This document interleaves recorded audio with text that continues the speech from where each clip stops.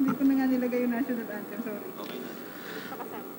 The joint meeting with the Committee on Good Government and Public Accountability is hereby resumed. The joint meeting with the Committee on Legislative Franchises is hereby resumed. May I invite everyone to please stand for a prayer in tribute to our frontliners. Mabathalang pagpapala para sa mga COVID-19 frontliners. Isang panalangin.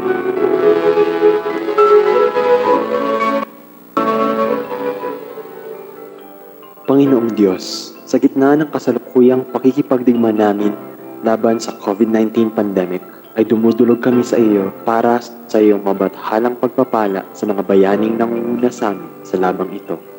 Ang mga doktor, nurse, at iba pang medical professionals. Ang mga siyentipiko at iba pang dalubhasa sa larangan ng kalusugan.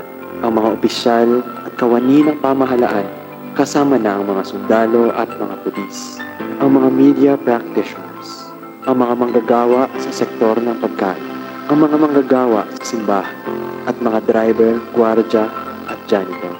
Sa tapang, katapatan at husay nila sa pagganap ng kanilang tungkulin sa paglaban sa COVID-19 pandemic, gantimpalaan mo po sila ng biyaya ng inyong pagsanggalang laban sa anumang kapahamakan at biyaya ng patnubay sa kanilang paglilingkod. Sa hirap ng katawan at isip na kanilang dinaranas dahil sa mga kakulangan at kahinaan ng sistemang pangkalusugan sa aming bansa, biyayaan mo po sila ng ginhawang madarama nila sa kanilang puso. Ang ginhawang mula sa katotohanan dahil sa kanila ay nasasagip mula sa kamatayan marami. Sa pagsasakripisyo nila ng panahon at pagkakataon na makapiling, mayakap at mapanglagaan ang kanilang pamilya para makapaglingkod sa lipunan at sa mga biktima ng COVID-19, pagkalooban mo po sila ng biyaya ng pangangalaga sa kanilang mga mahal sa buhay laban sa virus na kanila ring nilalabanan para sa iba.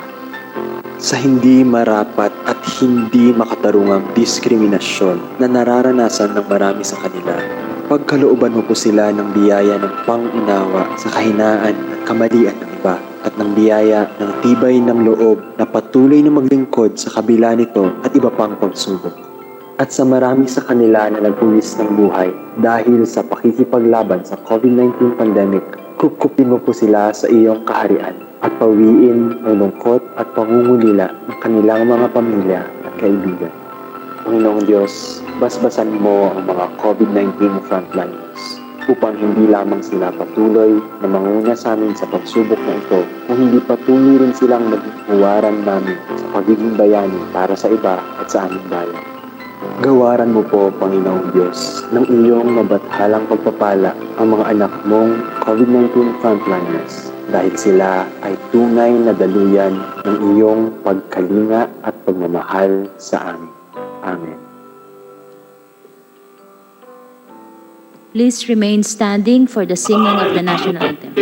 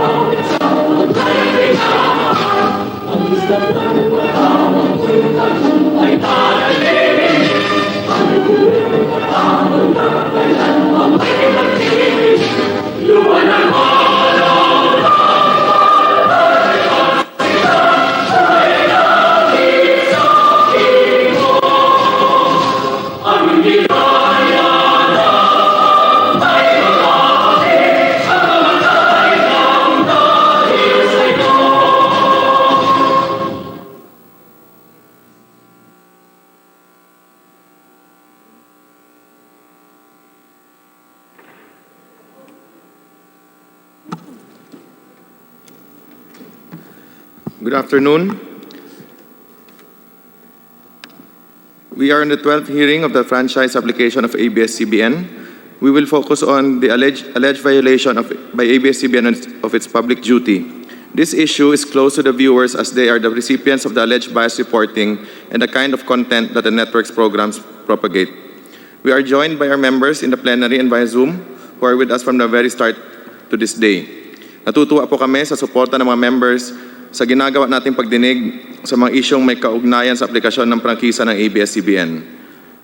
Ang ating pong secretariat ay lagi po nilista ang record ng attendance ng ating hybrid meetings. Comsec, paki-recognize po yung ating mga guests at resource persons. Good afternoon. We have resource persons from MTRCB, Ms. Rachel Arenas.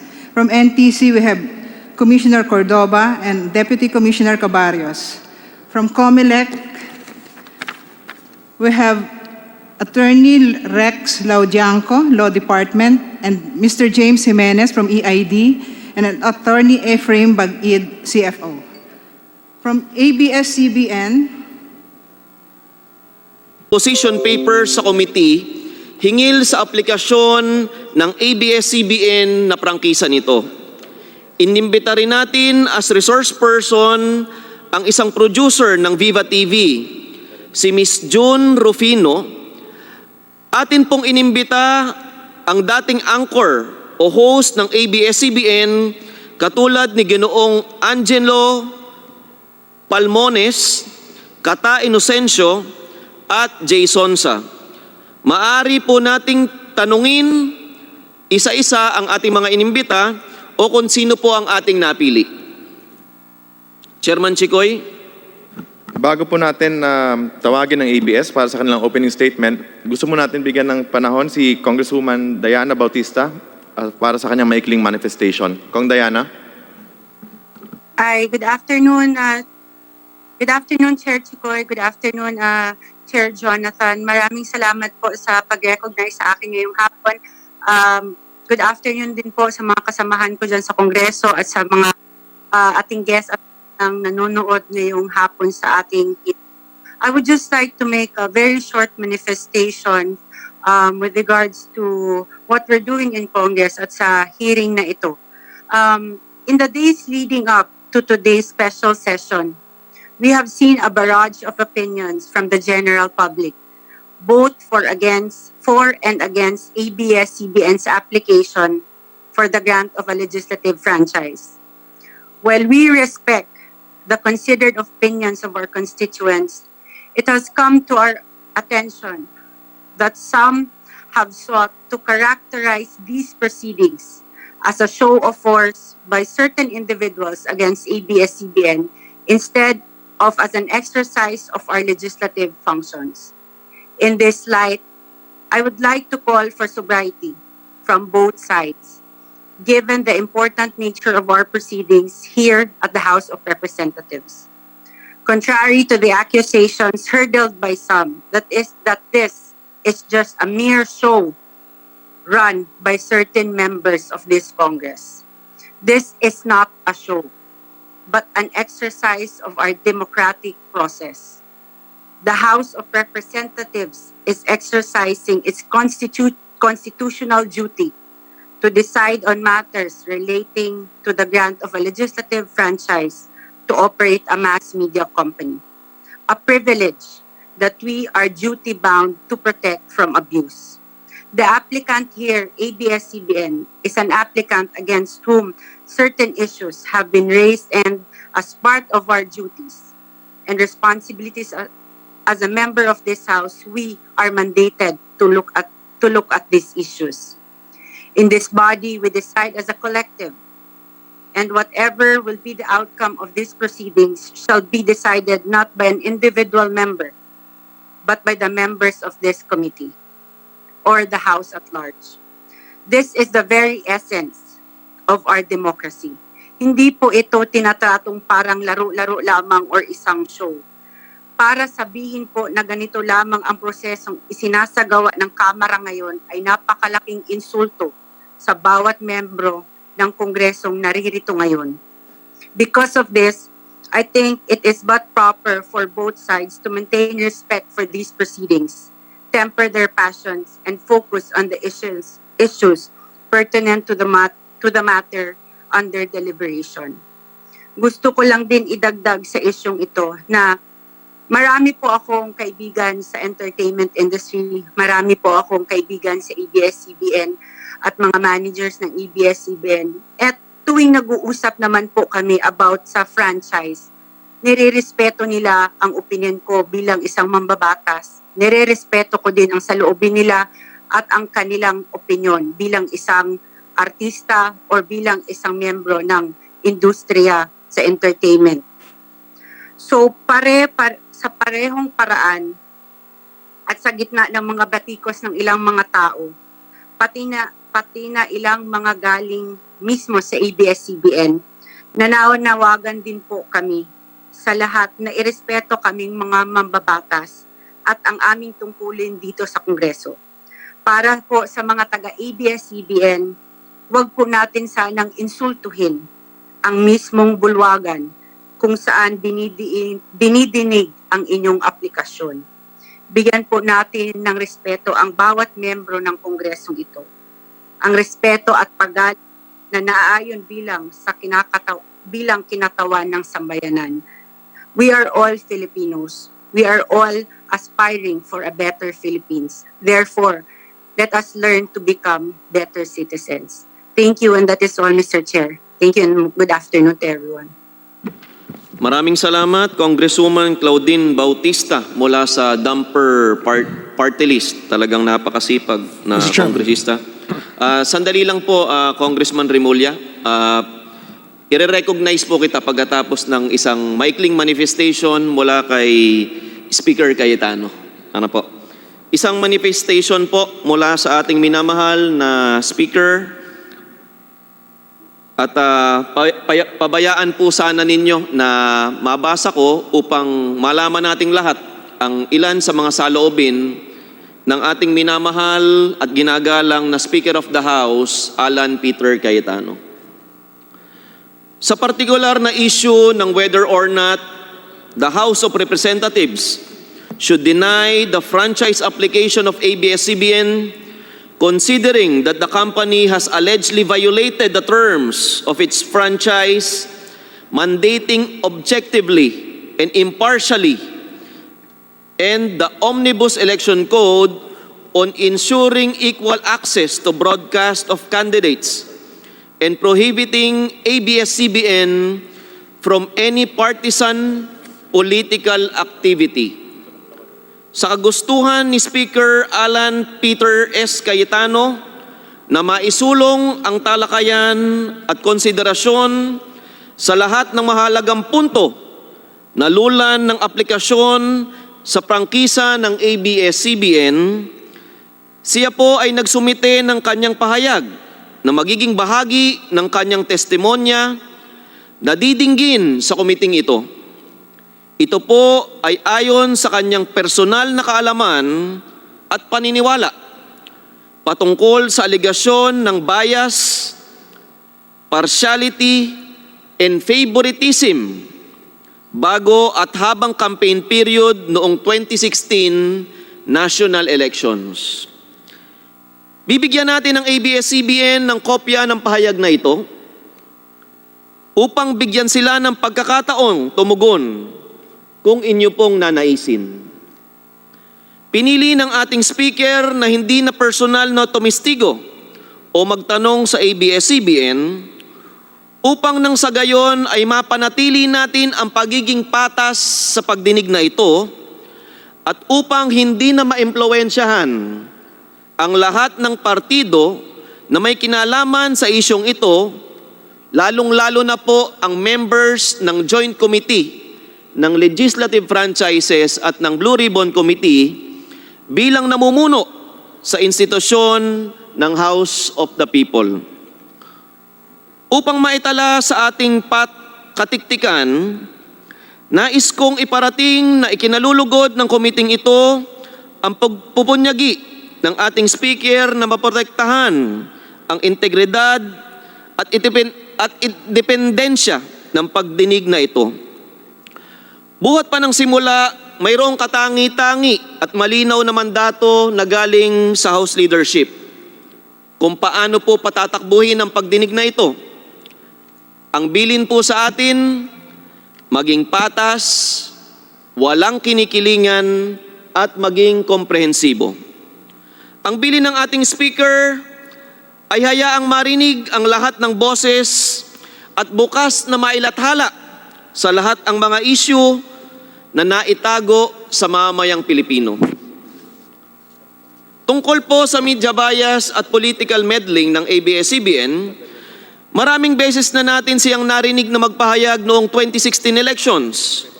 Habang siya ay tumatakbo bilang Vice Presidente ni Pangulong Duterte, siya mismo ang naghain ng TRO laban sa kontrobersyal na ad na ginawa ni dating Senador Trillanes na siyang pinalabas lamang ng katangi-tangi at nag-iisang network ang ABS-CBN.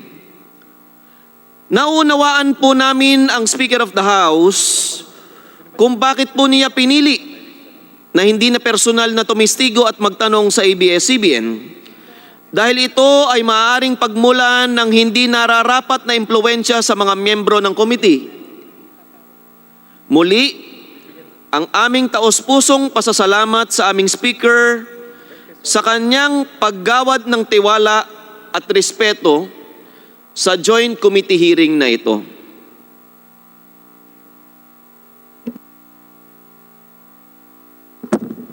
Mr. Chair.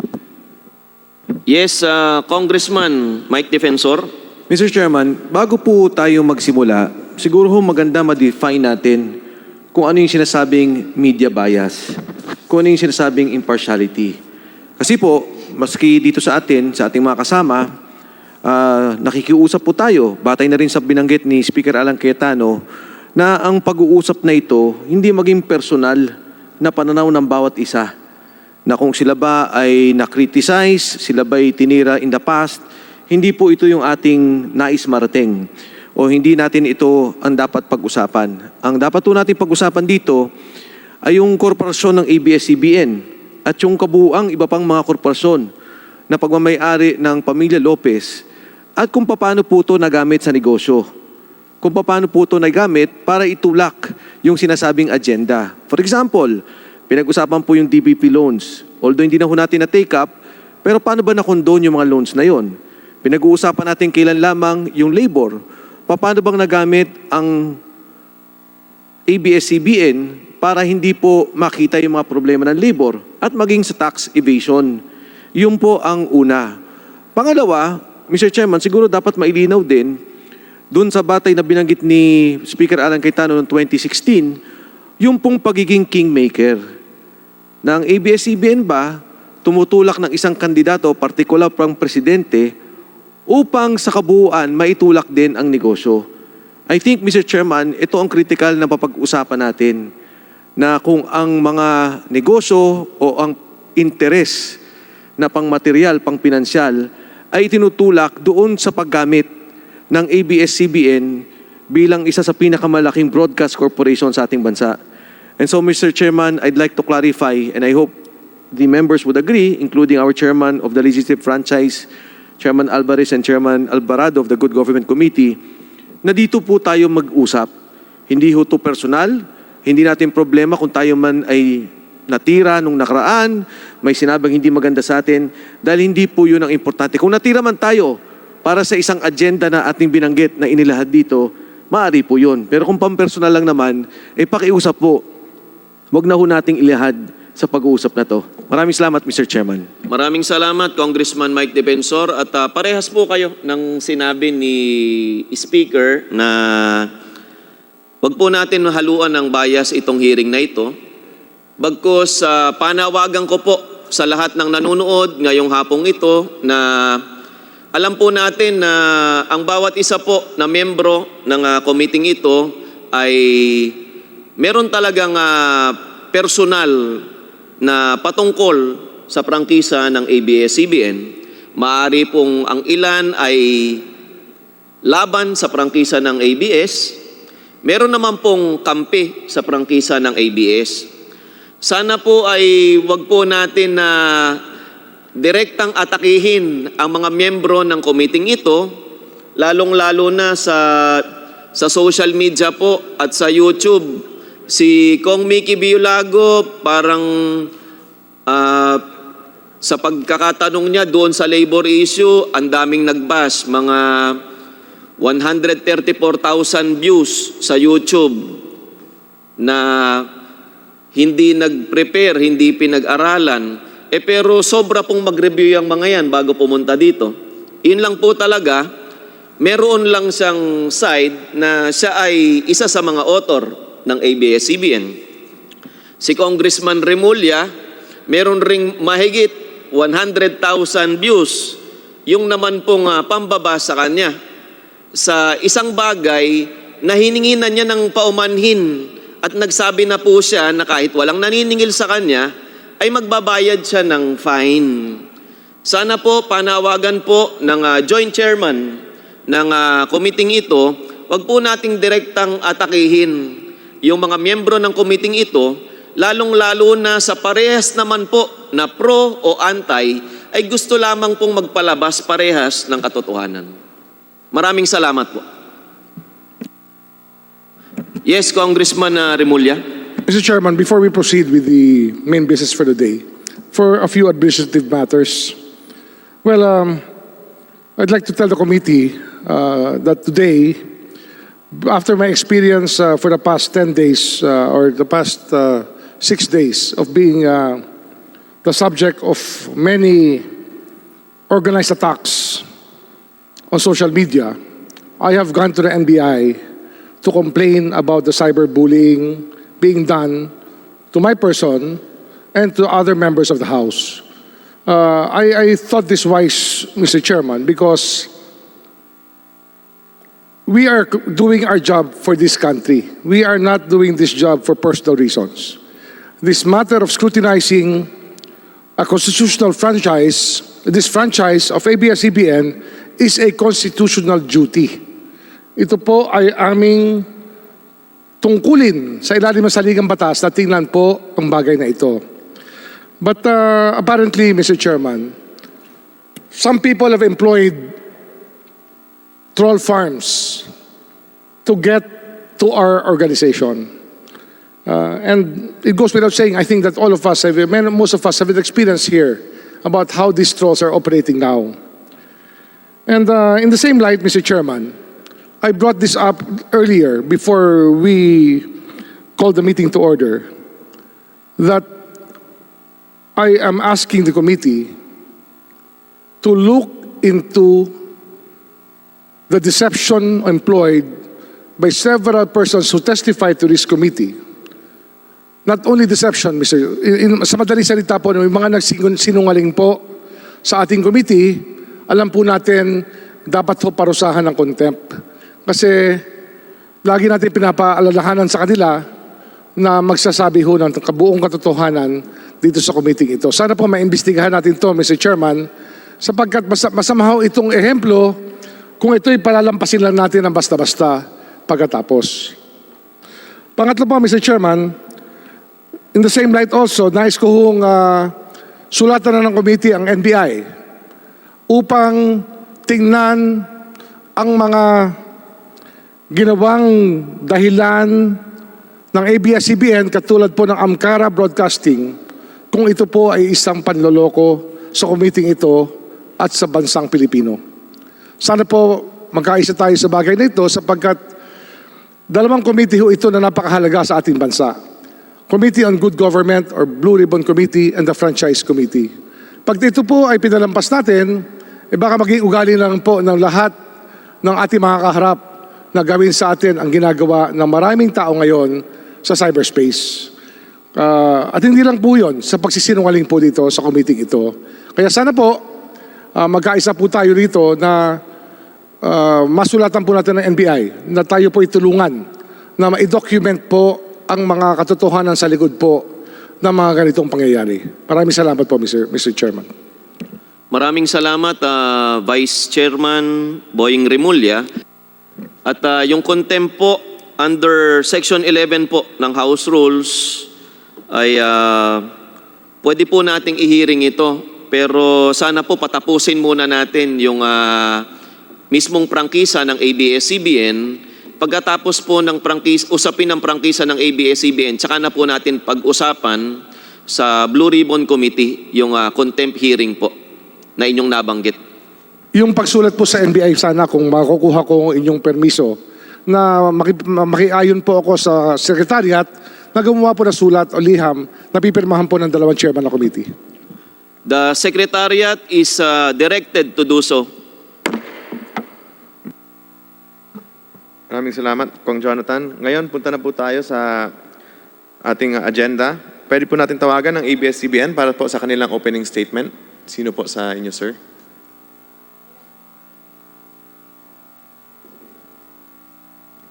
Ms. Reyes, you are recognized. Thank you, Your Honor. Mr. Chairman, Your Honors, good afternoon. Sorry po, ma'am. Tatanong ko lang, naka-oath na po ba kayo? Hindi pa po, sir. Teka lang. Comsec, pakipa-oath na lang po. Please stand and raise your right hand. Yes.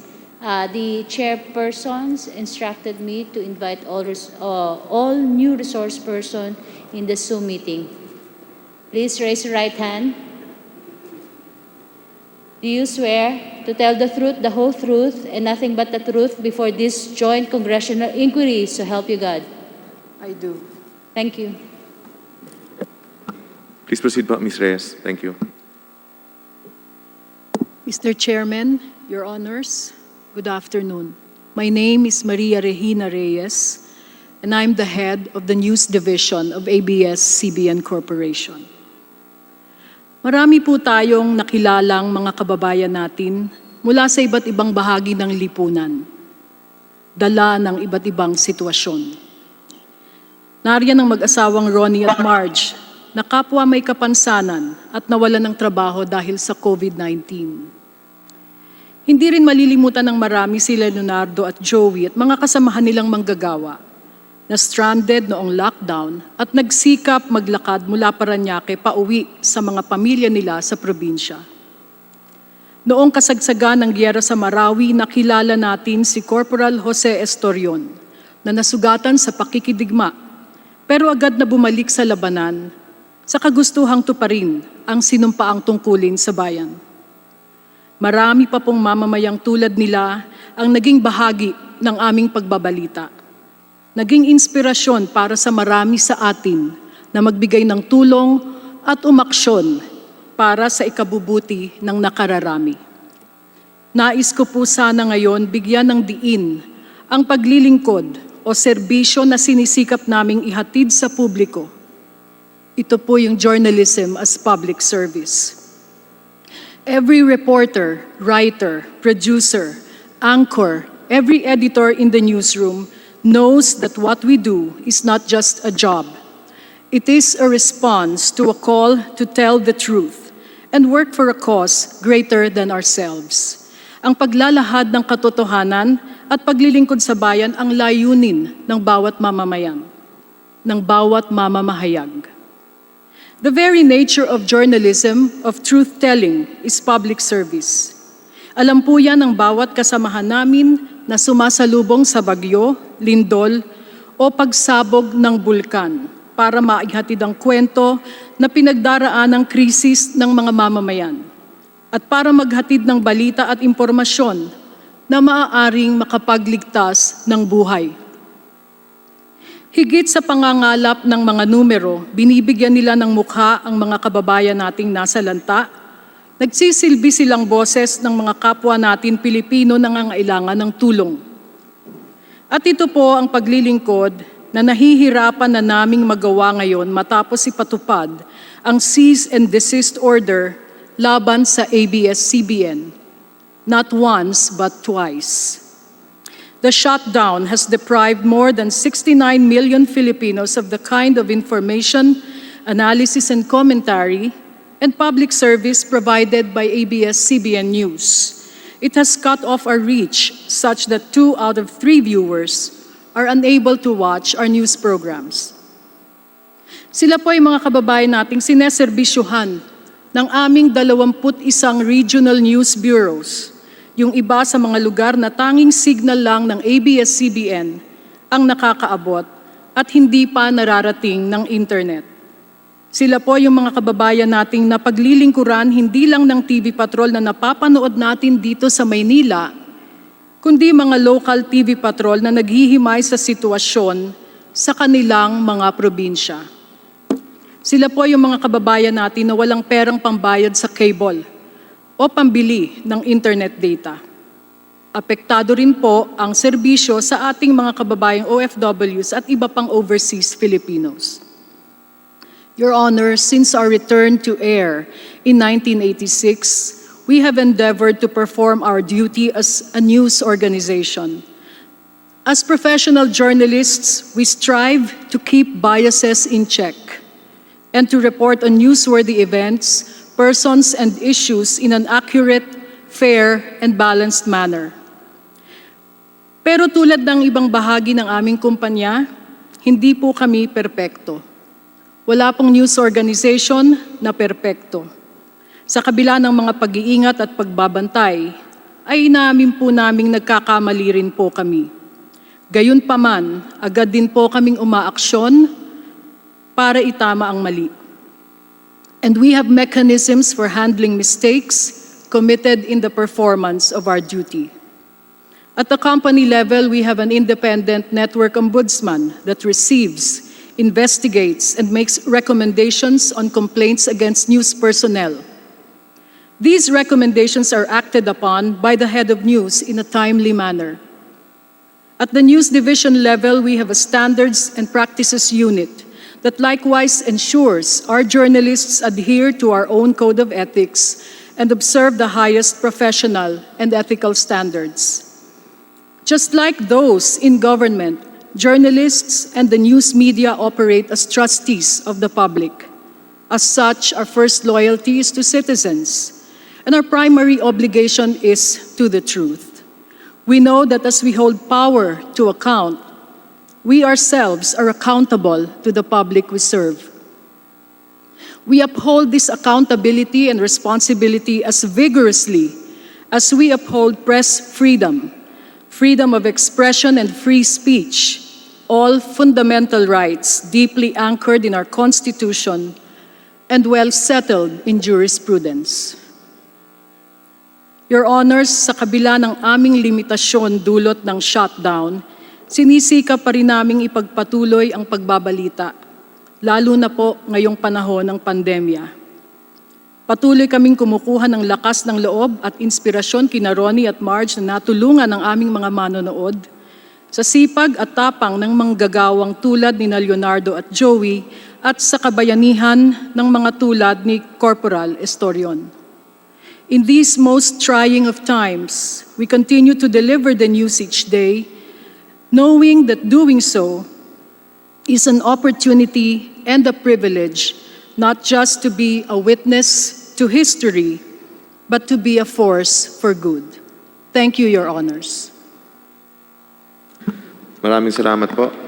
Ngayon naman po ay tawagin natin si Ms. Kata Inocencio, isang dating anchor, host ng ABS. Sorry, Mr. Chairman. Mr. Chairman, may I just make a reaction to the position? Kong Defensor. Yes, Mr. Chairman, I have here the position paper of ABS-CBN, and I felt that the position somehow alludes to the recent social media campaign that has been coming out. Alam niyo, Mr. Chairman, sometime nung May, when this was shut down, nagsimula po ito na nagsasalita na si Kong Dante Marcoleta about yung continued showing ng ABS-CBN. Seemingly, word after that, I mean, in the DG box. Pagkatapos po nun, nagsasalita din si Kong Boying Rimulya. At gusto ko pong iklaro sa ABS-CBN na kahit na nung panahon na yun, alam namin na nanggagaling sa ABS-CBN tower yung signal na ginagamit ng Amkara. But out of toleration, wala pong dumidiin at walang kumikibo until recently. In fact, si Kong Jonathan Alvarado, parati kong kinakausap, sinasabi ko, Kong Jonathan, sumasama ang loob ni Kong Marcoleta dahil ang pakiramdam niya nagagamit yung istasyon laban sa kanya. Sabi ni Kong Jonathan Alvarado, pabayaan na lang muna natin until ma-take up yung issue. At tinake up po namin yan. Doon lang po ako nag-personal collective privilege nung ito po ay i-take up na yung DigiBox.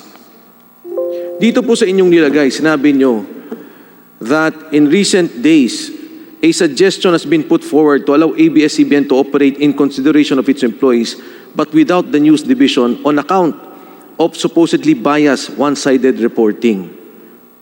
If carried out, not only would this render 1,000 news personnel jobless, it would send a strong and terrifying message that indeed the press was being silenced.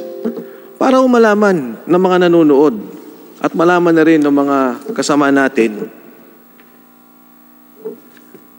bago pa ho to nagsimula yung interview, kayo po nakipag-usap sa amin.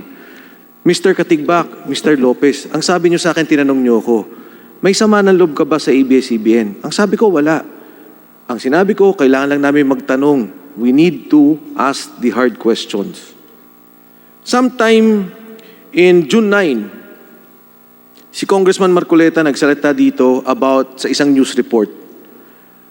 At matapos noon, tinira siya doon sa news, in a way, pinagsalitaan siya, and then nagkaroon ng campaign sa social media. Yung interview ko po na to nangyari ng June 25, TV5. Kung di ako nagkakamali, mga 1-2 beses nyo na po akong pinakausapan na kung pwede wag isara yung DigiBox. And of course, publicly, on the record, Mr. Katigbak, you have been saying that. Tulungan nyo muna kami i-tolerate na wag isara yung DigiBox because this is our capability to pay our employees.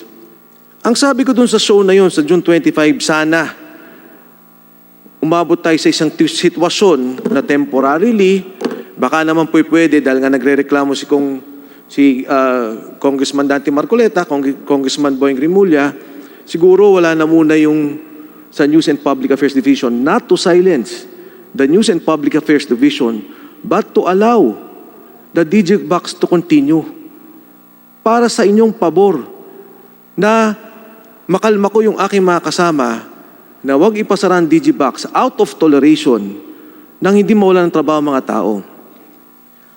Ma'am Cory Vidanes, after that hearing, before the hearing of the DigiBox, kinausap nyo rin ako. Inahadal. Sabi niya, tulungan niya naman sana, wag naman ipitin yung DigiBox. And now you come up with this position saying that I am saying that to close the News and Public Affairs Division.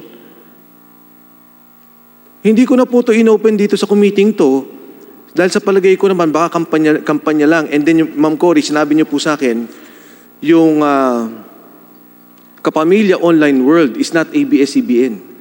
Pinaliwanag niyo po sa akin nung nagkatayo tayo. Dahil binanggit ko sa inyo, ma'am, ba't ako tinira ng ganun? Parang mali naman. But now, coming from ABS-CBN, saying this thing, nagugulat po ako. You can watch that very same show. Ang sinabi ko po noon, habang nag-hearing, sabi ko wala nang franchise eh. DigiBox ang ginagamit and out of toleration, we're allowing it. Pero habang nag-hearing, sabi ko, sana mapayagan na lang muna yung ibang shows.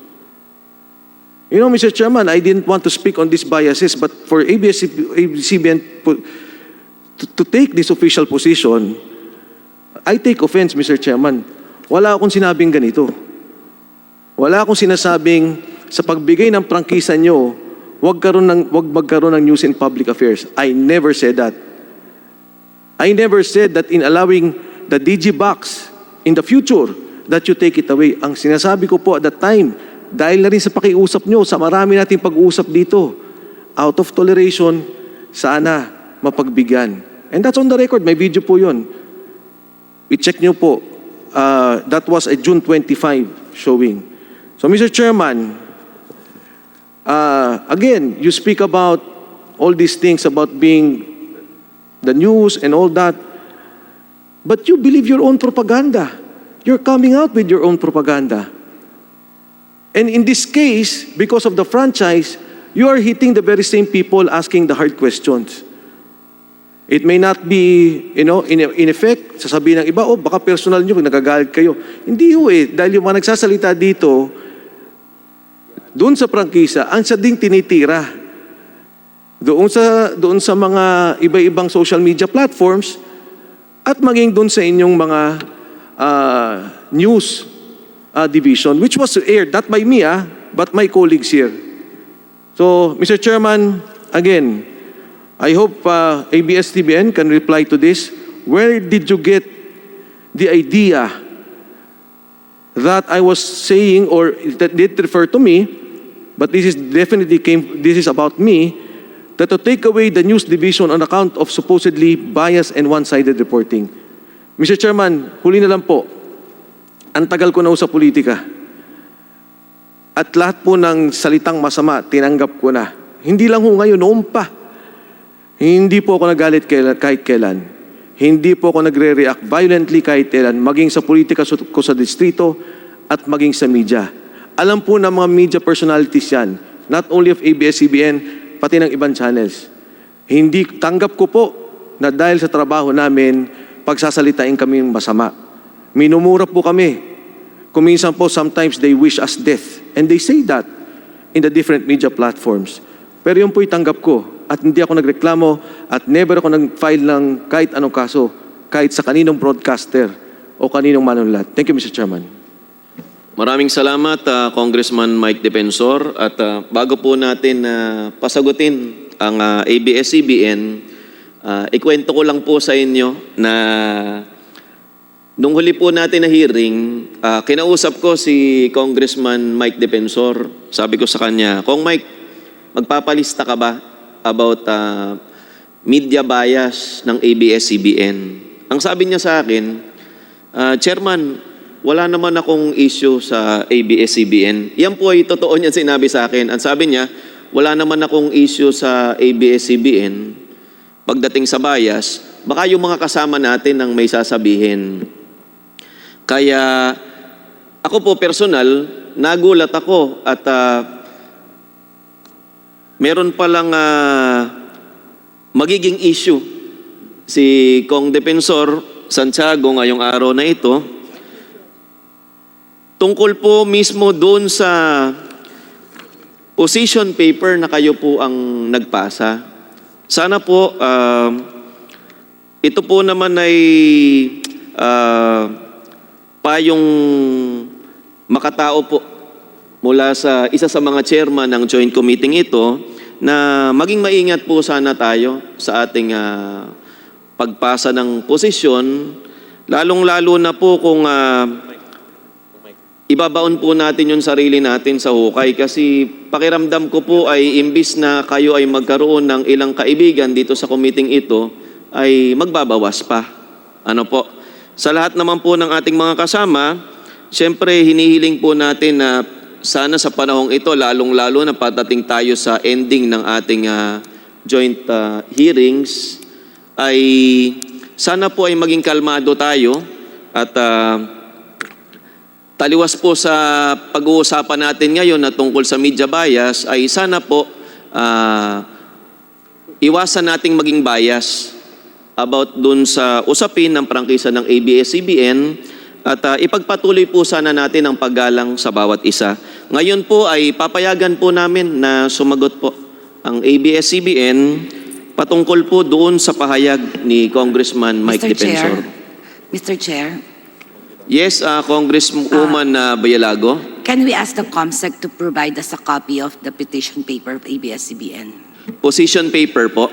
Yan. Opo. Okay, thank you. The committee secretariat is hereby directed to give all members the position paper of ABS-CBN.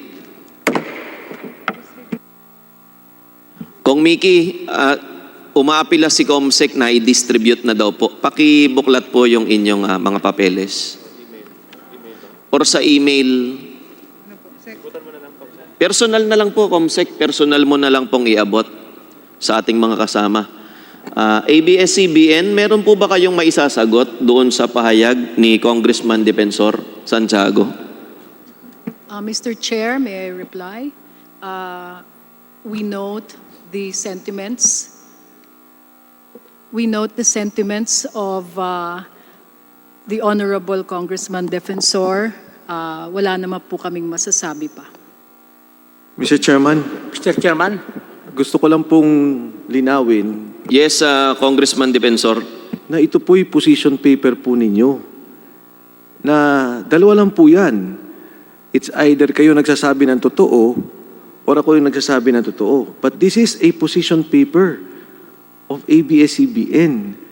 And, you know, to say that you just note of what I said, when in fact, you refer to a certain situation na sinasabi nyo may nagsabi na to operate in consideration of its employees without the news division, masyado pong mabigat ang ganitong akusasyon. Ibig sabihin po ba, gumawa kayo ng position paper without watching what came out, without checking, hindi nyo po na-check kung ano po yung mismong sinabi doon sa programa at ang konteksto ng pinagsabihan na to? Kasi kung ganun po talaga, mauwi po tayo sa ganung sitwasyon na ako sinasabi ko, kasinungalingan po itong nakalagay dito sa position paper ninyo at hindi po tama ang naging batayan nito. Thank you, Mr. Chairman. Maraming salamat, Congressman Mike Defensor. At yes, Congressman Barsaga. Paglilinaw lamang, Mr. Chairman, kanina mayroong binasang position paper ang kinatawag ng ABS-CBN. Meron ba tayong printed copy or hard copy ng position paper na binasa para naman kung sakasakaling magtatanong ako, base raw sa position paper, I will not be mistaken, I will not misquote the position paper of ABS-CBN. Sa panahon pong ito, wala pa po tayong kopya nung presentation ni Ma'am Regina Reyes kanina, pero bibigyan ko po ng direksyon ang Committee Secretariat. The Committee Secretariat is hereby directed to secure copies of the presentation of ABS-CBN and distribute it to our members today. Mr. Chair. Yes, Congressman Sarate. Just say a comment on. Binasa ko naman yung position paper no, nakalagay dito. Although I note na hindi nga pinangalanan naman ang ating kasamahan, no? Si Congressman Defensor. And itong ganitong komentaryo against ABS-CBN, I'm not defending ABS-CBN. Naririnig ko rin ito sa napakaraming pagkakataon. No? At nababasa rin sa social media itong ganitong punto na not coming from Congressman Santiago, Defensor, pero sa maraming pagkakataon narinig ko ito, especially doon sa mga programa na kami rin naman ang binabanatan. No? Dahil we have our own shares of talagang pumupuna sa atin. Kaming mga sponsors, binabanatan din. No? Talagang matindi ang banat. Kung ano-ano na lang. At minamonitor ko rin. Ganun ang talagang lumabas itong proposal na ito. No? Sige, pagbigyan na lang bumalik yan. Pero yung mga bias at one-sided reporting ng kanilang mga pinangalanan, yung ilang mga reporters. So I think this is a general statement of fact. No?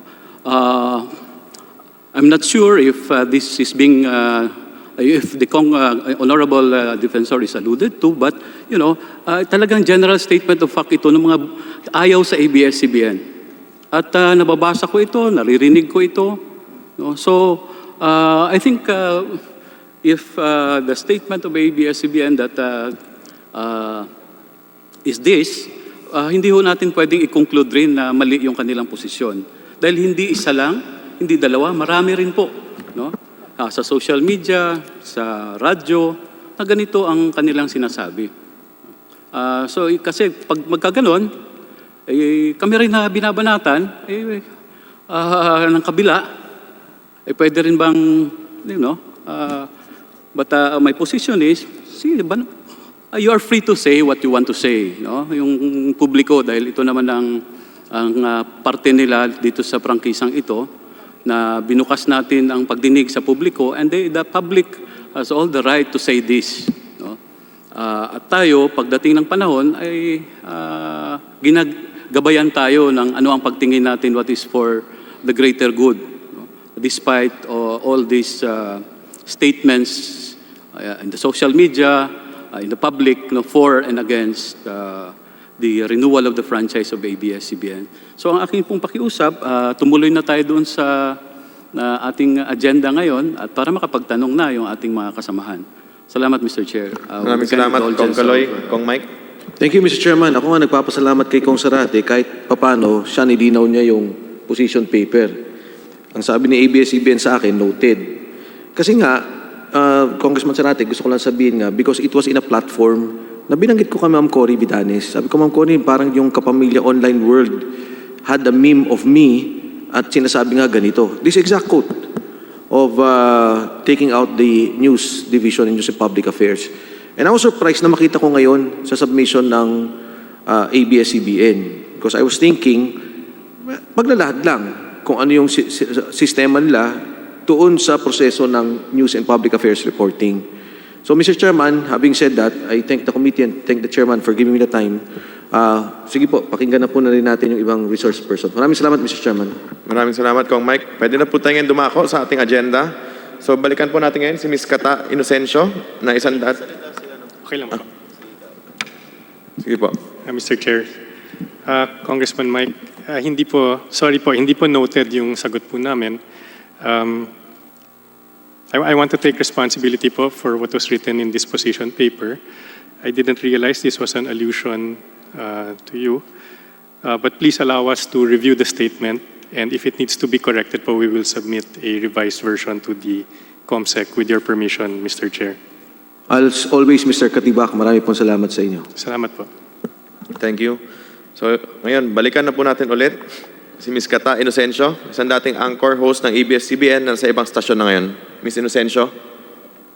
Good afternoon, your honorable representatives of this House. Thank you very much for welcoming me as your guest in this August chamber, even via Zoom. You know, I served in ABS-CBN for 15 years in various capacities in the news division from 1986 to 2001. I am one of millions of Filipinos who are saddened by the cease and desist order of the NTC for the network to operate and the non-renewal of its franchise. As one of the pioneers of the restored ABS-CBN in 1986, I have seen how the network has grown from nothing to its far-reaching state. This much I know for certain, that in the 15 years that I served in ABS-CBN News in various capacities as Malacanang reporter, house correspondent, desk editor, news anchor, and producer, we, and I speak for the news division, have never been instructed to play favorites, nor to slant stories in favor or against anyone, nor to play partisan politics. We exercised our duty as broadcast journalists based on the ethical standards and responsibilities expected of a professional journalist who is sworn to tell the truth and nothing but the truth, to remain impartial, to air both and all sides as much as possible and as available, and to be fair and balanced in our reporting. I have known the ABS-CBN News head Jing Reyes since 1986, when we both started as production assistants when ABS-CBN went back on air. And I know her to be a woman of integrity who practices the ethical standards of a broadcast journalist. She will never take wrongdoing sitting down and will always express her strong opinion on what she believes in, even if this may oppose the general sentiment of management. And I believe that because of this, she has gained management's trust and confidence apart from her tested abilities as a journalist and a broadcast producer. In its commitment to serve the different sectors of our society, I was also privileged to serve the needs of our abused and endangered children through Bantay Bata 163, when I was its first executive producer and spokesperson and host from 1997 to 2000 under the headship of the late DENR Secretary Gina Lopez. We were able to rescue thousands of imperiled children, including their families, which were put under rehabilitation and given livelihood opportunities so that they can start all over. And I would say that these years spent in Bantay Bata 163 were the most significant and gratifying years that I served in ABS-CBN. Now, I left ABS-CBN in 2001, not because I was disgruntled, but because I was called to serve God in full-time Christian ministry, which led me to the Christian Broadcasting Network as its producer and host of the 700 Club Asia. Our organization values our partnership with ABS-CBN since it has been home to our various religious, inspirational, and educational programs like the 700 Club, the children's programs Superbook and Oyai. And through this partnership, we were able to reach our intended audience with the truth of the Word of God, and we were able to develop strong godly values for our people. And so, your honors, it is our earnest prayer to God and our appeal to this honorable House that you grant ABS-CBN its franchise so that all sectors of our society may be served. Thank you very much, and may God bless the Philippines.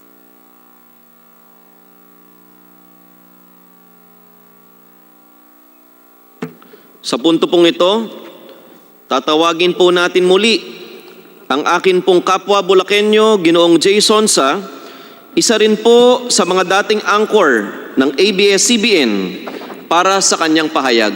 Mr. Chair. Yes, Congresswoman Bayalago. Mr. Chair, supposedly I will oppose sana po itong pagtawag kay Mr. J. Sonsa, pero dahil para sa presentasyon na ito, para sa kaliliwanag ng presentasyon na ito, ako po ay sumusunod lamang na payagan siya. Kasi po, meron lang po akong nabasa sa kanyang page sa Facebook na hindi ko lamang po nagustuhan. Dahil bilang isang mambabatas po, ginagawa ko lamang ang aking tungkulin at bilang pangunahing author ng ABS-CBN. Gusto ko lang din po ipagbigay alam kay Ginoong Sonsa na wala po akong tinanggap na kahit anuman sa mula sa ABS-CBN. I don't know him personally and he doesn't know me personally para sabihin niya na isa akong bayaran. Maraming salamat po, Ginoong sa ating pong mga chairman. Thank you.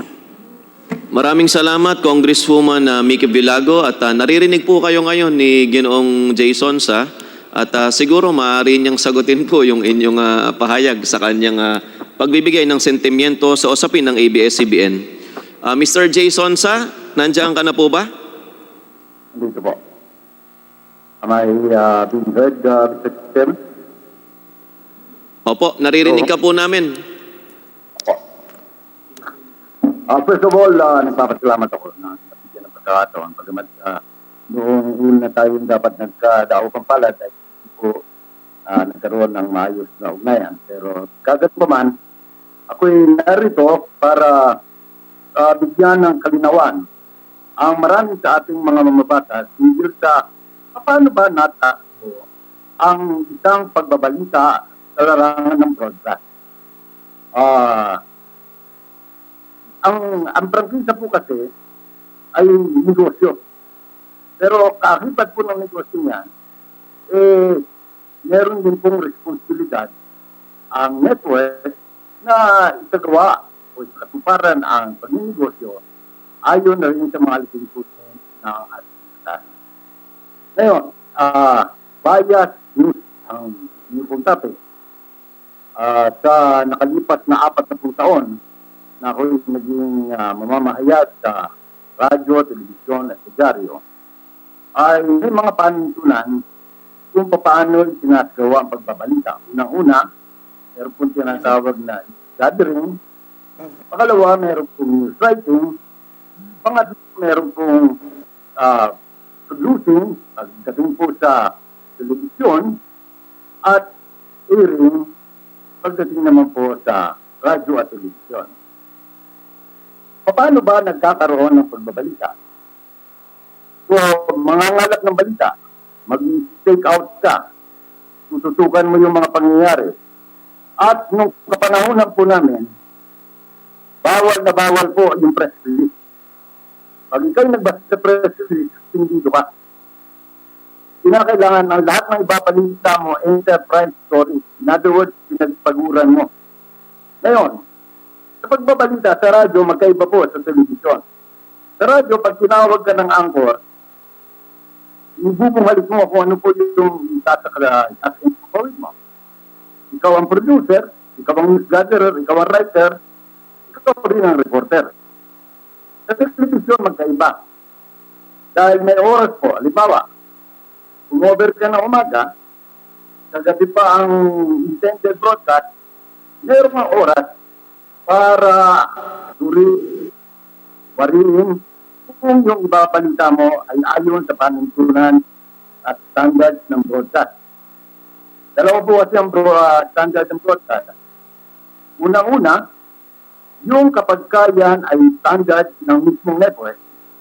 Pangalawa, nung pong kasagsagan ng pahirapan sa broadcast, ninarapat po ng lumaong Tony Barrero at Mikado Roy Valencia para makapagsimpapawid ang mga radyo at telebisyon na gawin ang ABC, yung kapitan ng mga broadcaster sa Pilipinas at Broadcasting Council para magkaroon ng self-policing ang mga broadcast. So, Mr. Chairman, Mr. Chairman, kahit ikaw ay lumampas dyan sa mga standards, madalas po ay nireklamo ka unang-una o kung hindi man, kung hindi nakakatapat yung reklamo yun, yan po ay sasampa sa ABC Standards Authority. At pag napatunayan, nagkamali ka ron, ikaw po papatawa ng karampatang parusa. Ewan ko kung yan ay sinusunod pa ngayon dahil ayun na po 10 taon akong wala siya. Ngayon, paano Mr. ba Chair, nagkakaroon? Mr. Chair, mahirap kasi gusto kong namnamin ang sinasabi ni Joy Sonsa. Hindi ko maintindihan masyado. Mr. Sonsa, pwede niyo po ba maayos konti yung sa audio ninyo? Medyo malabo po ang dating po ninyo dito sa amin. 1, 2, 3, 4, 5, 6. Po ang dating dyan. yung ating sound system, pagtimpla. Medyo malabo pa rin po. Halinaw naman po kayo nakakarating sa akin.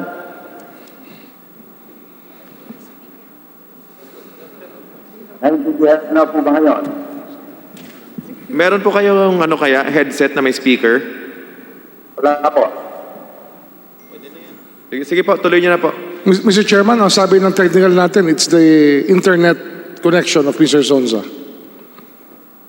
I have a 100% Sige po, Mr. Sonsa, tuloy niyo na lang po.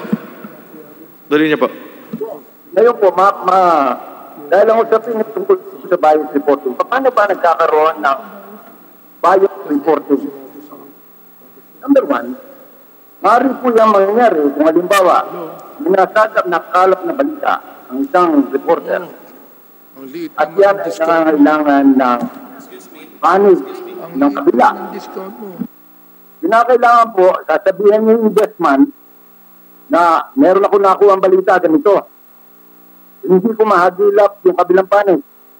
Responsibilidad po ng producer at saka ng investment na hanapin yung kabilang panig. Sapagkat ang pangyayari ho at sa standard, hindi dapat lumalabas sa ere ang anumang balita na hindi patas. In other words, kung 3 paragraph, yung para sa kay Tarpulano, dapat may 3 paragraph din para kay Maria, yung sa opposing party. Ganyan po dapat ang sistema. Ngayon, meron pong, kaya nga importante na lahat coordinated yan. Yung reporter sa labas, yung investment na nagbigay ng assignment, yung producer na magsasayin pa po dito, at yung writer na magsusulat ng balita. Nagkakaroon ng bias kung halimbawa, ang sinabi ni, let's say, kapareho niya, Sample ko lang ho ito. Sinabi ni Mike Defensor na ganito, ganyan. Tapos, iba ang pagkakaintindi. Isusulat ng hindi ayon sa pagkakasabi. Ito is on the condition na walang slant. Ano ho? Pero, nangyayari din na may slant. Halimbawa, example, yung reporter nakakuha ng balita na may namatay dahil uminom ng alak. Ngayon, yung produktong yan, halimbawa, produktong alpha, tatawagan ngayon ng guest yung kumpanya. At alam nila, base sa kanila, kung ano naman ang kanilang tugon. Nangyayari lamang po yan, ang bias kapag ganito. Kasi negosyo nga yung broadcast, ang mangyayari, kapag yung alpha, advertiser ng network, kung sasabihin ng sales, ikaw muna, pwede, meron tayong 300 million yan, o 400 million na advertisement. Madidisgrasya tayo. Ang mangyayari, dalawang bagay. Embargo yung storya, hanggat hindi na ito kompleto, dapat, or,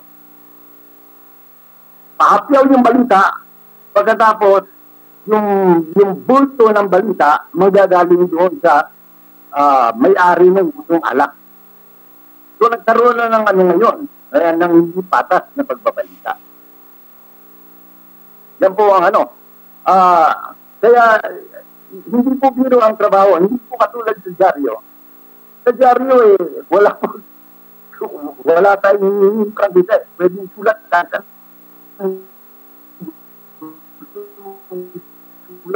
Oh.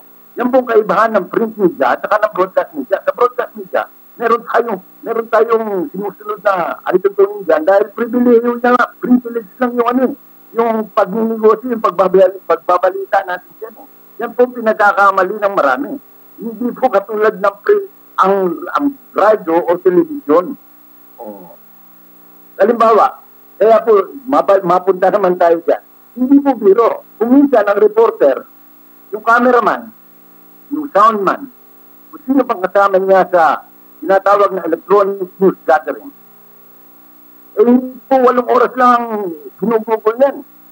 Alam ni Jim Reyes yan, alam nung kung sino-sino pang mga nandan galing sa ABS. Madalas nga ako, kuminsan, naabot pa ng 10-12 hours. Kaya, hindi makatarungan yung mga naunang pahayag noon, yung hinihingi ko ang Congressman Gonzalo, na bakit hindi ma-regularize ng mga empleyado niya?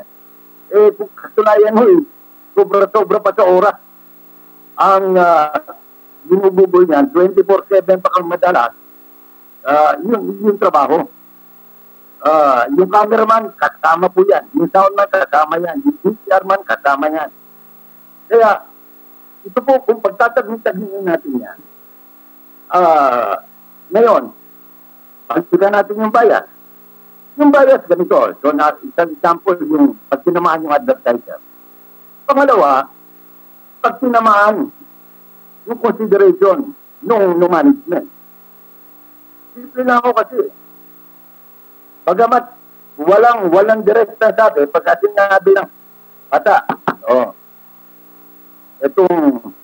itong storyang ganito.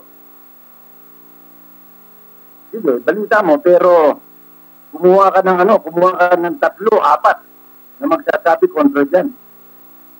Bias na po yun. Halimbawa, bigyan ko yung example ng bias reporting. Yung lumabas yung Bikoy. Yung Bikoy.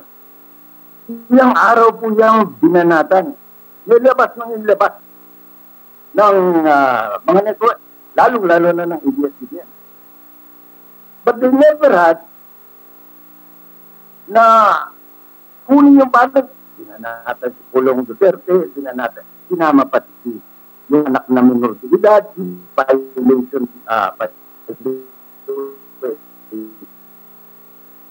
of child and youth welfare code. Yan ang sinasabi natin na bias talaga kasi merong agenda eh. Pagka nilagyan mo ng agenda ang pagbabalita, bias yan. Pag in-slant mo yung balita, bias na yan. Yan ang nagdudumilat sa katotohanan. Madali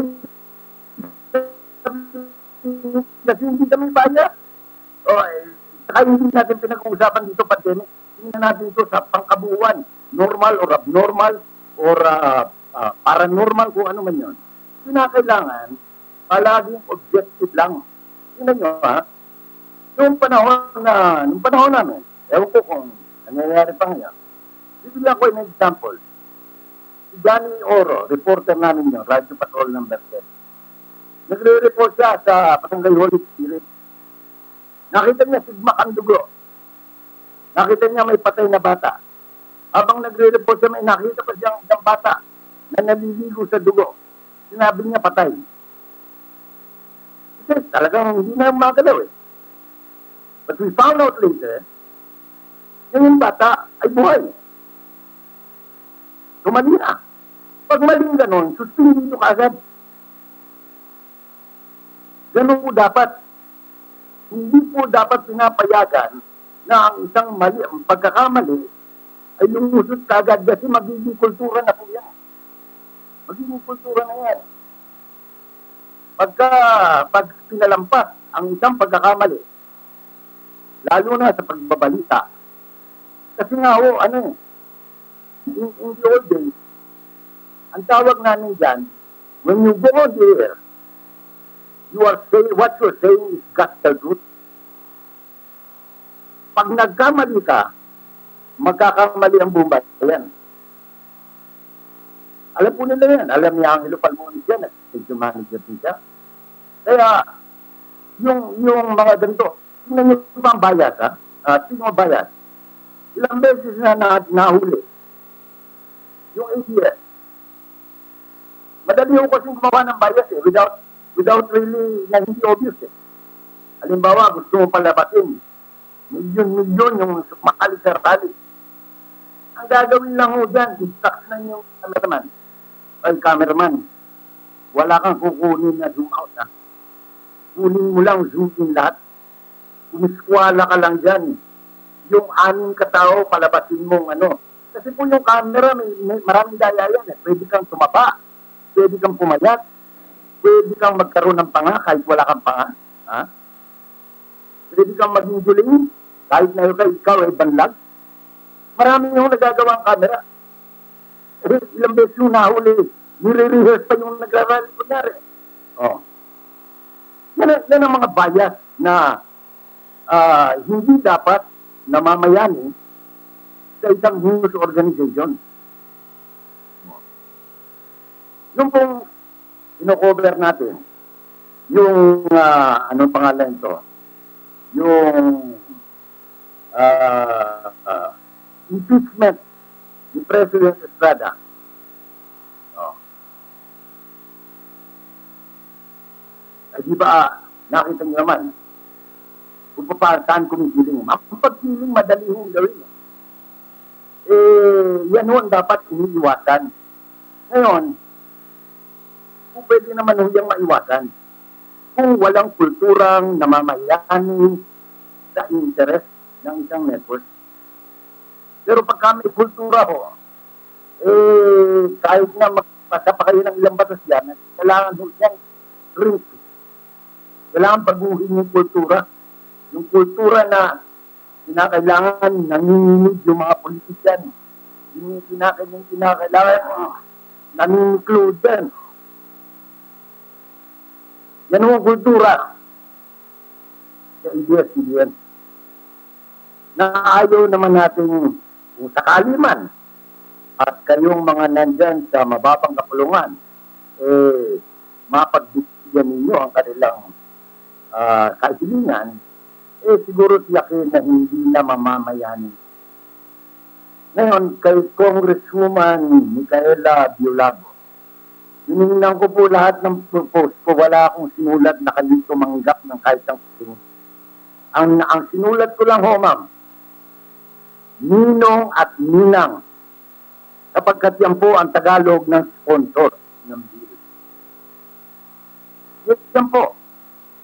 Ngayon, kung saan nyo man napulot yan, yung sinabing inaakusahan ko kayong tumanggap,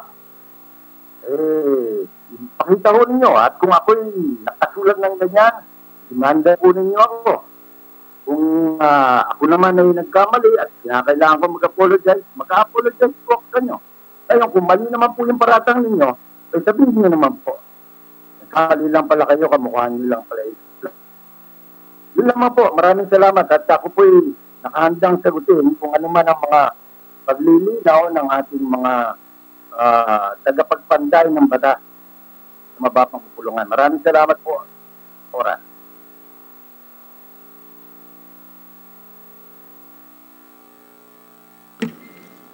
Maraming salamat, Ginoong Jason Sa. Ang susunod po na magsasalita, Mr. Chair, yes, Congressman Minority Leader, Congressman Abante. pwede po bang magtanong ng ilang tanong kay Jason Sa? Maaari po, Congressman Abante, pero maaari po bang tapusin po muna natin lahat ng magpe-present Okay. at bibigyan po kita mamaya ng pagkakataon na magtanong kay Ginoong Jason Sa. Salamat po. Maraming salamat po, Bishop Benny Abante. Ngayon po sa pagkakataong ito, tawagin naman po natin si Miss June Rufino sa kanyang pahayag hinggil sa content. Kasama po ba natin ngayon, June Rufino?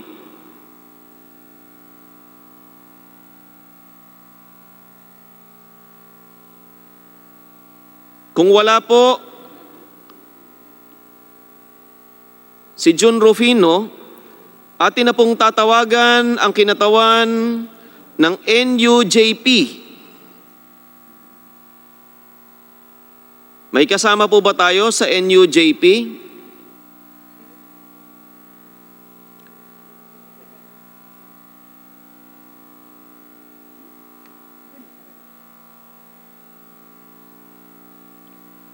Si Miss Elizabeth.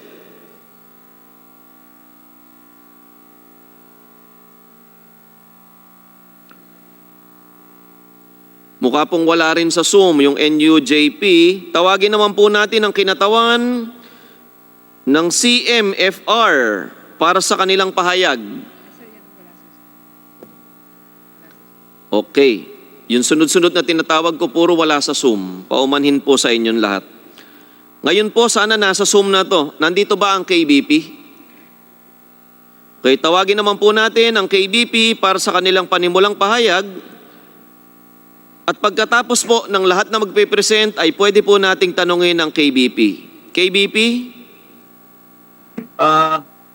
Magandang hapon po sa inyong lahat. Ako'y taga-KBP, Junik na pong pangalan ko. Wala po kami prepared na panimulang statement as I was told na baka meron tanongin po. But just the same, meron po, nabanggit po kasi ni Jason sa magre-react lang po ko, na meron po tayong self-regulatory regime sa broadcast industry. Lahat po ng miyembro ng KBP ay subject to our Philippine Broadcast Code. So, ang proseso po natin, kung meron pong sino man na magreklamo against a certain station or a certain personality, ay kailangan lang pong ipahatid yung kanilang reklamo sa KBP.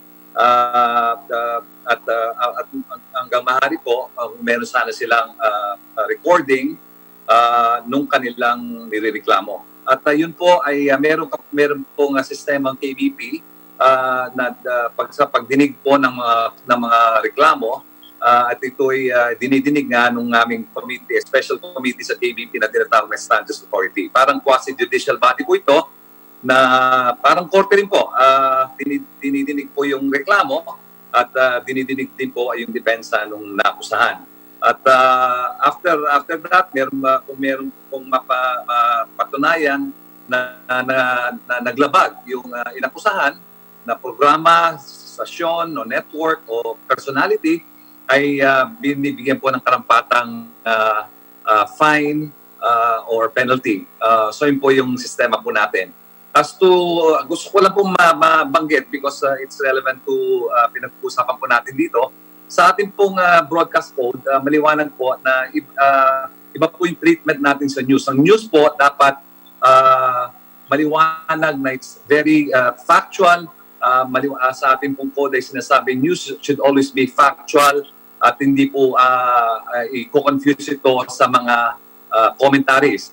Ang commentaries naman po ay pinapayagan naman po, kaya lang ang sinasabi po natin, dapat both sides of the argument should always be presented. So, kailangan maliwanag po that news should not be confused with commentary. Ang commentary po pwede pong magbigay ng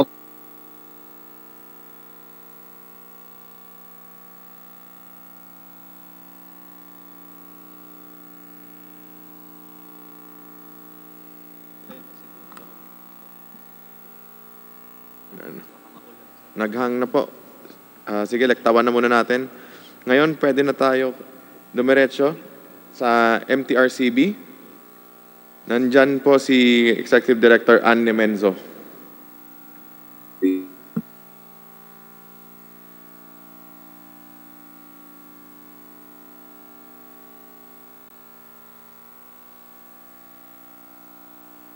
Good afternoon, Your Honor. Good afternoon. Please proceed po. Malinaw po. Your Honor, we did not prepare any statement for today's hearing, but we are open to answering questions the committee might want to hear from us.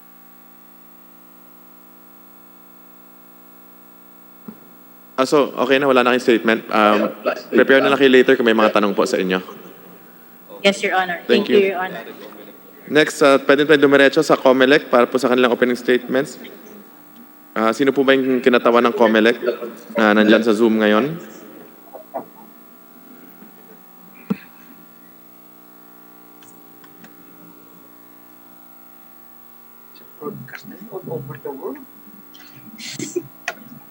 Huli sa ako, naglalaro lang pala ng Candy Crush eh.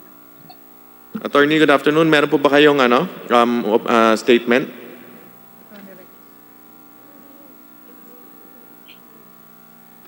Nakamute. Nakamute din. Okay po, Your Honors. Hello. Ayan, sige. Your Honors, good afternoon po sa members din ng committee. Your Honors, we did not prepare any opening statement, but we are ready, Your Honor, to give information in relation to this hearing, Your Honor. Maraming salamat po. Sige, ngayon naman po, pwede natin recognize si Kidlat Tahimik.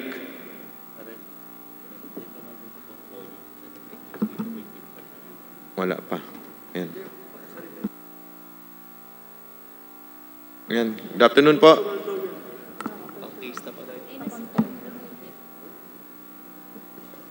Nakamute pa yata. Paki-unmute lang po.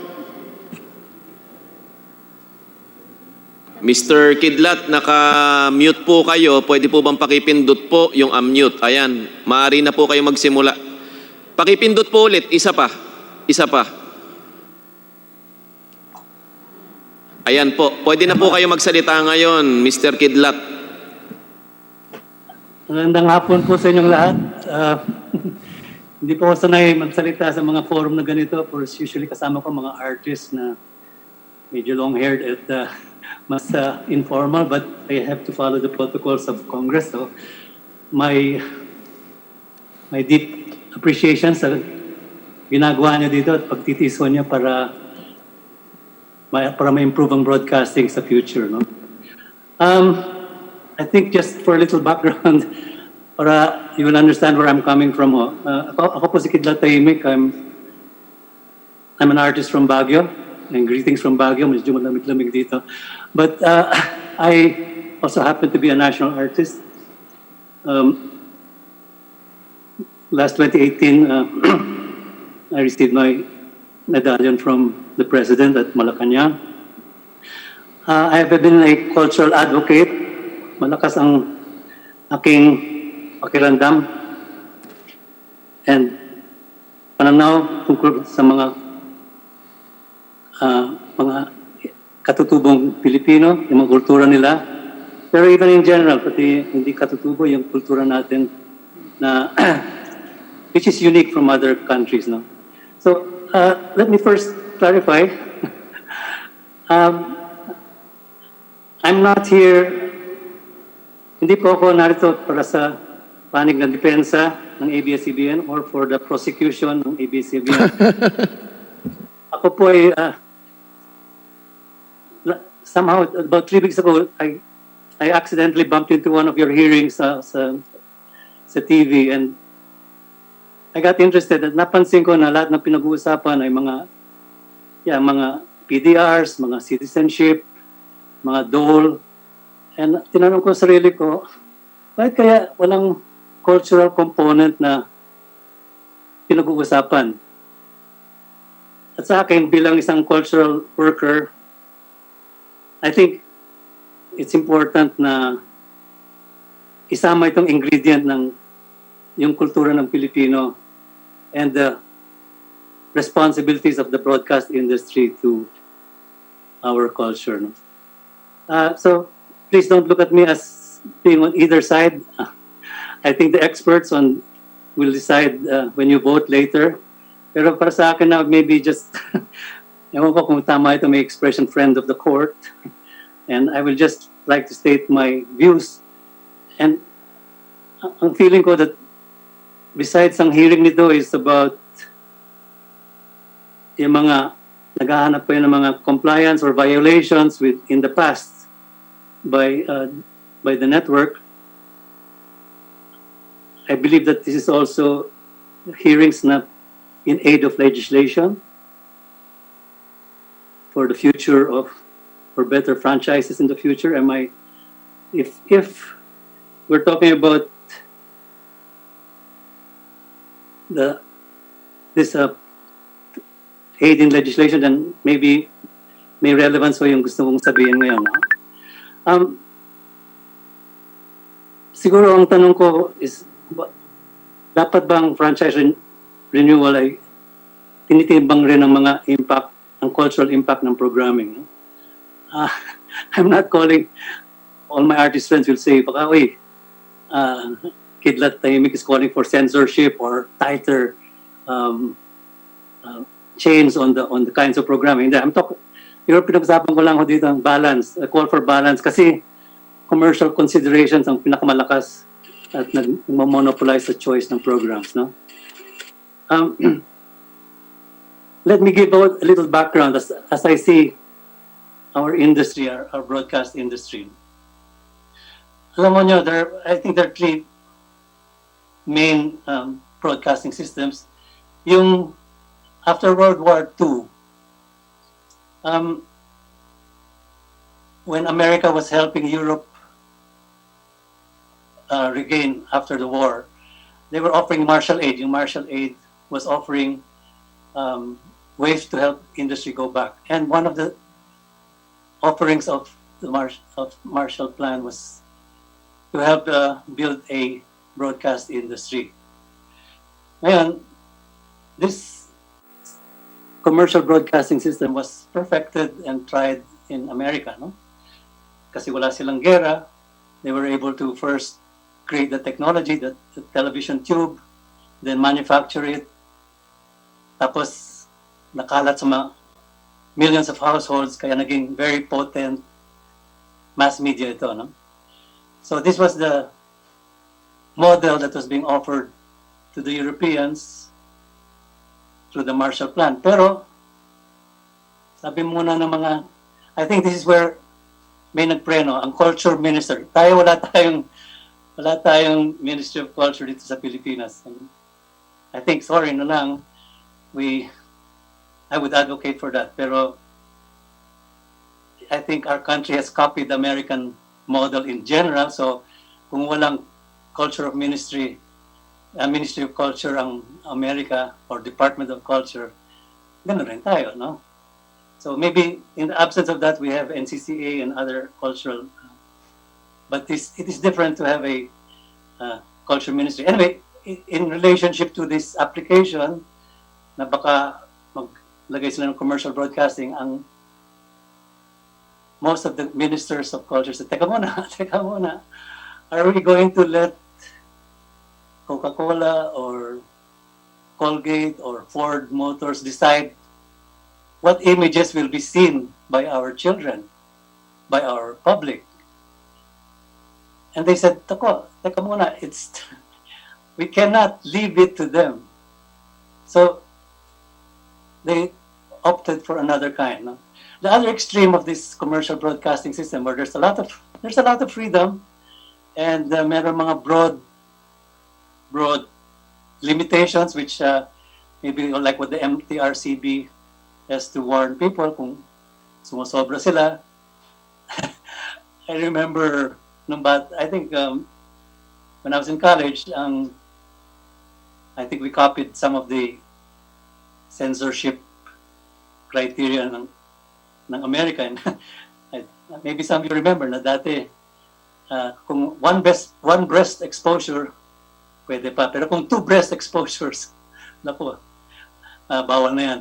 But these are kinds of censorships that are based on measurable things, no, mga technicalities.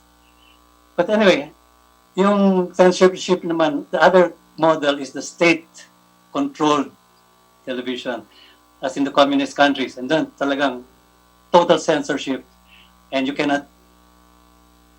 don't have even a little iota of freedom to do what freedom. Now, between these two extremes,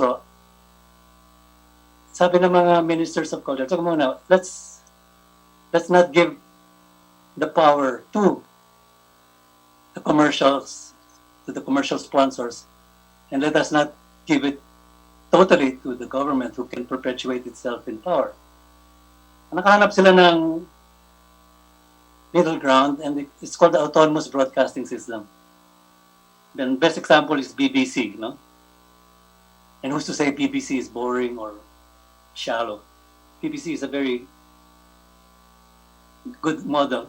Pero ito, all the programming, the budgets for programming and for running they come from yung taxes on TV sets.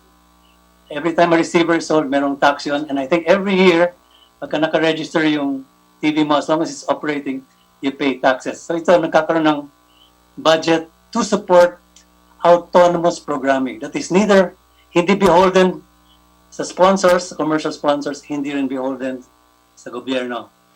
But it has a mandate to give wholesome entertainment, to inform, and to enrich the culture of the people. I mentioned this lang kasi maybe now we can understand why we are having this hearing today, no? Na siguro, when commercial broadcasting has its own momentum, maybe there are questions of what is the impact of this kind of broadcasting sa kapanan ng mga Pilipino, no? Okay, yung unang, just to get to where I am, no? Yung unang head ng BBC, and BBC nga was done on a non-commercial basis. Pero I think in the 1950s, nagkaroon na ng possibility na magkaroon ng commercial broadcasting, yung ITV yata yan. Anyway, he fought this kasi alam niya, malakas ang influensya ng the money that feeds you, no? It might be extreme, but anyway, his name was Lord John Reith, yung unang head ng BBC, and sabi niya, somebody introduced Christianity to England, and somebody introduced smallpox, bubonic plague, and the Black Death.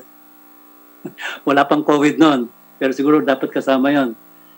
Need we be ashamed of the moral and cultural values or the intellectual and ethical objectives which are now at stake if we leave everything to sponsored broadcasting? In a way, I think he was explaining kung ano baka ang magiging problema when advertising revenue is the only criterion or the main criterion for what is televised. No? Okay, sa Pilipinas, I think we chose the American model, not only because we were colonized, but after the war, we were given independence on July 4, 1946, although we had gotten our independence before. Pero yung American model na yun, and I think it was the Alto Broadcasting System of Antonio Quirino, no? Who is the brother of the former president. They started it and naging commercial ang basis ng broadcasting dito sa Pilipinas. Ito sinundan rin ni Uncle Bob. You all remember Uncle Bob Stewart sa Channel 7. Again, also that firmed up our situation as a commercial broadcasting system. Okay, if I can bring up the question, why is cultural relevance important? I'm not saying that all programs dapat may ballet dito at may concerto dyan at may Tivoli weaving. We're not talking about that. Pero let's face it, ad revenues create a certain direction in the kind of programming that is fed to our people. No? Kanina, I'm glad that kanina pinag-usapan niyo yung bias, no? And I think you're talking about bias in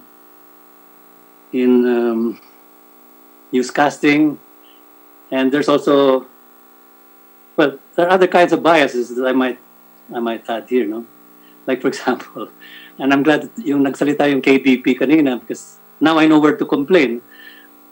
I remember ho nung somewhat the late 1990s, there was a TV program, and I think it was Congressman Lucy Torres who was acting there, and then there was a line, no? Yung line.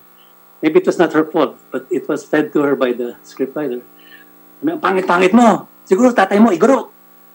Ha ha ha ha ha. Canned laughter, no? Mga ganon. These are supposed to be funny, but there are biases that are not even covered by the sponsors, no? This or another bias that we can talk about is like about 3 years ago or 4 years ago, I was so happy at last merong television series which was based on tribal people, katutubo, mga alamat nila nakapasok, they had enchanted snakes and yung Amaya yata, yeah, it's Amaya. And I was congratulating, to myself, the GMA for, wow, most producers are too lazy to do period films na maghanap ka pa ng mga costumes, magre-research pa. Mr. De Guia? Mr. De Guia? Yes. Thank you for the remarks. Meron lang akong gustong tanongin sa inyo. May I interrupt you, sir? Yes. Sir, I noticed that may sinabi ko kayo kanina that if advertising revenue becomes the only criteria for broadcasting, ay magkakaproblema po yung ating lipunan. Did you say that, sir? Magkakaproblema ang ano? Ang ating bansa. Pagka advertising revenue na lang po ang naging basis ng decision ng broadcasting. You said this earlier, di ba ho? Did you not say? I believe that the bias or the skew that comes from the preponderance ng advertising will change what our audiences will see and what they cannot see. There are many films or programs that cannot be shown because hindi, what's that word, patok sa takilya, or what I call film, patok sa takilya, or patok sa advertisers. So there are many programs that will never see day of light because they do not fit the Nielsen ratings.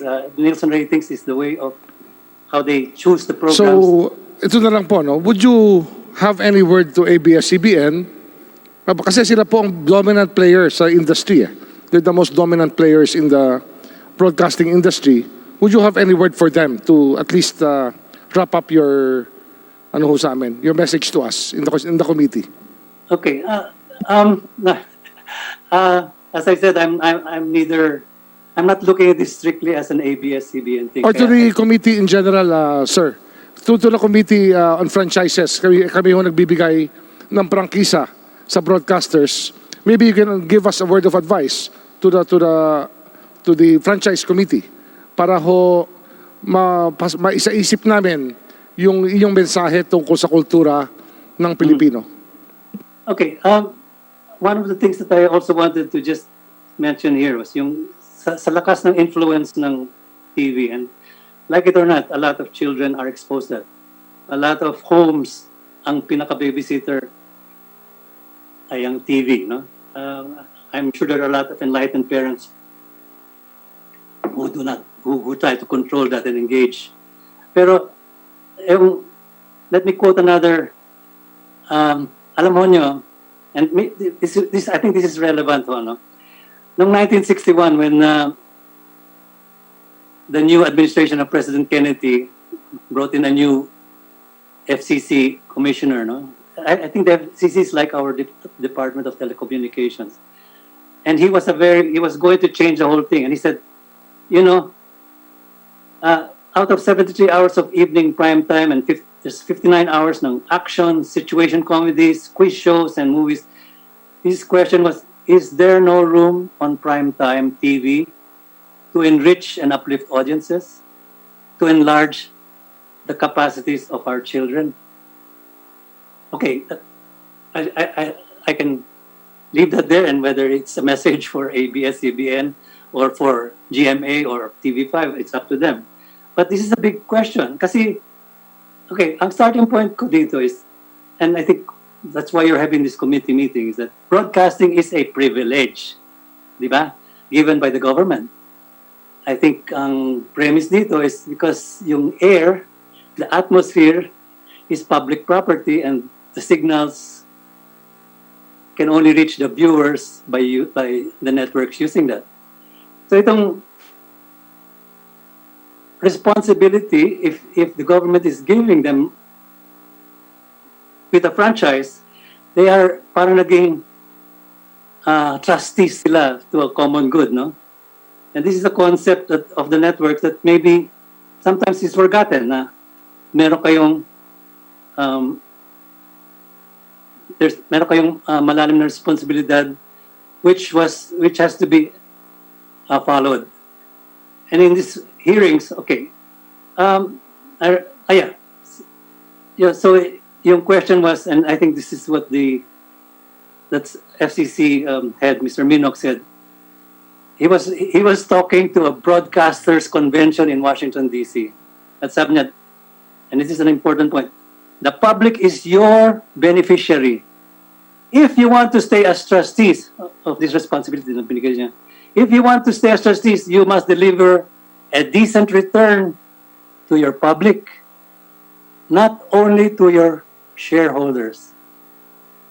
And I think sometimes the competition between networks, nagiging obsessive sila sa Nielsen ratings nila, and because of this, mas nagiging importante yung patok that the show is going to keep grabbing the audience, and therefore the ratings will convince the advertisers to keep putting in the same company.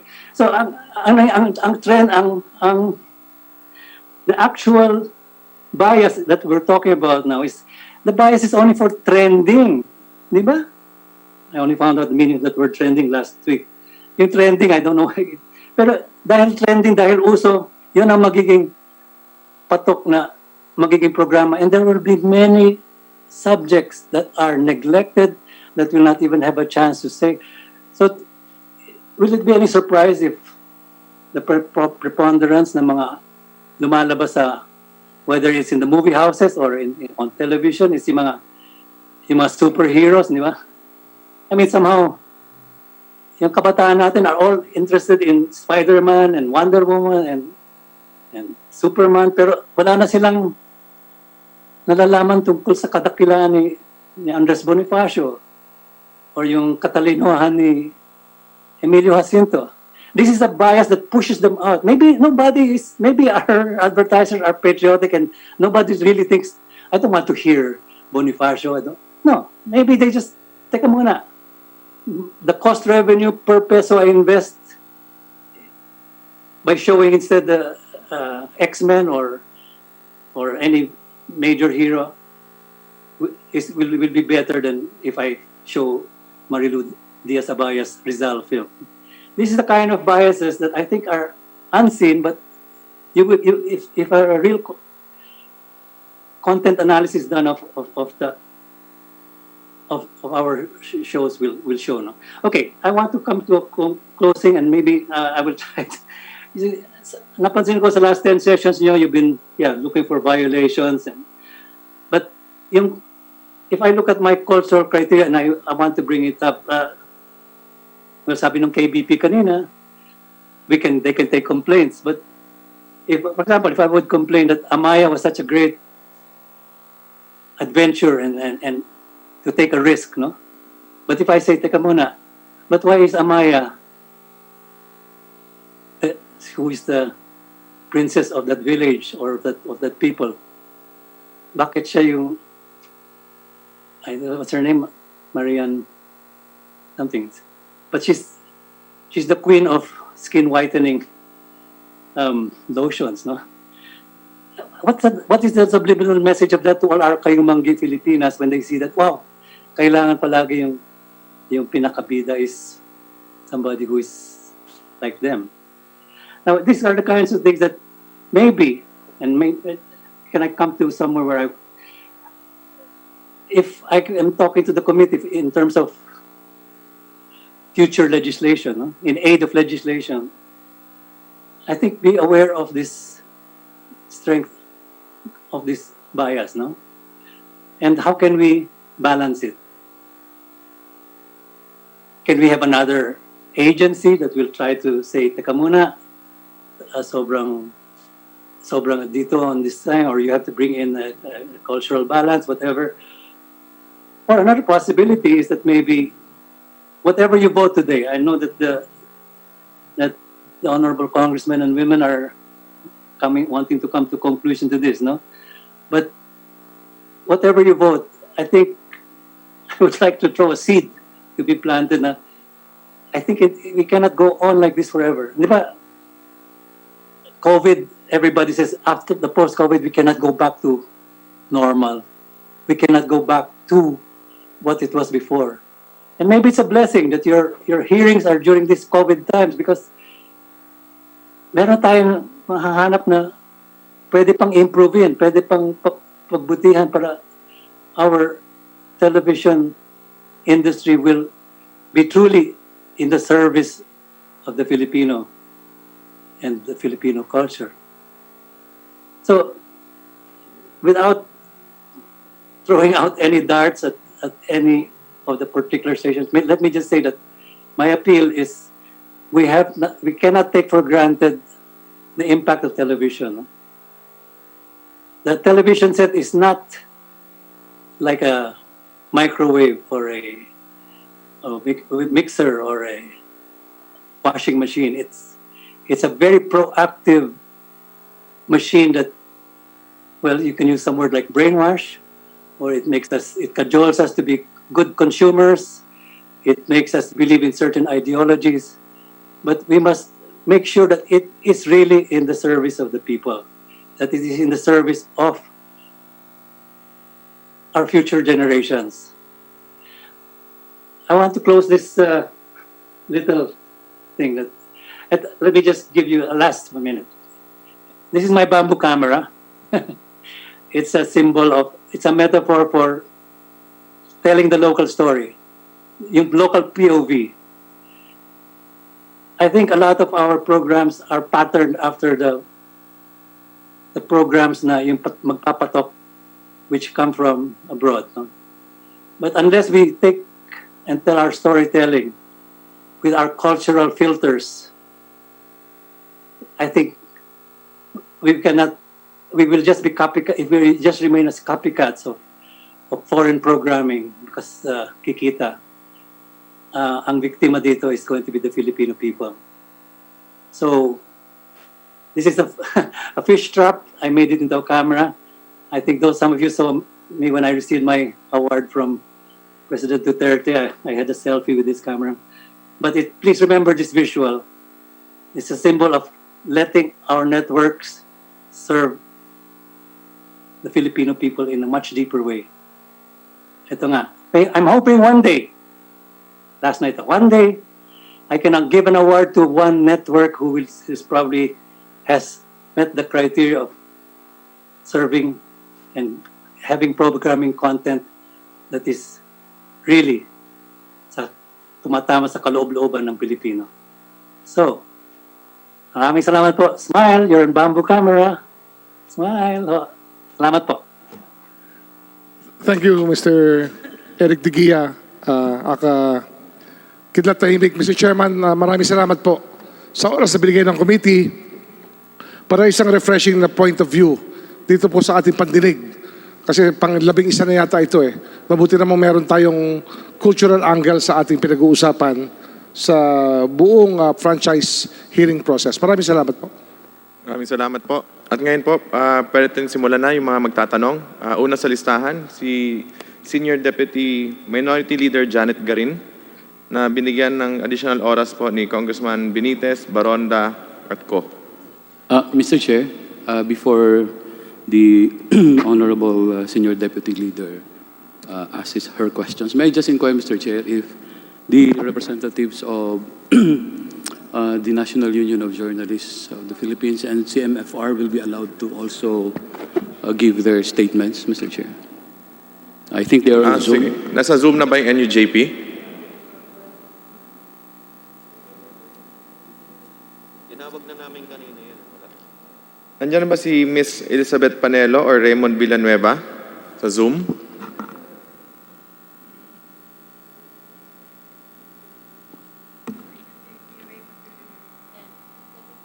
Pag-send din na lang siya ng pag-send.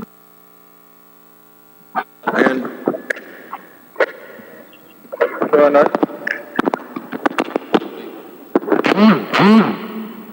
Your Honor. Yes, sige po. Malinaw po. Go ahead. Good afternoon, Your Honor. I am Raymond Villanueva, Deputy Secretary General of the National Union of Journalists of the Philippines, attending this hearing via Zoom in behalf of our chairperson, Nonoy Espina, who is indisposed. He and the NUJP were invited by Representative Franz Espina Alvarez, chairperson of the Committee on Legislative Franchises, having been one of the most ardent petitioners for the renewal of ABS-CBN's franchise. As an organization of journalists and media workers, we ask Congress to renew ABS-CBN's franchise in the belief that despite its admitted shortcomings, the continued operation of a media organization, especially one of our country's biggest, is more beneficial than its closure. We believe that the ABS-CBN should be given an opportunity to correct its mistakes it openly admits and promises to rectify. We appeal to the House of Representatives and to the honorable members of the two committees to exercise their magnanimity and sense of common good in coming out with a decision favorable not just to the owners of the company, but to its thousands of workers, including journalists and other media workers. Thank you, Your Honor. Thank you po. Congarin, you may start na po.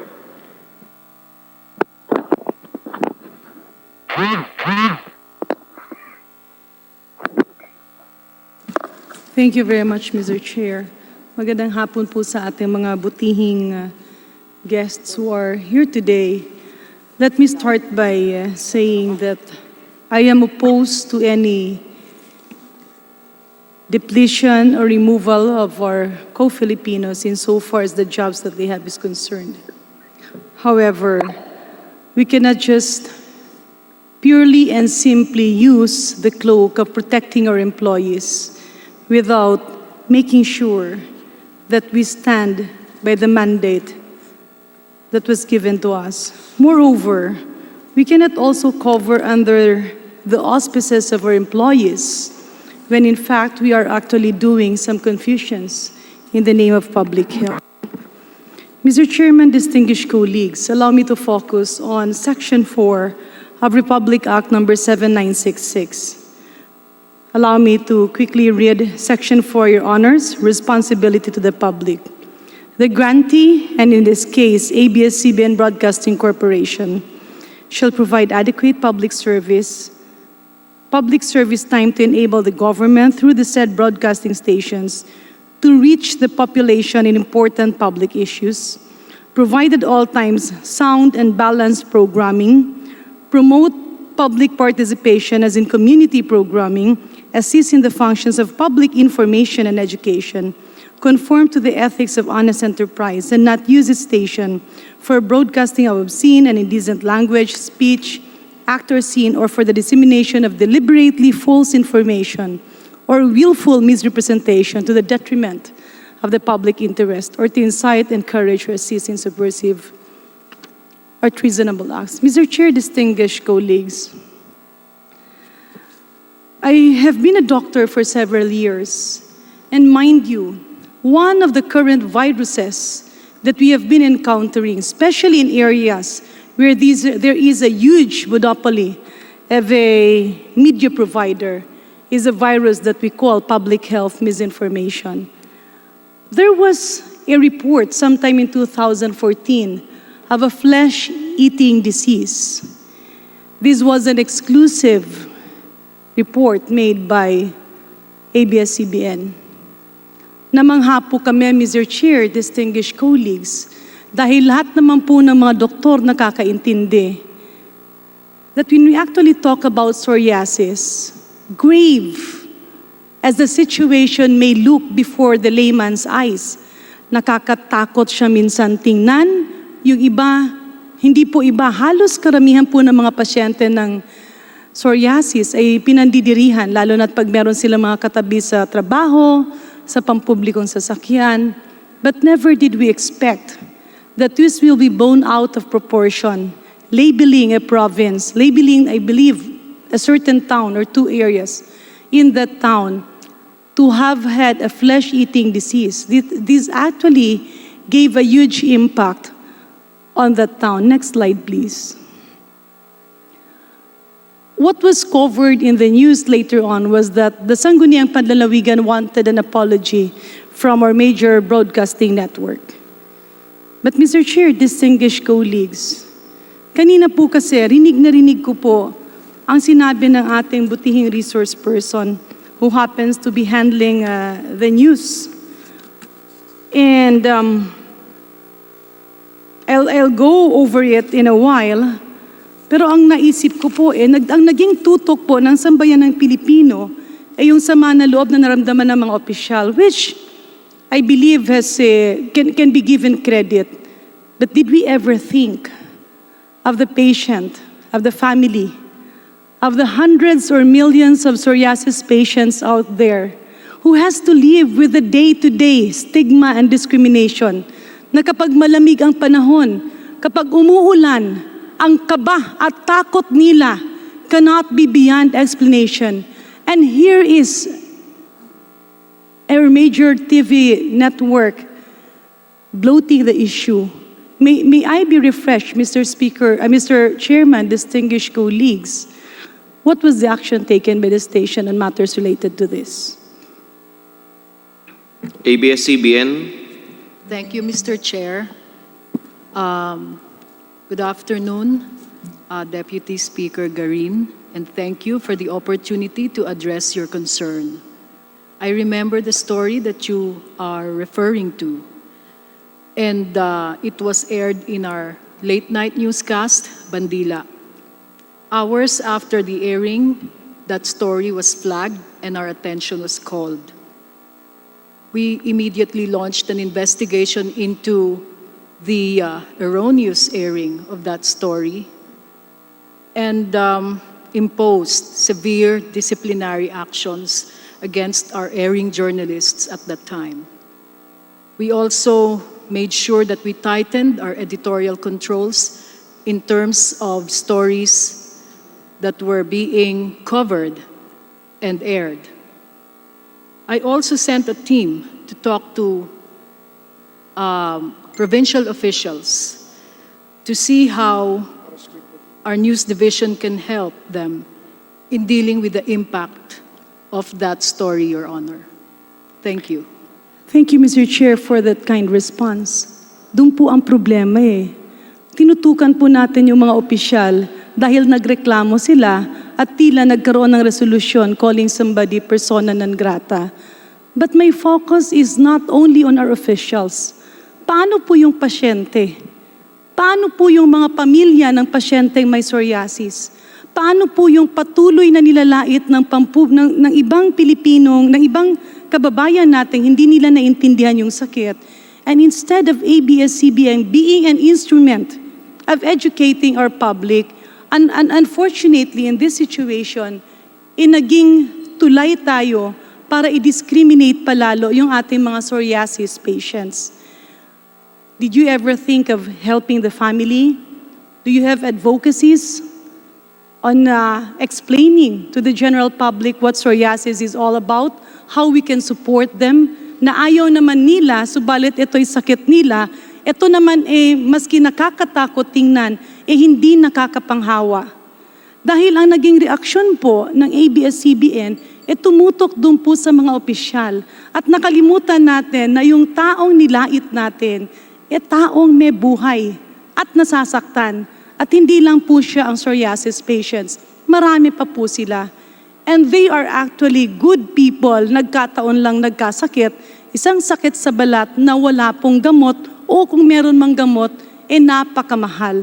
Let me move, and then Mr. Chair, if I may, nakakagulat po kasi kung meron po talagang proper vetting, when your reporter went there, she was in complete personal protective equipment na talagang visual pa lang, takot na po. I am not bringing this out in the open to demean the broadcast network. But then I'm bringing this out dahil minsan pag tayo'y lumalaki na, nakakalimutan natin na marami pong mga maliliit na tao na kapag ating nasasagasaan, walang-wala po silang kakayanang lumaban. Just like in this instance, papansinin natin dahil sila board member, sila gobernador, pero paano po ang pangkaraniwang Pilipino? Next slide, please. Next slide, please. Yeah. Mr. Chair, allow me to refresh the memories of our distinguished colleagues here on a victim who was murdered in Cebu. I think the name is Christine Silawan. Previous slide, please. Okay. Nabigla po ang sambayan ng Pilipino dahil isang batang babae na napakaganda. And of course, the mother who was really grieving, the neighbors and the families grieving, wanted justice for this victim. And to refresh your memory, Your Honors, naging malaking issue po ito sa Cebu. But it was a puzzle why she was skinned, why the body looked like that. And the PNP came into the picture. When the PNP came into the picture, nagsagawa po sila ng sariling investigasyon and hindi pa po nalalaman kung sino ang may gawa nito. But apparently, again, in your station, distinguished officials of our giant network, Mr. Chair, distinguished colleagues, out of the blue, there was an expert who was claiming to have conducted autopsy on the victim. Can you please flash the next photo, please? The next slide. Next slide, please. Okay. That's the victim there in the middle. Meron pong isang bata na nasa gilid. At kung titingnan niyo po, napakakawawa nung batang ito. This is actually the boyfriend of Christine Silawan. Siya yung unang naituro dahil siya yung nakita na huling kasama. Pero minarapat ng karamihan na hindi ito tutukan dahil tiningnan muna at hinintay muna yung investigasyon. I don't know what the attitude has been formed. Pero minsan kasi kapag malaki ka na, gusto mong palagi kang nauuna sa balita. And sometimes, I am not blaming the officers and the management of ABS-CBN. Siguro minsan pag sobra na tayong malaki, hindi natin nababantayan yung mga maliliit na bagay But if we look at the situation, it has a huge impact on our people. The boyfriend was alleged to have been the murderer of this victim. But the PNP refuted this. The only problem here is that the PNP was not given the platform that you gave to Attorney Acosta and to Dr. Erwin Erfe, an expert that you always publicize in your station. I agree he is a doctor, but myself being a doctor, we all know that he is not a pathologist, nor is he allowed to perform forensic pathology. Ano po ba ang nangyari? Dahil sa malawakang pagbabalita, this innocent boyfriend of the victim, ikinulong, and at his young age, he cannot understand why, while he was grieving for the death of his girlfriend, he was also placed in prison, subjected to things we cannot imagine. Nangyari po ba ito dahil siya'y anak lamang po ng isang mahirap na pamilya? Nangyari po ba ito dahil siya'y isang probinsyano na hindi alam kung paano lumaban sa ganitong klaseng laban? Ikinulong po ang batang ito habang siya'y umiiyak dahil yung kanyang girlfriend ipinatay. The only link there, may nagsabing sila ang huling nakitang magkasama sa kumbento dahil sa Kristan yung boyfriend. But because the police investigation were pointing to a lot of blank walls, they tapped the NBI, opened, I believe, a cybercrime, the experts on cybercrime came into the picture and opened the Facebook of the victim. So much so that it led them to a possible suspect, a businessman who actually wanted, who had an infatuation with this young lady, na mas may pera at mas may kaya kaysa dito sa boyfriend na mahirap. Ano po ba ang nakita ng PNP? Nakita na nanlaban yung bata, hindi po siya na-rape, at yung bilang mga eksperto po, ang sabi po ng ating ibang mga pathologists is that there is a possibility that the victim was left there for a few days at posibleng nakain ng kung anumang hayop or a stray dog. And that was the explanation. But there was seemingly a sensational news claiming, this was again claimed by the public attorney's office, which for reasons we do not understand, is almost always being given an exclusive coverage by your station. At ang sinabi nga nila doon, ina-rape daw yung bata, binuhusan ng asido. This was in contrast to the findings of the real forensic pathologist under PNP. Isa po ang epekto dito. Pwede pong mawalang bisa yung kaso dahil yung totoong eksperto hindi naman nabibigyan ng plataporma kagaya ng binibigay nyo kay Dr. Erfe. But what pained me here is that we have here a young boy who was already sent to prison, and the judge in Cebu found out that it was not supported by any evidence, and there was already in the custody of the police the victim on the left, the suspect on the left, who actually confessed to the crime. Pero pilit pa rin inilabas sa balita, so much so that the president gave a directive, yung batang yan, pag pinatay niya yung isang batang babae sa Cebu, ibalik sa kulungan yan. Of course, there was confusion because sometimes, if you're a very big, almost always, if you're a very big network, and if you come out in the open at sinabi niyong, ito ang kasalanan ng isang tao, naniniwala na po yung lahat. And I was looking at our national treasurer earlier. There was actually semblance in what he was saying. Yes, at the end, after several months, nalaman din yung katotohanan. Pero hindi na ito na ilalabas masyado sa balita. But will correcting the wrong that was mentioned before will correcting the fake expert that you tried to portray as a forensic pathologist on television, will that correct the psychological torture that this young teenage boy underwent while in prison? Next slide, please. And that's it. Ito po palagi nating footage na nakikita po. Ang sinasabi ko po, pwede pong meron kayong mga rason. But earlier, as I was listening to the opening statement of our distinguished resource person, ang sabi niyo po sa slide number 5, it is your response to a call to tell the truth and work for a cause greater than ourselves. Tama po yun.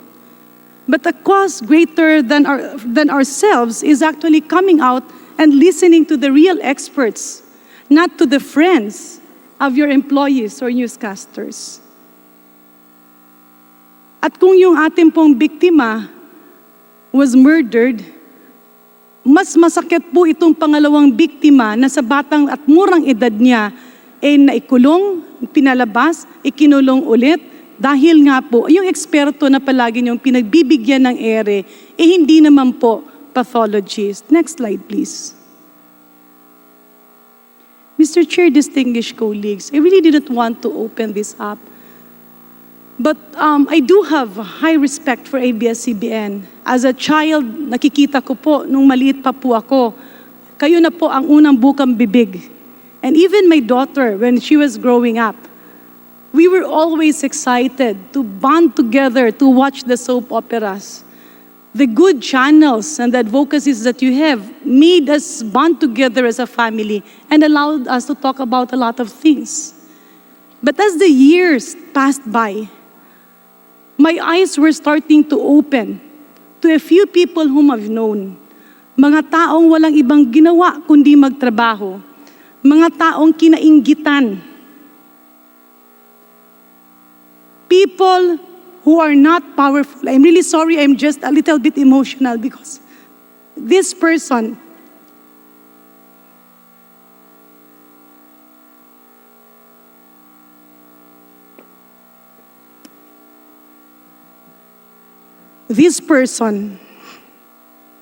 hindi ko po siya lubasang kilala. Nakilala ko po siya unang-una nung nagkaroon ng Yolanda. Nakilala ko po siya nung nakikipaglaban siya sa SARS at ako po nung mga panahon na yun, wala pa po sa larangan ng kalusugan. Nakilala ko po siya kung paano siya magtrabaho nung labanan nila yung leptospirosis. At lalo ko siyang nakilala nung linabanan natin yung Ebola at yung MERS-CoV. He was the only infectious specialist in the central office of the Department of Health. He was a regular person being interviewed by your station because he was the DOH spokesperson during the time of Secretary Ona and was carried on during my time. I'm referring to the former Assistant Secretary, Dr. Lyndon Lisuy. Lyndon was a jolly person. He dedicated his life to DOH despite all the efforts from the private sector. Next slide, please. Yeah. He was always the person who gave calm to everybody when there was a lot of fake public health news. This is the person who protected your network when the flesh-eating news came out in the open.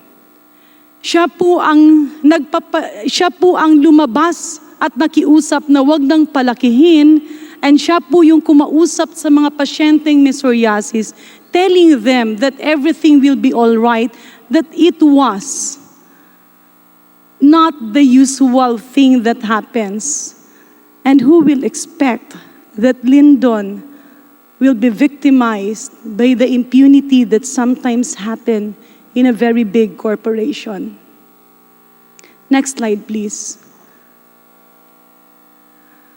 Lyndon was not really in the limelight, but he was forced to simply because we have a lot of pandemics, we have a lot of outbreaks, we have a lot of emerging infectious diseases. And that prompted him to work hard. Lalo't lalo na po na sa buong departamento, he was the only one who agreed not to practice and instead focus on the Department of Health. Salamat. Probably because of his hard work, when President Duterte assumed office, I'm not sure what happened, but maybe because they were looking for competent career people in the department.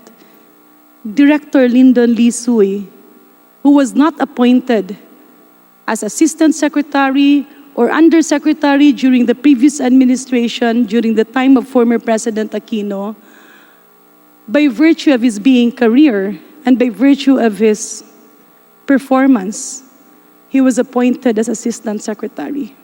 Next slide, please. And that prompted him to work harder.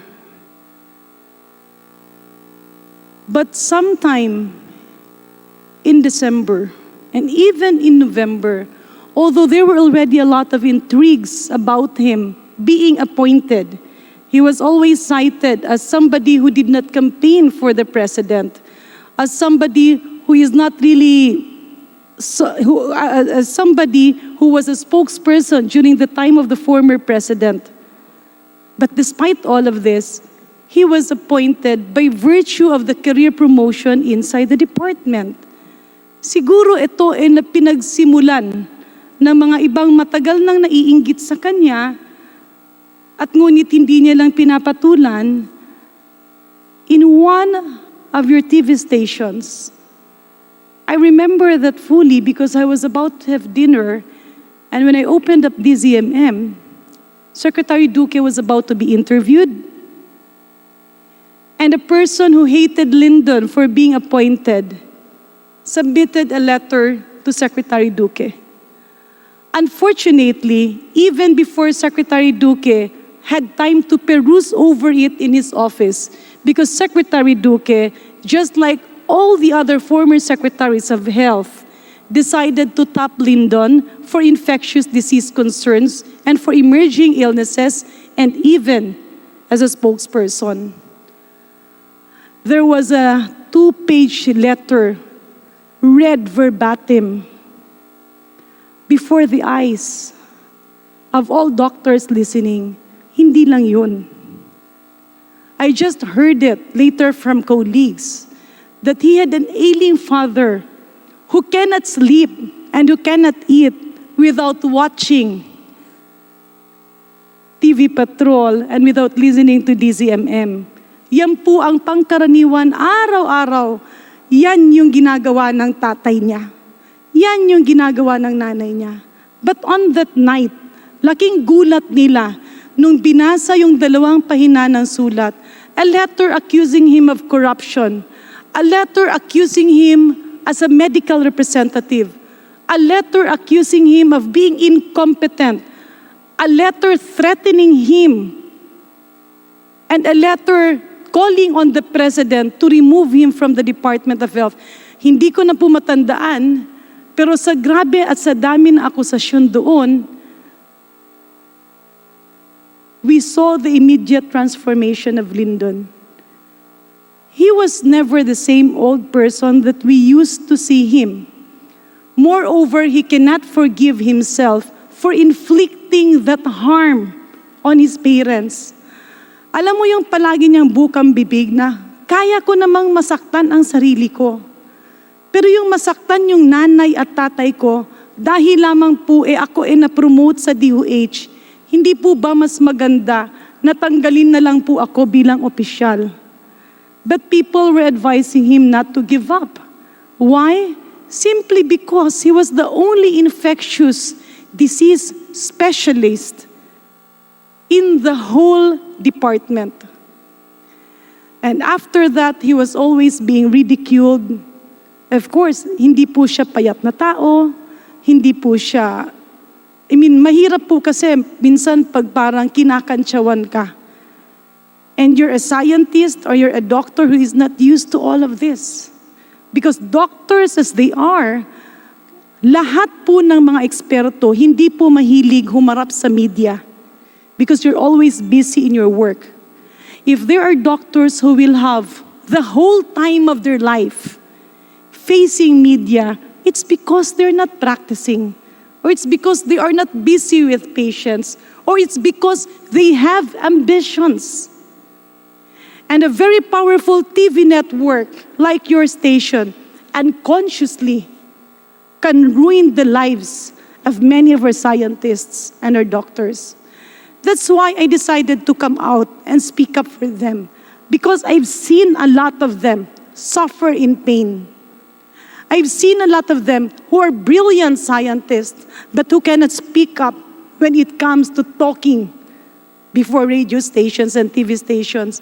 Moreover, wala naman silang maraming kakilala sa istasyon nyo at hindi naman sila pwedeng basta-basta pumunta na lang doon at magsabi kung ano ang kanilang nararamdaman. Next slide, please. And because of those repeated series of autopsies being conducted, so may I ask, I know, Mr. Chair, I've been thinking so hard about this. I really do not want to ask these questions. But then as a doctor, it is my moral obligation to do this. I can face all cases thrown to me because I am both a doctor and a politician. But doing this to scientists and other doctors, kawawa po sila. So ito po ang naging buhay nila. On a weekly basis, ngayon nga, yung iba naka-quarantine, yung iba nagpo-positibo. They have to, hire lawyers, spend a lot, spend everything, every centavo that's being paid to them by the government, simply because you had a series of experts that you call, binansagan nyo pong eksperto, yung mga hindi naman totoong eksperto. So may I ask the officers of ABS-CBN, first, what is your basis in labeling a doctor as a public health expert? Or, let's say in the case of autopsies, when do you call a doctor a pathologist? When do you give credential to a forensic pathologist when in fact he is not? And because you mentioned that in responsible journalism, you really have to go through to a series of vetting. And because the flesh-eating fiasco already happened before, you already have systems installed. May I ask you, do you ever have an evidence, a statement from all the 21 countries, plus the United States of America, plus all the countries who are members of the European Union, who are currently using the Dengvaxia vaccine, maski isa lang po, meron po ba kayong nakitang ebidensya o papel man lang na nagpapakitang may namatay dahil sa Dengvaxia? ABS-CBN, maaari niyo pong sagutin yung 3-4 na katanungan na ipinukol sa inyo ng makapagbagdamdamin na si Congresswoman Janet Garin. Thank you, Mr. Chair, Your Honor. Your Honor, in our pursuit of the truth about Dengvaxia, we sought information from various sources, including experts, including officials, previous and present, of the Department of Health. They gave us diverse opinions and observations about the vaccine and how it was selected to fight dengue in our country. We tried our best to do our stories in a fair and balanced way. But I do understand and acknowledge your concern about the use of non-experts. In fact, I myself received feedback that some of our commentators' interviews with non-experts tended to alarm people. And as a result of that, I acted on it immediately. And we dealt with the commentator as well. we also put an end to stories on Dengvaxia that tended to cause alarm among the general public, Your Honor. In relation to what happened with Dr. Lyndon Lisuy, Your Honor, pardon me po, hindi po ako masyadong pamilyar doon sa pagbabasa ng letter that was apparently complaining about him.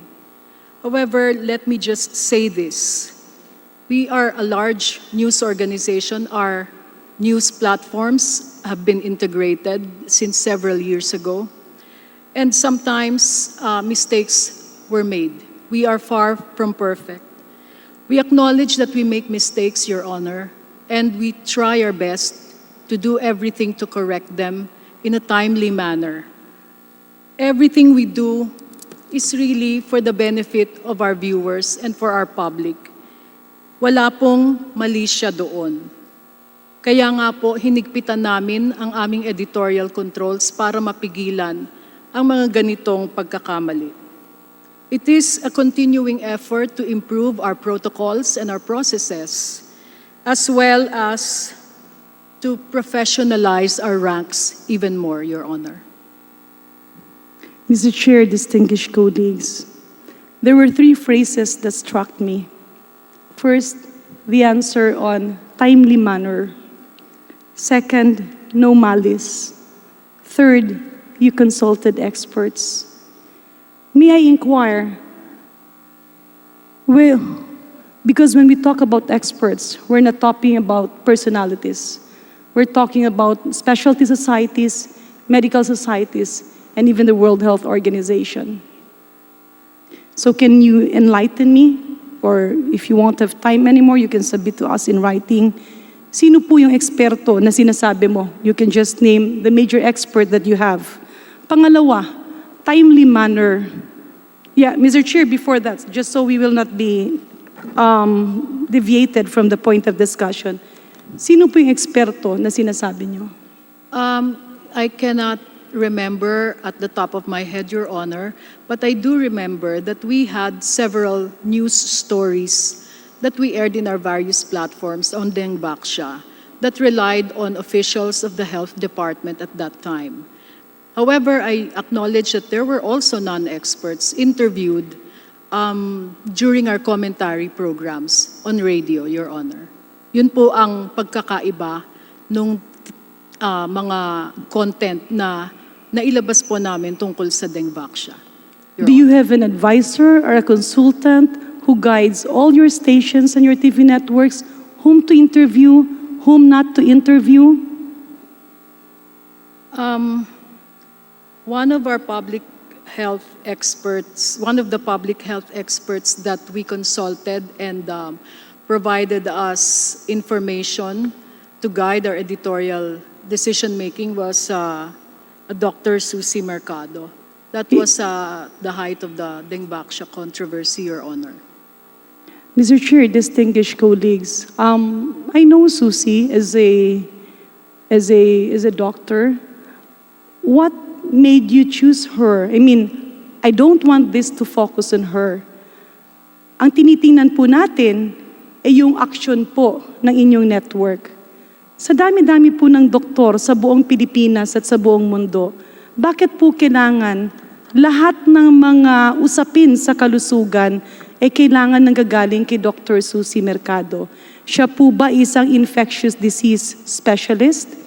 Did she ever practice in vaccinology? Did she ever handle an outbreak or a pandemic?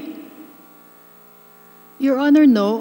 She was also advising us on other matters related to public health at that time because we gave the issue of health attention in our news programs, Your Honor. Yun naman pong ibang eksperto ay ginawa po namin ang mga interviews sa aming mga news programs, Your Honor, and in the news reports. Yeah, Mr. Chair, if I may, mismo yung pagpipili niyo ng isang tao I don't have anything against Susie Mercado, but on my case, I would say that no doctor holds the expertise of many. Kasi kung ang sinasabi niyo po, dun sa slide presentation niyo kanina, is that the true, ang katotohanan at paglilingkod sa bayan ang layunin ng bawat mamamahayag. Hindi po ba na kapag kayo pumipili ng iisa lamang pong tao who will tell you, advise you, or dictate to you,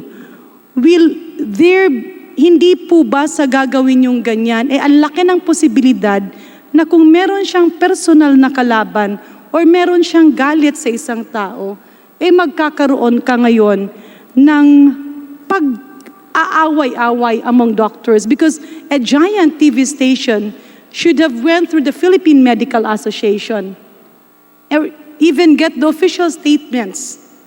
I mean, we know, of course, that she was interested for the WHO regional director post. And the WHO regional director post needs a lot of backing from the government. Mr. Chair, I believe I still have 2 more major issues that we'd like to handle. Pero ang ipinapakita lang po natin dito, kapag pala yung ABS-CBN, merong taong kinuha, at yung tao na yun, may galit sa'yo dati, o may galit sa mga tao sa departamento, o may galit sa pagbabakuna, o hindi mo na pagbigyan dati, and it will be like their time to pay you back simply because they have a huge TV network against their back. Nakawawa naman po ang taong bayan. Mr. Chair,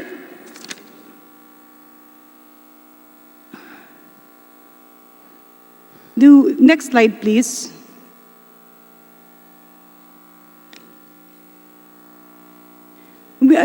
Earlier, Mr. Chair, I had one question to ABS-CBN. Ang sabi niya is you do extensive research. You consult diverse officials.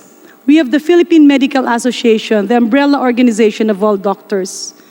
Under the banner of the Philippine Medical Association, we have various organizations, both specialists and non-specialists.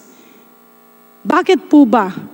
Sa dami-dami naman ng specialty organizations whose idea and input will not be biased.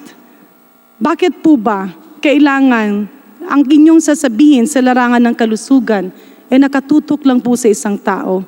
And again, if you were indeed doing your research, no less than the World Health Organization have repeatedly told you that the vaccine does not cause deaths. Bakit po ba paulit-ulit nyo pa rin ginagawa yun? You mentioned about giving everybody the prerogative to speak up.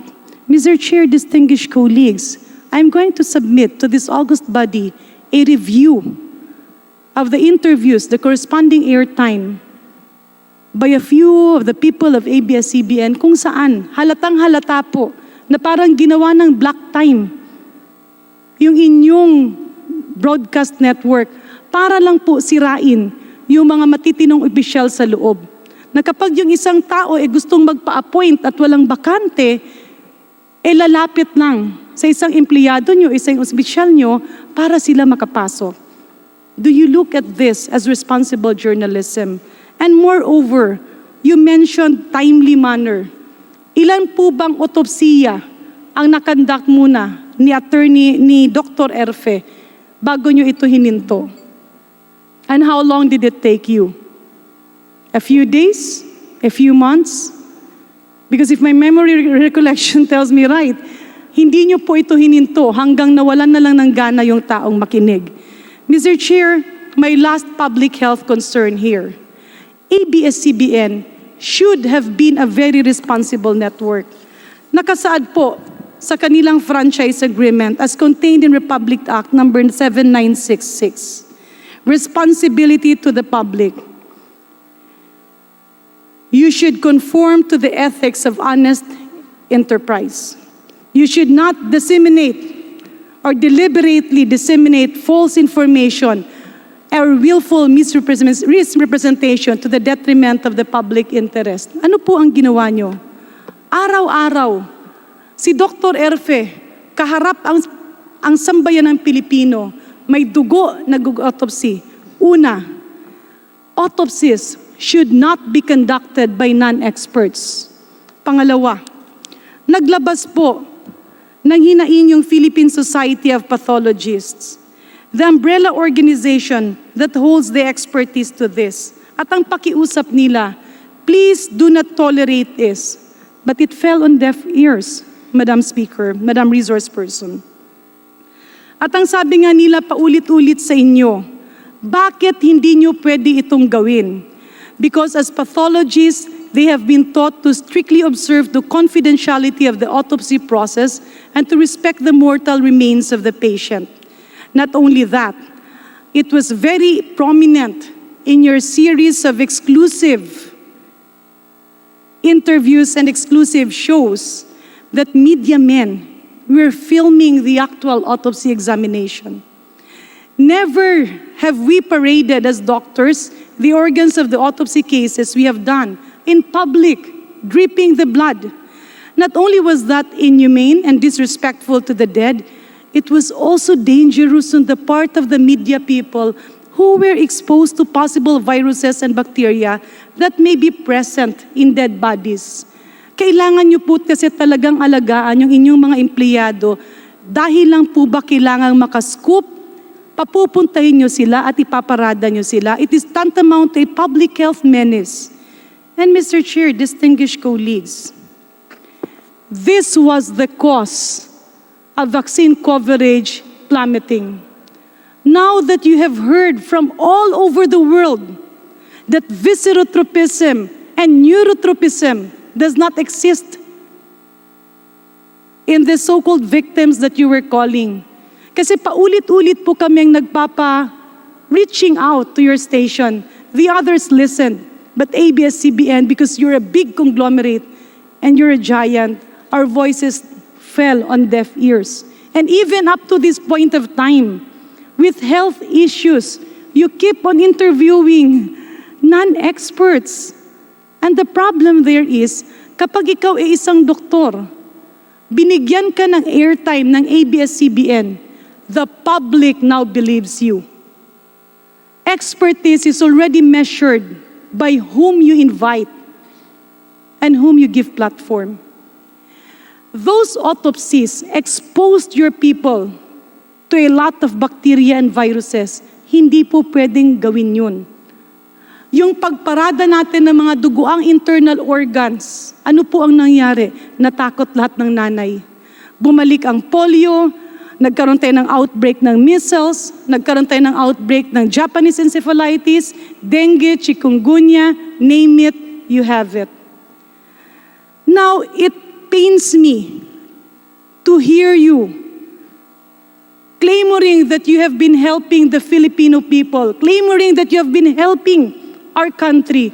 Tulong po ba yung ibinalik nyo yung lahat ng mga infectious diseases na natanggal na ng ating bansa?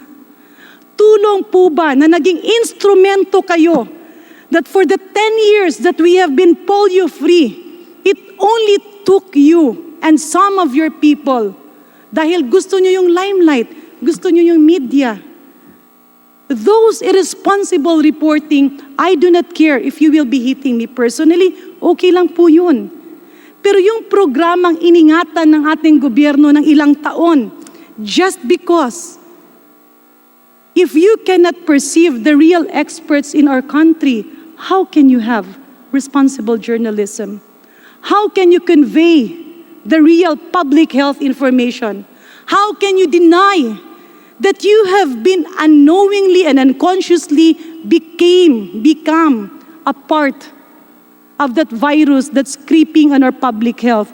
Mas masahol pa sa COVID-19 ang public health misinformation. Kaya, Mr. Chair, if I will be given another opportunity, I will come out with other specific situations where public health was sacrificed simply because of the fight to be the first one to come out with the news. You mentioned it is a response to call to tell the truth and work for a greater for a cause greater than yourselves, yes, that should be the case. But apparently, there are a lot of deviations. Sabi niyo rin po kanina, ang paglalahad ng katotohanan at maglilingkod sa bayan ang layunin ng bawat mamamahayag. Tama po yun. Pero paulit-ulit po nananawagan yung mga doktor, why don't you focus on specialty organizations? If you talk about psoriasis, call the Philippine Society of Dermatologists and they will give you a person. If you talk about autopsies, call the Philippine Society of Pathologists and they will give you facts and not fake experts. If you want to know about public health, you have PCP, you have internists. You cannot just call people simply because they are your friends. Because responsibility is not all about friendship. Responsibility is all about standing by the mandate that was given to you by our government. Mr.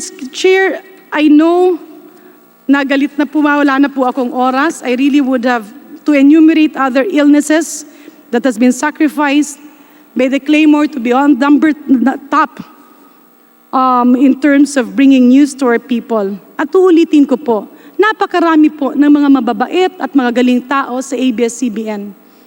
But if the management insists to be deaf, mute, or blind to the realities on the ground, you cannot say that your heart is for the people if you will only take care of officials.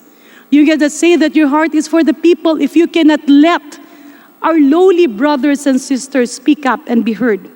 You mentioned at the company level you have an independent network ombudsman that receives, investigates, and makes recommendations on complaints against news personnel. And these recommendations are acted upon by the head of news in a timely manner. If this was done in a timely manner, all the gains that we have for the past 25 years could not have been drowned just because of irresponsible journalism. Mr. Chair, I thank you for the indulgence and the perseverance. I hope I will be given the next opportunity to touch on other public health programs that have been ruined simply because responsible journalism is cloaked with a desire to be on the top. So let me just ask this direct question, and I do hope you will not take it against us, doctors. Kasi ang pakiramdam po ng ating mga doktor, ang pakiramdam po ng ating mga scientists at the Research Institute of Tropical Medicine, the doctor whom you have been lambasting because she was the principal investigator of Dengvaxia is the same doctor that made the BCG, the vaccine you are using for your TB, for your children against TB. They are the same scientists, Filipino scientists, that did polio. They are the same scientists who did the vaccine on measles. They are the same scientists who are actively developing the vaccine on HIV. They are now the same scientists being tapped to develop COVID vaccine. Pero ando dun yung takot, ando dun yung kaba.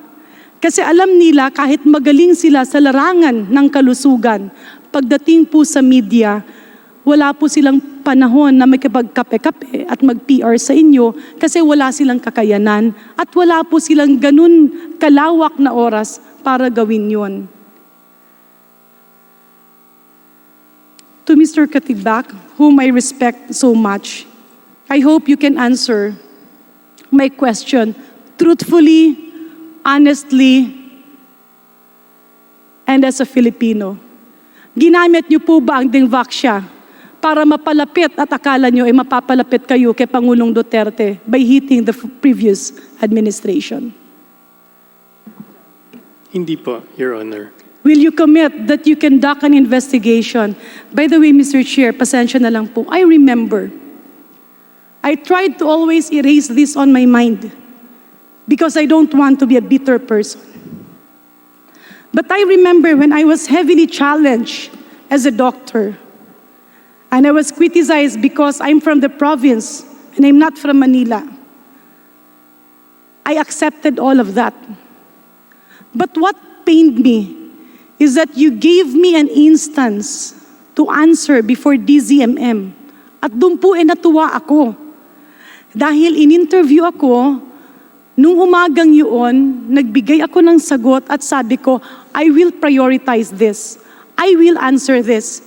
Because with all the controversies, I have to rush. We had to rush my father to the hospital dahil na-stroke siya sa sama ng loob.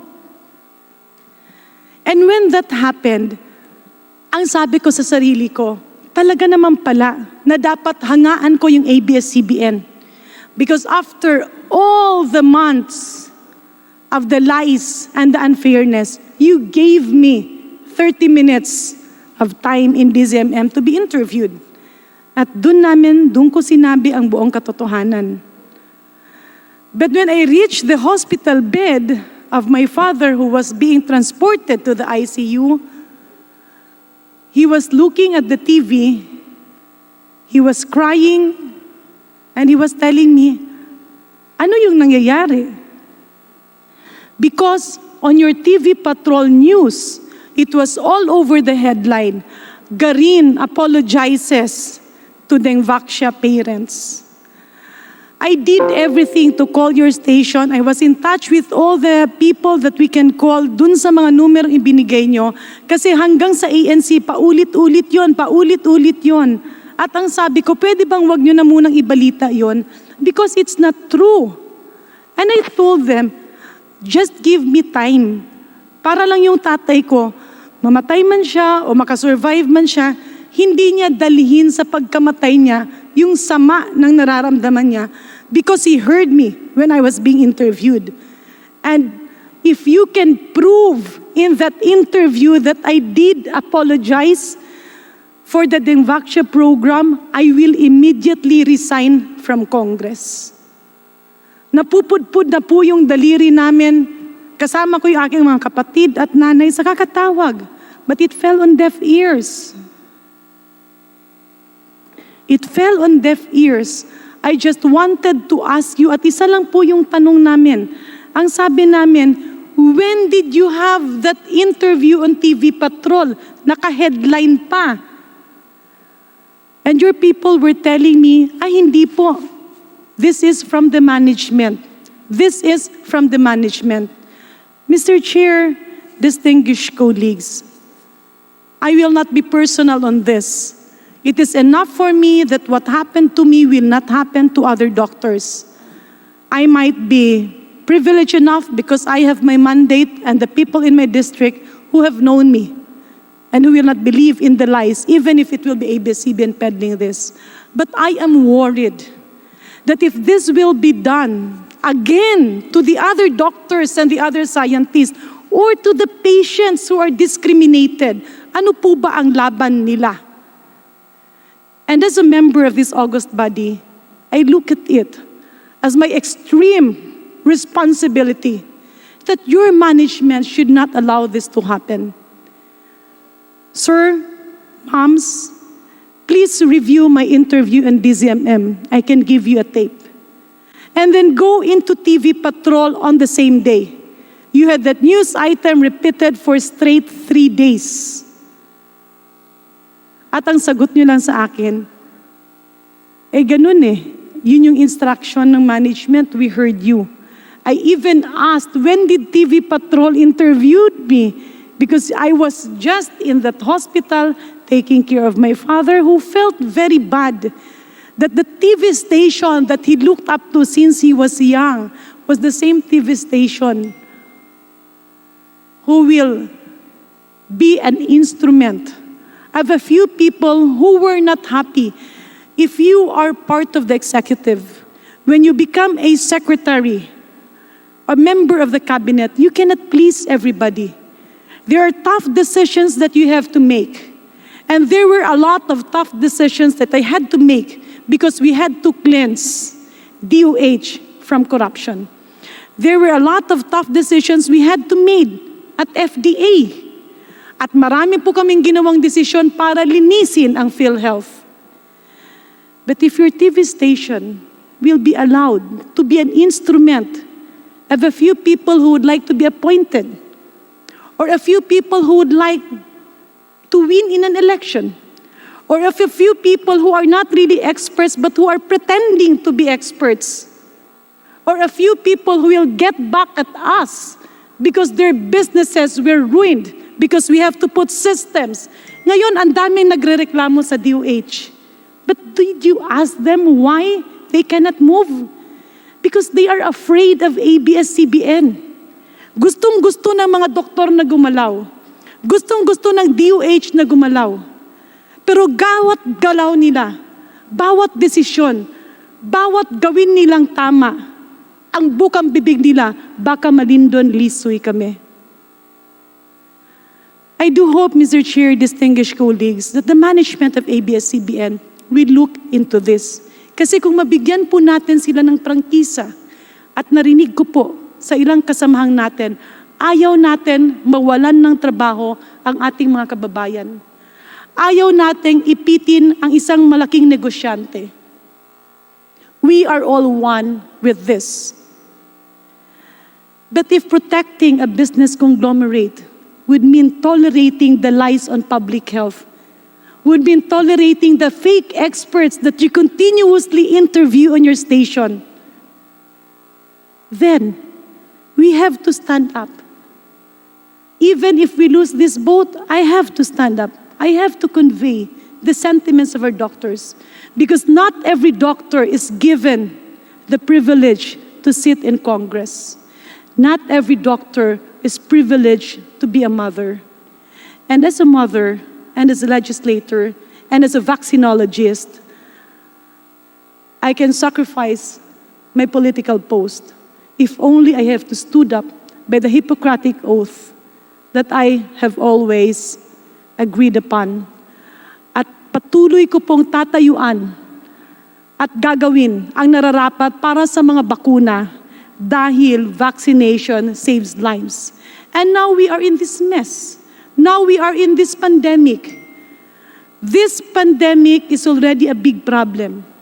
Pero ang hindi nasasabi, for once in the history of vaccination, when measles, mumps, and rubella vaccine was ruined because of a fake expert who went to the US, who is from the UK, ano po ang ginawa ng UK? Ano po ang ginawa ng Amerika?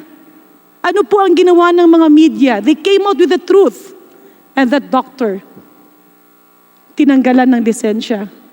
Pero dito sa atin, pag merong gustong magpasikap, gustong magpa-appoint, all you have to do is approach a reporter from your station, befriend him, and then they will have the luxury of time, the luxury of a big conglomerate, the luxury of being called an expert simply because you allowed them to be.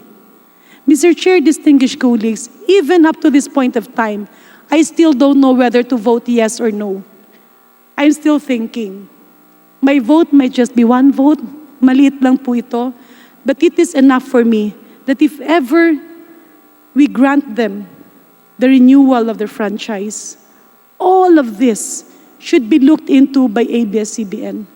Because when you manage a corporation, success is not measured by money. Success is measured by the real difference that you give to our people. Not the difference that you mouth on the presentations that you make, but the difference that in your conscience you have. To the family of Azek Lyndon Lee Sui, I know that no words, nor even an apology can ABS-CBN can bring back his life. But when he died, defending himself, being very bitter, all that I can say is that maybe God has his purpose, and maybe the Committee on Good Government and the Committee on Legislative Franchises should be a very vital instrument. That big as you are, when you grow bigger and you grow bigger and you grow bigger, you always have to remember that at one point, you will never grow big if before God's eyes, you will be part of continuous public health lies. So I do hope that people who will be speaking before your station are real experts. And again, my last appeal. Please do not focus on personalities. Kami pong mga doktor, malaking bangayan kung saan ka nag-aral. Kung galing ka sa ganito, kung galing ka sa ganito, ikaw ba'y taga Manila, ikaw ba'y taga probinsya. That is why in some countries and in many countries, the Secretary of Health, the Minister of Health is a non-doctor. Because the countries do that so that the sitting Ministry of Health will be neutral, no biases. But if you get a certain person, and that certain person dictates whom to interview, what to say, what to put on the news, then you do injustice to the people who have probably refused her or refused him at one point in their lives. You now become part of a bigger virus we call fake news and public health misinformation. Maraming salamat po, Mr. Chairman. Maraming salamat, Congresswoman Garin. Ang susunod po natin ay si Minority Leader Benny Abante. Thank you, Mr. Chair. I'd like to give the premise that I've always advocated and believed in my statements and my questions. There are two realities, Mr. Chair, my colleagues, in this world. We have a legal reality. We have a spiritual reality. There is a law, a natural law, Mr. Chair, that we all believe in. In fact, this is an absolute law of nature, the law of cause and effect. I would even think that legal realities are the result of the cause in this world, the result of what spiritual realities that we have today. The spiritual reality I'm referring to is what the good book, the Bible says. Men love darkness, and I'm quoting now, rather than light, because their deeds are evil. So because of this spiritual reality, Mr. Chair, that men love darkness rather than light because their deeds are evil, we have these legal realities so that we can prevent men from doing evil. We have a principle in a democratic nation like ours that we are not a nation of men, but a nation of laws. We believe in the rule of law. This committee hearing, I would even want to convince myself, it's not about politics. It is about law. My decision either to support the franchise of ABS-CBN or not will not be based on personalities, will not be based on politics, but must be based on law. What I will be saying today, asking questions, are realities that we cannot avoid and we cannot get out of. I would like to cite, Mr. Chair, some provisions in the Constitution, and I would like to seek the understanding of the lawyer of ABS-CBN so that I can be enlightened on these provisions. Article 2, State Policies, Section 11. The state values the dignity of every human person and guarantees full respect for human rights. Section 13, the state recognizes the vital role of the youth in nation building and shall promote and protect their physical, moral, spiritual, intellectual, and social well-being. In Article 14 of the Constitution on education, in Section 3, educational institutions shall teach the rights and duties of citizenship, strengthen ethical and spiritual values, develop moral character and personal discipline, encourage critical and creative thinking. I would like the lawyer of ABS-CBN to please enlighten me, being a lawyer, on the provisions of the Constitution that I mentioned.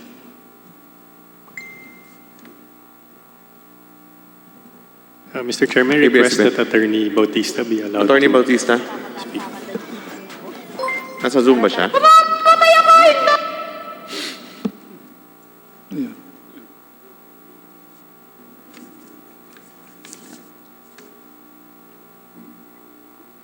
Good afternoon po sa inyo lahat. Naririnig po ba ninyo ako? Pakilaksan lang po, Attorney Ayo. Is this better? Yan, sige po.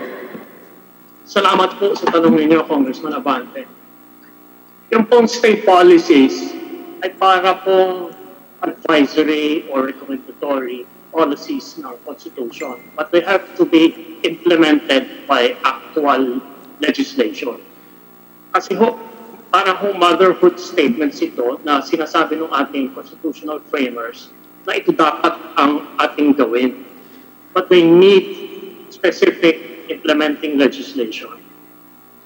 Yun lang po. Okay.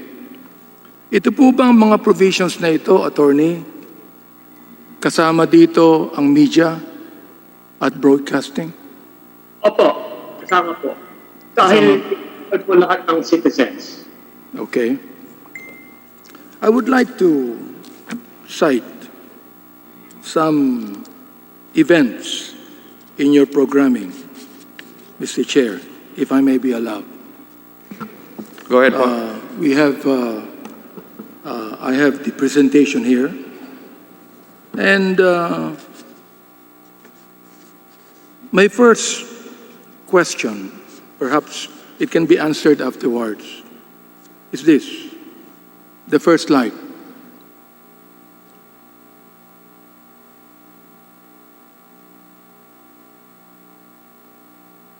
I think I gave that to you.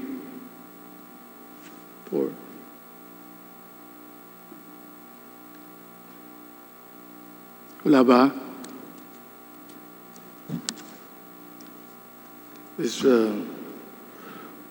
wait for a while, ano po, kasi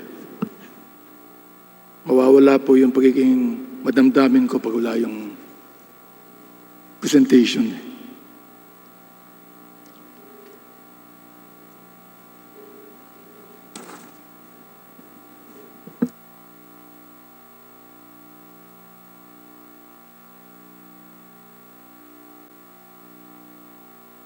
Ayan na po siya, Kong Abante.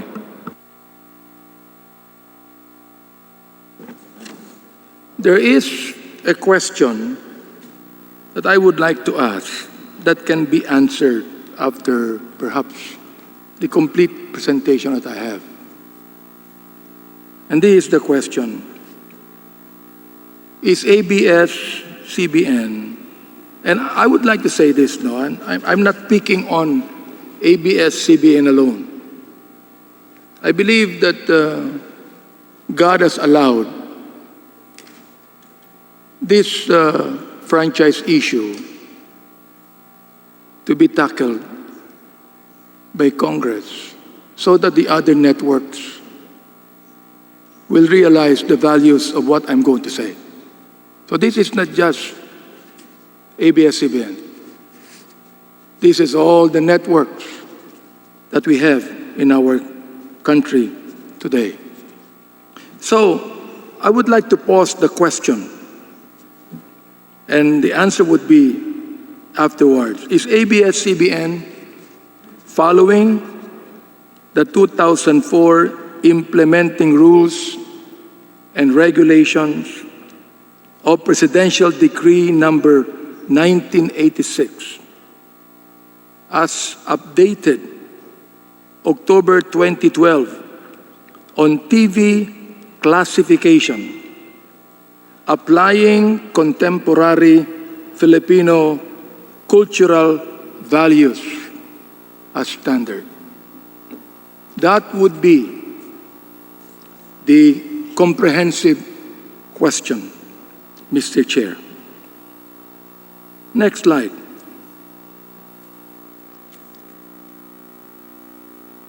Sexy wet performance in ASAP.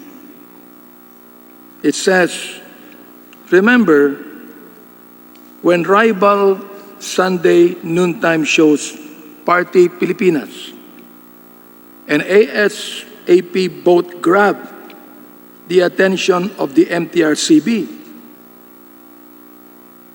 In 2013, Lavi Po and Rocco Nasino had a sensual number in Party Pilipinas while Ann Curtis performed a sexy wet performance in ASAP.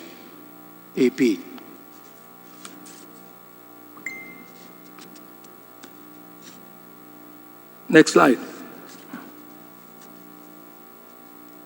Just like other long-running shows in this list, ASAP had its own share of encounters with the MTRCB.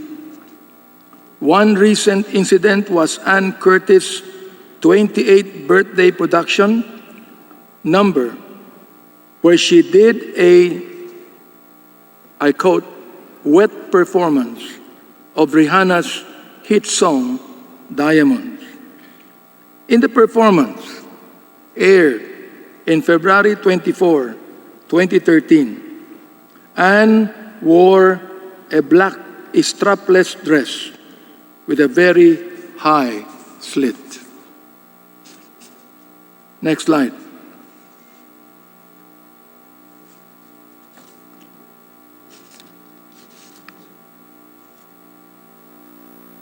Next slide, please. In June 2014, the MTRCB imposed strict rules on Pinoy Big Brother, all in following a controversy that involved housemate Jaime Halandoni posing nude for a painting. Posing nude as task in Pinoy Big Brother.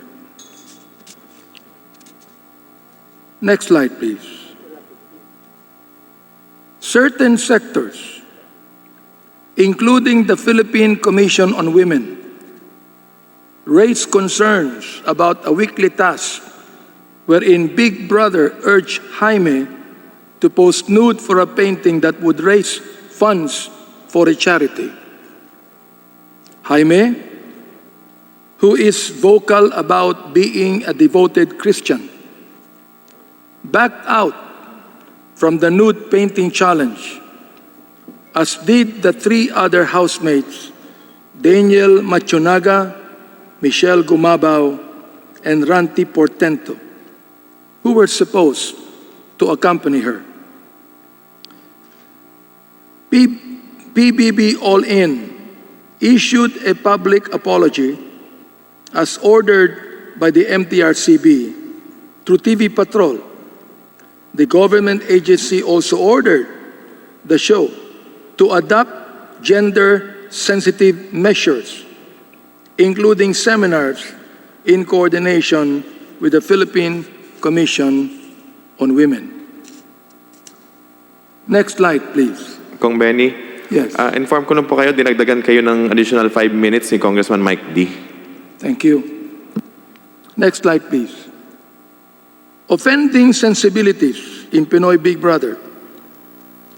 In July 2015, MDRCB ordered PBB 737 to enter in a, as I quote, strict and close collaboration with the regulatory board, as the resolution stated that certain scenes in the show offended the sensibilities of the viewing public. Next slide, please. The patong scene in The Better Half. One scene in The Better Half showed the character of Denise Laurel on top of Carlo Aquino while making love. Mocha described the bed scene by saying, and I quote, "Ang haba ng halikan, mayroon pang nakapatong yung babae sa lalaki." Next slide, please. The PNP striptease scene in On the Wings of Love in a PNP uniform. In January 2016, MTRCB summoned the top executives of ABS-CBN to discuss James Reid's striptease scene in the TV series On the Wings of Love, which top-billed him and love team partner Nadine Lustre. This was in connection to Philippine National Police complaint about the improper use of the police uniform in television and movies for that matter. Next slide, please. Attorney Villarreal said in his statement, "The said episode portrayed actor James Reid doing a striptease while wearing a PNP General Office uniform, allegedly with a police badge and showing the rank of SP04. Next slide, please. Degrading scenes in its showtime. In August 2014, it was reported that MTRCB called for a mandatory conference with its Showtime's executives and host Vice Ganda for alleged offensive and degrading scenes aired in the July 28, 2014 episode of the show. According to the letter, signed by MTRCB Hearing and Adjudication Committee Co-Chairperson Eric Malyonga and committee members Bobby Andrews and Joey Romero, and I quote, "The challenge portion in the program segment entitled Gandang Lalaki showed program host Mr. Jose Vizeral, aka Vice Ganda, wiping off with a towel his sweaty armpit and smudged this towel all over the face of one of the program's male dancers." Next slide, please. Foul language in Pangako Sa'yo. MTRCB called the attention of executives of the defunct teleserye Pangako Sa'yo for the use of foul language in the May 29 episode of the show. The episode in question, which happened 3 days after its pilot episode, featured a confrontation scene between Pilar Pilapil and Ian Veneracion. Benita, who is Pilar, confronted her son Eduardo, Ian, after he had a relationship with their cook Amor, Jody Santa Maria, despite his engagement to Claudia Angelica Panganiban. She told her son, "Kung pampalipas libog lang yan." That's okay. Go ahead. Next slide, please. Another foul language in Pangako Sa'yo, which was top-billed by Catherine Bernardo and Daniel Padilla, was placed at the 8:30 p.m. time slot where kids and younger audiences are expected to be awake. Next slide. Steamy car love scene in Till I Met You. In November 2016, MTRCB called for a meeting with executives of the Jadin primetime series Till I Met You. The episodes in question were aired from October 25 to 28, 2016. Viewers filed complaints about the steamy car love scene of James and Nadine aired on October 25, as well as the bathtub scene of the Jadin love team that aired in the succeeding episodes. Next slide. While the October 25 episode carried a strong parental guidance or SPG rating, the other episodes only had a PG rating. Another picture in next slide. X rating in Maalaala Mo Kaya. In 2012, Maalaala Mo Kaya's Cursed Beauty episode featuring Jane Onesa and Angel Aquino was initially given an X rating by the MTRCB, which means that it is not for public exhibition. This is the reason why MMK had to postpone its June 2, 2012 airing since it was submitted again for another review to the MTRCB. The MMK episode tackled a sensitive topic since Jane's character is a 15-year-old girl who is recurrently raped by her stepfather. Next slide. Angel's character, who played Jane's mother, reportedly assisted her live-in partner while doing the act of rape. Almost a month later, in June 28, MMK finally aired the controversial episode with an SPG rating. And so, I'd like to ask ABS-CBN, do you have a morality issue? Are we to assume, next slide, that if given another 25 years, these are the type of programs you will continue to air? The last question is, have you forsaken contemporary Filipino cultural values and morality in favor of the ratings? I'd like to ask ABS-CBN to please answer these questions. I would like to say this, not because, Mr. Chair, that I am a bishop, that I have a holier-than-thou attitude.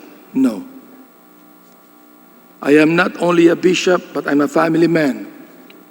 I have children, I have grandchildren. And even if MTRCB would issue a rating of SPG or whatever it might be, we've got to remember that TV is a public viewing, unlike the movies, where if it is rated only 16 years old and above, can come and see the movie. 15 years and below cannot enter. That is not like television. May I ask, therefore, as our good attorney said, that the articles and the provisions I read in the Constitution also applies in broadcasting and media. May I now please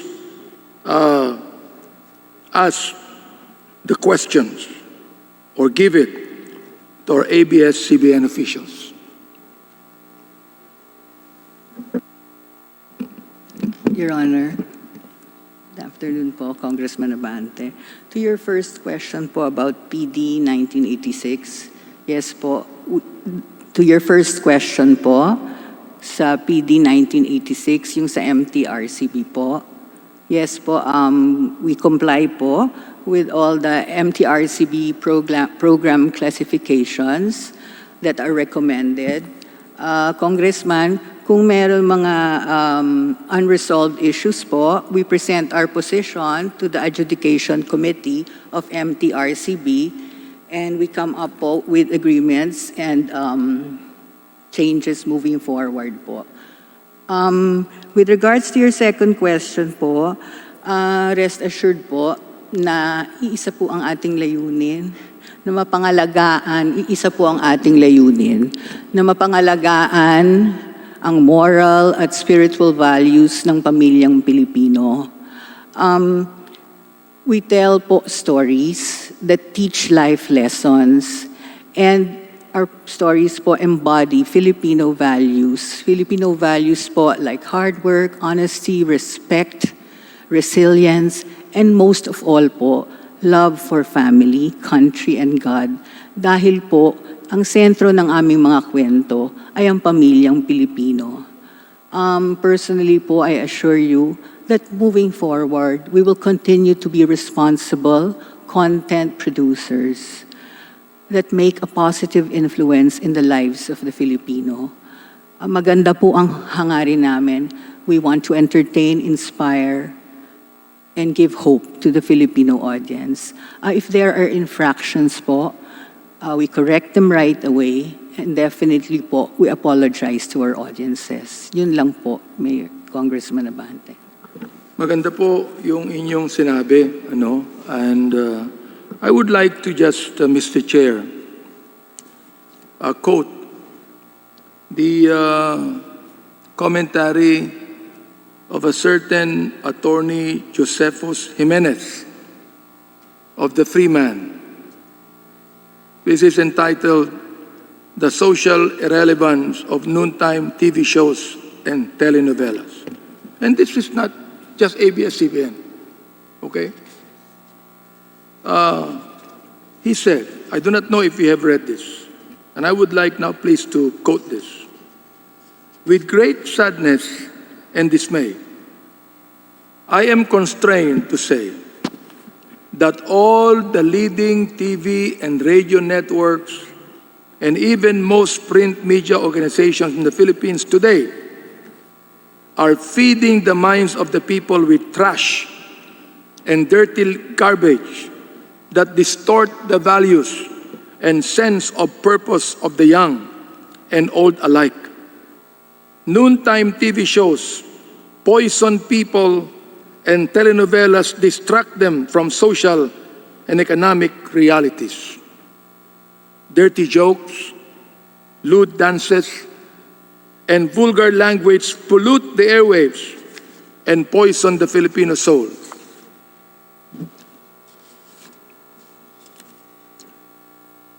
Influence the formation of a national thought, culture, and paradigm. And that is how powerful the media is. In the Philippines, most of this media are just in it for the money. They don't have any sense of patriotism or love of country. It is pure business for them.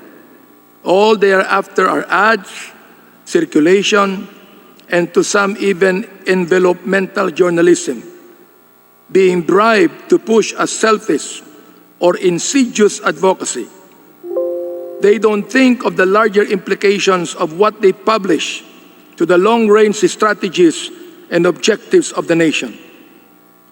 What the people see and hear reflect the kind of nation we have. The print and broadcast media here in the Philippines, and in fairness, in many other third world countries, are fixated on making money through ads to fuel consumerism and market liberalism, disregarding the loftier purposes of value formation to build a strong nation and a people of a sturdy character and values. The national government agencies that regulate print and broadcast media are either manned by incompetent executives or political appointees without a noble purpose, or being bribed not to censor or suspend erring practitioners and network.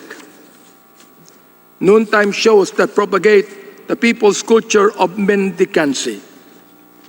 The host gives money and jacket, all of those things. So I would like to ask the ABS-CBN, just like what Attorney Jimenez here, Josephus Jimenez asked. Ang sabi niya rito my question is simple. What is the social relevance of all this? What are the redeeming social values? He further said, I have a very high respect for Boy Abunda. He is one of the more sensible TV hosts, which include Karen Davila, Ted Filon, and Tina Monsoon Falma. But Boy Abunda's hackneyed questions, and I quote, sex or chocolate, lights on or lights out, the best time of the day to have sex, irritate me, ang sabi ni Attorney Jimenez. What do these questions have to do with building a strong value system and national character for our nation and people? He said, I paused for any reply. I think until now, there was no reply. And perhaps right now, the ABS-CBN has the chance to be able to answer them. Kong Abante, before ko po pasagutin yung ABS, inform ko lang po yun na binigyan kayo ng additional time tulad ni Congressman Mike D, ni Congressman Tony Pet Albano. Additional 5 minutes po. Thank you po. Thank you. Thank you very much. ABS. Congressman Abante, Yes. we have continued to work on improving our content through the years po. There is no intention to give the audience trash. Kasi po, mahal namin ang audience namin and we are here to serve them.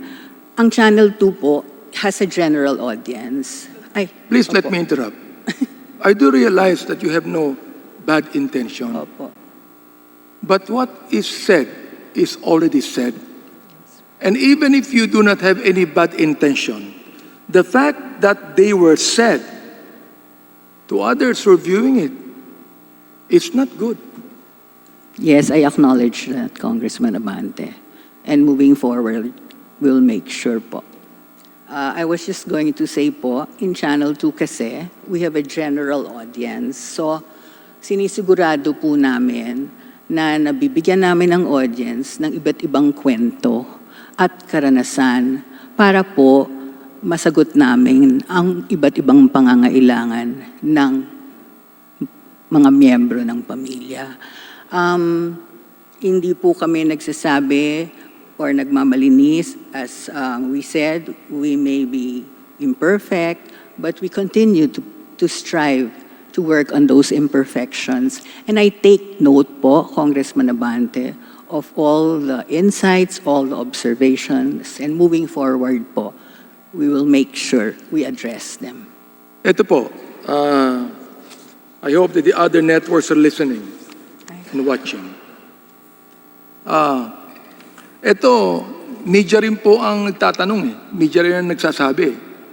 Opo, sapagkat yun namang audience natin, wala naman silang lakas na loob magsalita No.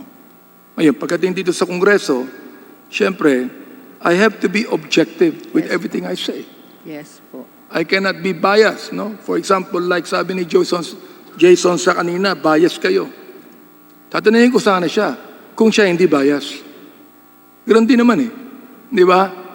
While, in reality, Mr. Chair, sana mag-point of order ako kanina kay Jason sapagkat alam na sa social media na panay ang tira niya sa inyo Oo. So, here is a guy that says you are biased in your reporting and he does not even have the authority to say it's not biased. Pero ito po, media nagsasabi in a particular column in Philippine Star, an opinion targeted TVs and radio networks on the issue of, and I would like to quote, feeding the minds of the people with trash and dirty garbage that distort the value and sense of purpose of the young and old alike. Now, I know you do not have this intention, but these words are real and honest that is being done by a television network. Now, let me ask a question to you. If you say that you do not do this and that you value the families, how can we correct this? Sorry, Kong Abante, can you repeat the last question? Ito po ang sabi, how can we correct this? No? Ito mo sinasabi sa Philippine Star, feeding the minds of the people with trash and dirty garbage that distort the value and sense of purpose of the young and old alike. How would you think we should correct this? Moving forward po, we will handle that po with our producers. I personally po will supervise our producers. Pwede po lang akong sumagot dun sa noontime show kanina. Go ahead. Opo. Gusto ko lang po sabihin that Showtime and Vice Ganda, ang gusto lang po nila talaga ay magpasaya ng mamamayang Pilipino.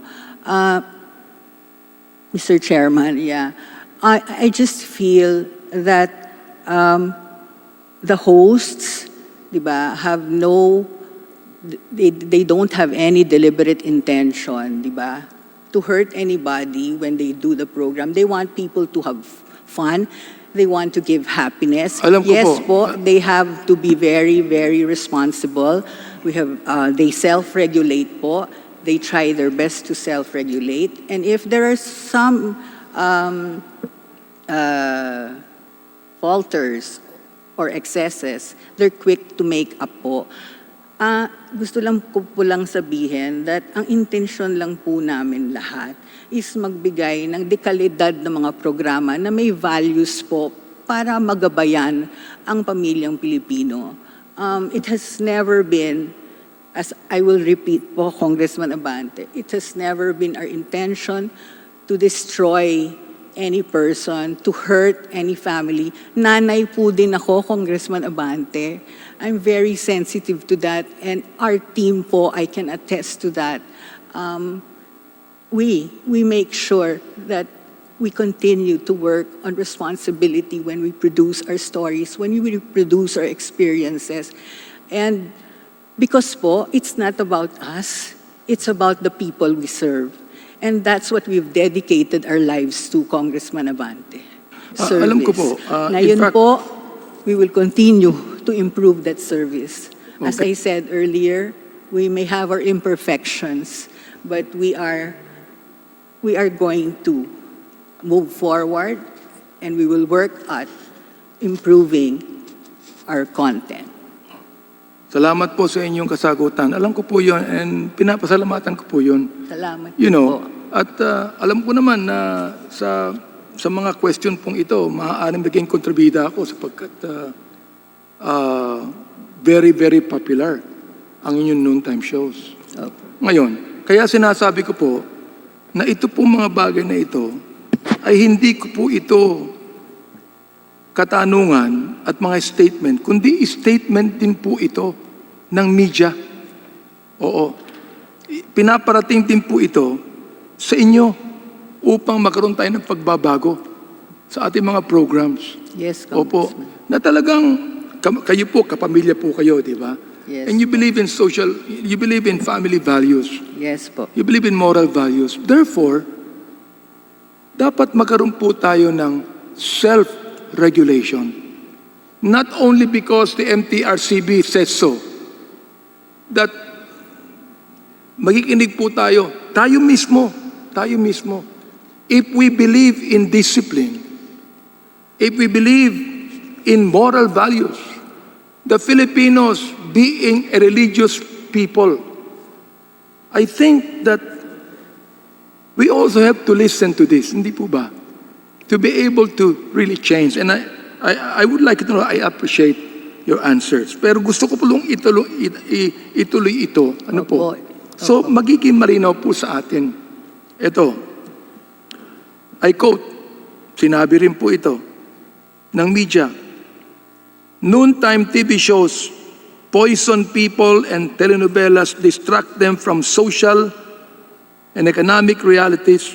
Dirty jokes, lewd dances, vulgar language pollute the airwaves and poison the Filipino soul. Well, of course, kayo nandirito, So you are the one to answer. And the question of the columnist, which I now propound to you, is this: what is the social relevance of all this? Meron po ba? Meron po ba o wala? Meron po, Congressman. Unang-una po, I just would like to say that yes, we practice self-regulation po. And everybody in our team knows that po. We do not allow that kind of language in our programs po.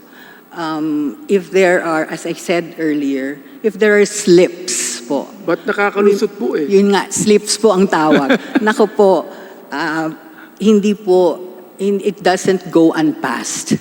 When there are slips po, we make sure we deal with it immediately, and everybody in our team can attest to that po. Oh.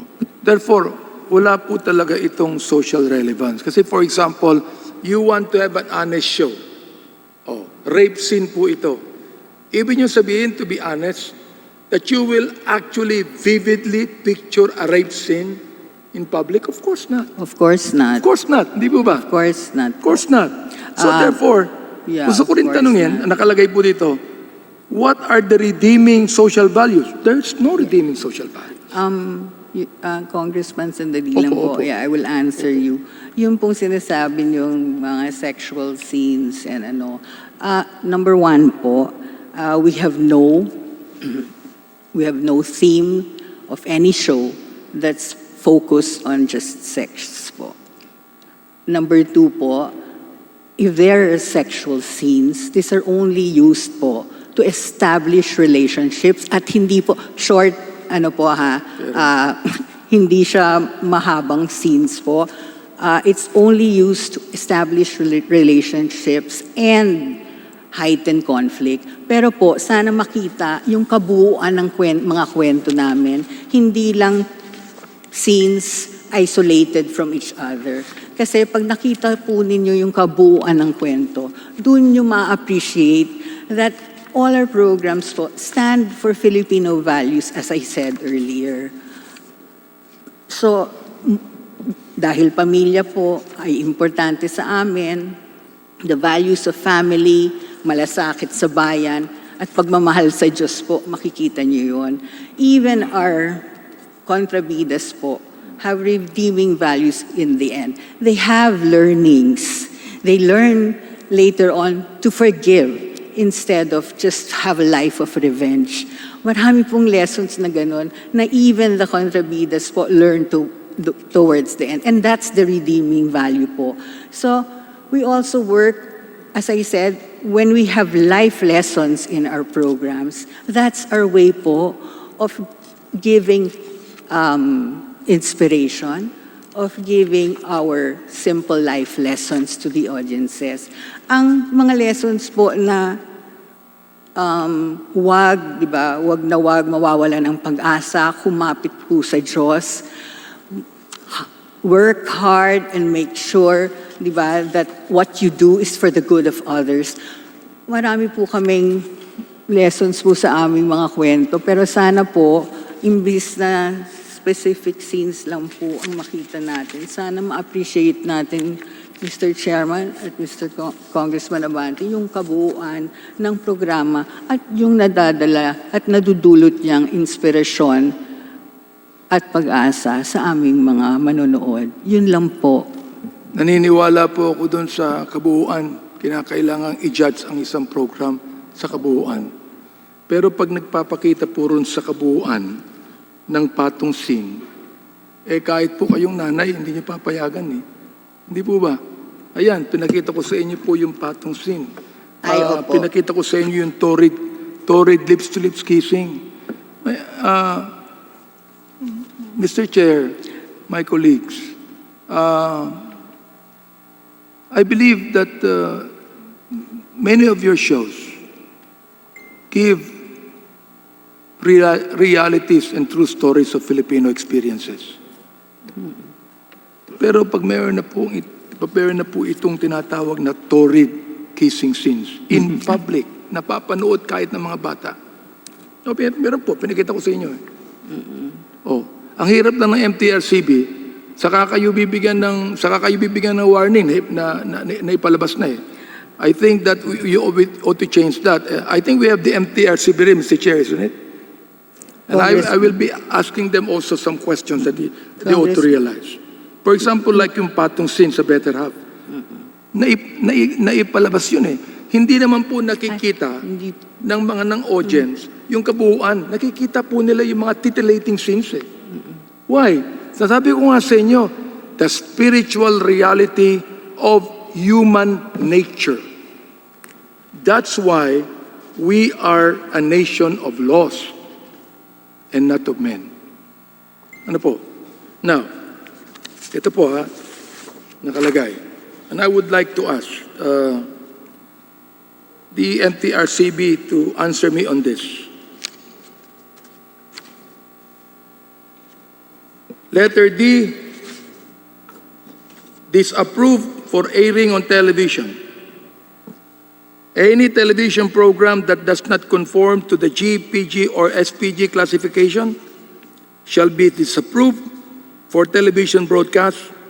The material shall be disapproved for television broadcast if, in the judgment of the board applying contemporary Filipino culture values as standard, it is objectionable for being immoral, indecent, contrary to law, and of good customs, injurious to the prestige of the Republic of the Philippines or its people, or with a dangerous tendency to encourage the commission of violence or of a wrong or crime, such as but not limited to the work depicts in a patently lewd, offensive, or demeaning manner excretory functions and sexual conduct such as sexual intercourse, masturbation, and exhibition of the genitals.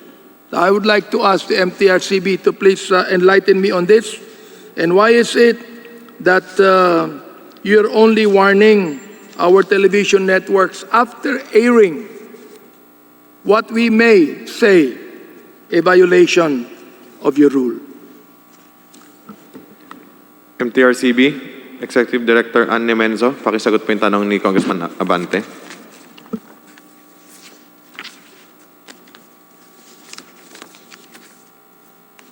Hello po. Good afternoon po. Yes. To answer your question, sir, MTRCB requires the network to submit a program, an episode of their program, and then it is reviewed by our board members. They are a committee of 3. And then if ever the committee finds that the material submitted is for PG or parental guidance, the succeeding episodes of that particular program for the next 13 weeks should carry and should conform with the parental guidance parameters. And you're reviewing it, right? Only one episode, Congressman. One Just episode. a sample episode. So then, pinapalabas yan, and afterwards you issue a warning. The question is, bakit na ipapalabas? And then you issue a warning. We only review one sample episode, Congressman. And then the networks for the next 13 weeks will exercise self-regulation, Yun. making sure that the succeeding episodes will conform to the rating given based on the sample episode submitted and reviewed by the board. So self-regulation, correct? Yes, Congressman. All right, now, let me ask you another question here. Okay? Should there be a stricter guidelines on television, different from movies? It is a different set of parameters, Congressman. Because What I'm for saying movies- is, should there be a stricter guidelines yes, for television? Yes, Congressman. Should there be? Yes, there And should therefore, be a stricter. and therefore, Congress should review your guidelines. The So reason you will for having- you will be able to safeguard the families, the children, the parents, and everyone. Yes, Congressman. That's the reason why MTRCB came up with a advisory. It's an advisory of the rating of the particular program shown before the program to advise the adult present to guide their children whether the material should be watched by them or not. Also, another measure that MTRCB implemented is they have a pictogram. You will see it at the bottom lower portion of your TV. It's color coded. It's green for G, PG for blue, and then red for SPG. Also, the reason for this, it is superimposed all throughout the program because if you were not able to watch or catch the advisory at the beginning, you are still guided by that pictogram. My last question to ABS-CBN, sirs and ma'am, no? If ever, and this is not for me, all right? It's not for me, okay? You can do what you want to do and you do not need to listen to me as a person. But if ever, we are going to give you a 25-year franchise, would there be changes in your programming and content programs? Yes, Your Honor. Thank you very much, Mr. Chair. Maraming salamat po sa inyo.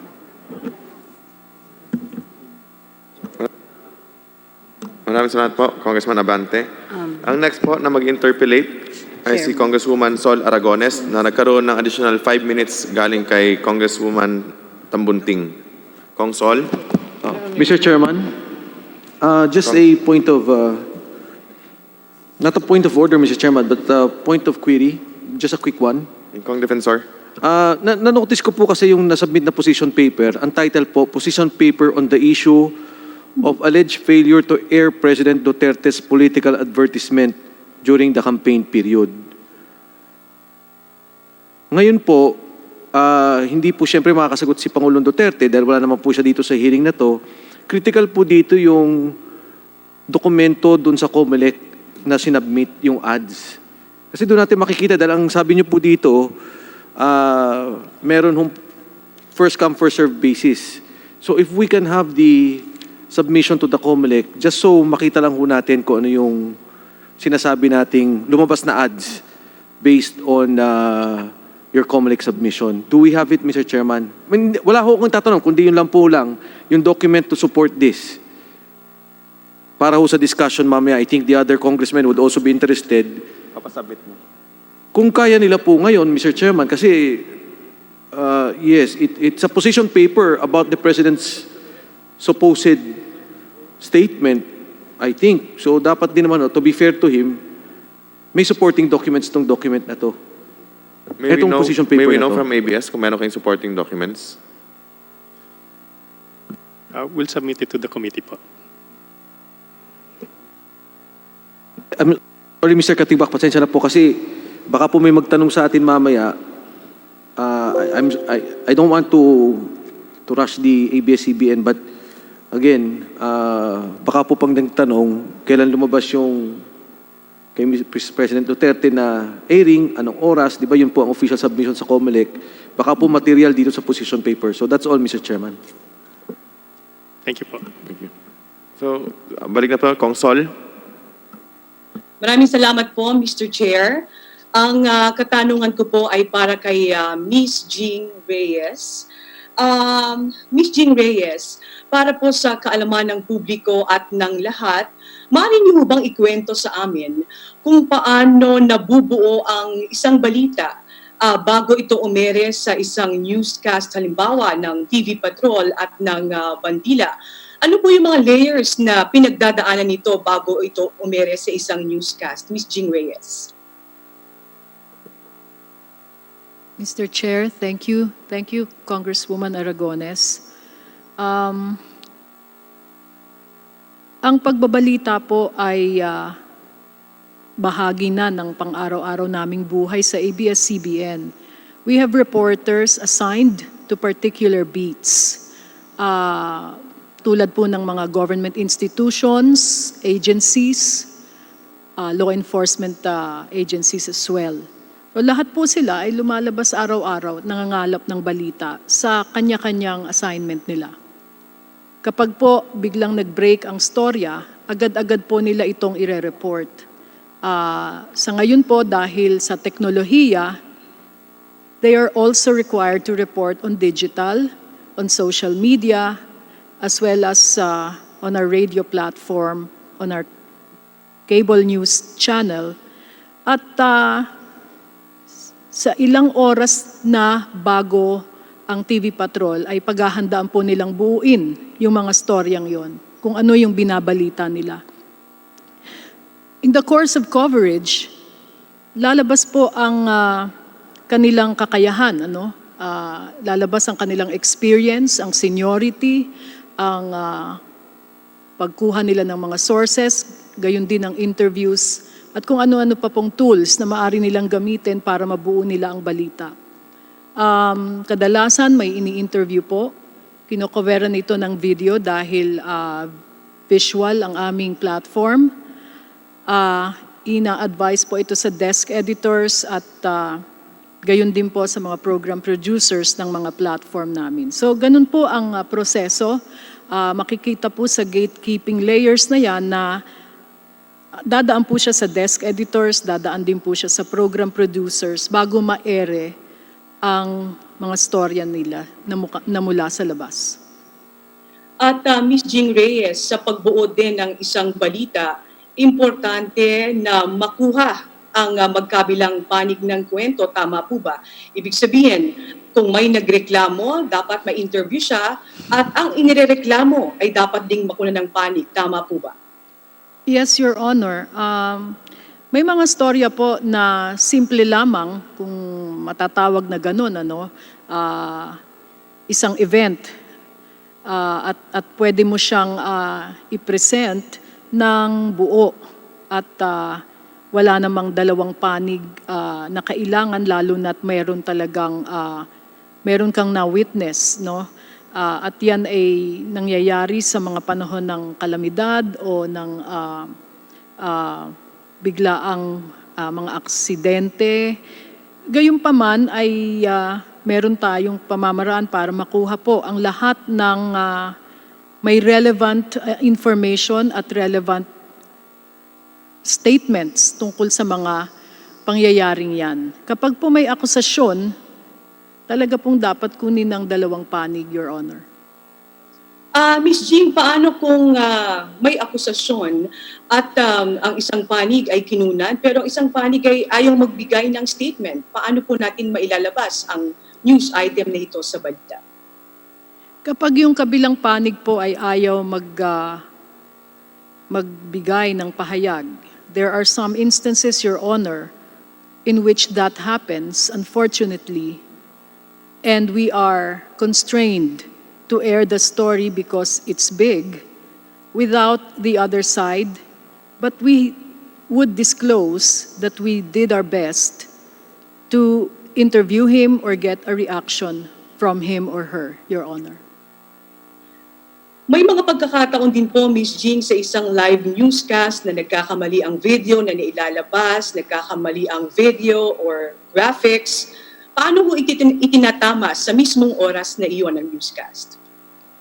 Kapag po nalaman namin agad ang pagkakamali, ay hinahabol po yun within that particular program. Kung ito po ay spelling error or graphics or factual error, maaari po talagang makalusot. Pero kung ito po ay factual error or an inaccuracy and we find out about it during the program, we make sure that we air the correction within the same program po. Salamat po. Pupunta na ho ako sa aking pangalawang katanungan. Sa haba ho ng panahon ng paghahatid ng balita ng ABS-CBN sa iba't ibang platforms nito, may mga pagkakataon po ba na nakatanggap na kayo ng reklamo tungkol sa isang news item na ibinalita sa isang newscast at paano niyo po ito tinutugunan o inaaksyonan? Meron po.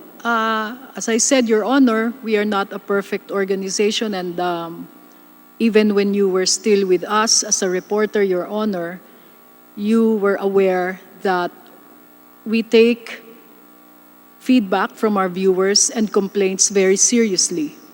I personally would like to state that I take those feedback and complaints very seriously.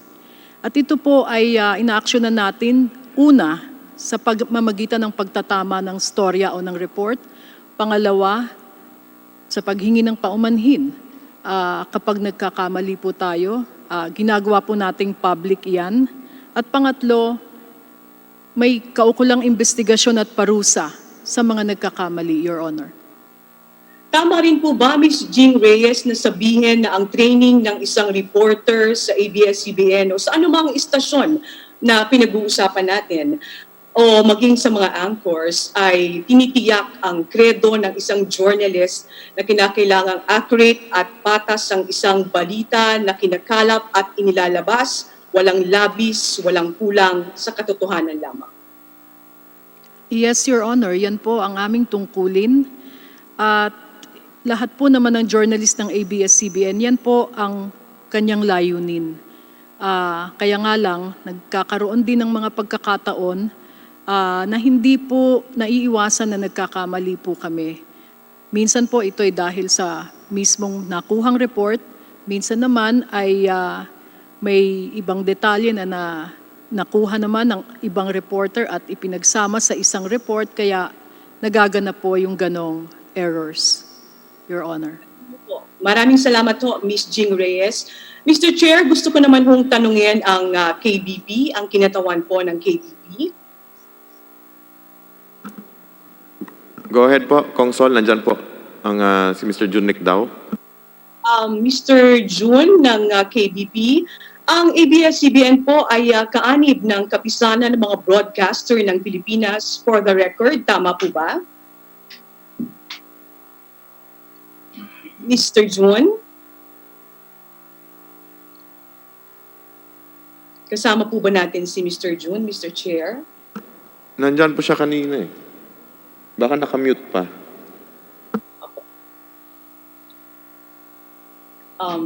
Ayun, na-mute na po. Your Honor, Your Chairman, Your Honor, tama po yun na member po ang ABS-CBN ng Kapisanan ng Broadcast ng Pilipinas. Bilang bahagi ho o miyembro ang ABS-CBN ng Kapisanan ng mga broadcaster ng Pilipinas sa mahabang panahon, paano nyo ilalarawan ang ABS-CBN bilang isang broadcasting company na miyembro ho ninyo? Well, ang ABS-CBN po has been a member of good standing. Very active po sila sa maraming committees, and they're always represented sa board of trustees ng KBP, so they're part of the policy making. Meron din po silang representative dun sa mga iba't ibang committee, lalo na po yung ating quasi-judicial committee, which is called the Standards Council, which investigates concerns. So very, very active po sila, and they've been contributing in a lot to the Kapisanan in terms of their time, in terms of providing airtime also to cover important events for the government. For example, yung pong partnership natin dito sa pandemic, well, before sila masara, they've been together with a lot of members ng KBP, they've been actively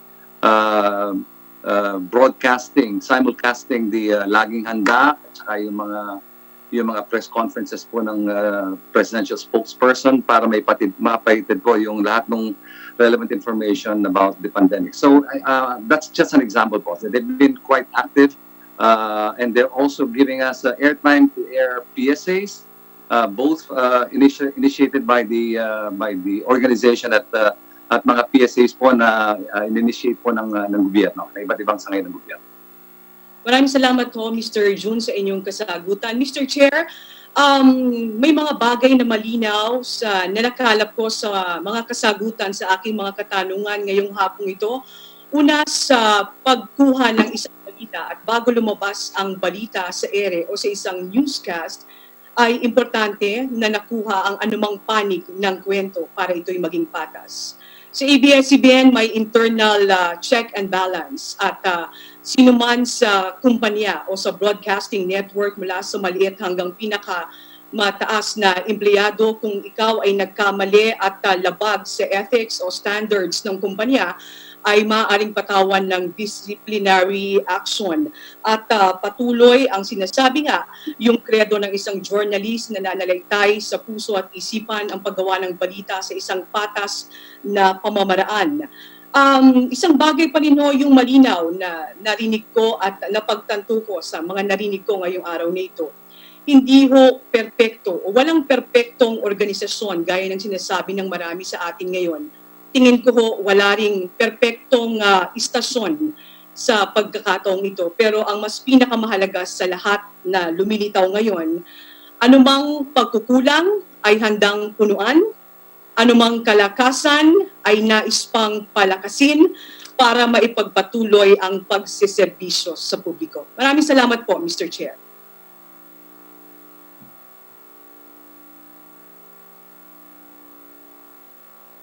Maraming salamat po, Kong Sol.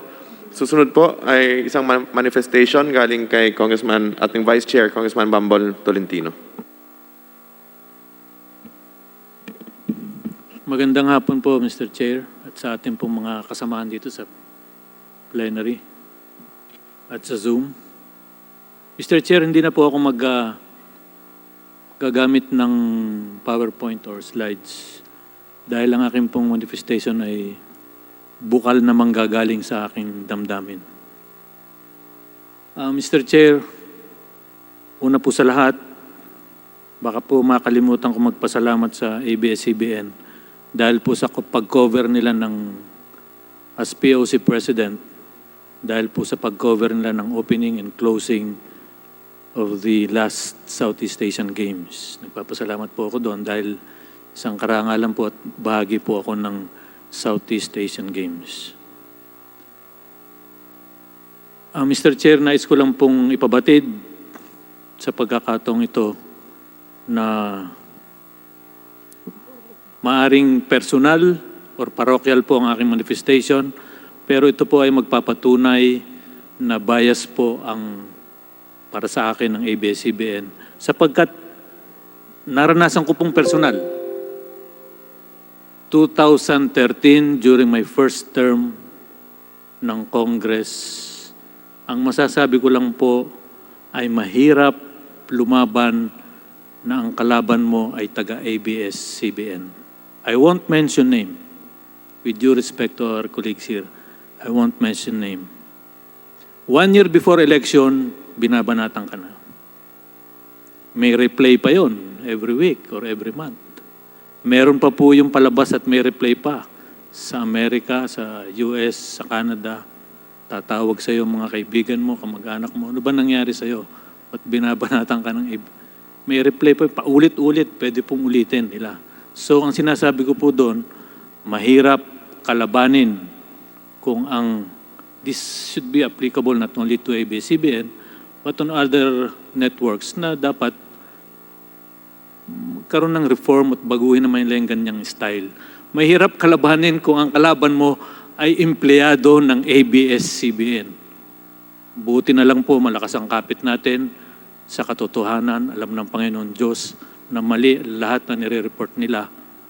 At kaya po ako nandito hanggang ngayon on my third term. Anyway, tapos na po yun. Nakapagpatawaran na po doon. Dadako na lang po ako sa 2016 and 2019 election. 2016 election, sa akin pong kapatid na tumatakbong senador, 3 years before election, 3 years, imagine kung paano po banatan araw-araw.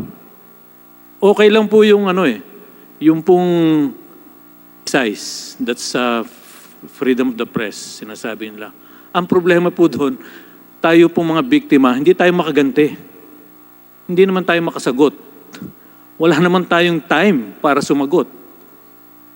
Imagine kung araw-araw kang binabanatan ng below the belt.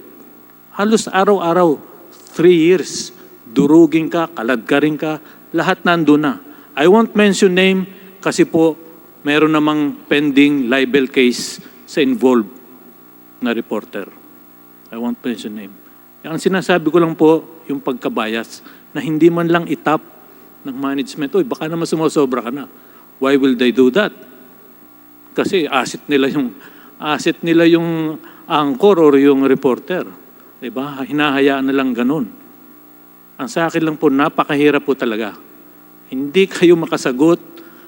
Paano kayo sasagot? Wala namang time. I'll give you an example kung paano kayo sasagot. Ito lang pong COVID, Mr. Chair.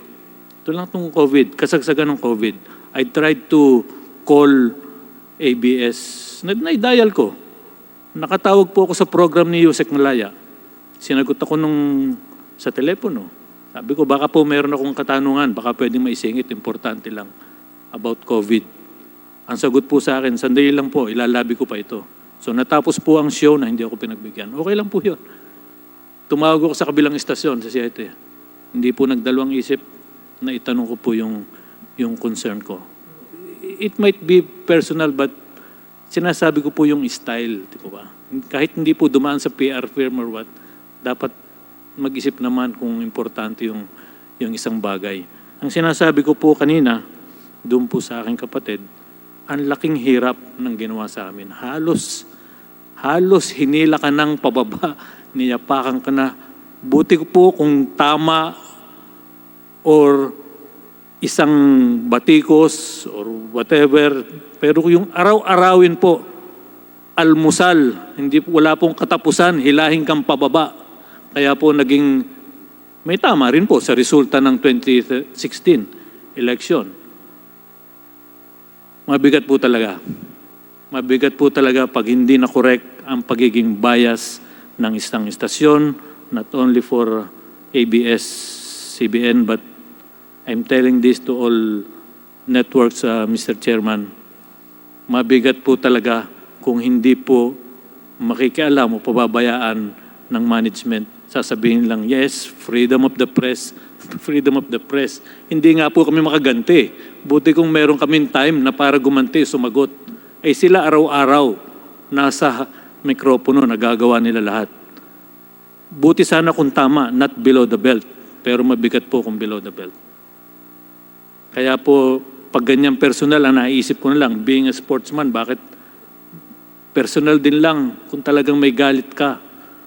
Ba't di natin daanin sa sports, Mr. Chairman? Pwede naman tayo maglaro ng chess, cycling, or maggalwa tayong gloves, magboxing na lang tayo, doon nating daan kung talagang may personal kang galit sa isang tao. Kaya po, Mr. Chairman, hanga ako doon sa mga unang panahon na pag may personal na galit, whether kung saan, dinadaan sa duelo. Yung po bang dating umakbang ng 20, sabay pagtalikod, duelo. Hanga po ako doon sa ganung pag-resolve ng pagbatikos o pagsira ng puri ng isang tao. Pero yung pong gagamitin mong armas, yung pong freedom of the press, at hindi naman po makaganti yung kawawang tao o yung biktima, my God, bahala na po ang Panginoon sa kanila. That's my manifestation, Mr. Chairman, on the biasness of ABS-CBN. Mr. Chair, I don't need an answer from ABS-CBN. Kasi po, akala ko yung sinabi po ni Congressman Marcoleta, he will be inviting some personalities or anchor reporters from ABS-CBN, pero hindi naman po naganap yun. Mr. Katigbak. Thank you po, Mr. Chair. Mr. Chair, gusto ko lang sabihin, as of now, I would like to make a public commitment that any public official will be given airtime on ABS to express their side on any issue that is being raised against them. That is a commitment po by the owners, by the management, and we are instructing our organization today to take note, please, of this instruction. Ulitin ko lang po, it's a public commitment that any public official will be given the chance to air their side po. Salamat Mr. Chair. Salamat po. Kong Defensor. Just for the record, I'd like to commend Mr. Carlo Katigbak for his statement today and for being consistently very cordial, respectful, and honest in his reply to the in his responses to the committee. Thank you, Mr. Chair. Thank you, Mr. Katigbak. Thank you. Mr. Chair, gusto ko lang pasalamatan si Mr. Carlo Katigbak sa kanyang pagbibigay ng assurance sa Kongreso na magiging patas rin ang ABS-CBN, lalo na kung sakali na mapagbibigyan ng panibagong prangkisa. At ito po ay maging babala sa lahat ng istasyon na kailangan po natin na maging patas sa lahat ng ating pagbabalita.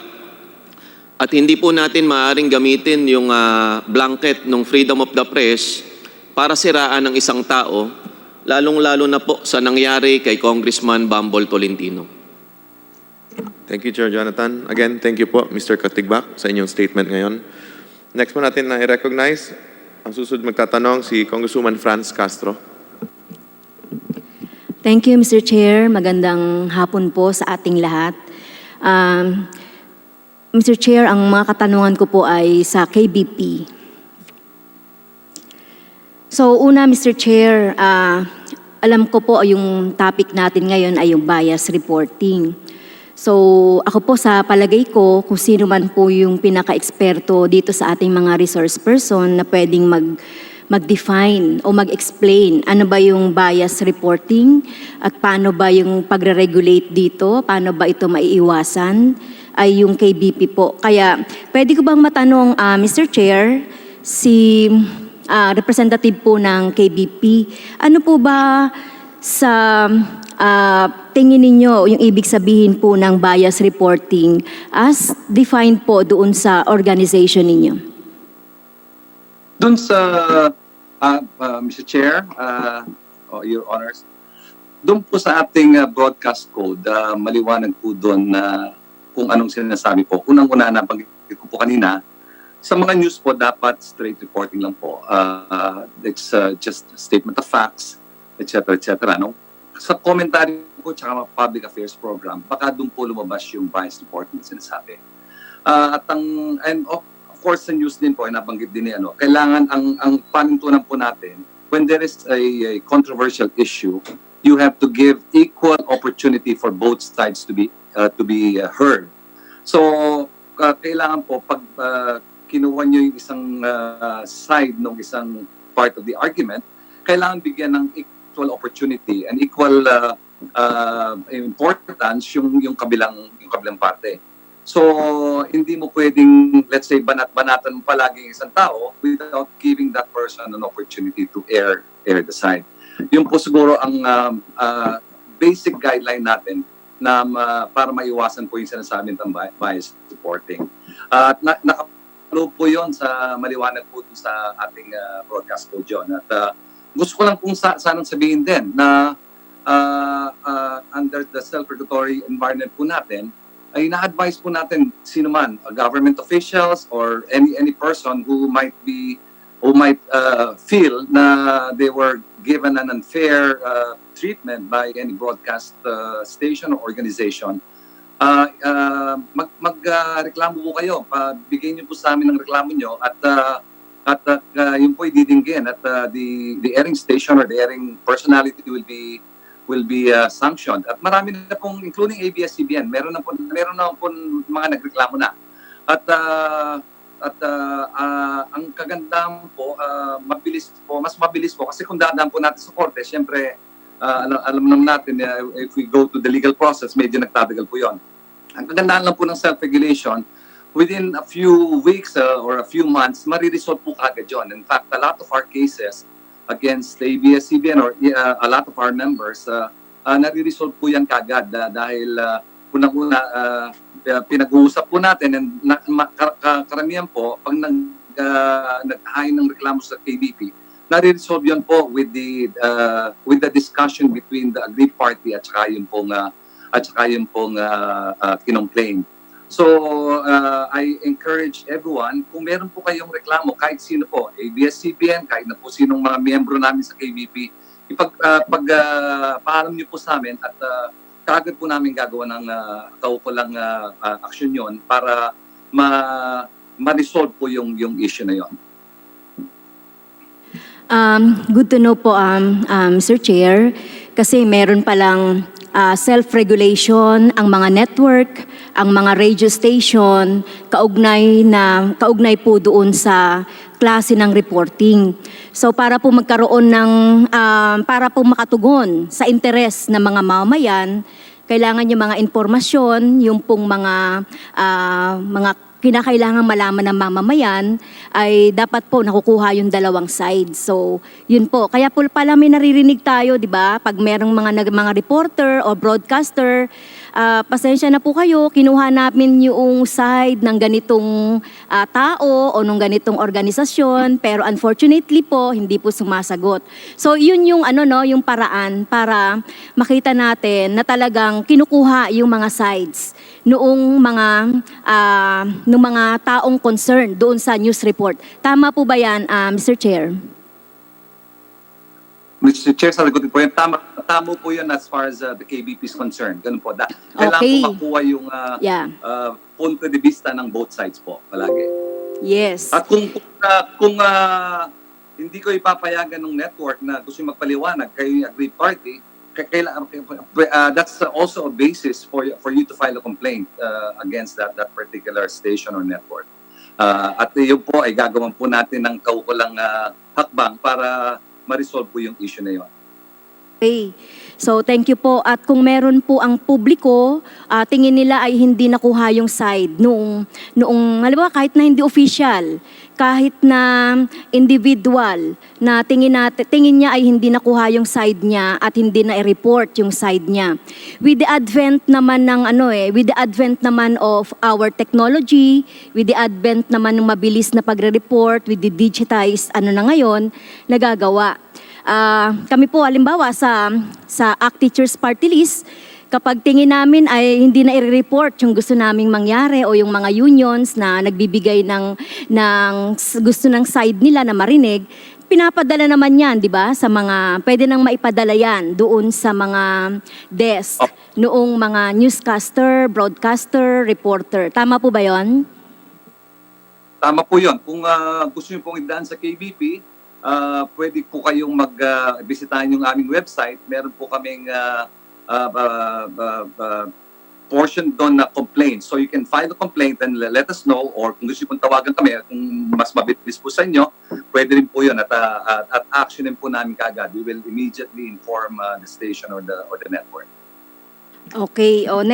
Next question po, Mr. Chair. With regards to ito po kanina yung sa news reporting, mga information na sinasabi natin na kapag meron tayong mga news report, kailangan makuha yung dalawang panig para magkaroon ng balance reporting, di ba? Ito naman po, yung commentaries and opinions ng mga broadcaster. Ito po, ako po ay advocates ng freedom of speech, expression, at syempre freedom of the press. So, meron po bang ganito, halimbawa, kailan po ba nagsisimula at natatapos yung freedom of expression or opinion or speech ng isang broadcaster?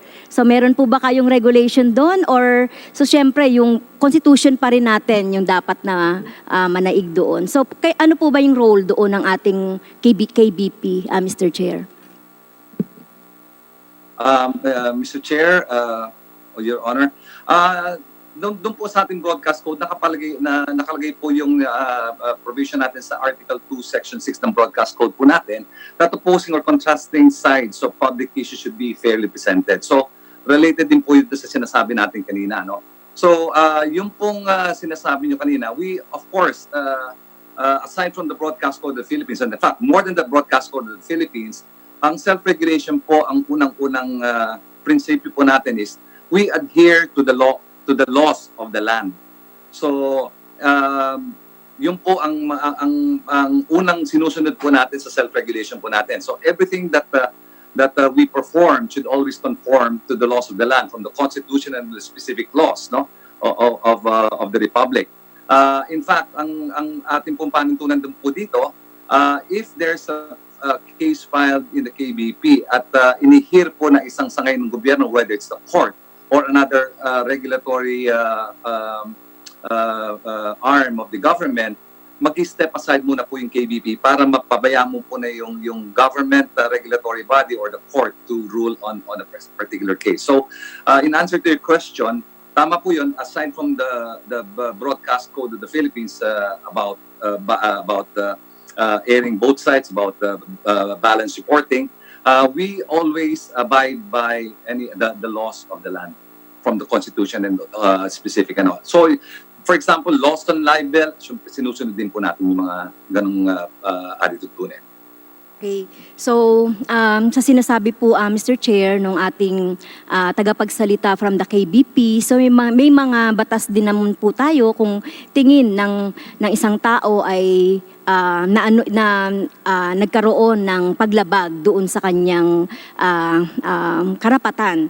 Pero dito po sa sinasabi natin na yung pong freedom of expression, freedom of speech na halimbawa po ay pinapractice po ng mga commentators, ng mga broadcasters. So kayo po, ano po yung regulation na meron kayo dito ang KBP aside pa po doon sa cyber libel or libel na case na pwedeng gamitin? So meron po bang sets of rules or regulations or mananaig po yung ating constitution?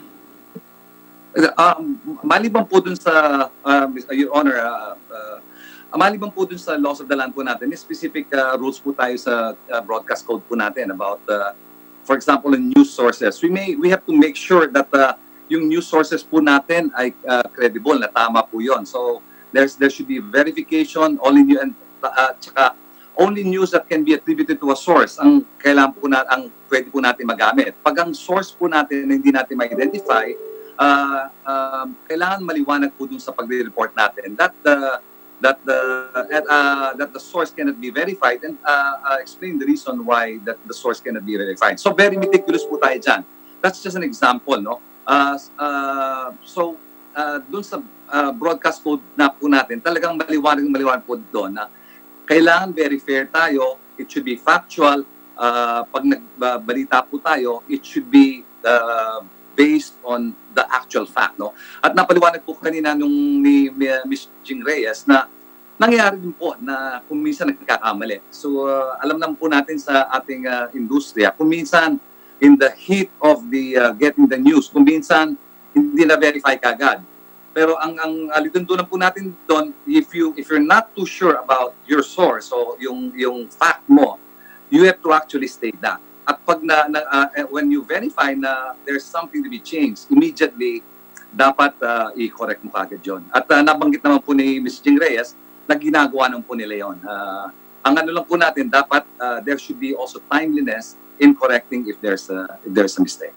By the way, yung sinasabi niyo po about meron pong nagsabi sa akin na kaibigan kong abogado, kumano na po siya ngayon, ang sabi po niya that the right of a person stops when the rights of the other person begin. So and I think that's relevant to laws on libel, no?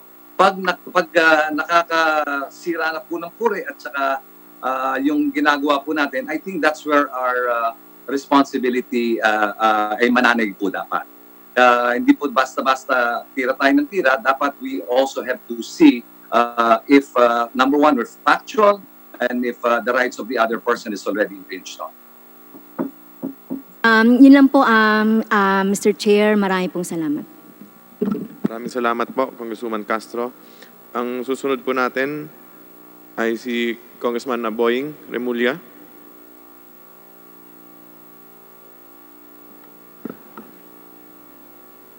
Si ano na lang po muna. Balikan natin si Kong Boying, si Kong Bordado na lang po muna.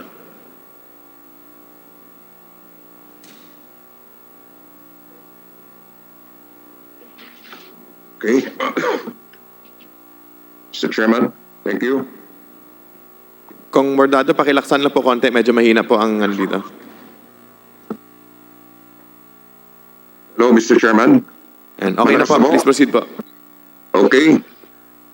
Mr. Chairman, the discussion of whether ABS-CBN has violated the stipulations of its franchise and whether it will be allowed to get a new franchise to operate seems to have become a long-grown issue. But with all the allegations laid out before us, we still go back to the biggest, if not the most important issue, that the broadcasting company is guilty of biased reporting. But Mr. Chairman, can journalism be truly and completely free of bias? As human beings, our way of thinking and perceiving and our understanding of the world are inherently influenced by the kind of culture, environment, and society we grew up in. These factors affect how we come to our decisions and our judgment almost unconsciously.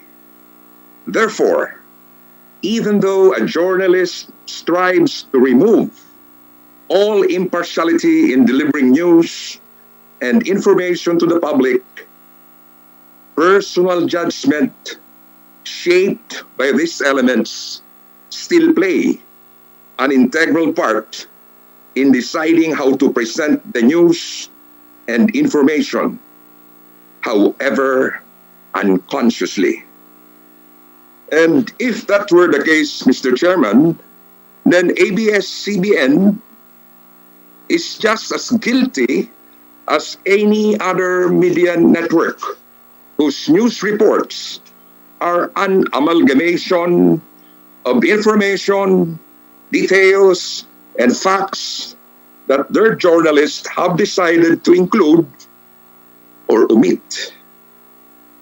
The American Press Institute, Mr. Chairman, recognizes the inevitability of bias in journalism, stating that in the right circumstance, bias need not be a bad thing.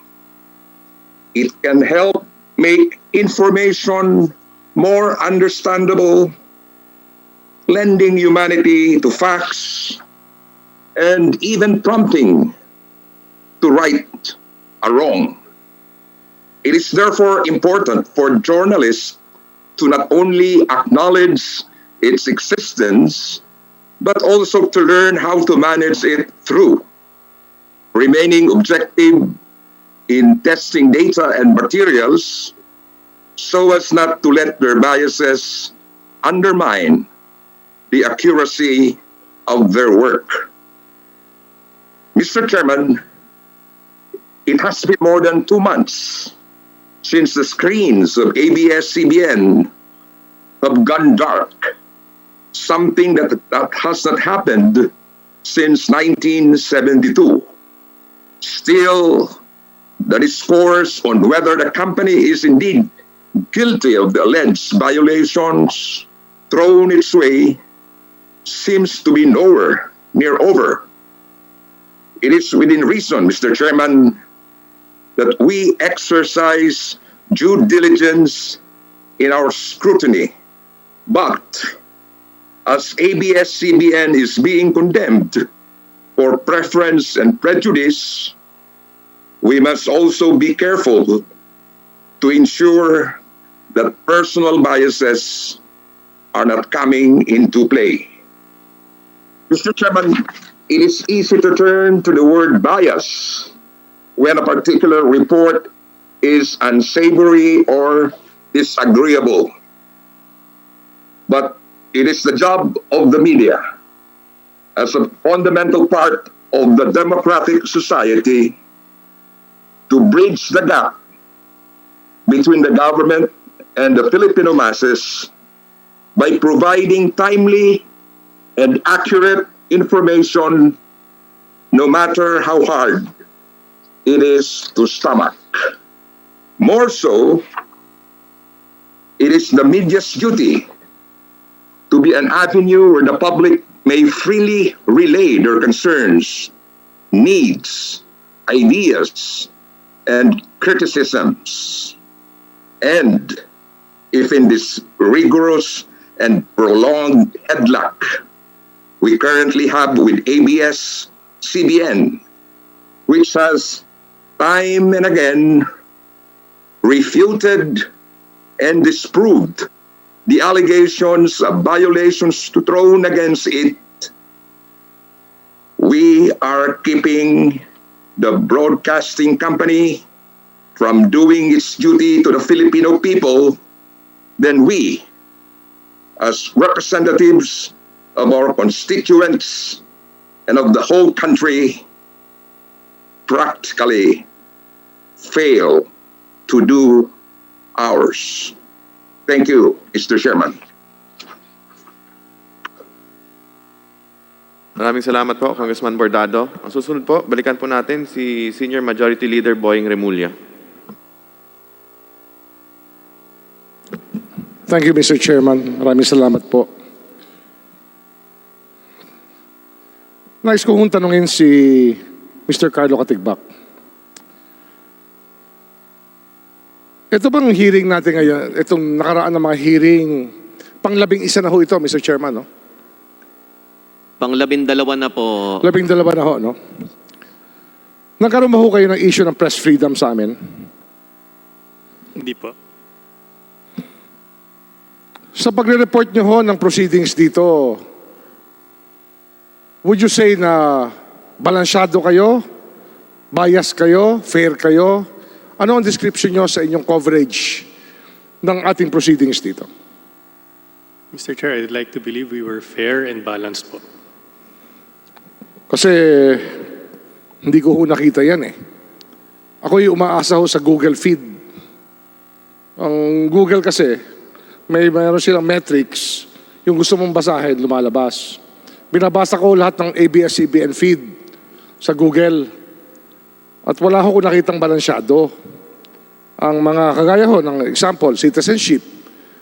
Ang inyong sinabi, Gabby Lopez is 100% Filipino. Hindi nyo naman sinabi siya American citizen. Tapos pagdating mo sa PDR, totally legal. Hindi nyo naman sinabi na may nakikita kaming problema. Pagdating po sa Amkara, sabi nyo meron kayong black time arrangement na ito ay dahilan na hindi dapat isarado ang TV+.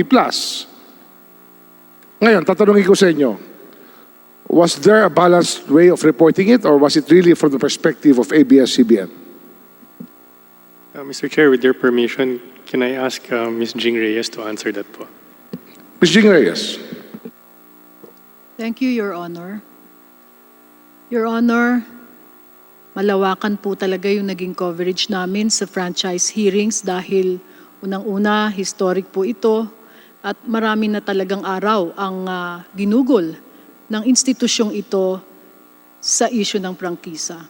Sinisiguro ko po sa inyo, 4 halos ang news teams na nakabantay po sa hearing. At sa loob ng TV Patrol, ang aming flagship news program, ilang beses po naming inilalabas ang mga highlights ng franchise hearing. At lagi pong naroroon ang akusasyon laban sa ABS, ang sagot.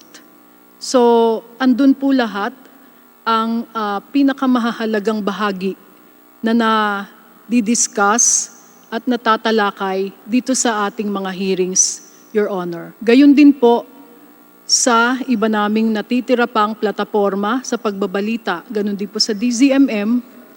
Ang sinasabi nyo, totally fair ang inyong coverage ng hearing na to, na lahat ng nangyari dito, inilabas nyo talaga. Yun po sinasabi nyo sa amin? Yes, Your Honor. Kayo po ay palaging naroon sa aming pagbabalita kahit na po ang inyong maraming posisyon ay hindi pabor sa ABS-CBN, Your Honor.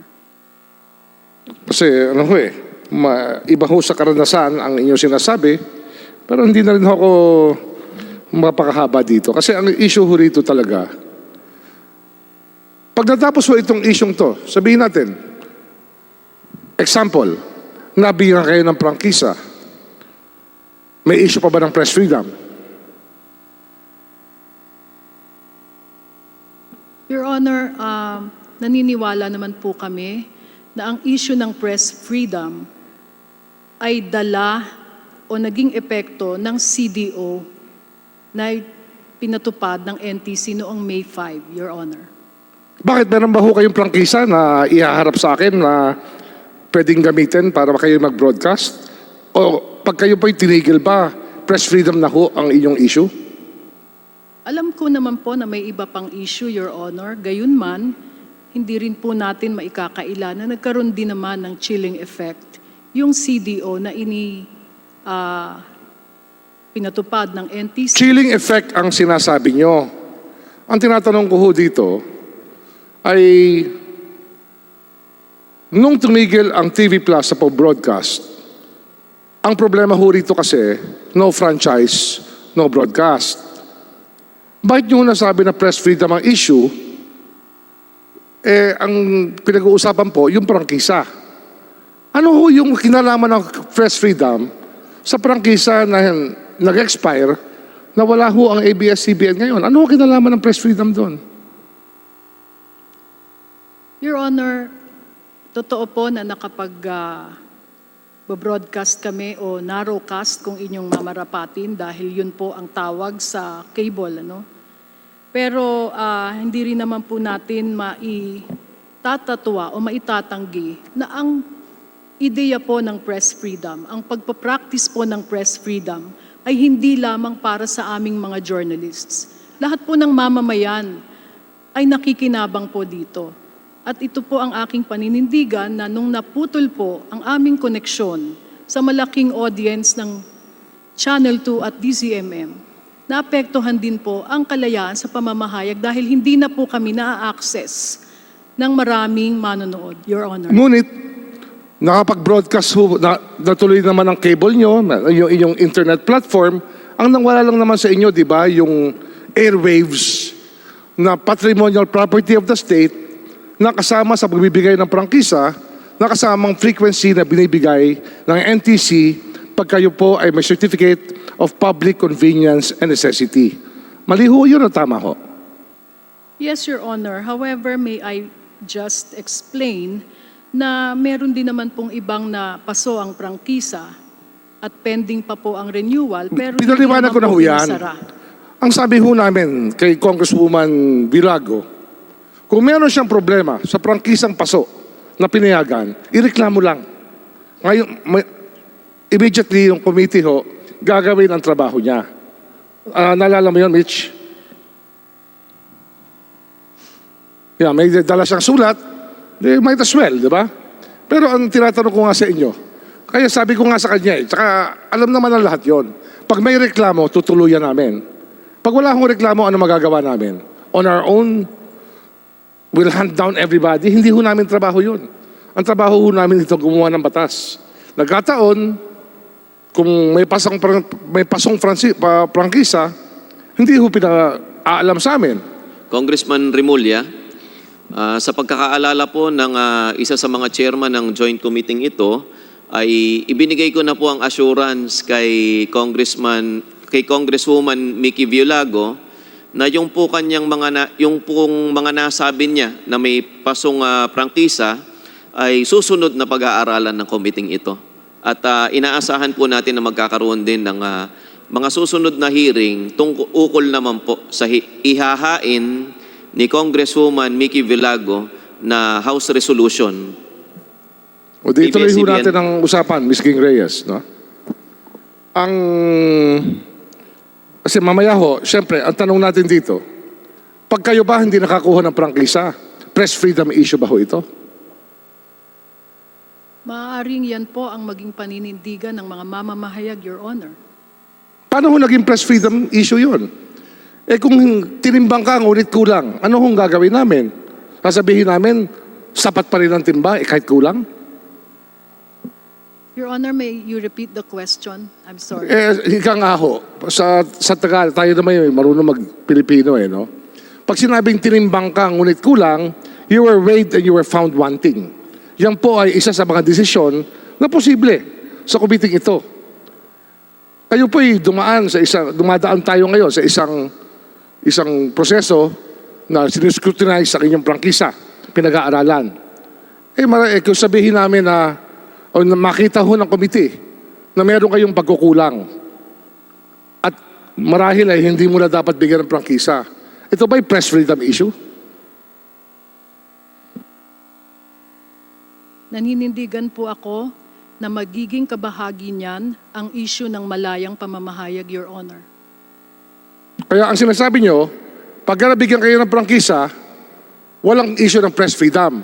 Pag hindi kayo nabigyan ng prangkisa, masama kami dahil nag-violate kami ng press freedom. Iyon po yung blackmail nyo sa amin. I am not blackmailing this honorable body, Your Honor. Ano ang tawag nyo ron? Kasi naririnig ko na kagad. Sabihin natin, hindi tayo matuloy sa pagbibigay ng prangkisa, babanatan nyo kami. Ganon ho yun. No, Your Honor. Hindi po namin kayo babanatan. Sasabihin lang po natin kung ano ang magiging outcome ng hearings ng Kongreso. Kasi siyempre sa karanasan po namin, ako po malapit na mag-senior citizen eh. At since 1987, kaya memorable po sa akin yan, ako po ay kumuha ng bar noong 1987. Graduate po ako ng College of Law sa UP, kumuha ako ng bar.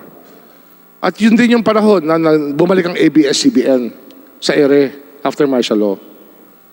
Ang nakalata ko lang po, sinabi ko sa sinulat ko to sa aking post sa internet, sa Facebook, 33 taon. Sinabi ko kay Mr. Mark Lopez to, 33 years na ho. Walang tigil ho kayong tirahin nyo ang gobyerno, ang kongreso, kung sino man. Ang tawag nyo nga sa congressman, di ba ho? Ms. Jing, hindi ba nyo naririnig yun sa mga tao nyo na ganun ho ang trato sa kongreso ng inyong news department at sa inyong public affairs programs? Lagi hong inaalipusta ang imahe ng public servants? Your Honor, malaki po ang respeto ko sa mga tao sa gobyerno. Like journalism, politics, and being public servants is a noble calling. At malaki po ang resources na we devote a big number of our resources to covering government institutions and agencies. Hindi po namin kayo hinahamak o nilalait or ridicule, Your Honor. Ang sarap kong pakinggan yan eh. Pero sa karanasan namin, parang malayo po sa totoo eh. Teleserye o Biscory, sabihin mo sa akin kung mali o tama. Lahat po ng kontrabida, masamang tao, laging congressman, governor, mayor, lagi hong gano'n na lang, ayun yung pinapalabas sa taong bayan. Ginagawa ka ho kami na ehemplo ng kasamaan. Ano ba ho nakain namin o pinakita namin sa inyo na para ang lahat po na naglilingkod sa bayan ay in the service of the Filipino people, ABS-CBN na lang, at yung mga government official, lahat abusado. Bakit ho gano'n ang pinalalabas na ABS-CBN? Your Honor, will you allow me to answer? Opo, kaya tinatanong kayo eh. Opo. Your Honor, with all due respect, hindi po lahat ng aming mga kontrabida ay masasamang government official. Marami po kaming mabubuti. Pangako sa iyo, isa pa lamang, and these are roles of mayors, governors, congressmen po. Ang isang character po na di mabuti, that plays the role of a government official, is in no way po a representation of government officials in real life, Your Honor. With due respect po, Your Honor, marami po kaming mga nanay sa mga teleserye na nang-aapi ng mga adoptive children. Pero hindi po ibig sabihin na lahat ng nanay po sa mundo ay mang-aapi na ng adoptive children or the real children in real life. Yun Mr. lang Chairman, po, Your Honor. ang issue kasi rito, ang nakikita ko, na dapat mapag-usapan talaga, itong bias kasi, ang problema, dahil may mind control po, may control po sa utak ng tao, ang mass media. Kaya sa ating saligang batas, nung ito ay binuo ng mga nauna sa atin, sa mga framers ng ating constitution, ang sinabi na mahigpit ng ating framers ng constitution, mass media should be owned and controlled by Filipinos. Isa pa lang ho yan. Meron po akong sinasabi, Congress shall by law prohibit monopolies in mass media. Ang ibig sabihin, no sa mga debate ho ng Constitutional Commission, lagi ho nilang iniisip ang impluensya ng mass media sa pag-iisip ng taong bayan. Iyon po ang responsibility ng isang network. And this is a great power that you wield that will just make or break the Filipino. And lumalabas po kasi rito, pag very powerful po kayo, para wala nang tigil na inaalipusta na lang ang mga opisyal ng gobyerno, ang mga mamamayan, yung mga government worker. Yung bang, kaya sinabi nyo kanina, lagi kayong may fair reporting. Lagi nyo kung kinukuha yung kabilang side. Ang question, do you even air them? Kasi marami na ho kayo nasaktan na tao. Alam nyo ba ho yun o hindi? Your Honor, may I respond? Yun hong tungkol sa pag-aalipusta sa tao sa gobyerno ay hindi po yan ang aming trabaho. Kung magkataon man lang po na hindi maganda ang aming coverage sa ibang opisyal, ito po ay dahil sa factual basis na nakikita ng aming mga mamamahayag at hindi lamang po ng ABS-CBN, Your Honor. We uncover wrongdoing in many places. Ging. Ano tayo? Huwag na natin paikutin masyado, no? Kasi nagbabulahan na tayo rito eh. Yung mga PR spin na pumapasok sa inyong news and public affairs, wala ka bang idea ron o meron ka idea? Ano po yun, Your Honor? PR. PR? Public relations spin na mga spin doctors. Alam mo yun o hindi?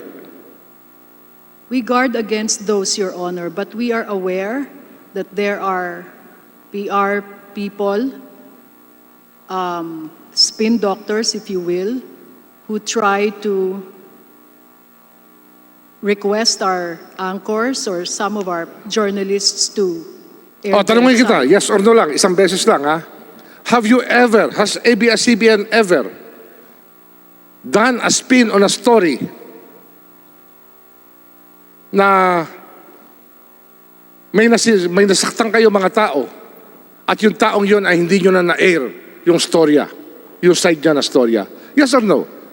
I mean, or meron ba ho? Wala. Meron ba ho pangyayari na yung spin doctor nyo, binanatan ng tao, sinubukang makipag-usap, sinubukang magpaliwanag, hindi nyo ho pinagpaliwanag? Meron ba ho? No. We Never always happened, air. ma'am? We always air the side of... Never happened? Absolutely certain that you've always aired the side of the other side of the story? Absolutely? Your Honor, there are times when the other side is not aired because they refuse to be interviewed or they refuse to give us a statement. That is my point. That is happening not only to ABS-CBN, Your It's Honor, around the but to world. other media. It's around the world. Worldwide too eh. The unbridled power of mass media. Vis-a-vis all other institutions that people, that the world has. Mawa, sa bansa natin, we have the executive, the legislative, judiciary, and we have mass media. That's basically the fourth branch of government. Would you agree with me, Mr. Chairman? Would you agree with me, Mr. Katigbak, that probably the fourth estate, mass media, is more powerful than government itself? I don't think we're more powerful than government, Your Honor. In fact, that's why we're here today, because I understand that our future is in the hands of the government, in the hands of the legislature. Ano ho kasi, when we look at this issue, at pag nag-iisipan po natin how heavy this will weigh on all of us, we look at the country as a whole and the country in the future and how we have become from 1987 till now. Ang ginagawa ko 87 kasi for the past 25 years, kayo ho yung pinaka-monolith eh. You're the biggest organization sa buong Pilipinas on mass media. Di ba tama naman ho yun? The Philippines' largest network. Tama ho?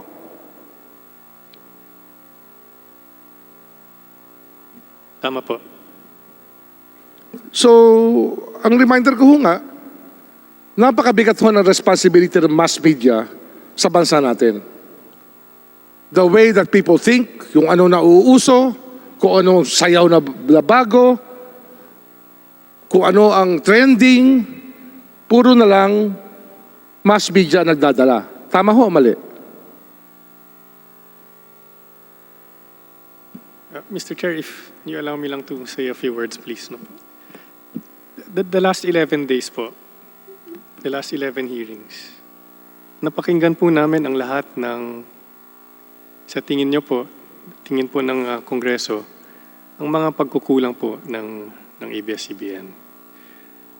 Kami ni Mark po, we have been here 3-4 years maybe, at hindi po namin kayang sagutin ang mga nangyari before our time. Pero hindi rin kami arrogante na hindi po nakikinig sa mga sinasabi ninyo. Alam po namin na maraming kailangan ayusin, i-reform sa ABS-CBN at handa po kami. Pero sinasabi po namin wala po kaming nilabag na batas. Yung nga ho no? Sa Amkara ho, wala kayong nakikitang mali sa ginawa ho ng ABS-CBN? Wala po. Sa tingin po namin, wala po. Nag-post po itong isang, anong pangalan nun? Engineer. Anong pangalan ng engineer? Jeff Canoy. Jeff Canoy, ABS-CBN engineer. Nag-post siya. Malungkot siyang pinapatay niya yung signal ng TV Plus ng June 30. Anong signal na pinapatay niya? Excuse me, Congressman Remulla. Yes, Mr. Chairman. Ang engineer po ay si Romeo Tandok Jr. Ang nag-report nito ay si Jeff Canoy, isang reporter ng ABS-CBN.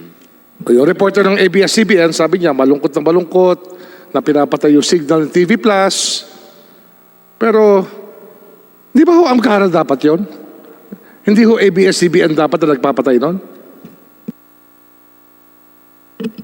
Your Honor, if you allow me to answer, no.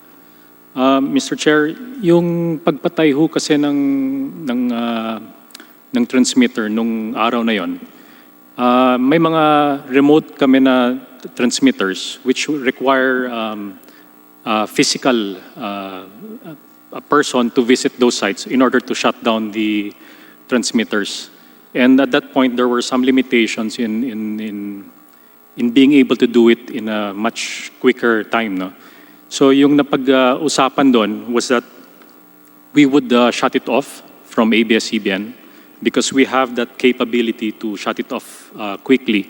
So yun ang naging decision at that point ho. Ano ho to Mr. Lopez, Mr. Katigbak one lie will not cure another Ito kasi, ang sabi nyo, Amkara na ho ang nagbo-broadcast ng signal nyo. Malinamin natin. Totoo ba yun o hindi? Totoo po. Amkara na ang nagbo-broadcast. Sila na ba may-ari ng lahat ng transmitter na gumagana sa kanilang panig ng mundo? Yung equipment po, I think that's the one yung napag-usapan ho, which is still in the process of being transferred. But we are also... Pero hindi pa nalilipat? Hindi pa po. It's ongoing. Ang may-ari pa rin, ABS-CBN pa rin? Yes. Ang lumalabas, nagba-block time kayo sa sarili nyo? Hindi po. Hindi po.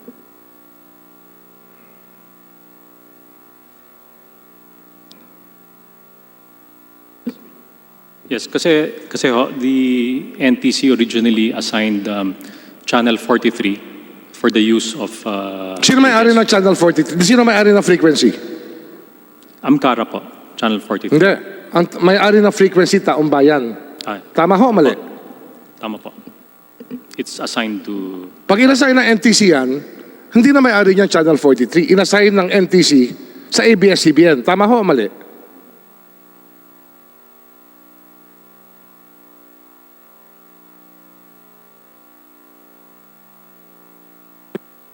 I think may problema yung microphone niya.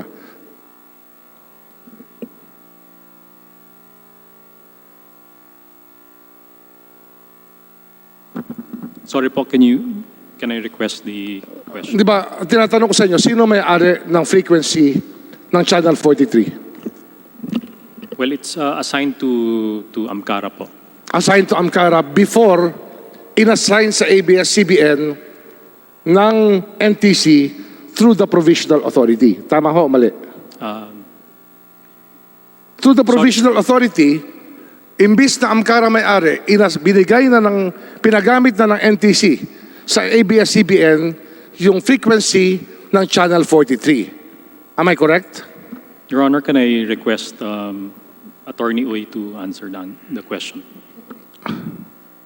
Mr. Chair? Mr. Yes. Chairman. The NTC assigned Channel 43 to ABS-CBN for the simulcast of its... Assign the frequency of Channel 43 or Channel 43? I'm sorry, Mr. Chair? Ano ba yung inassign sa inyo? Channel 43 or frequency of Channel 43? Magkaiba ho yun eh. I don't know the Channel difference. 43 is a frequency. Are we saying that? If we're speaking the same language, I would accede to that. Is Channel 43 a frequency or a station? Para ma-distinguish po natin. Para malinaw po sa isip ng taong bayan. It's a frequency, Mr. Chair. Oh, Channel 43 is a frequency. Sino may-ari ng frequency? Attorney? The state, Mr. Chair. Oh, taong bayan, the state, taong bayan na may-ari ng frequency. Di ba? So under the provisional authority issued on May 14, 2019, inassign ng NTC sa Channel 2, sa ABS-CBN, case number 87-006, provisional authority, inassign po yung frequency, Channel 43, sa ABS-CBN para mag-digital kayo. Correct? Mr. Chairman, yes, that was stated in the provisional authority granted to ABS-CBN. However, Channel 43 was assigned to ABS-CBN even before then, Mr. Chair. And, Attorney, remember, when this was assigned, the NTC was still under the impression, hindi pa nawawala yung impression ng NTC. Hanggang ngayon yata, hindi pa nawawala. Na magkapatid po, sister stations po, ang ABS-CBN at ang Amcara. Kasi naging subsidiary nyo siya for 24 years. Am I correct? 24 years nyo naging subsidiary ang Amcara or 23? ABS-CBN had shareholdings in Amcara for that period, Mr. Chair. For 23 years. 49%. Mr. Chairman. Yes, Mr. Chair. Yes. Yes, Within Congressman Defensor. With the indulgence of Honorable Rimulya, kasi yung punto lang naman po ni Congressman Rimulya kanina is that sinasabi walang violation. So pinoint out niya yung mismong engineer ng ABS-CBN na nag-post na ino-off niya yung signal supposedly ng Amcara. Now, Mr. Lopez is saying no, it was the signal of the other stations na dapat, basically it should have been off since May 5 of this year. But anyway, having said that, Mr. Chair, nakarecord naman po yun eh. Ang pinagtataka ko lang po, yung engineer din kasi, siya rin ang nag-delete nung kanyang pinost. So talaga hindi maalis sa amin at maging sa komite, kasi may nag-send na message po sa atin, kanya-kanyang may nagbigay ng message dun sa pangyayari. But I guess, Mr. Chair, yung pong sinabi ni Congressman Rimulya, nagtawag naman po ng investigation na sa NBI and they will give the respective report given this development. Tingnan na lang po natin doon because I would think, Congressman Rimulya, that ABS-CBN would assert na hindi mali yung o hindi yun violation at wala silang ginagawang violation. But from your observation, and I agree with your observation, in this particular case, na dito sa engineer ng ABS-CBN, may konti po ako nakikitang kamalian. Tingin ko talaga, yung assertion namin dati pa na ginagamit yung signal, ginawa niya. Kasi kung hindi, bakit niya po binaba? Bakit niya tinake down yung kanyang pinost? So, that's it, Mr. Chair. I just wanted to put the discussion again back on track on the points being raised by the Honorable Rimulya on the question of the political bias, Mr. Chair. Attorney Maxi, no? Maxi ba? Yes, Mr. Chair. Ang tanong dito, ang Amcara and ABS-CBN was together until 2019 As a subsidiary ba? Tama ba, Attorney Maxi? I don't think it qualifies as a subsidiary, Mr. Chairman, because ABS-CBN had a minority stake only. Bakit ho nag-oopisina ang Amcara sa ABS-CBN that whole time? Mr. Chair, the stockholders of Amcara elected as directors of Amcara persons who were also officers of ABS-CBN. Which is Mr. Gabi Lopez and Mr. Freddy Garcia. At some point, Mr. Chairman, yes. At sila rin ang pumipirma ng FS nila. Financial statement nila, di ba? Sa inyong reportorial requirements, sila pumipirma para sa Amcara? Well, not necessarily the president or the chairman. 2016. Hindi nyo ba alam yon? As regards the signatory of financial statements, Mr. Chairman, it's not necessarily the president or the chairman who signs those, Mr. Chair. Di ba? May pirma sila, di ba? I'm sorry, Mr. Chair. May pirma. Yung nakita ko dati na financial statement ng Amcara, nakapirma ron, naka-certified doon si Mr. Gabi Lopez saka si Mr. Freddy Garcia. They were officers before, Mr. Chairman. So nag-oopisina sila sa inyo, sila ang pumipirma ng financial statement, ang lahat ng equipment na Amcara ang ABS-CBN ang bumili. Except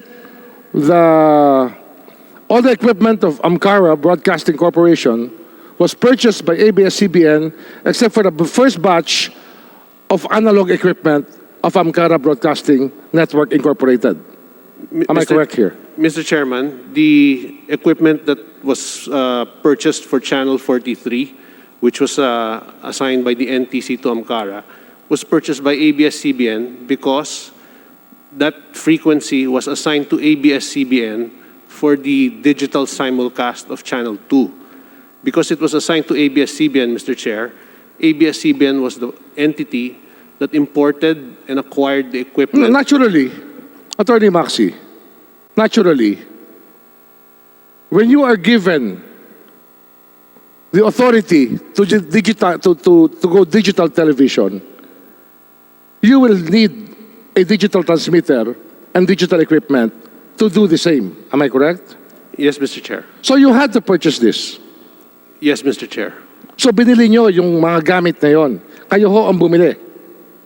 ABS-CBN, yes, sir, Mr. Chair. Hindi Amcara ang bumili. Yes, sir, Mr. Chair. And at hanggang ngayon, hindi pa rin Amcara ang may-ari ng equipment. It's in the process of being transferred, Mr. Chair. The documents have been executed, except that due to the quarantine, the documents were not submitted to the NTC for its approval. But the documents have been executed, Mr. Chair. Pero Attorney Maxi, 24 years, almost the whole time, hanggang itong the whole 2020, hanggang sa life ng Amcara, kayo po yung black timer ng 21 hours a day, 7 days a week, for 25 years. Kayo po yung black timer ng Amcara. Ayun ang inyong posisyon. Am I correct? Yes, Mr. Chair. Pero walang investment na bago ang Amcara sa equipment. I'm sorry, Mr. Chair, I didn't understand. Hindi kasi, hindi ka ba nagtatagalog? Hindi ka nakakaintindi? Hindi po, nakakaintindi po. Hindi ko lang po naintindihan yung sinabi nila. O sige, ulitin natin. Ang gamit ng Amcara nanggaling sa ABS-CBN. Ayan ang inyong sinasabi sa amin. The facilities of Amcara, gusto mo ba may English accent pa? American accent, gusto mo? Sorry po. Hearing suspended for a few minutes.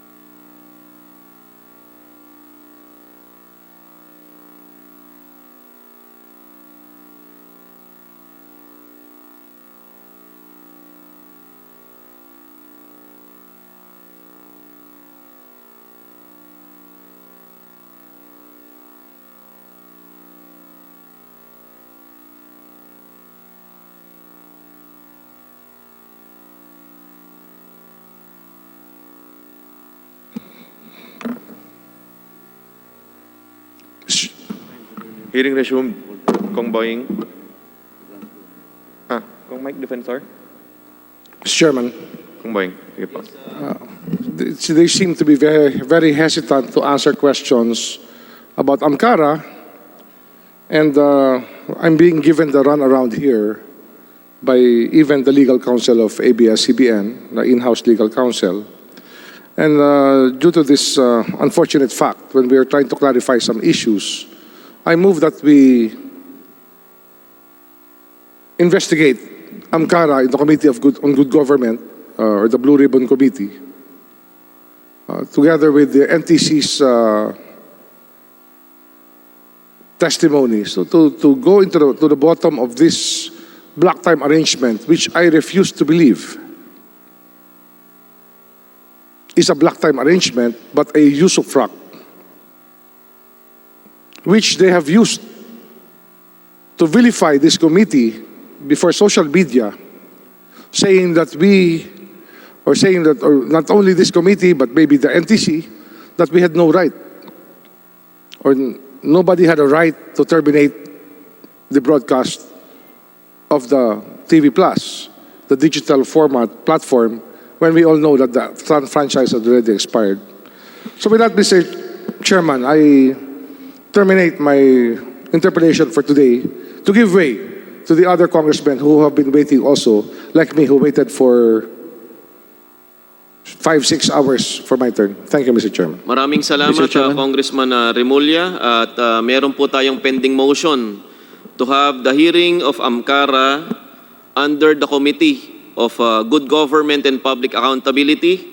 Yes, Congressman Mike Defensor. On the motion for the continuing investigation in the Committee on Good Government, I second the motion, including, Mr. Chairman, the other topics that are to be continued in your Committee of Good Government, Mr. Chairman. There's a motion, duly seconded. Hearing no objections. Motion is carried. Magkakaroon po tayo ng hearing para sa Amcara sa Blue Ribbon Committee.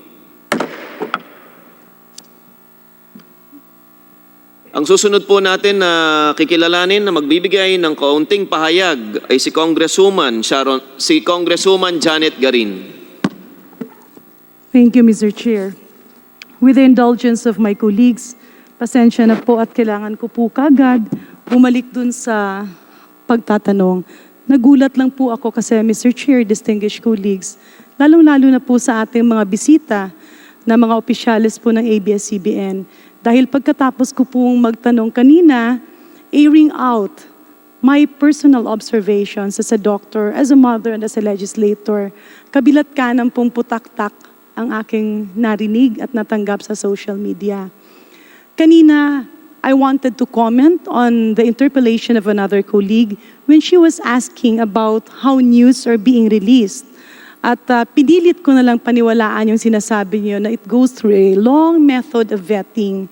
Mr. Chair, if I may be allowed, there is something circulating in social media now, and we request the Secretariat to please play it.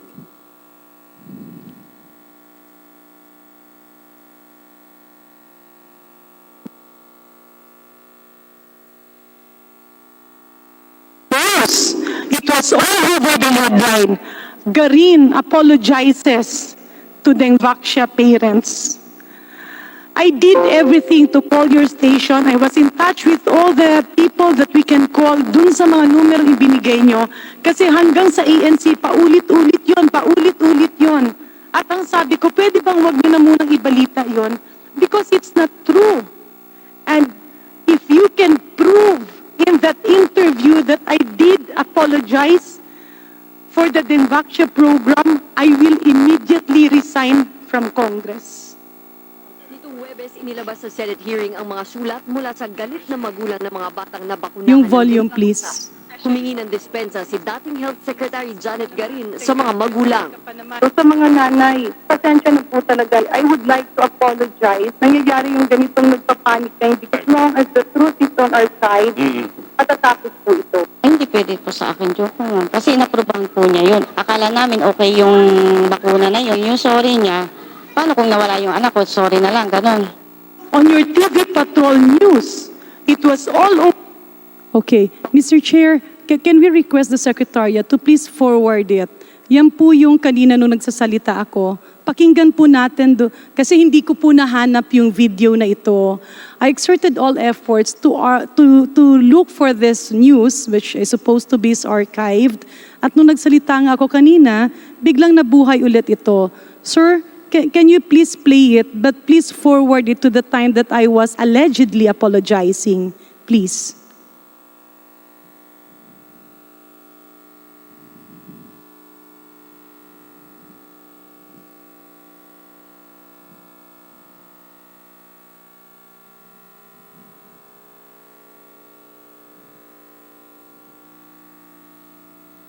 Paki-play po.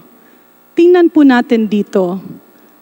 At mula sa galit na magulang ng mga batang nabakunahan ng Lengvaxia, humingi ng dispensa si dating Health Secretary Janet Garin sa mga magulang. So, sa mga nanay, pasensya na po talaga. I would Pause, like please. to apologize. Please pause. Okay.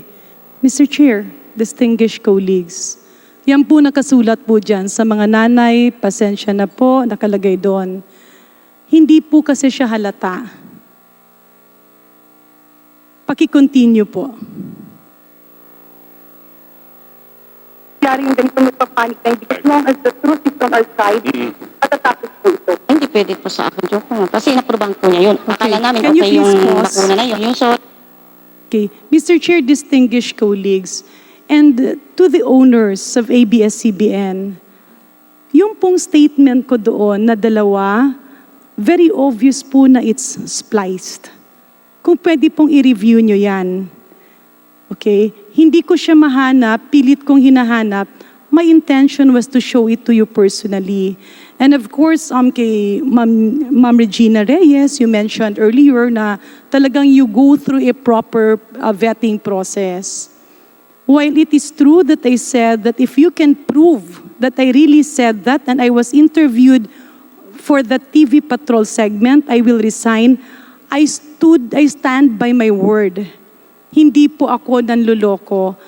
Mr. Chair, pasensya na po, nag-request ako na i-play ito dahil kung titingnan mo dyan sa lumalabas ngayon sa social media, parang galit pa ako. Pero alam na alam niyo po na hindi ako galit. I'm coming out because we want to correct things. I'm not saying that it's your fault. Ang dami ko pong kaibigang media.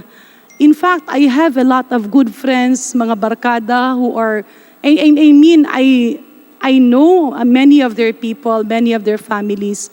If you look at that news, obvious kasi na in-splice. Unang-una, that interview in TV Patrol was never conducted. Hindi po ako in-interview ng TV Patrol kagaya ng lumalabas dyan. Talaga pong haka-haka yan. Pwede niyo po ba ma-research kung saan po nagsimula, alin po bang forum na nagsasalita ako dyan at tila obvious na hinati at pinagdugtong.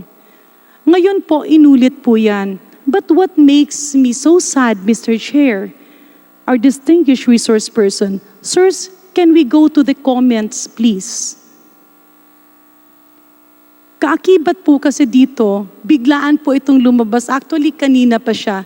A few minutes after I interpolated, lumabas ito. And I'm very sad that in the comment section, it's full of hatred.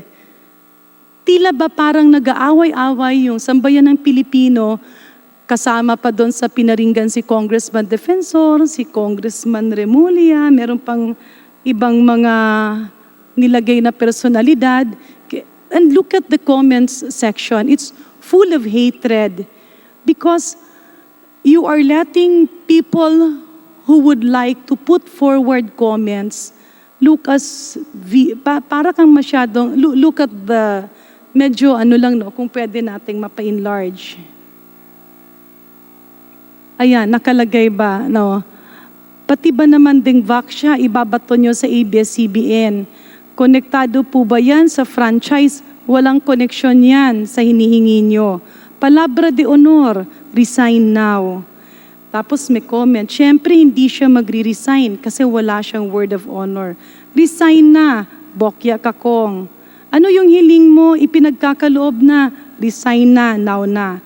Resign na, paulit-ulit yan, nakakahiya. Mr. Anong Chair. pinaglalaban mo? Okay. Yes, Congressman Defensor Santiago. Mr. Chair, correction. Can you strike off the record Santiago from my last name, Madam Com Secretary? No, but the Honorable Garin, actually po, we've been getting that for the past month. So, wala naman po. I don't take it personal. I know where you're coming from. I understand that. Pero, ayan po yung reality naman ng social media.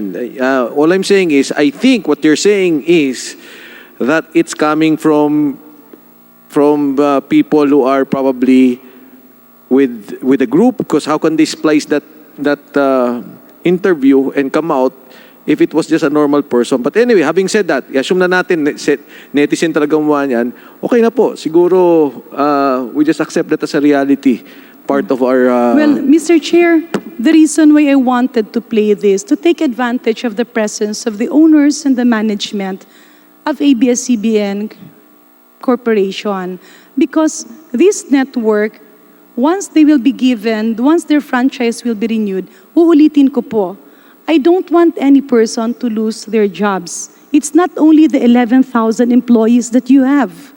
There are collateral businesses, yung drivers nila, yung katulong nila, yung nagbebenta ng mga pagkain doon, yung makeup artist nila, yung mga scholars nila, marami pang iba. But the reason I was trying to open this up, sana para magkaroon ng pagbabago.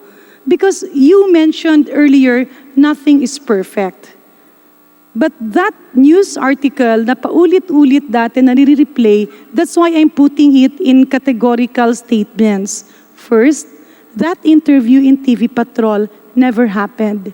For 3 straight days, while my father was fighting for his life, ang pakiusap ko lang is hanapin yung original na tape kung saan yan nanggaling para malaman natin na hindi totoo.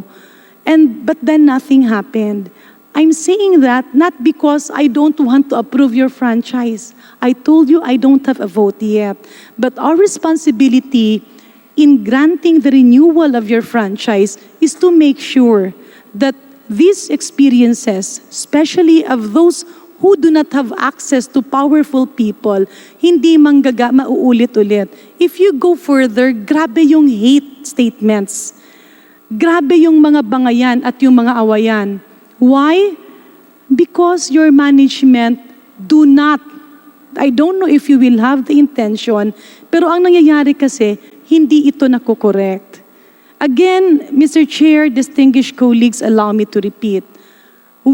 Everybody here, we all don't want anybody to lose jobs, especially at this point of a pandemic.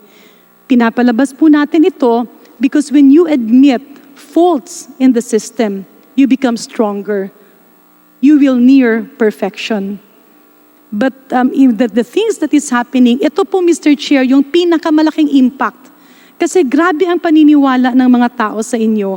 If you will say, ito ang gamot ng COVID ngayon, many people will follow. Pag sinabi nyo, wag nyo itong gawin, naniniwala ang sambayan ng tao. And if you look at the comments portion, you can see the huge influence that you have. I opened that up because vaccination is a very tough job. If we vaccinate people, we reap the fruits of what we do after several years. Sa isang iglap, pwede mo rin siyang mawala.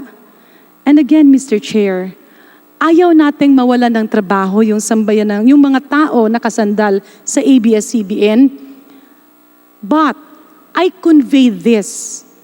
Hindi ko naman alam na ganun pala grabe, no, ang mga nakikinig or may mga network or mga nagmamanman. But if you are going to look into that, trace the original interview. Unang-una, pasensya na po, uulitin ko, that interview in TV Patrol was non-existent. How can I do that? I was inside the ICU with my father fighting for his life. If I was emotional earlier, it's because I see people whom I've worked with na hindi makapaglaban-laban. And I know that you can be the instruments in redeeming their names and their dignity. I am not maligning your company. I am making this an appeal. na kung merong mga doktor na naglaban-laban, kung merong mga doktor na may mga sama ng loob sa iba, or kung merong isang doktor na masyadong malawak yung kanyang ambisyon, wag na wag natin silang payagan na gamitin yung istasyon nyo. Because you have a huge responsibility. You have a great influence. You can make and unmake people. For me, I will survive because my constituency knows the truth.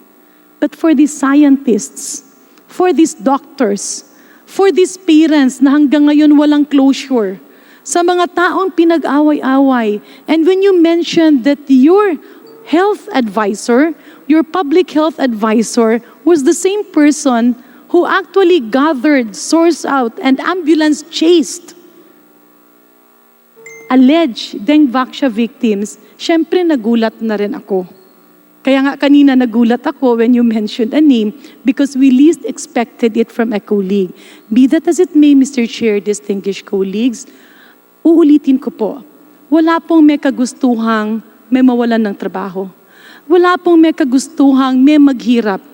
Mas awang-awa kami doon sa mga empleyado nyo because they cannot survive. Most of them, some of them will.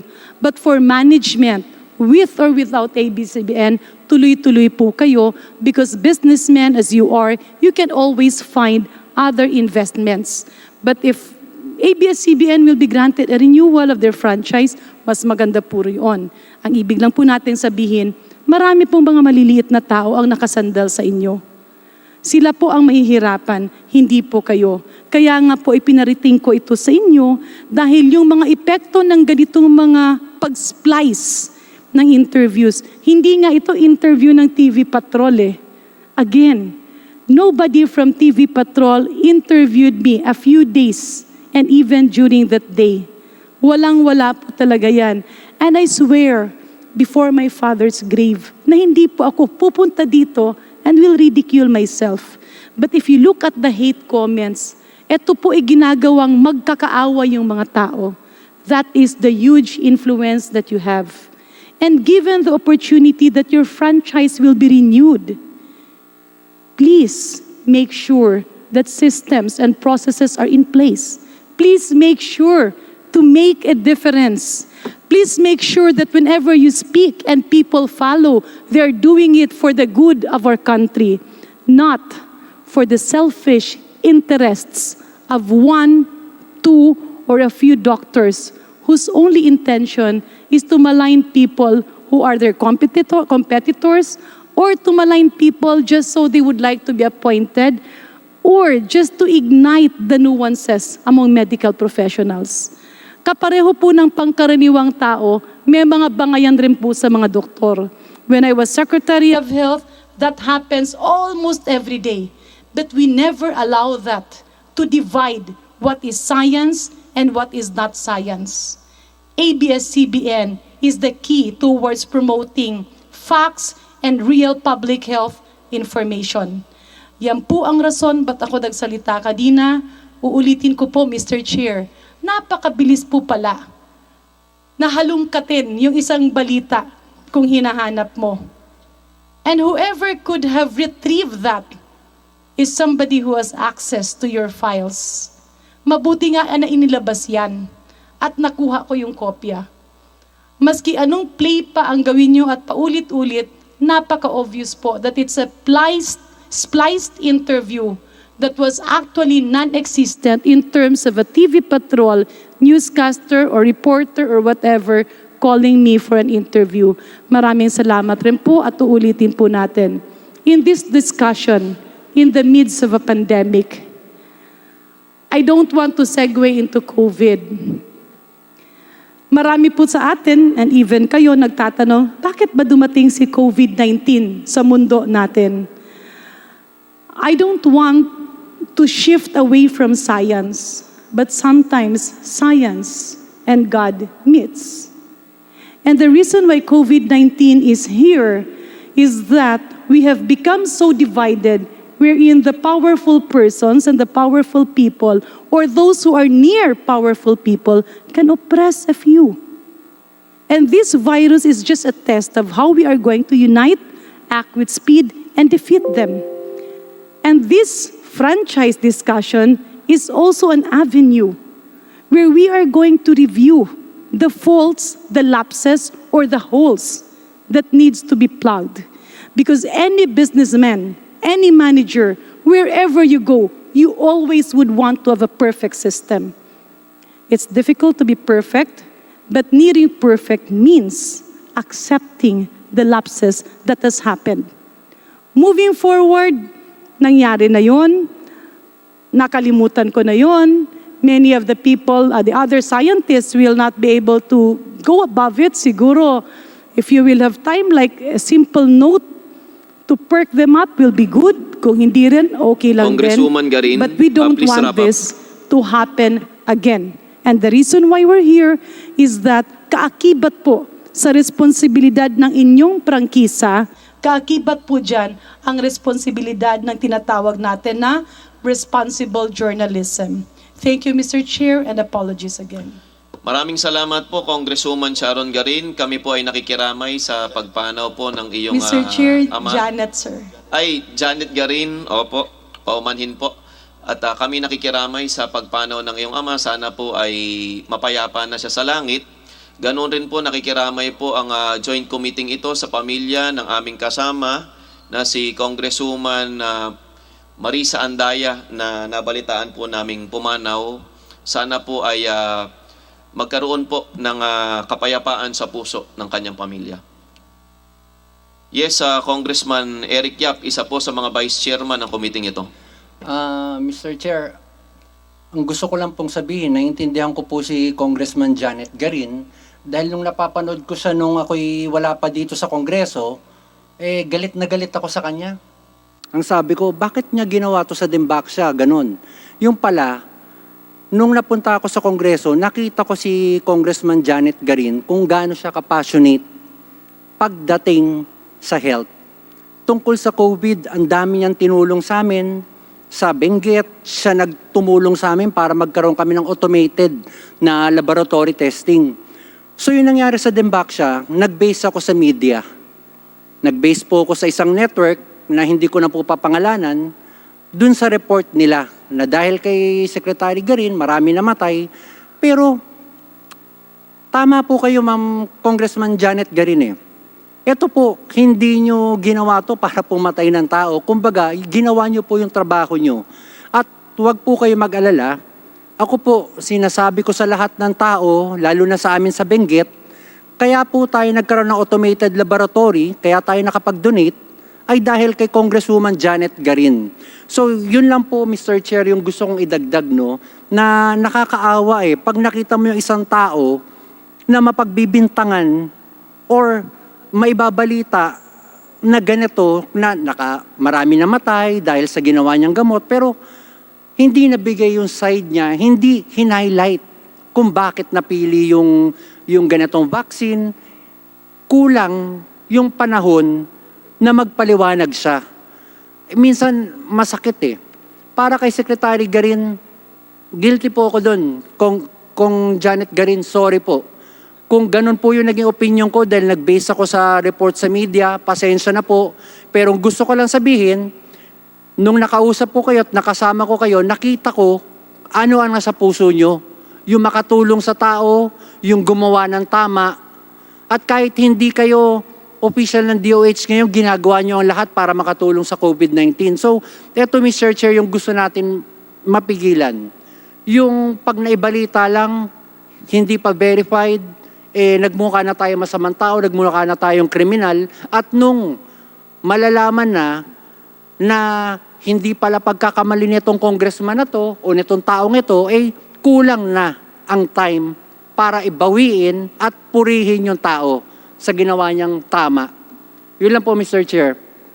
Thank you. Maraming salamat, Vice Chairman Eric Yap, Chairman po ng Appropriations Committee ng House of the People.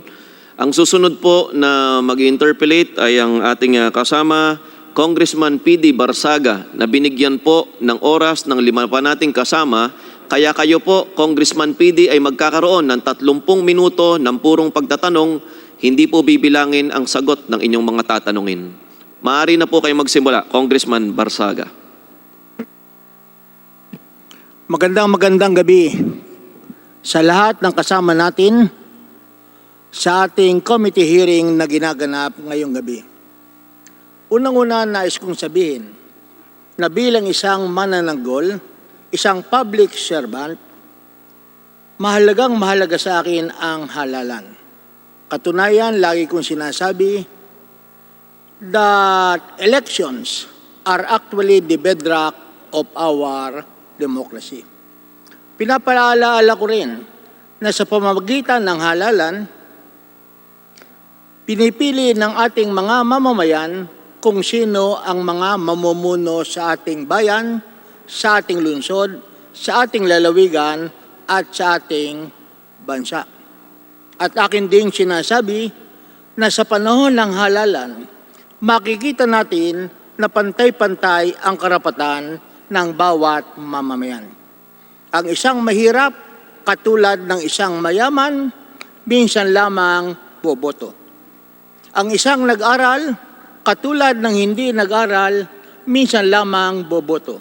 Ang mga kawani, katulad ng kanilang mga amo, minsan din lamang boboto. There is equality of right insofar as elections are concerned, because whether you are rich, whether you are poor, whether you are educated, whether you are uneducated, isang beses lamang ang inyong pagpili sa manunungkulan sa ating bayan.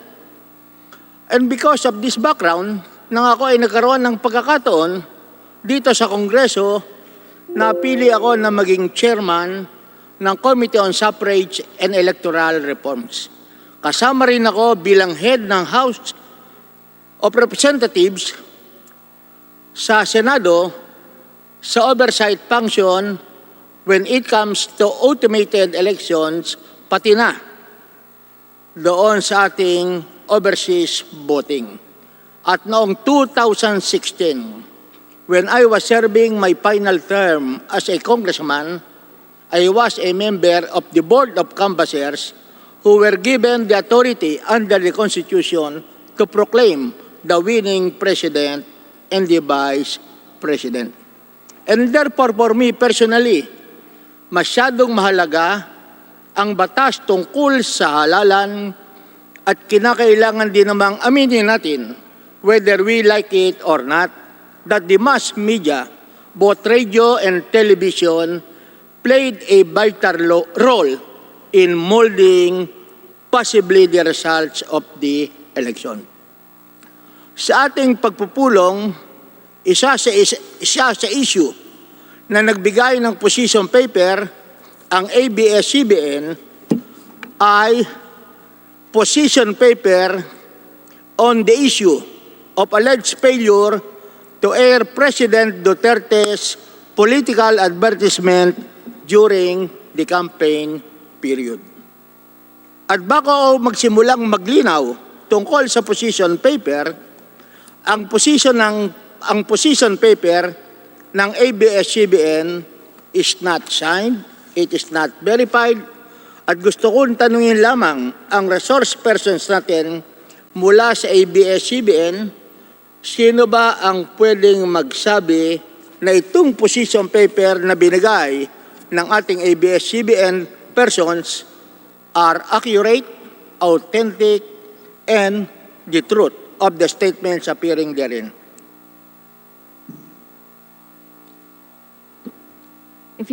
May I be recognized, Mr. Chair? I submitted the position paper, Your Honor, and it was accompanied by a cover letter. Kaya ko lang nililinaw to sapagkat itong position paper ay walang signature, walang pirma. So, do you confirm under your present oath about the true and veracity of all the statements appearing in this position paper which you have submitted? Yes, Your Honor. Okay. Maraming salamat. Mahalaga ang political advertisement. Maswerte lamang tayo na noong nagdaang halalan, ang lamang ng ating Pangulo ay masyadong malaki. Ngunit kung ang nanalo sa pagkapangulo, ang lamang-lamang niya ay 50,000 sa runner-up at sasabihin noong kandidato sa pagkapangulo who garnered the second highest number of votes na kaya siya ay natalo lamang ng 50,000 ay sapagkat hindi naiyere ang kanyang political advertisement sa mga lalawigan. You can just imagine what would be the repercussions. May mga protesta sa kalye, there will be followers on both sides, there will be chaos, there will be anarchy, at siguro hindi na natin kayang maisip kung ano ang mangyayari sa ating bansa. And it is in this context na sa akin personally, mahalaga talaga ang pag-e-ere ng political advertisement, pati na ang dahilan kung bakit hindi na-air ang mga political advertisement. Unang-una, na magkaroon ng hearing sa Senado noong ika-24 ng Pebrero 2020, inamin ng ABS-CBN ang kanilang hindi pag-eere ng political ad ng ating Pangulo. Is this correct? Tama po ba to? Tama po, Yes. Tama po, Mr. Chair. As a matter of fact, during that hearing, humingi din ng paumanhin si Ginoong Carlo Katigbak sa ating Pangulo dahilan sa hindi pagkaka-air ng kanyang political advertisement. At base rin sa inyong position paper, ang hindi na-air na political advertisement ng ating Pangulo ay yung sa probinsya. Tama po, Mr. Chair. At base rin doon sa hearing sa Senado, sinabi rin ni Big Subiri nang siya ay tumatakbo sa opposition in 2013, he had the same experience. Totoo po ba yun? Sinabi ni Big Subiri doon sa hearing na yon that he has the same experience when he was running for the opposition under the United Nationalist Party noong 2013. Hindi ko po maalala yung exact year pero may binanggit po si Senator Zubiri. Tama po, may binanggit po si Senator Zubiri. Hindi ko lang po matandaan yung taon. At nabanggit niya, ganyan din ang naging karanasan ni Senator Sherwin Gatchalian, pati na ni Senator Francis Tolentino noong 2016. Inaamin ba to ng ABS-CBN na yung mga political ads ng mga senador na aking nabanggit ay hindi talaga nila naiyere? Opo. Okay. So sa madaling sabi, yung hindi pag-eere ng mga political advertisement ng mga kandidato sa national positions, masasabi ba nating pangkaraniwang nangyayari sa ABS-CBN?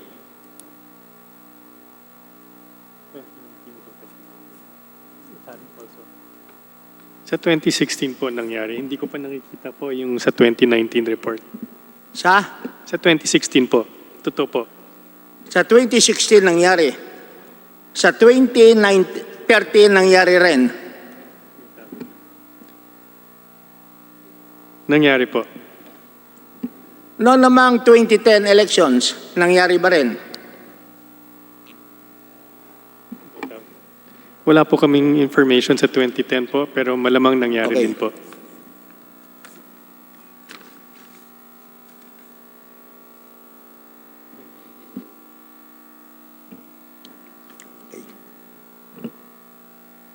Noong February 24, 2020, katulad ng aking nabanggit kanina, sa hearing sa Senado, humingi kayo ng paumanhin sa ating Pangulo. Ang tanong ko, ito ba ang kauna-unahang pagkakataon mula noong 2016 election na kayo ay humingi ng public apology sa ating Pangulo? Opo. At wala ring private apology prior to February 24, 2020. Private. Wala po. Kailan nyo nalaman sa kauna-unahang pagkakataon na hindi nyo naiyere ang political advertisement ng ating Pangulo sa probinsya noong 2016 elections?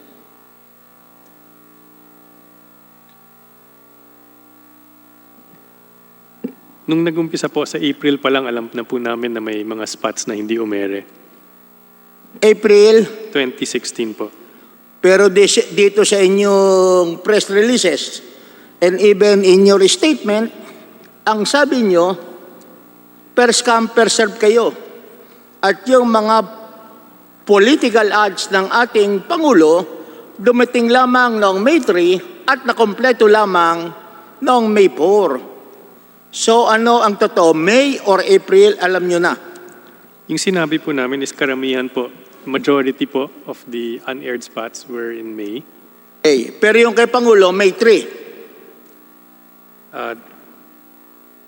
May 2 po, may submission sa May 2, may telecast order siya ng May 2, meron din siyang telecast order ng May 3. Hindi, ang pinag-uusapan natin yung halaga na 6,778,317.99 na hindi na-year. Opo. Kailan nyo natanggap yung political advertisement? Meron pong natanggap sa May 2, 2016, meron din natanggap sa May 3, 2016. At sabi nyo, ito ay hindi na-year sa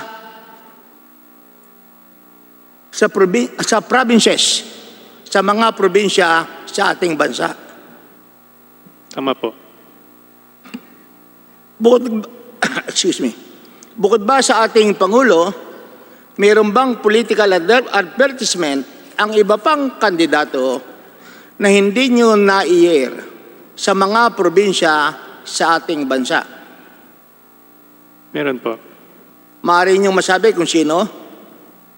Mahaba pong listahan to, pwedeng isabit na lang po sa committee secretary. Mahaba po yung listahan, pwedeng isubmit na lang po namin sa committee secretary, Mr. Chair. How long is the list, Mr. Katigbak?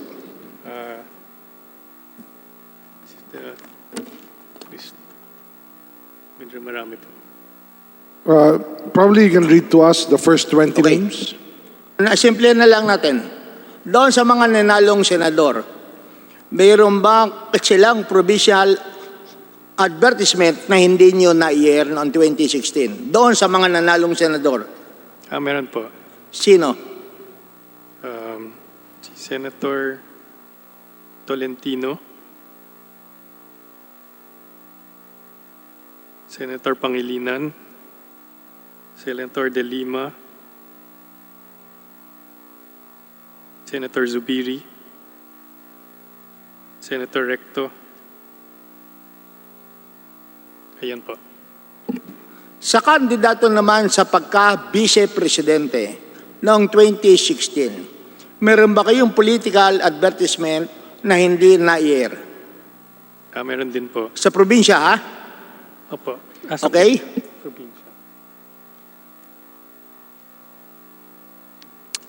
Mr. Chair, wala po akong breakdown so national and local. Pero meron po akong in total na hindi po na-ere. Maibibigay nyo kung sino yung mga may political advertisement na tumatakbo bilang pangalawang Pangulo noong 2016 na hindi nyo na-year sa probinsya.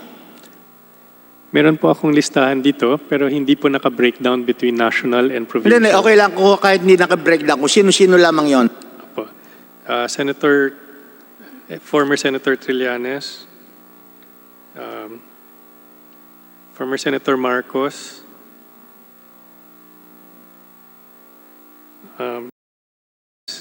si Speaker Cayetano and si former Senator Marcos po. At sa pagkapangulo naman, Sorry po, si Vice President Lenny Robredo din po. pagkapangulo, aside from President Duterte, sino pa yung mga kandidato sa pagkapangulo na hindi nyo na-air ang political advertisement?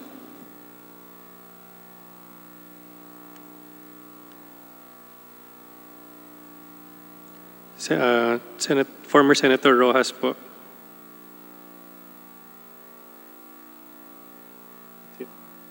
Yan lang po. Now, paano ba ang policy nyo? Kasi ang medyo complaint sa atin, tinatanggap nyo ang bayad, pero hindi naman pala sufisyente ang inyong airtime para ma-air ang political advertisement. Siguro alam nyo naman ang kahalagahan ng political advertisement, lalong-lalo na sa ating mga kandidato na tumatakbo sa national position. Sa pagkakaalam ko po, tinatanggap po ng mga ahente po namin kasi may mga request po na nanggaling sa mga ahensya na tanggapin po at kung sakaling may umatras or hindi matuloy, ay ipasok na lang nila po yung telecast order po nila. Tama ba na sabihin na sa pagtanggap ng inyong mga ahente, hinihingi na rin ang bayad? Tama po. Simplify na lang natin kasi kulang na tayo sa oras. Noong kailan nyo unang nalaman na hindi nyo na-iere ang political advertisement ni President Duterte noong 2016 elections?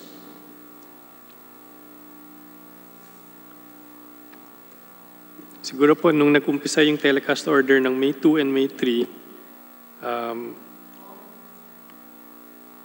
sa May 4 po, by May 4 siguro po. May 4? Opo. Nalaman nyo na? Alam na namin po na may mga spots na hindi po tumakbo. Okay. And that includes the political advertisement of the President? Opo. Pero ang sabi nyo kanina, it was only on February 24, 2020, na kayo ay humingi ng apology sa ating Pangulo, public or private. At considering na yung 2020 ay halos 4 na to na pagkaroon ng halalan, ang tanong ko lamang, bakit kayo humingi ng public apology sa ating Pangulo pagkalipas ng halos 4 na taon? At ang paghingi nyo pa ng apology o paumanhin ay nangyari pa sa Senate hearing na kung saan ang pinag-uusapan ay ang inyong prangkisa. Inamin po namin na delayed po yung pag-issue ng refund check. Inamin po namin na delayed yung pag-issue ng cheque para sa refund po. At ang pinag-uusapan pa natin, hindi yung pag-issue ng cheque, kundi yung public apology. Sa akin lamang, ang sabi nyo, as early as May 4, alam nyo na hindi nyo na-iere yung probinsya, yung advertisement para sa probinsya, political advertisement sa probinsya ng ating Pangulo. At siguro naman, ang halalan natin at the time was May 9, 2 nights after the election, alam na natin na ang nanalo sa halalan ay si Pangulong Duterte. Bakit kinakailangan pang magkaroon ng Senate hearing noong February 24 at noon lamang kayo hihingi ng paumanhin? tama po siguro kayo, Mr. Chair. Dapat siguro mas maaga na namin. Tama po kayo, Mr. Chair. Dapat siguro mas maaga na kaming humingi ng paumanhin sa Presidente. Yun lang, nakahanap po kami ng pagkakataon dahil pinag-uusapan na rin po ang issue tungkol sa refund or sa hindi pag-ere ng ads po. Kasi ang sinasabi ko rito, as a lawyer and as a public official, ang naapektuhan is the highest elective office in the country.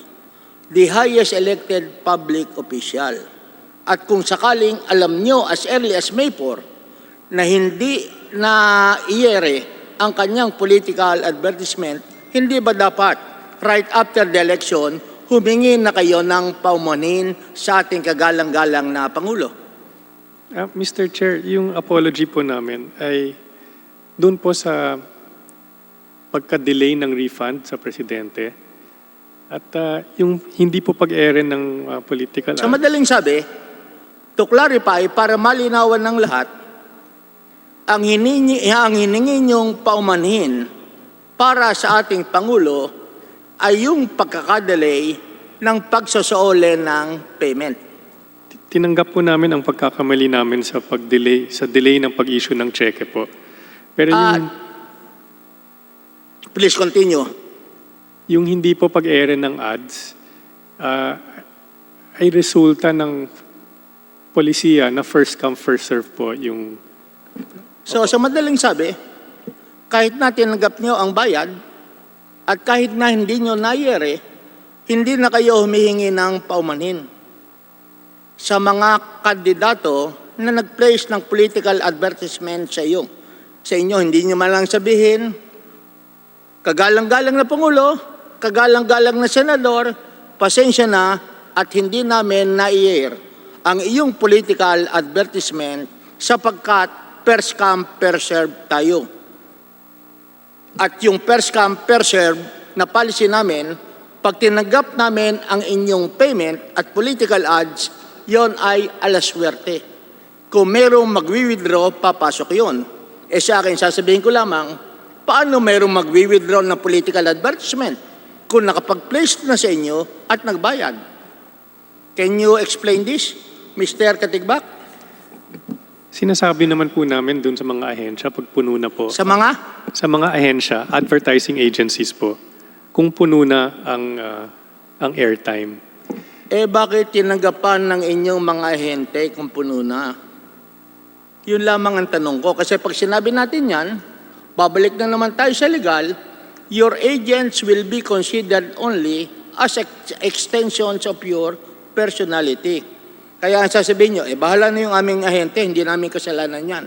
Hindi po. Yung ahente po namin, sinasabihan po ang advertising agency na puno na po yung spots at there's a very small chance that we will be able to air.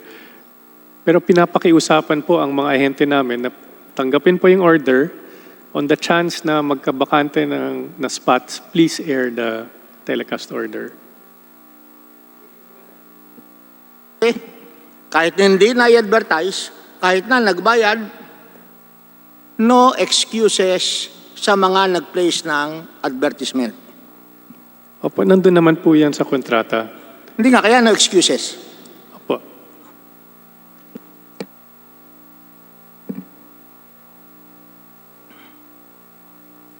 Pagkatapos, ang nakalagay rin dito,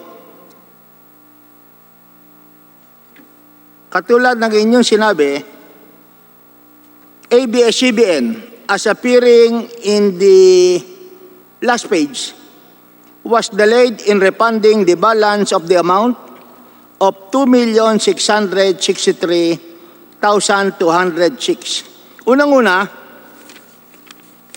ang total amount na 6,778,371.99 based on your official releases, 3,162,481.94 was refunded on September 9, 2016. Ang tanong ko lamang, bakit inabot ng Setyembre 2016 ang pagre-reimburse o pagsasoli ng 3 million pesos?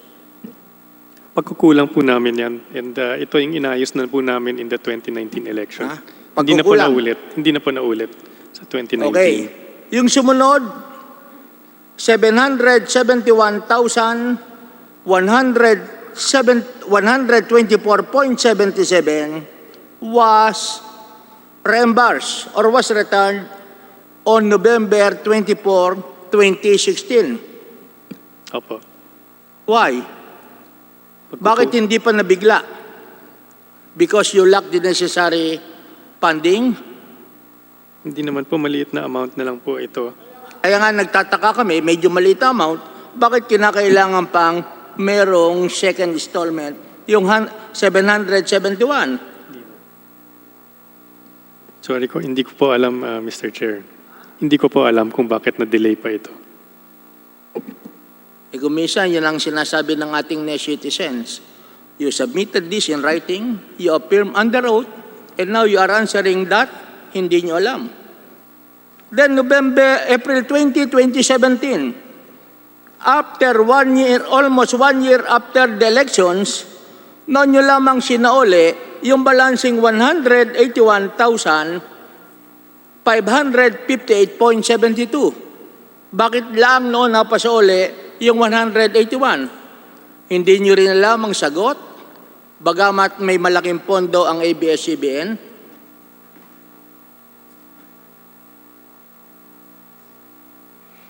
Tinatanggap po namin na nagkamali po kami dito. Kamali kayo ron? Opo. Na-delay talaga po. Na-delay talaga kayo? Opo. And lack of money was not the reason for the delay? Hindi po. Okay. And finally, para makumpleto yung pagsasauli, kailan nyo naman sinauli o in-inform ang Pangulo o ang kanyang representative regarding the balance of 2,663,206.56.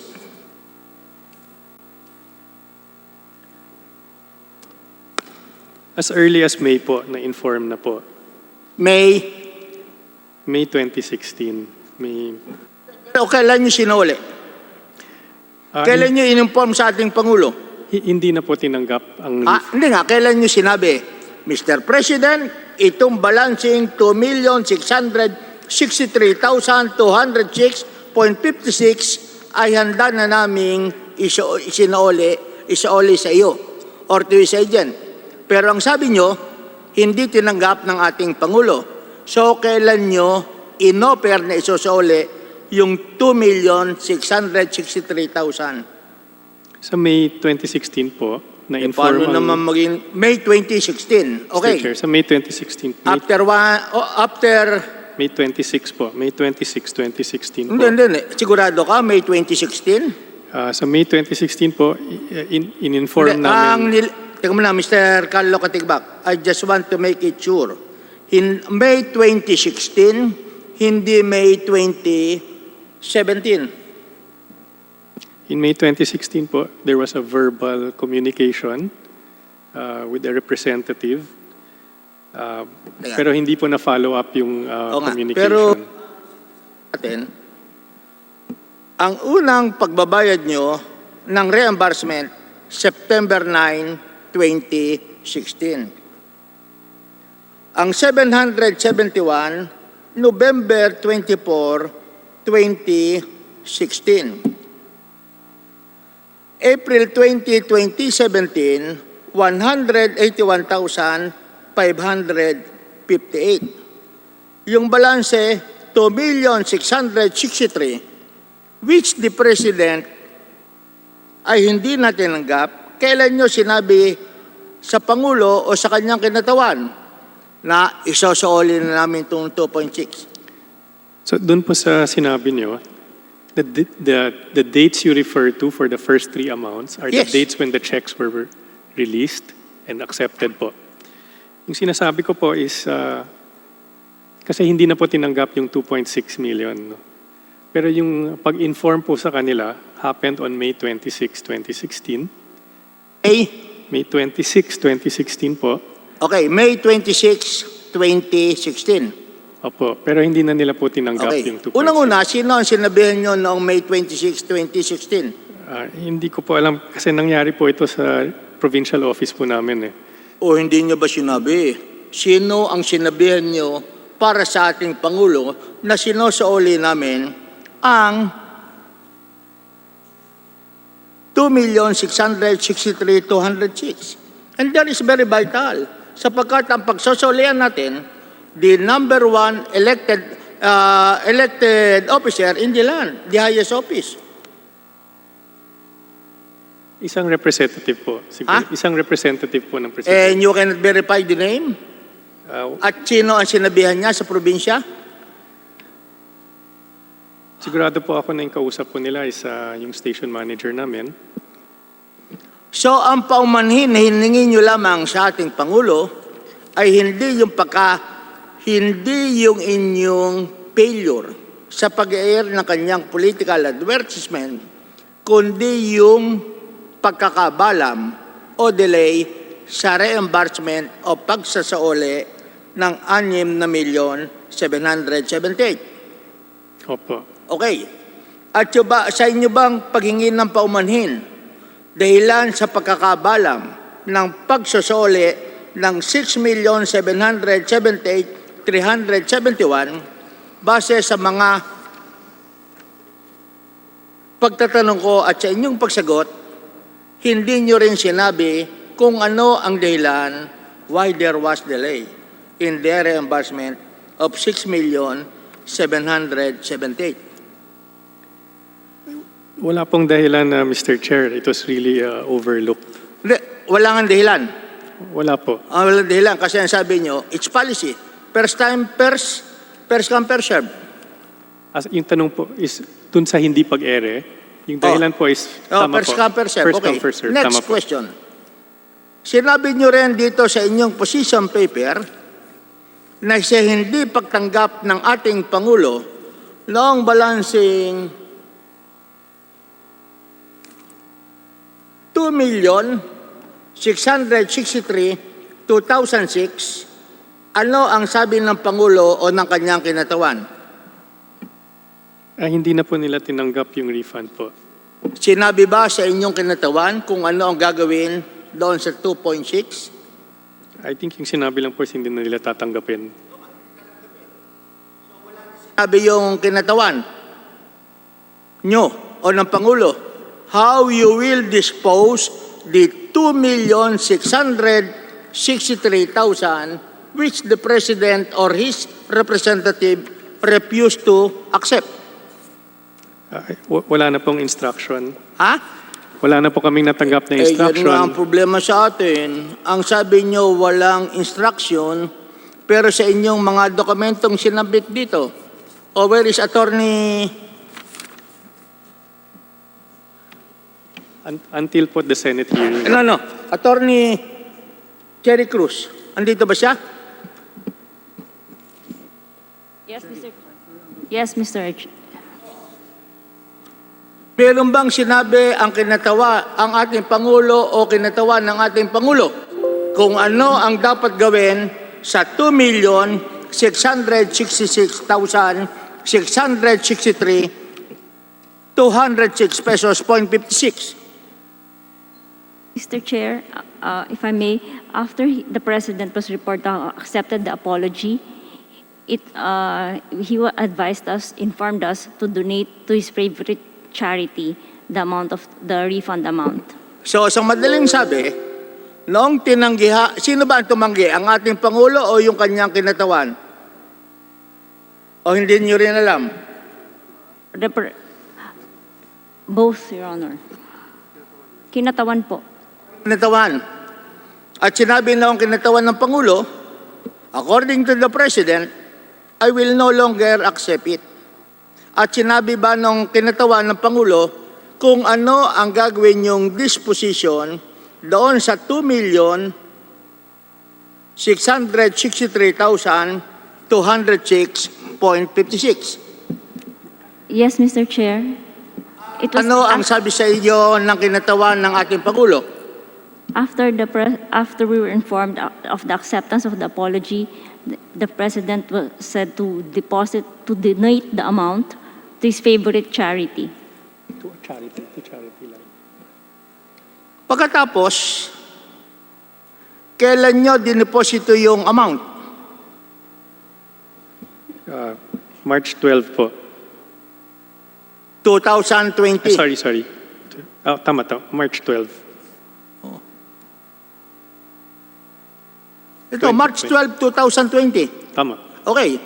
Bagamat sinabi nyo sa Pangulo na sinusuoli ko itong 2 milyon at sinabi ng kinatawan ng Pangulo, hindi ko natatanggapin yan.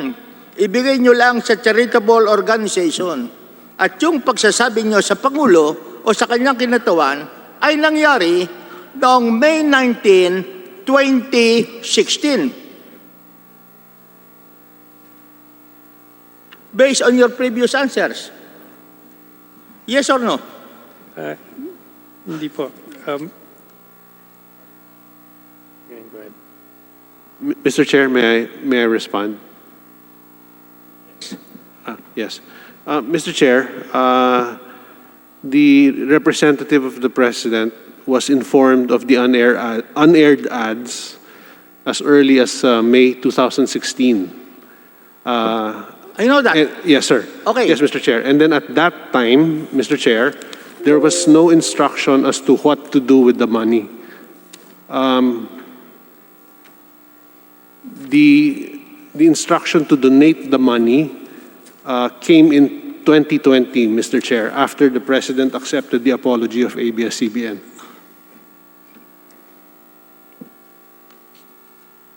Okay. Linawin muna natin.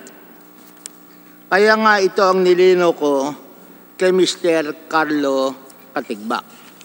Okay. Unang reimbursement, September 9, 2016. 3,162,481.94. Based on your documents to. November 24, 2016, 771,124.77. April 20, 2017, 181,558.72. Kaya ang natira is 2,663,206.56. Kaya tinanong ko kay Mr. Carlo Katigbak, kailan nyo binanggit sa Presidente na isosooli nyo rin yung 2,663,2006.56. At ang sabi ni Mr. Carlo Katigbak, recorded naman to, May 19, 2016. Muli ko na naman nilinaw. May 26 po. Ha? May 26. 19? May 26, 2016. Kaya nga, May 26, 2016. Kaya nga, ang sabi ko, noong May 26, 2016, sino ang sanabihan na isosoole yung 2,663,206? At ang sabi nyo, kinatawan ng ating Pangulo. Ang sunod kong tanong, ano sabi ng kinatawan ng ating Pangulo? Ano ang sagot nyo? Hindi ko na yan tatanggapin. Opo. Sabi nung kinatawan. Opo. Hindi nyo naman tinanong, ano gagawin namin dito sa 2,663,206.56 na inyong in-offer sa kinatawan ng ating Pangulo na hindi naman tinanggap na? Wala na kayong ginawa? You just end it there? O noong May 19, May 26, sinabi rin ng kinatawan ng ating Pangulo na hindi na yan tatanggapin ng ating Pangulo, ibigay nyo na lang sa isang charity organization. That's my question. So, kailan sinabi ng kinatawan ng ating Pangulo na yung 2,663,206,000 na inoffer nyo sa kinatawan ng ating Pangulo noong May 26, 2016, kailan sinabi sa inyo na ibigay nyo na lamang yan sa isang charity organization? Hindi ko po alam yung exact date, pero nangyari po yan after the Senate hearing this year po. Would like to Ibig ask sabihin, the Honorable Barsagat to wrap up the questions. Thank you. ang ibig niyong sabihin, noong May 26, 2016, sinabi ng kinatawan ng Pangulo, the President does not want to accept this 2,663,000. Hindi kayo nag-inquire? Ano gagawin namin dito? Pagkatapos ang sabi nyo, sinabi lamang sa inyo after the second hearing. Nitong kailan yon? February 24. February 24, 2024. Noon lamang mag-hearing ng February 24, sinabi sa inyo ng kinatawan ng ating Pangulo na kayo na ang bahala doon sa 2,663,206. Yes. Opo, si Pangulo mismo nagsabi. Please.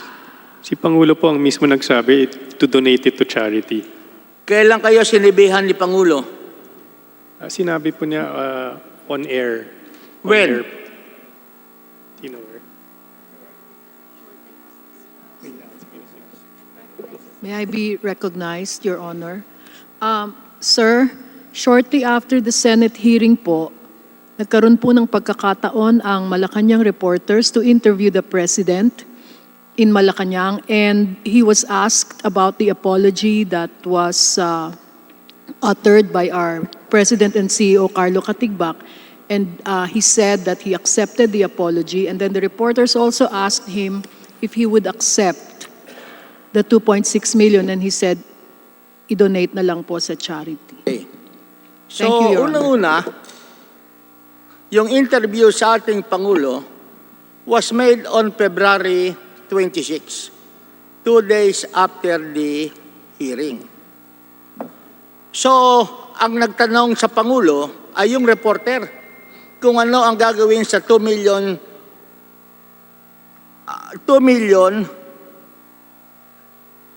2,663,000. At ang sabi ng Pangulo, i-donate na lang sa charity.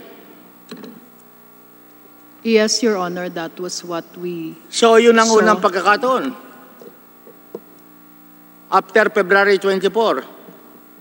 So, sa madaling sabi, you were not able to talk directly or indirectly sa ating Pangulo or sa kanyang kinatawan. You just rely on the statement of the President, allegedly uttered on February 26. Again, na-inform po yung representative ng Presidente in May 26, 2016. May 26, 2016 po. We were able to inform the representative of the President that there is a 2.66 million that was not aired and that we were willing to refund. And it was the refund po was not accepted. Opo.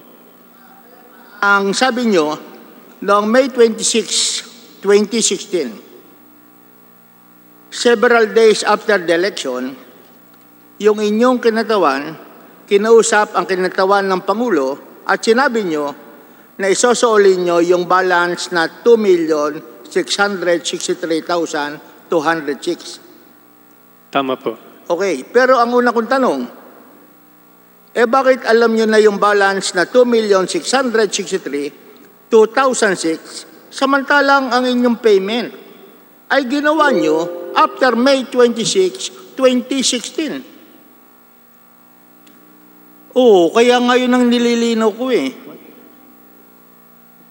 Attorney, tama ba? First payment, September 9, 2016. Okay. Yung tanong niyo po, ba't alam na po natin yung 2.6 million? Yung tanong niyo po is, ba't alam na po namin yung 2.6 million? Tama po yung tanong niyo? Ang tanong ko lamang, ang sabi niyo, yung 2,663,000 ay sinabi niyo sa kinatawan ng ating Pangulo noong May 26, 2016. Yun yung balanse ng 6 million. Pero ang una niyong pagbabayad ng refund, September 9, sumunod November 24, 2016. At ang pinakahuli, April 20, 2017. How come na May 26 pa lamang alam nyo na ang inyong huling balance ay 2,663,000. Magkakaibang telecast order po ito. Magkakaibang telecast order po. Magkakaibang telecast order. So yung 2.6 million refers to the telecast order received on May 3. Corresponds to the telecast order received on May 3. Kaya nga sinasabi natin, ang principal amount, katulad ng inyong sinabi, telecast, 6,778,371.99. Tama ba yon, attorney? The one who confirmed the statements. Tama. Okay. Patapos, yung pagsasolin ng 6,778,000 were made in the following manner. Tama ba, attorney?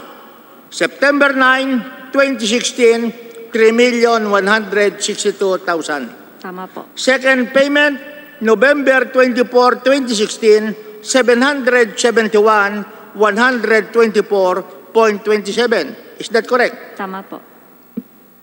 Third payment, April 20, 2017, 181,588. Total amount to be refunded is 6,778,371. The total of the three payments, namely September 9, November 24, and April 20, is 4,115,165.43.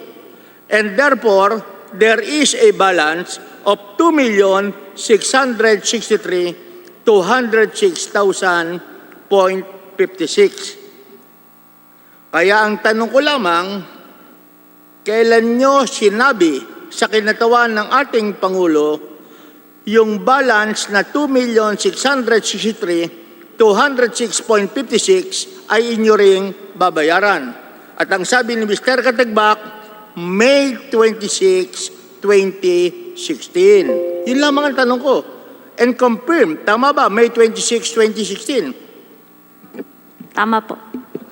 And can you explain to me, paano nyo nalaman noong May 26, 2016 na ang balanse ay 2,663,000 samantalang you have not paid a single centavo as of May 26, 2016? Yun lamang ang aking tanong. Yung pag-refund po namin is per telecast order. Kaya nga, sinabi mo naman kanina, sinabi mo kanina, yung per telecast is 6,778,371. Paliwanag ko lang po, Mr. Chair. No?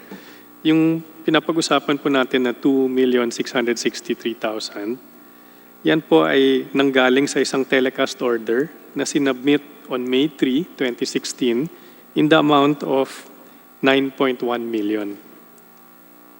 So very specific po yung telecast order, 9.1 million pesos. Yung last day po ng airing is May 7. So by May 7, alam na po namin more or less kung ilan yung tumakbo sa 9.1 million at ilan yung hindi tumakbo. Yung hindi po tumakbo is the 2.66 million. What about the 3,162,481? Ibang telecast order po yun. Kasyon. Yung telecast order nun is was April 6 for 7 million pesos po. The committee would like to request the Honorable Barsaga to wrap up the This is very important. Yes, sir. Okay. April 6. Paid on April 6. Hindi po. Yung telecast order po na sinubmit sa amin is dated April 6 for 7 million. Yung hindi po tumakbo out of the 7 million is 3.993. Sorry, 3,162. Sorry, 3,162. Kaya nga, nako-confuse kami rito. Ang sabi nyo kanina, ang placement was made on May 3 and May 4. Well, anyway, another. Yung 771. Yan po yung telecast order received on May 2. The total value is 4.7 million, of which 771 was refunded. Okay. Just, ang sabi nyo, yung 3,162,000 telecast order dated April 6, April 7, Opo. which is 1 month before the election. Opo. Eh bakit hindi na-yearin lahat yun? Ganun din po. First come, first serve pa rin po. So, First come, first serve. Opo. Pagkatapos tumanggap pa rin kayo ng telecast ng May 2 and May 3. Pagkatapos yung iba sa May 2, sa May 3, katulad nitong 2 million, tinanggap nyo to when? Telecast order number? Sorry, ano po? Yung 2,663,000, the telecast order is in the amount of 9,100,000. Correct po. Yes. And it was placed when? May 3 po. Ha? May 3. May 3. Nakapag-ere kayo ng worth 6 million sa 9 million. Opo. Samantalang yung telecast order placed on April 7, hindi nyo na-telecast lahat. Depende ho yun sa programa at sinong Hindi nga, nauna. kaya nga kasi ang sinasabi nyo lang naman kanina, first come, first serve. Kaya ang tanong lang namin, na-place yung April 6, hindi na-telecast, samantalang yung pinlace ng May 3 or May 4, na-telecast ang 6 million or 7 million. Yung telecast Mr. order po, Kalikbak, I think the question is, meron hong in order na 1 month before the elections, na-play nyo. Opo. At hindi nyo na-play, pero in order na 4 days before the election ban, na-play nyo. Bakit yung 1 month before, yung April 7, bakit hindi nyo na-line up yun? yeah, Mr. Chair, yung telecast order po has a specific date and a specific program. So hindi po siya, for April 6 for example, hindi po siya ordered to put spots all the way until May 7. Nakaspecify po sa telecast order kung ano yung mga programa at ano yung mga dates ang gusto nilang kunin for advertising po. But Mr. Kalikbak, di ba, that, nung pinlace po yan, na-specify na yung program 1 month before. You're telling us now that you accepted it in spite of the fact na marami ng ibang naka-place nung panahon na yon? Hindi po. I don't have all the information po, but yung pagkakaalam ko, yung telecast order submitted on April 6 was for spots to be aired on April 6 and 7 po. Just one point. Well, I would be referring to the second to the last paragraph of the position paper. I think this is the last sentence. The President accepted the apology and he instructed ABS-CBN to donate the amount of 2,663,206.56 to a charitable organization of his choice. Of his choice. The choice of the President. Hindi po yung sinabing of his choice, sinabi lang po niya to donate it to charity. Oo nga, pero ang problema, binabasa ko yung position paper nyo eh. Oo. Attorney Cherry Cruz, yung bang binasa ko, nandito sa iyong position paper? Opo. So ang nakalagay rito, We stand corrected po. He said So- to charity organization. so sa madaling sabi, mali na naman dito, yung sinasabi, following the directive of the President. Sa madaling sabi, walang directive ang ating Pangulo kung saang organization ibibigay. Tama po. Oh, bukod ba rito, mayroon pang pagkakamali sa position paper nyo? Attorney Cherry Cruz. Wala na po. Okay, next question.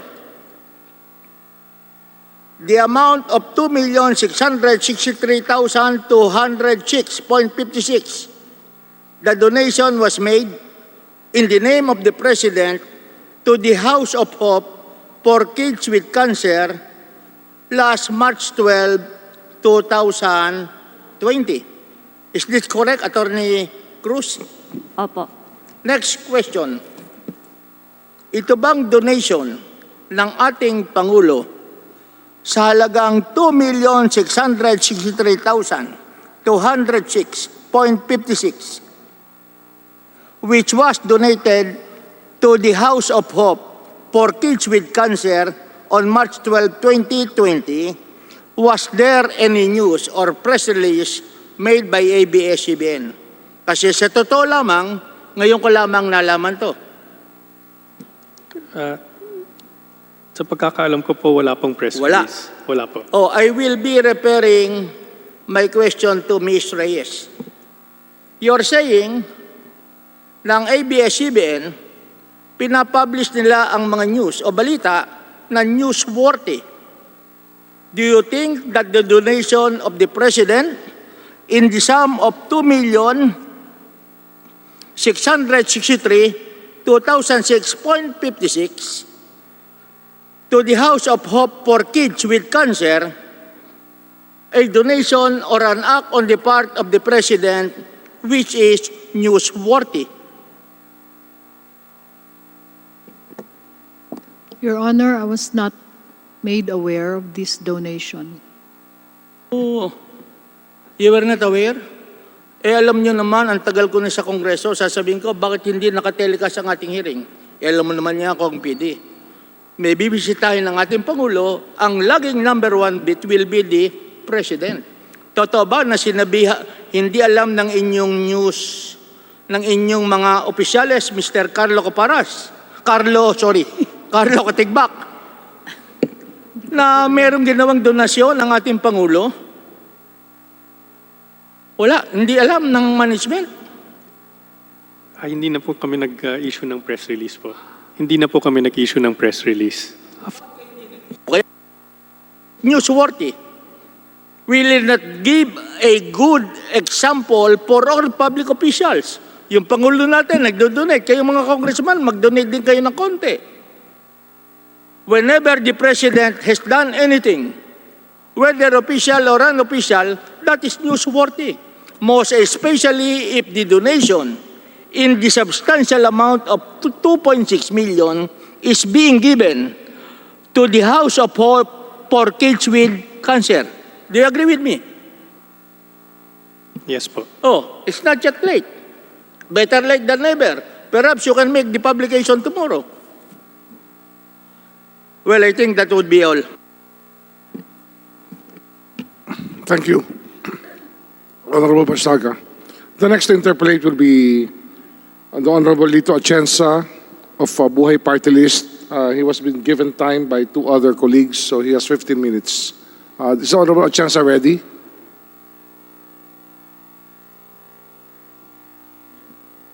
Maraming salamat po, Mr. Chairman. We have heard many issues this afternoon. Higit sa lahat, ako'y nagpapasalamat. Pinabati ko si Presidente Carlo Caparas. sabi ni Congressman Barsaga, Carlo Katigbak, kapag kakilala ko sa kanya, na tinatanggap niya na kailangan magkaroon kami ng assurance na magbabago ang pagpapatakbo ng news gathering, news broadcasting, and discretion of the editorial desk after these hearings are through if you are granted the franchise. Ang masakit lamang na pangyayari, itong ating hearing, 1/3 of our time was consumed on the Dembaxa issue, which has got nothing to do with the franchise application and the issues involved. The questions raised by Congressman Barsaga, I share because ako rin ay naging biktima ng binayaran kong spots. Konti lang naman noong 2016 election at hindi po na-air. Kaya nung sinulatan namin ang ABS, agad naman nag-apologize at sinuli yung pera namin. But being a former advertising man myself, naintindihan ko po yung kanilang reasoning. Yung first come, first serve, nung araw po yan sa advertising. Yung pagbili natin spots, nilalagay natin kung anong programa, noong unang panahon pa po yan. May mga programang mabili na nauubos lahat yan. Hindi po naman alam nung tumatanggap ng pera sa network kung ubos na o hindi. Malalaman na lang natin yan dahil hindi nga na-air. Anyway, we spend so much time on the pesos and centavos, which to me, are not very, very important in this hearing. The issues now are bias in broadcasting. Kaya ang aking tanong po tatanungin ko sa kinatawan ng National Union of Journalists in the Philippines. Andito pa po siya, NUJP. Kung wala na po, tatanungin ko naman po ang KBP. Dahil may kinalaman ito dito sa aming hinahanap ng mga sagot sa aming mga tanong. Andito po ba si Mr. Nick Dao? Can I pose a question, Mr. Nick Dao? The representative of the KBP, kapisanan ng mga broadcaster sa Pilipinas.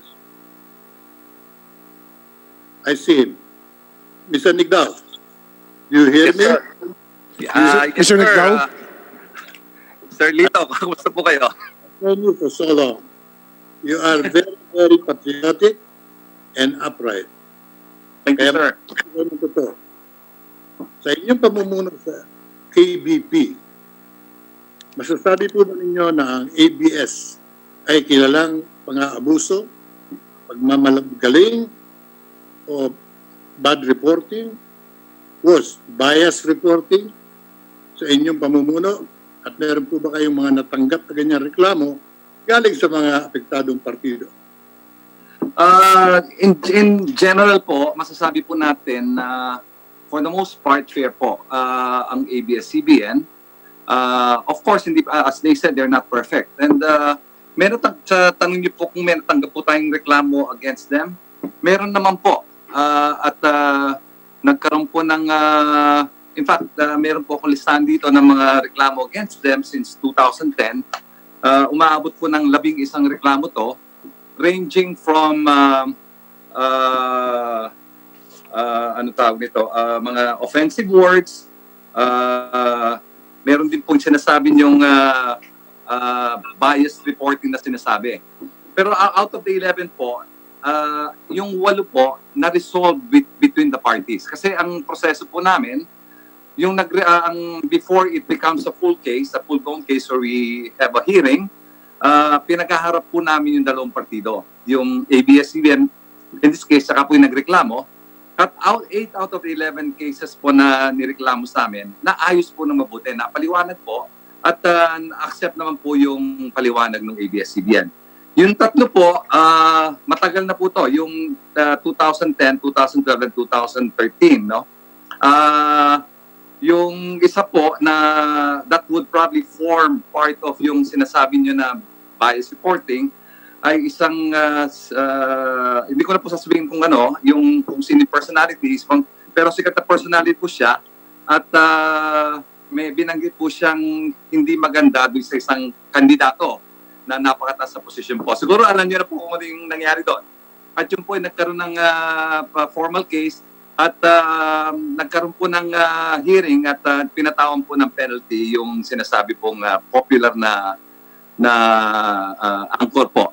Pero maliban po doon, ang paganda naman po sa ABS, basta nagkaroon po ng ganong kaso, either i-resolve po nila, and if they make a mistake, they reform, they promise to reform. At nangyari po, as I said, 2013 pa po ang latest case namin, hanggang ngayon po, wala na pong naging kaso na umabot po dun sa hearing pa.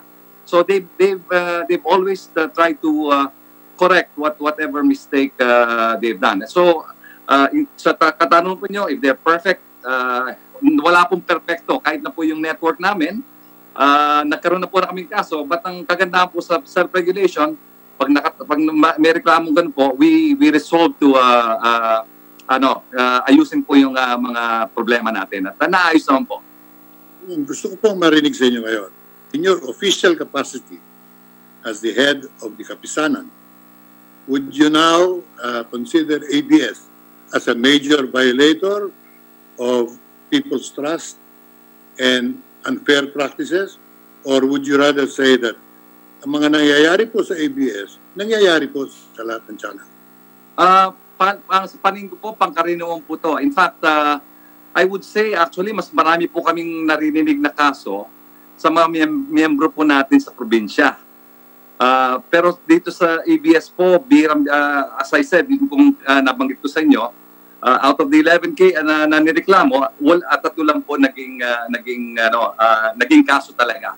So, hindi po malalaing sa kanila. In fact, mas malala po. In fact, isang advokasya po namin sa KBP is to upgrade nga po the broadcast tsaka to adhere to the broadcast. Kasi isa pong kadahilanan po nung violence against media, lalong-lalo na sa broadcast. Napakarami, alam na po natin, marami pong violence against media, lalo sa probinsya, dahil po yung mga ibang kasamaan hindi nag-adhere sa good broadcasting standards. So yun po naging advokasya namin po. We try to orient and educate our broadcasters na to adhere to the broadcast code para maiwasan po natin yung mga ganitong klaseng pagkakataon where people feel aggrieved. At na-emphasize po natin, when people are aggrieved, meron po tayong recourse and that is to complain at ayusin po natin yung para hindi na po maulit yung mga ganong klaseng pangyayari.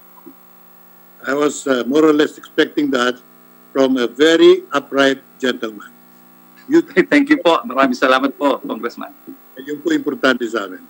So therefore, the general allegation that ABS has been biased has no basis for a general statement like that.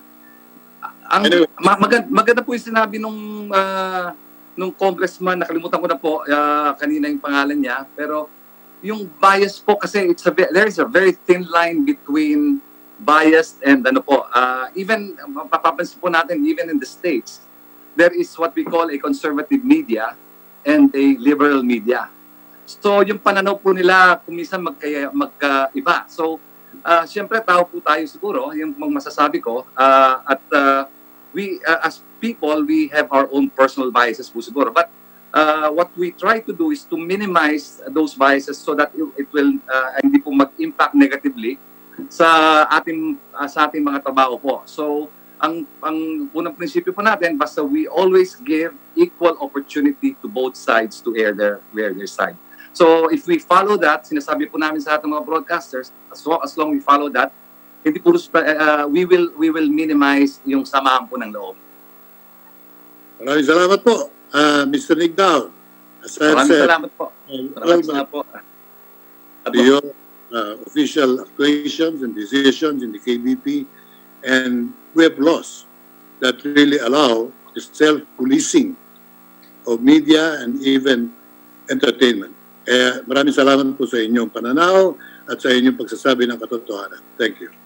Maraming salamat po. Mabuhay po ang buong Kongreso. Mr. Chairman, I'm addressing now the chair of the committee that Congressman Barsaga brought out a very important problem in our electoral process na kailangan pansinin natin. Yung nangyayari sa non-airing of paid-for advertisements has been going on for the past many elections. Even in non-political advertising, nangyayari po yan. Because of the fact that in any campaign, ang media ay pinapakyaw ng mga malalaking mga political backers. Before you know it, wala na pong spots available for very effective popular shows. Why? Because pinakyaw ng malaking bilyonaryo for his candidate. Kaya nangyayari po yan na without the knowledge of management in Manila, nabili na po lahat ng spots sa probinsya and elsewhere, and including in Metro Manila. So I would urge Congressman Barsaga, pag-aralan natin mabuti itong sitwasyon ito. I will join you in any political reform proposals coming from your office, and I will be with you all the way para po maituwid natin ang mga nangyayaring gusot na hindi naman kagustuhan ng lahat, subalit nangyayari. At yan ay dapat natin bigyan ng paraan sa batas at hindi po rito sa hearing ng prangkisa ng ABS-CBN. Doon po naman sa punto ng ating Baptist President, Benny Abante, my good friend from Manila, marami po kayong sinabing tama. Kailangan talaga medyo merong pag-iingat sa training ng ating mga anak, mga apo, mga kabataan na nanggagaling po sa media. We know very well media plays a very major role in molding society's thinking, especially the next generations to come. Eh kung wala po sila mapapanood kundi sex, violence, crime, ganun mo, matatanim po sa isip ng mga bata yan.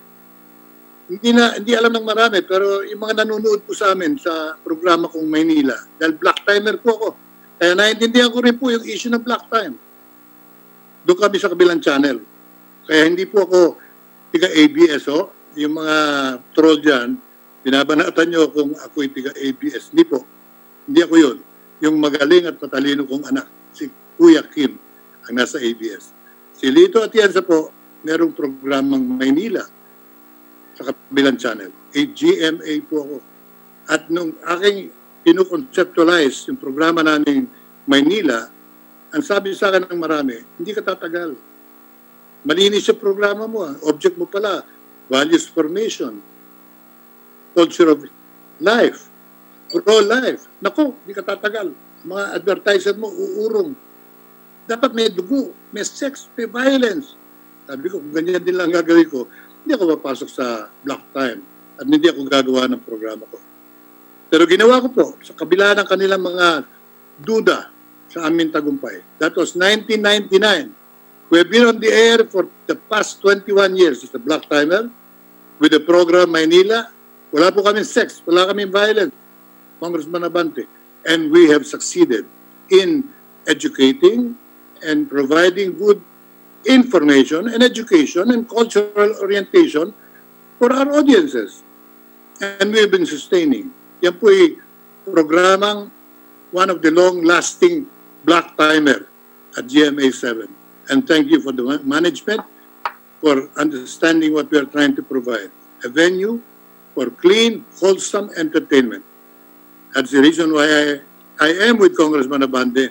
I urge you to also file the necessary pieces of legislation so that the present system of self-policing, of allowing the MTRCB, the Film Classification Board, the Film Academy of the Philippines, na sila po nag-i-screen, kung gusto niyo ibalik ang control sa maraming paraan para matiyak natin ang edukasyon ng ating mga anak, sasamahan ko po kayo. But again, hindi ka partiyan sa ating dinidinig na prangkisa application ng ABS-CBN. I will join you, Congressman Abante. Now, for Secretary Garin, who monopolized practically the one-third of this afternoon session, my piece of advice to you. Huwag mo nang masyadong ipaliwanag sa sarili mo, it depends on mo. The DOJ has already recommended your indictment for serious dereliction of duty, reckless imprudence, resulting in the death of children. May mga apo po kang nabakunahan na hanggang ngayon, alangan, baka naapektuhan sila ng dembaksya ninyo. You prepare yourself for your legal defense and not in these congressional hearings. Your cause and your case has got nothing to do with the ABS franchise application. What I said in the congressional hearings, you were there when I said, I will not ask many questions because you will be charged in court. I am almost positive, as you will now be charged. If you are not innocent, I'm sure you'll be given your day of glory. But if you are proven guilty of reckless imprudence, resulting in the death of children, not only 1, 2, 3, marami po sila, I hope you all rot in jail.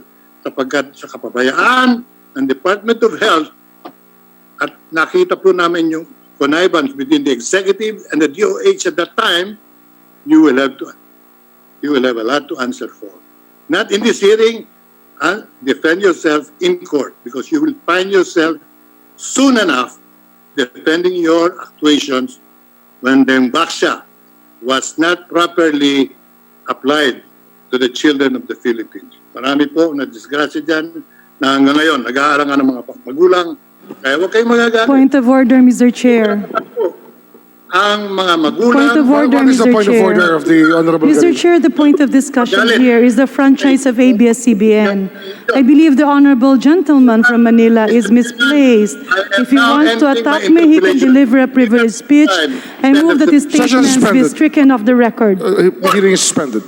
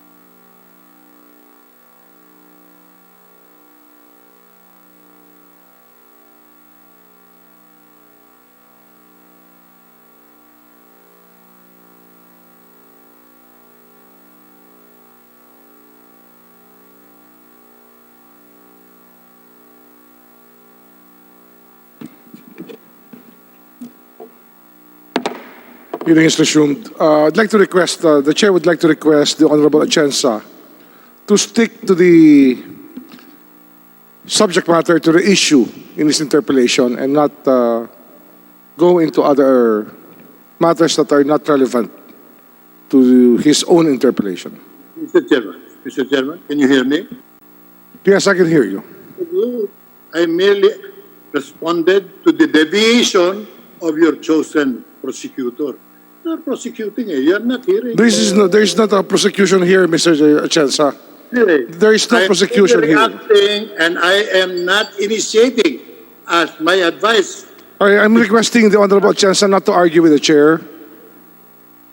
I'm not arguing with you. Then I would like to request the Honorable Atienza to stick to the subject matter of his interpellation relevant to this discussion. But she brought the issue of the Dingbaksha, not me. Anyway, Well, thank you. That ends my interpellation. Salamat po. Tapos na kayo? Salamat po. Okay. The Honorable Rodriguez is recognized.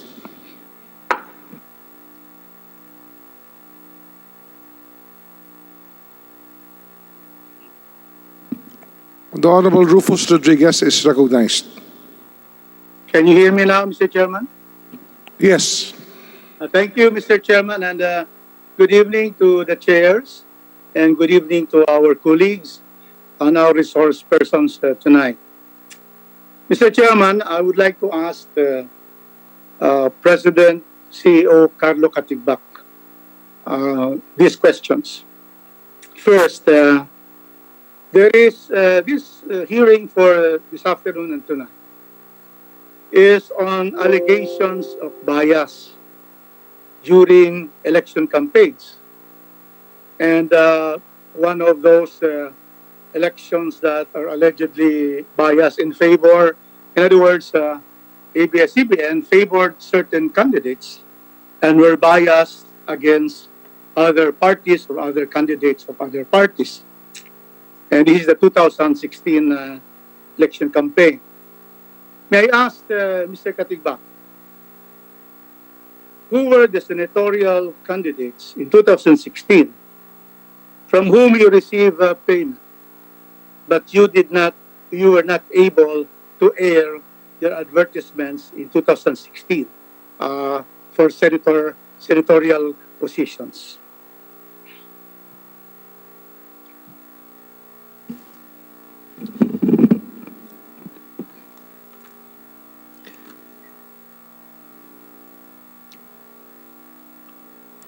Your Honor, we have Senator Tolentino.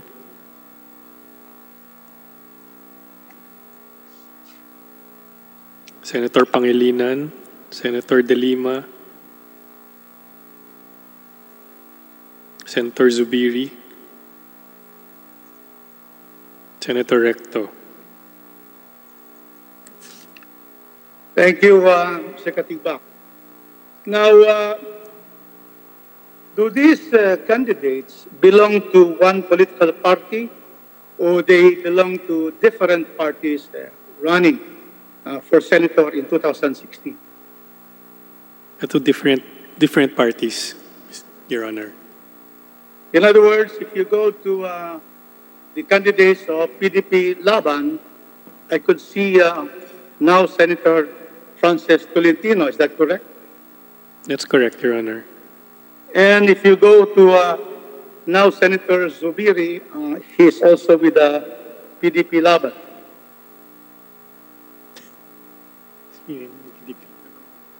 I'm sorry, I'm not aware of Senator Zubiri's party, Your Honor. How about Senator Recto?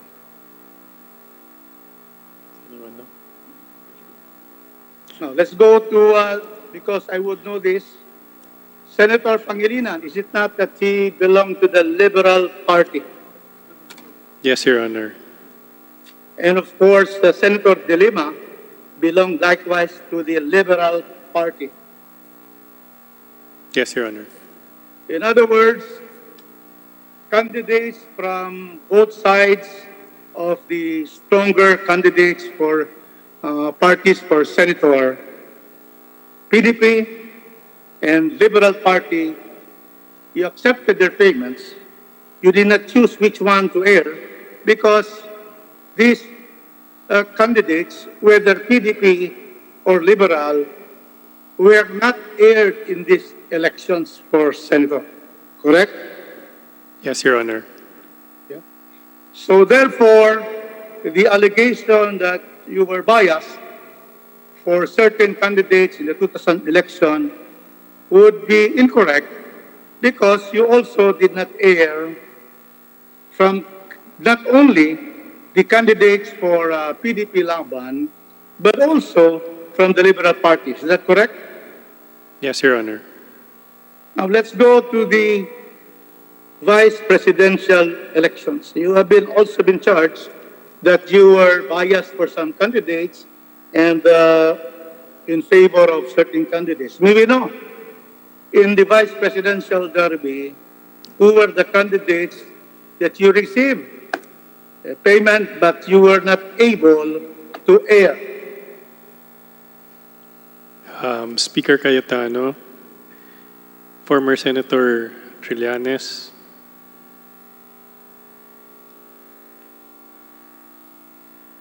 former Senator Escudero,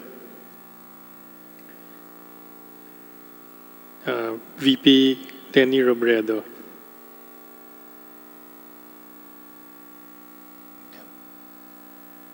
You earlier also said about former Senator Bongbong Marcos. Yes, sorry. Correct? That's right. That's right. So, Mr.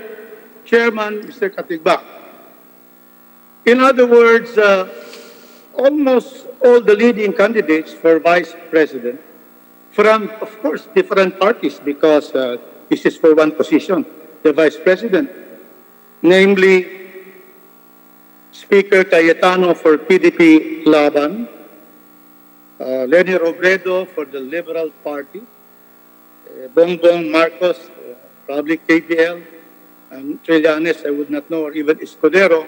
They belong for different parties, and they paid, and you did not choose which one to air because all of them were not aired in spite of their payment. Is that correct? Yes, Your Honor. And so therefore, there is no bias involved here in this particular vice presidential elections because the candidates, the 5 leading candidates, both paid and they were not aired because of the queuing system. Is that correct? Yes, Your Honor.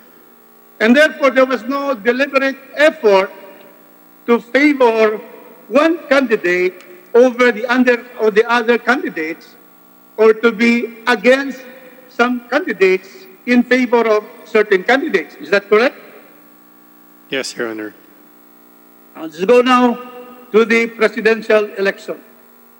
Can you tell us who the presidential candidates in 2016 whom you received the payment but did not air in the 2016 elections because of the queuing as you are playing?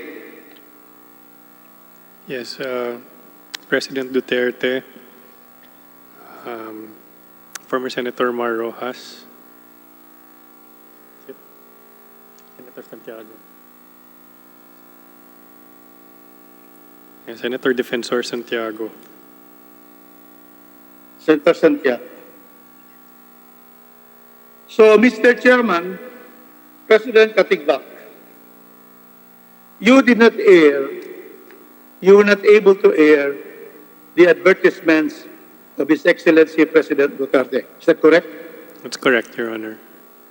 But you were not also able to air his opponents in the last election, former Senator Mar Rojas, correct?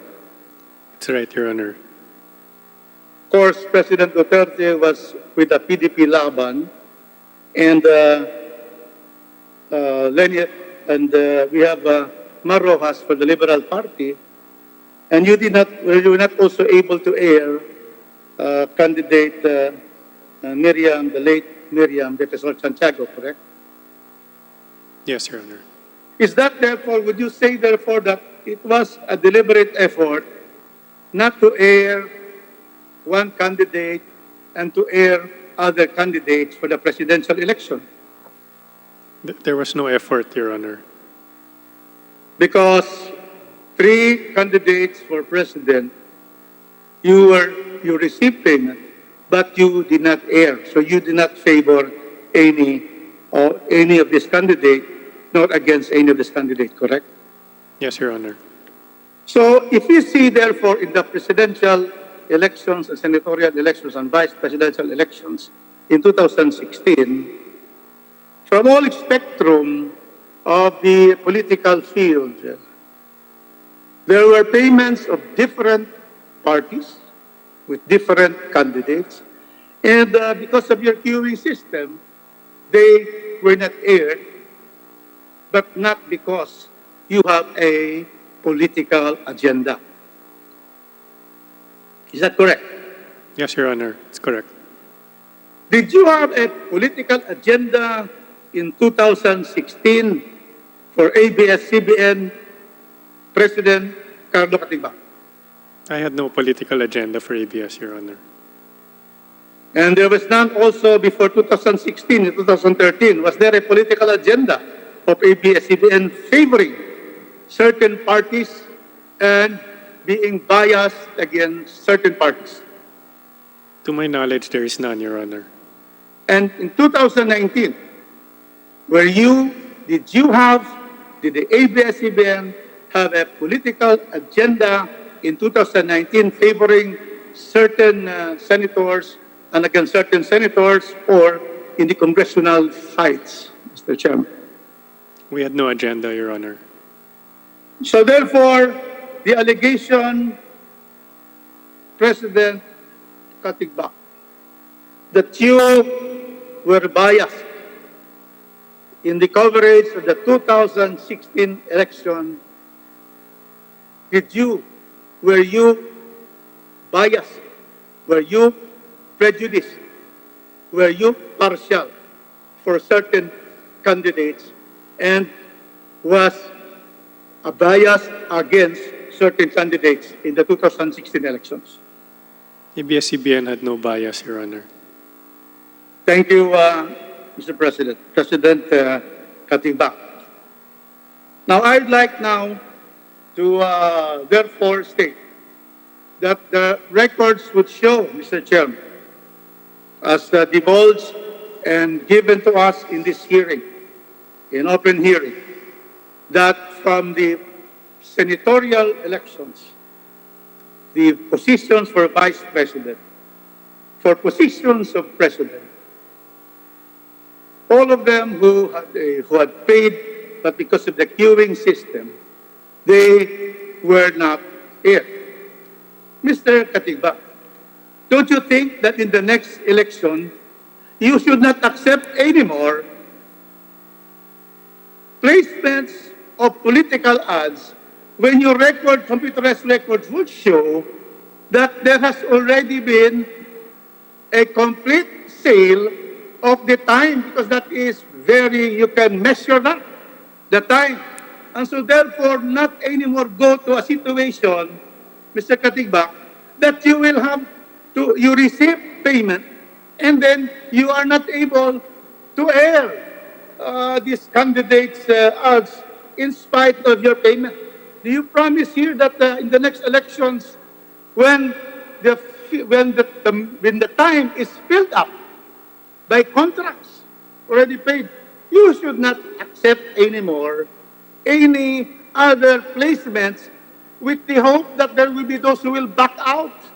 Because if there will be no backouts, if everybody continues who has earlier been in the queue, then you're going to be able to set aside and not air these others whom you have received, in spite of the fact that you have already filled up the slots for the days, especially 2 weeks before the election. Would you therefore promise in this committee that you are not going to accept to foreclose any of these incidents where it leaves really the suspicion of candidates that you are not going to air, that you were really biased against them? Can we have that commitment, Mr. President?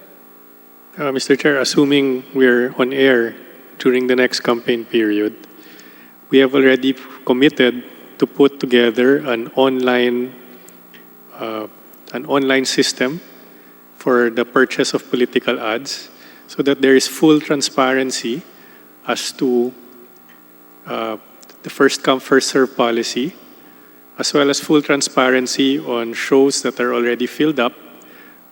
But we will still continue to give the option to the candidate to put in a contingency purchase if they so choose, but with the full knowledge that the shows that they are asking for spots on are already fully sold, Mr. Chair. So our commitment, Mr. Chair, is transparency. I am not satisfied with that, Mr. Katigbak. We will again have the situation where there will be candidates who will again charge you for being biased or being partial to some candidates because you are not able to air. So there has to be, there may be lesser income for if there's a back out by the ABS, but that is better than having questions of being biased in elections, because we don't want a public broadcast, a broadcast station given a franchise by Congress who will have the same problem that we can have. So is that possible that when there is already the contracted, the time slots in the programs have been contracted out, there should be no more contingency. You should not accept anymore, Mr. Katigbak. Can we get that commitment? Mr. Chair, please allow us time to consider your proposal, because even the act of denying a candidate the ability to purchase on a particular program may also be considered as bias. But I understand the principles behind your proposal, Mr. Chair. I'm just requesting for some time to deliberate and think it through before committing to this proposal, Mr. Chair. Thank you, Mr. Katigbak. Mr. Chairman, I'd like now to ask a question from the COMELEC representative, Attorney Bagid. Mr. Chairman.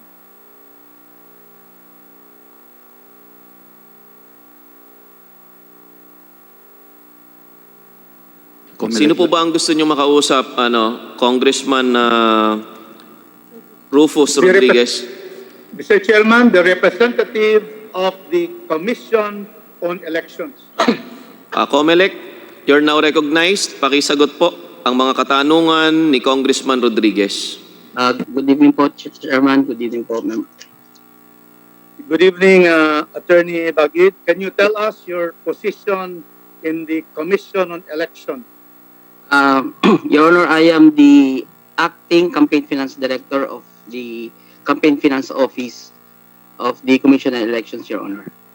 Okay.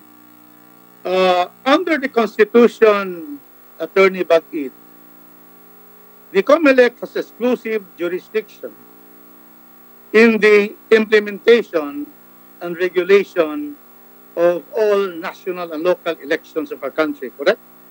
That's true, Your Honor. And therefore, you implement laws, for example, on the fair election law, and you also implement, for example, the COMELEC hour. Is that correct? That's true, Your Honor. Republic Act 9006, Your Honor, mandates the Commission on Elections to promulgate implementing rules and regulations for that Correct. law.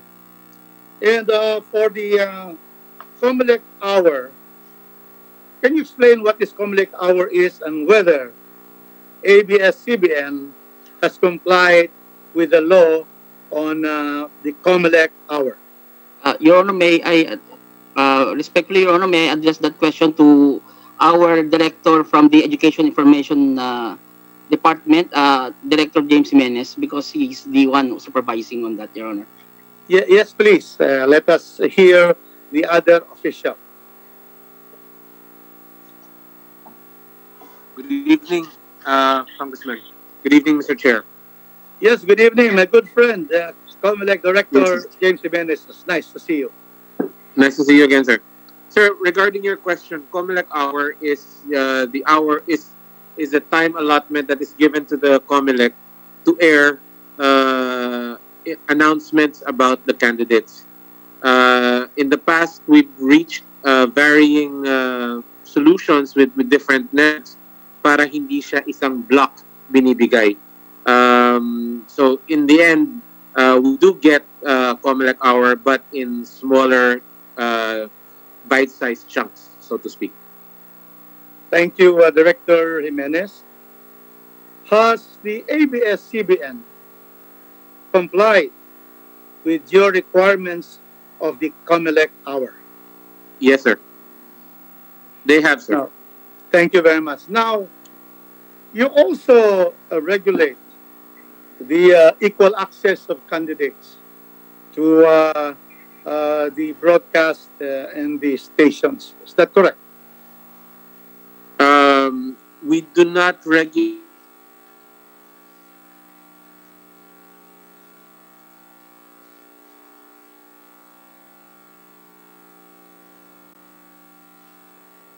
Congressman Rufus, Yes. naputol Yes, po Mr. Chair. ang linya natin sa kay COMELEC person James Jimenez at maaari po kayong magtanong sa ibang mga kasama po natin dito sa COMELEC. Yes, let us ask whoever is now available on Zoom about my question. Because my question is, has there been a complaint to the COMELEC against ABS-CBN in violating equal access to candidates or political parties in elections? Your Honor, may I be recognized, Your Honor? Attorney Rex Ladianco from the Law Department is not available, but he told me, Your Honor, that there was no case filed before the Law Department, Your Honor, regarding ABS-CBN. So there has been, there have been many elections, 2016, 2013, and based on the record of the COMELEC, there is no complaint, administrative or criminally, against ABS-CBN for violating election laws, correct? That's true, Your Honor. So, another question which now pertains to the omnibus election law. Has there been a complaint against broadcast company ABS-CBN on violation of the omnibus election law and other statutes on elections of our country? Your Honor, Yes, Your Honor.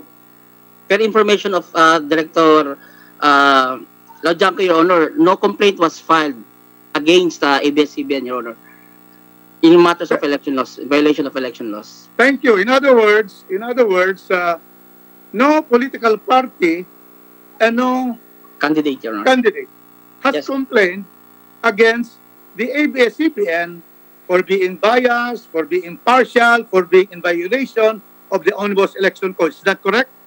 That's correct, Your Honor. Thank you. So with that, I would like to thank the COMELEC for stating for the record that no political party and no political candidate in the past years, there is absolutely no complaint for the ABS for violating any of the omnibus election law and the other laws of this country on elections. Thank you, Attorney Bagit. Thank you, Your Honor. We are now go, Mr. Chairman, can I now go to the KBP, Mr. June Nicdaw.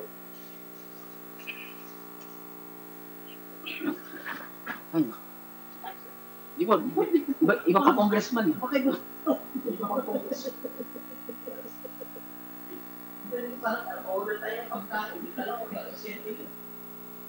Mr. Chairman, do we know if Mr. Nicdaw is still with us? Mr. Chairman, I'm still here. Nandito na po ako. Good evening, the President of the KBP, John Nicdaw. Good evening. Good evening po, Your Honor. You mentioned earlier about the KBP broadcast code. Yes, sir. Who are covered by the KBP broadcast code? Our broadcast stations and the commentators, are they within the ambit of the broadcast code of the Kapisanan ng Broadcasters ng Pilipinas? Yes, Your Honor. What is covered by the KBP broadcast code are the members of the KBP. By the way, the members of the KBP are the networks themselves. So the ABS, for example, is the member, and all the employees, all the anchors, all the reporters will be covered by the KBP code, Your Honor. And since you are the President, may we know whether at this time there is a complaint pending against ABS-CBN in the violation, if there's any, of the KBP broadcast code? Strictly speaking po, none. The latest complaint we received that is related to ABS-CBN is not even germane to the broadcast code. It is a personal complaint against one of its reporters, but it's more of a personal thing. But it was brought up to the KBP on the basis of professional ethics. We, since it's not covered by the broadcast code, because it's more of a personal nature, we decided not to take on the complaint, but we asked the parties to just reconcile their differences between themselves, Your Honor. So in short, your answer is there is no pending complaint against ABS-CBN in the KBP in relation to the broadcast code. Correct? That is correct, Your Honor. The latest, the last one that we handled was back in 2013, Your Honor. And that has been resolved already. So no present pending case against ABS-CBN. You also mentioned about the standards and ethics manual. Can you explain who are covered by the KBP standards and ethics manual? Okay. The Code of Ethics actually is our broadcast code. And it covers everything related to the ethical standards for broadcasting. From news to public affairs, it even covers what we were discussing the last time around about block timing. The standards authority that I mentioned earlier is the body that receives the complaints and conducts the hearings in relation to the broadcast code. So the basis for for guiding the Standards Authority in deciding cases is the broadcast code. So the Standards Authority is the body. The ethical standards are contained in the broadcast code, Your Honor. And the manual, when we talk about standards and ethics manual, is there a pending complaint against ABS-CBN for violation of the standards and ethics manual? Wala po, Your Honor. As I said earlier, the last complaint that was heard by our Standards Authority with regard to ABS-CBN was back in 2013. Right now, we don't have any pending complaint against the network, Your Honor. Thank you very much, Mr. Nick Dow, for stating in this open hearing that as of the present, there is no complaint pending before the KBP on the violation of ABS-CBN on the broadcast code, and also no pending cases in your standards and ethics manual. Thank you very much, Mr. Nick Dow. Thank you, Your Now, Honor. I'll go back now, Mr. Chairman, to Mr. Katigbak. Mr. Katigbak, Yes, Mr. Chair. yes, Mr. Katigbak, how do you, in the network, how do you ensure that your network news, entertainment, and content adhere to the values of integrity, accuracy, prudential judgment, and balance and good taste? How do you assure that in ABS-CBN? Mr. Chair, may I ask that our head of news be recognized to answer your question? Sige Okay, po. Mr. Reyes. Thank you, Congressman Rodriguez, Your Honor, Mr. Chair. We have a code of ethics, Your Honor, that we adhere to. Of course, we also follow the KBP broadcast code. Aside from this, we also have an independent third party that monitors our reporting in all our platforms and in all our programs, at least the commentary and news programs, for bias and accuracy. Yun po ang aming mga internal mechanisms para masiguro na ang aming mga journalists ay sumusunod po at isinasabuhay ang mga prinsipyo ng journalism. Yung pong aming Office of the Network Ombudsman is an independent body that reports only to our Board of Directors. Sila po yung nag-iimbestiga ng mga complaint kahit na laban sa kahit sinong mamamahayag sa ABS-CBN o empleyado. At meron din po kaming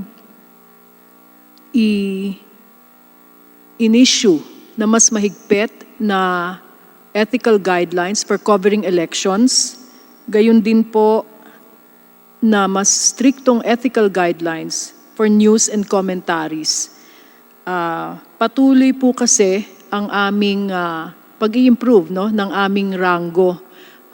In fact, we updated our Code of Ethics to include social media guidelines a few years ago, Your Honor. So these are all our internal mechanisms for ensuring that. Thank you. Thank you, Ms. Reyes. And you mentioned about the Office of the Network Ombudsman. Since when did you have this Office of a Network Ombudsman precisely to ensure that your news, entertainment, content will follow the values of integrity, accuracy, and transparency? Yes, Your Honor. Kahit po walang complaint, ay nagkukusa po madalas ang aming Network Ombudsman sa pamumuno ni dating Supreme Court Justice Jose Vitug para paalalahanan kami or mag-imbestiga ng mga sa tingin nila ay hindi dapat na ginagawa o sa tingin nila ay may paglabag sa aming Code of Ethics, Your Honor. You are saying, Ms. Reyes, that your network ombudsman as of the present is no less than former Associate Justice of the Supreme Court, Jose Vito, who was my reviewer on commercial law in 1981, and that is why I passed commercial law. Is that the same Justice Jose Vito, who is now your present ombudsman? Yes, Your Honor. So you have gotten practically a former Associate Justice who are well renowned in the legal field, who has really been a big asset of the Supreme Court and in the academy. And he is now your ombudsman, and he makes sure that you are able to follow the requirements of the values of integrity, accuracy. And has there been instances when Ombudsman, Network Ombudsman, former Associate Justice Jose Vito was able to give you advice on what to do in relation to the network's news and programs? Yes, Your Honor. We normally refer complaints to his office, and they act on these complaints in a timely manner, Your Honor. And in fact, before Justice Vito, who was your network ombudsman?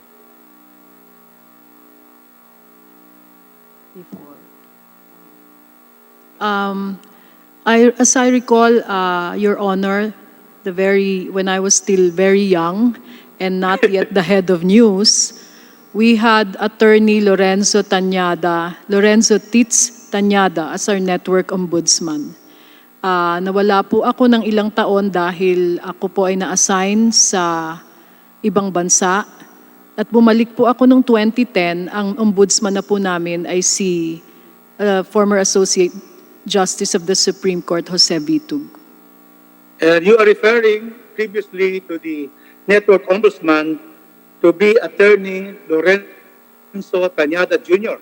Is he the son of the great Senator and statesman, Senator Lorenzo Tañada, our speaker in our graduation in De La Salle when I graduated in 1975 in De La Salle? Is this the son of the great Senator Lorenzo Tañada? Yes, Your Honor. Thank you. And so you have distinguished lawyers who helped you in making sure that the ABS-CBN will always adhere to the values of integrity, accuracy, prudential judgment, and good taste. Is that correct? Yes, Your Honor, their reputations are impeccable and they are men of honor and integrity. Thank you, Mr. Chairman. Thank you, Ms. Reyes. And I'd like now to go to Commissioner Cordova of the NTC. Congressman Rodriguez, bago po sumagot sa inyo si Commissioner Cordova ng NTC, paalala lang po na kanina pa po tayo lumagpas sa takdang oras, pero pinapayagan ko po kayong tapusin po ang inyong line of questioning. Congressman Rodriguez. Thank you for the grace you're giving me, Mr. Chairman. I will just have about two more personalities to ask, and then we will finish this particular NTC. Thank you, Mr. Chairman.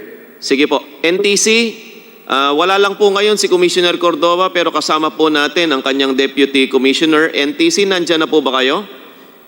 Yes, Your Honor. Yes, I'm here. Sige po, kayo po ay tatanungin ni Congressman Rodriguez. Congressman Rodriguez. Good evening, Deputy Commissioner Cabarios, a good friend. Good evening. Good evening po. Good evening po. Mr. Cabarios, under the franchise of ABS-CBN, it is enjoined not to use its stations for broadcasting of obscene and indecent language, speech, act, or scene, or the dissemination of deliberately false information or willful representation to the detriment of the public interest or to incite, encourage, or assist in subversive or treasonable acts. Do you confirm that this is part of the franchise of the ABS-CBN? Yes, Your Honor, it's part of the franchise, yes. And of course, once Congress issues a franchise, you issue a certificate of public convenience or necessity. Is that correct? Certificate of Public Convenience, Your Honor. Correct. And of course, your certificate of public convenience would also require the same requirements of the franchise, correct? Yes, that's correct, Your Honor. They have to comply with all the requirements of law and rules and regulations, Your Honor. And if they violate the franchise or your certificate of public convenience, then you can call their attention and hear it and be able to stop if there is a use of obscene language, false information. Is that correct? Your Honor, the jurisdiction of the Commission is limited to the infrastructure, Your Honor. We have no jurisdiction over content, Your Honor. It is MTRCB, Your Honor. Okay. But going to, there may be some complaints. Are you aware that there are complaints pending before the NTC in relation to violations of your convenience, public convenience, or the franchise? Has there been a case filed against ABS-CBN in your office regarding violations of the certificate of public convenience of franchise? Because you have jurisdiction over franchises. Is there a case filed against ABS-CBN in your NTC? Violation of Franchise. not the franchise, Your Honor, but violation of the rules issued by the Commission. The violations, Your Honor, are against the radio control law, meaning to say no non-posting of station licenses like that, Your Honor. But there is no complaint against ABS-CBN for violating a certificate of public convenience, correct? I'm not aware of any, Your Honor, as of now. Thank you very much. So that if you're not aware, there are no pending cases on against ABS-CBN on its franchise or your public convenience. Thank you very much, Mr. Cabarios, for your answers. Thank you. Thank you. Thank you very much. Finally, Mr. Chairman, I'd like to go now to a question to Ms. Ann Nemenso of the MTRCB, Mr. Chairman.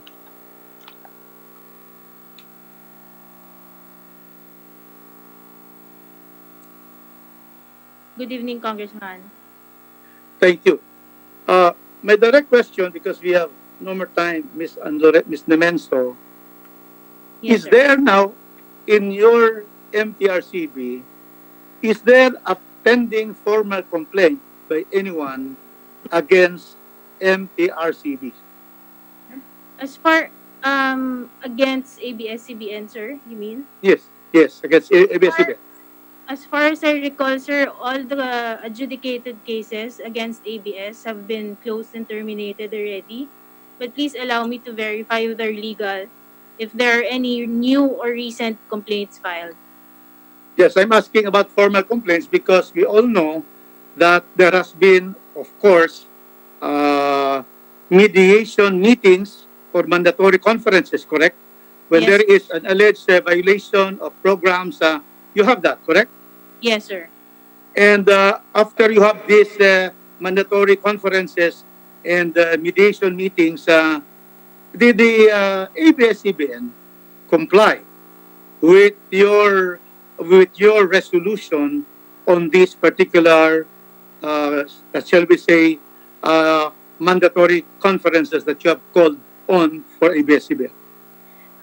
The ABS-CBN or the network subject of our adjudicated cases, we come up with their self-regulatory measures. They are Yes. directed to submit position papers, and then they are also directed to submit self-regulatory measures wherein they can implement in their own TV networks to avoid similar occasion or occurrence of the violation. So can you therefore say that in these mediated meetings and conferences, your recommendation and your resolutions have been followed by the ABS-CBN? Yes, Your Honor. Thank you very much. So it's very clear that complaints on program contents and everything, when you have mediation, meetings, and conferences, after which having a quasi-judicial function and they present their side and there is your resolution, as of now, the ABS-CBN has complied with all your directives for them to perform, correct? As far as I know, yes, Your Honor. Thank you. And as far as you know, there is no formal complaints pending at this time in the MTRCB against ABS-CBN, correct? I am not aware, Your Honor. Thank but, you. Allow me to verify. Thank you very much. So, Mr. Chairman, let me just therefore state finally my closing statements on my interpellation. Mr. Chairman, first, thank you for allowing me to finish with the agencies that I wish to ask questions to.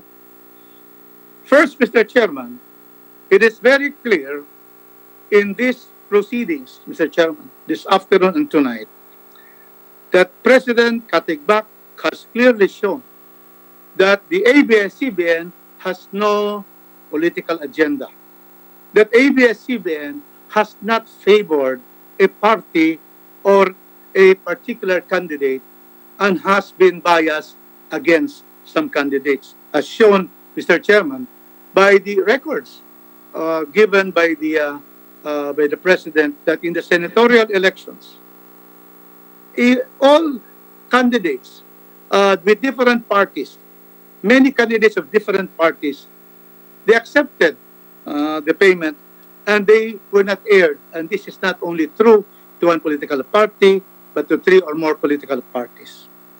For the vice presidential election, we have here 5 candidates, 4 candidates who, 5 candidates who were also accepted their payment, but they were not aired. It is not peculiar to only one candidate for favoring one candidate and against another candidate. And in the presidential election, there were no less than 3 candidates who were running for president from different parties, and they were likewise, their ads were not aired. So therefore, clearly, there is no basis, therefore, to the allegations of bias in the coverage of 2016 elections and the other elections, 2019, 2010, and down on the other years in seriatim. Also, Mr. Chairman, it was testified by the COMELEC that, Mr. Chairman, there has been no case filed by any complainant against ABS-CBN for violation of the Omnibus Election Code, the Fair Election Act, and all the other election laws of a country on the ground of they did not give equal access to candidates or that there was partisan political activity of the network. Third, Mr. Chairman, it is also clear that in the case of the KBP, again, the KBP now certifies that at present, at this time when we are hearing the franchise application of ABS-CBN, it is very clear that there is no pending case against the ABS-CBN broadcast company in violating the KBP broadcast code nor the standards and ethics manual of the KBP as testified to by Mr. June Nicdao. And also, here also, we have also heard the Deputy Commissioner of the NTC, Mr. Cabarrios, who stated that there is no pending as of this time any case filed by any person against the ABS-CBN for violating the franchise given to it by Congress, nor the certificate of public convenience that they have given. Fifth, Mr. Chairman, it is also clear that now an imenso of MTRCB has clearly, in the matter of programming, in the matter of compliance with the rules and regulations and the laws implemented by MTRCB, which is headed by our former colleague, Rachel Arenas. Ms. Ann Nemenso has clearly stated that there is no pending formal complaint against ABS-CBN in the MTRCB, nor is there any of its resolution, Mr. Chairman, coming from mandatory conferences and mediation meetings that they have recommended to ABS-CBN and which the ABS-CBN did not comply. It has always complied with the MTRCB on its recommendations if there are certain complaints against some of its programs. And finally, Mr. Chairman, 6, it is very clear that to assure that the ABS-CBN will be able to inculcate the values of integrity, accuracy, prudential judgment, balance, good taste, and transparency, it has an office of network ombudsman. Before, it was Attorney Lorenzo Cañada Jr. And now, no less than former Associate Justice. We have Jose Vito, a renowned jurist with integrity and which is very well known for probity, to be its network ombudsman.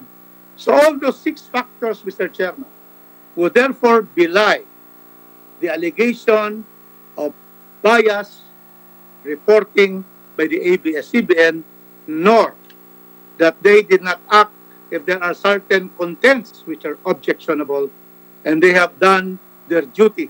And as of this time, there has been no violation as stated by all these officials.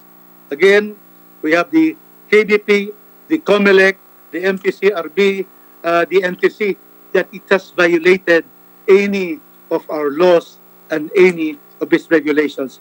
With that, Mr. Chairman, I thank you for your kind indulgence for giving me additional time in this interpellation. Thank you very much, and good evening to all of us here attending either personally and in Zoom in this hearing of this Honorable Committee on Good Government for Public Accountability and the Committee on Legislative Franchise. Thank you very much, and good evening, Mr. Chairman. Thank you, the Honorable Rufus Rodriguez. We now proceed to recognize the Honorable Sato to proceed with her interpellations. Honorable Sato is recognized. Thank you, Mr. Chairman. Mr. Chairman, Your Honors, I have actively participated in practically all the proceedings of these committees, and I have interpolated especially on the constitutional issue.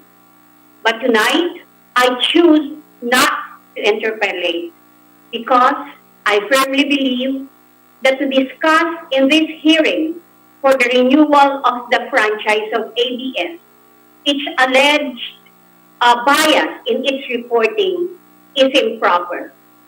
I strongly believe, Mr. Chairman, that to discuss the alleged bias in the hearing of the application for renewal of franchise is tantamount to prior restraint on press freedom and is violative of what is enshrined in our Constitution, in the long line of jurisprudence, and in international conventions.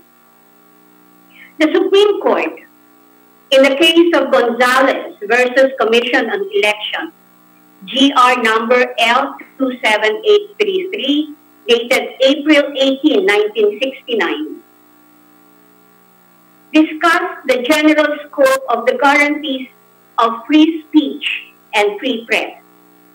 And I quote the decision: free speech and free press may be identified with the liberty to discuss publicly and truthfully any matter of public interest without censorship or punishment.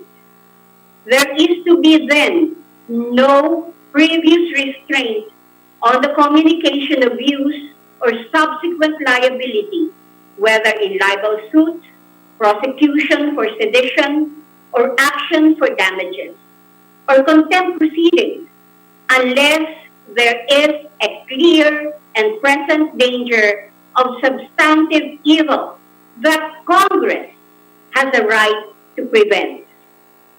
In the case of Telecommunications and Broadcast Attorneys of the Philippines versus COMELEC, GR number 132922, dated April 12, 1988. The Supreme Court likewise held that freedom of speech, expression, and the press are the core of civil liberties and have to be protected at all costs for the sake of democracy.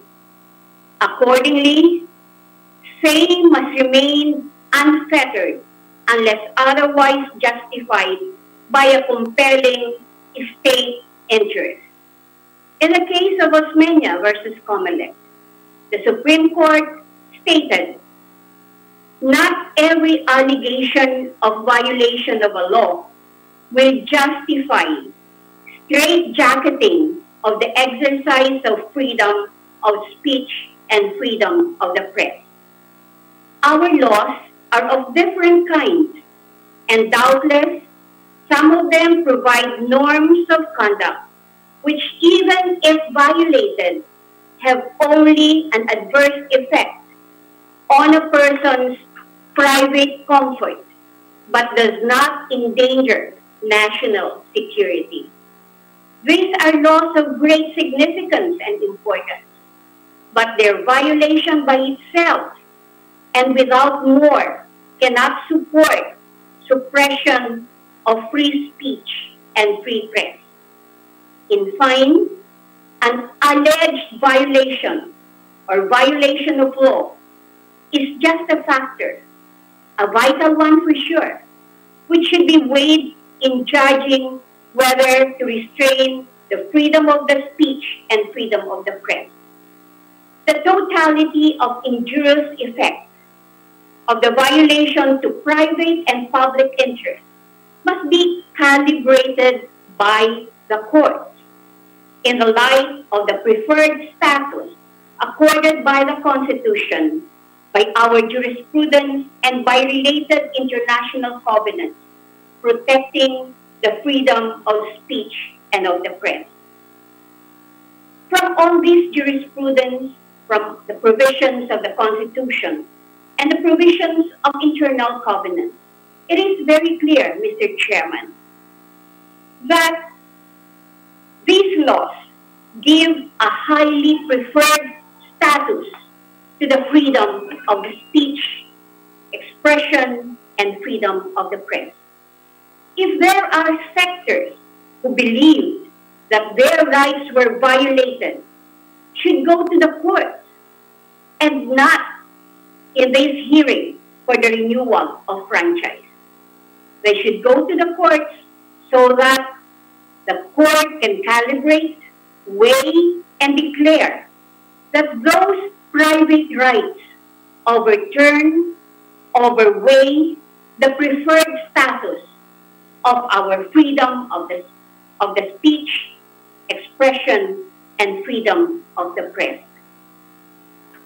In closing, Mr. Chairman, the freedom of speech and of the press, which we are legally and morally bound by our oath to protect in all our legislative processes, goes to the very soul and essence of our democracy, which will have an impact, a strong impact in the future of our beloved country. So we must, at all times, Mr. Chairman, protect the freedom of the press. And as I've said, those who feel that their private rights have been violated, please go to court, not in this hearing for the renewal of franchise because this is tantamount to a prior restraint on the constitutional right, which is our duty to protect at all times. Thank you very much. God bless the Philippines. Thank you, the Honorable Sato. We now proceed to the Honorable, our Deputy Speaker, the Honorable Dante Marcoleta.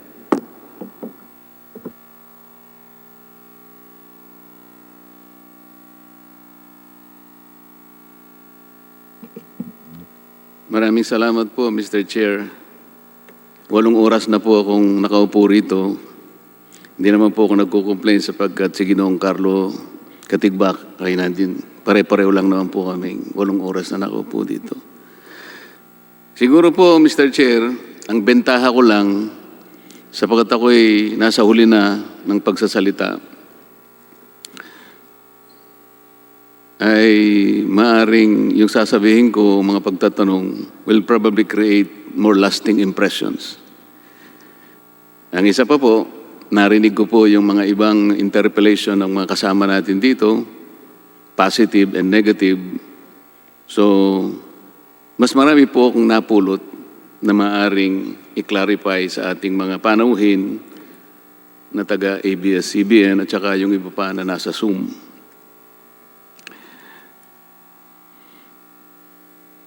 Kanina po, narinig ko po yung mga hinanakit ng aking mga kasama rito na isa-isang nag-testify. Kinatawan Janet Garin, kinatawan Bambol Tolentino, Mike Defensor, Boying Rimulya, PD Barsaga, at saka ang ating minority leader, Benny Abante. Masasabi po ba natin, Mr. Carlo Katigbak, na yung kani-kanilang mga hinaing at mga hinanakit kanina ay valid?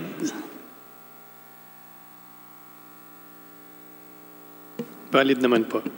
Salamat po. Yung pong kay kinatawan Janet Garin, she was almost emotional when she was trying to point out a particular incident where she said that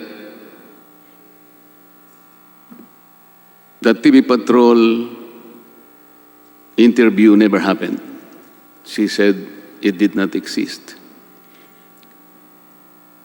She was at the sickbed of her father. And in denying that that incident ever happened, she even swore upon the grave of his father. Ang sabi po niya, merong isang portion doon na in-splice yung content. May I ask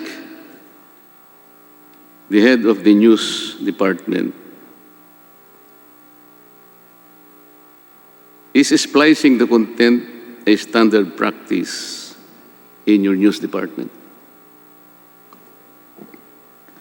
Thank you, Mr. Chair, Your Honor. Ang nangyari po sa interview... Madam, the question is answerable by yes or no. Is splicing the content a standard procedure being adopted in the news department of ABS-CBN? It is not standard for us to splice to maliciously mislead, Your Honor. You are saying that the good congresswoman is telling a lie. I am saying, Your Honor, that the soundbite was shortened, but there was a basis for that. She swore upon the grave of her father that that particular interview never happened. The interview happened over DZMM, Your Honor. Precisely. But what was shown was the interview in TV Patrol, which she denies. So, maliwanag po na in-splice ninyo. At malinaw talaga, nakita rin namin. Huwag kayong mag-alala pa, pakukuha din natin yon. At siguro lalo nating malilinawan yon. Ang sinasabi lang natin dito, sana magpakatapat na kayo mulat-mula pa kasi sinasabi na namin ito. Kung hindi po standard ang splicing ng content, sinasabi po ninyo nagsisinungaling ang aming kasama rito. Is that you are trying to imply? Your Honor. Hindi po, Your Honor. Oh, Ang paano sinasabi ngayon? ko lang po, ine-edit po namin ng mga video at sound bites, pero hindi po para mag-sinungaling o mag-mislead sa aming storya. May I repeat that? That particular interview never existed according to her. Pinipilit nyo, it existed, and you edited the content. Either you're implying that the good congresswoman is lying, or you are thinking of something else.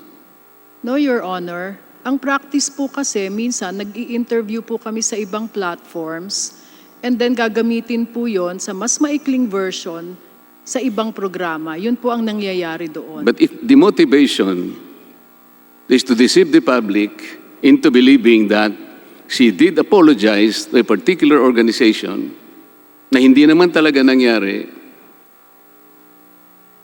ang biktima rito yung publiko. She was at the sick bed of her father. Nakita niya yon. Masakit, hindi ba? Ito yung pinag-uusapan natin. And then,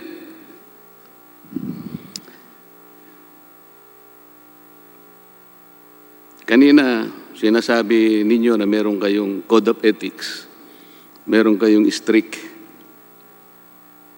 ethical guidelines.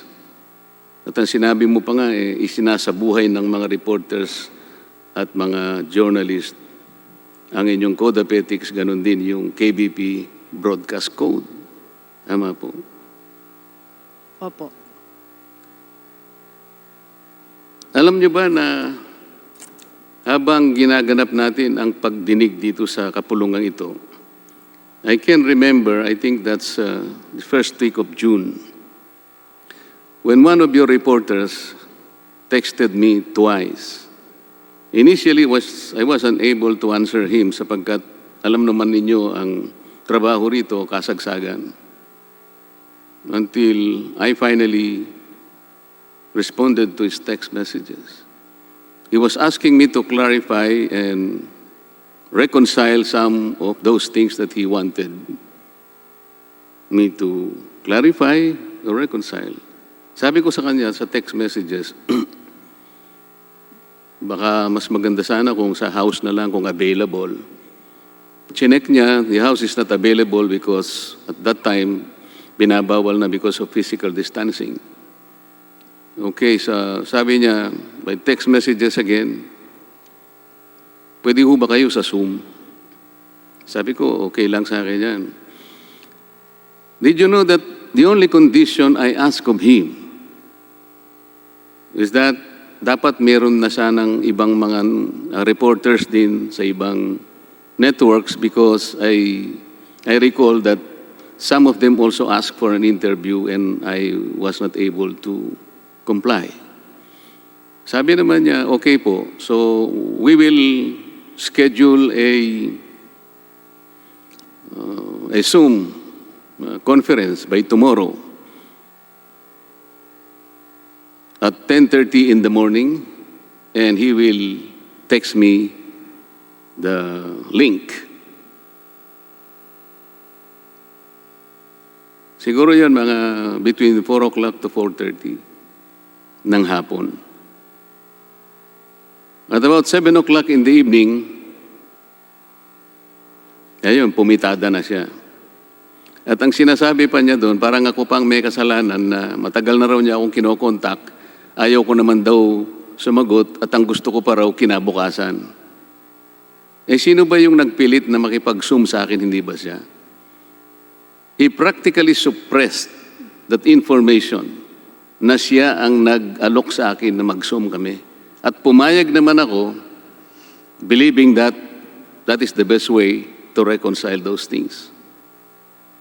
Ganun pa man, bumanat na siya ng alas 7, I was still waiting na baka naman matuloy pa yung 10:30 namin, naghihintay ako.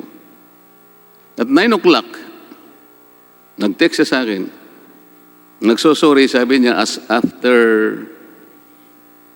conferring with my bosses, sabi niya, hindi pala pwede kanya na makipag-zoom ako at saka yung ibang network sa mga politiko. Can you imagine?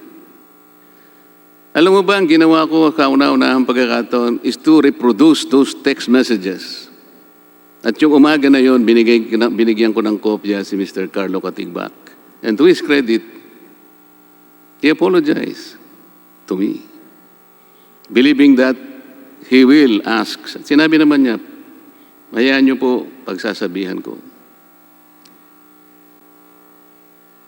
Ang kinausap ko po is the President and CEO of ABS-CBN. Wala naman sigurong duda na gagawa niya ng paraan yun. Alam ba niyo yung nangyari kinagabihan? Dinoble niya ulit. Kasama pa yung isang anchor ninyo na tagabasa ng balita. At lalong naggrabe. Pinalilitaw nila na sa screen, doon sila marunong eh. Pinalilitaw nila that there were 5 franchise bills na ako ang principal author. Bago pa nangyari yun eh, nag-usap na sila ng aking chief of staff eh. Ang sabi ng aking chief of staff, to my recollection, sabi niya, ni wala pa kaming, kasi ang salita niya, pangunahing may akda, the principal author. Meron po akong kopya ng certification ng House of Representatives. Kung interesado po kayo, bibigyan ko po kayo ng kopya. Totoo po yun. Wala po akong iniakda kahit anong prangkisa. Kung prangkisa lang ang pag-uusapan. Nangyayari po na kung minsan ang pangalan ng bawat isa sa amin na ihahalo na parang co-authors. Kung minsan po, consolidated po yun. Somebody will move that all members present or the members of the franchise committee be made co-authors of this bill. Something that we cannot control. Ang ginawa niya sana, pumunta siya rito sa House of Representatives, kumuha ng certification. Alam po ninyo ang pinakamabuting ebidensya doon, yung initiatory bill. Kasi nakapirma po yun. May pirma ako doon kung sakasakali. Kung sakaling nirefile ng ibang kasama namin, makikita pa ninyo yung original kung sino naman yung nag-file nung una. Yun lang naman po ang pwedeng gawin niya. Ginawa po ba niya yun? Hindi. Ano po ba yung motive niya? Kasi po kasama ho ako rito na nire-revisa natin ang inyong prangkisa para siguro sa kanya nakagagawa siya ng mabuti para sa ABS-CBN. Kaya niya ginawa yun. Ngayon, ang sabi niyo kanina, kayo ay merong code of ethics at saka strict ethical guidelines. Bakit hindi po niya sinabi sa inyo na siya mismong nag-alok sa akin na mag-zoom kami at ako naman ay pumayag? Pagkatapos babaligtarin niya na matagal na raw akong kinakausap, ang gusto ko pa raw yung araw ng kinabukasan. Para bang ako pang may kasalanan. Inalok na nga po ako pang gagawing kasalanan. Tingnan po ninyo itong binasa ninyo kanina, Madam King Reyes. Yung slide number 9, ang sabi nyo rito, at the news division level, we have a standards and practices unit that likewise ensures our journalists adhere to our own code of ethics and observe the highest professional and ethical standards. Kabaligtaran po ito sa ginagawa ng inyong mga reporters. Ito pa po, just like those in government, journalists and the news media operate as trustees of the public. Tama naman sana yun eh. As such, our first loyalty is to the citizens. Tama rin po yun. And our primary obligation is to the truth. Tama rin yun. We know that as we hold power to account, we ourselves are accountable to the public we serve. You pay lip service to this. Tinitwist po ninyo ang mga balita. Kayo ang gumagawa ng balita kahit na mali. Pagkatapos, 2 araw pagkatapos na may ere yung ganong klaseng report. Kung babalikan mo yun, Ms. Ging Reyes, parang pinagsalikupan ako ng dalawa eh. Yung isa yung anchor rin yung isa ron. Oh, hindi ba attorney? Sabi niya. Res ipsa loquitur. Ganon silang magsalita eh. Ano ron ang res ipsa loquitur? Nakita ba niya yung certification ng House of Representatives? Nagpapanggap pa kasing abogado yung isa, although itong reporter mo parang abogado yata talaga. Pero yung isang kasama niya, siya yung umaastang parang abogado. Ito po ang sinabi nyo after 2 days. Hindi ko nababanggitin ang pangalan. Before I hired X, I wasn't convinced he'd want to be a full-time journalist. He was already a lawyer then. He was young and promising and a reporter's job didn't exactly pay well. I warned him that he must get used to the long, unrewarding hours, unscheduled events, chaotic days, sleepless nights, and have to train first, pound the beat, and work with demanding colleagues. 5 years later, he's proved to be one of our most reliable and thorough journalists. He has truly found this calling, and we're fortunate to have him among our ranks of fearless truth tellers. I'm proud of you, blah, blah, blah. Did you serve the public well in doing this? Is this the new service organization of ABS-CBN? Dahil ba kasama ako dito na nire-revisa natin ang prangkisa ninyo, ganun na lang ang pagtrato sa amin. Katulad po na sinabi ni Congresswoman Janet Garin, yung casualties po rito yung maliliit na tao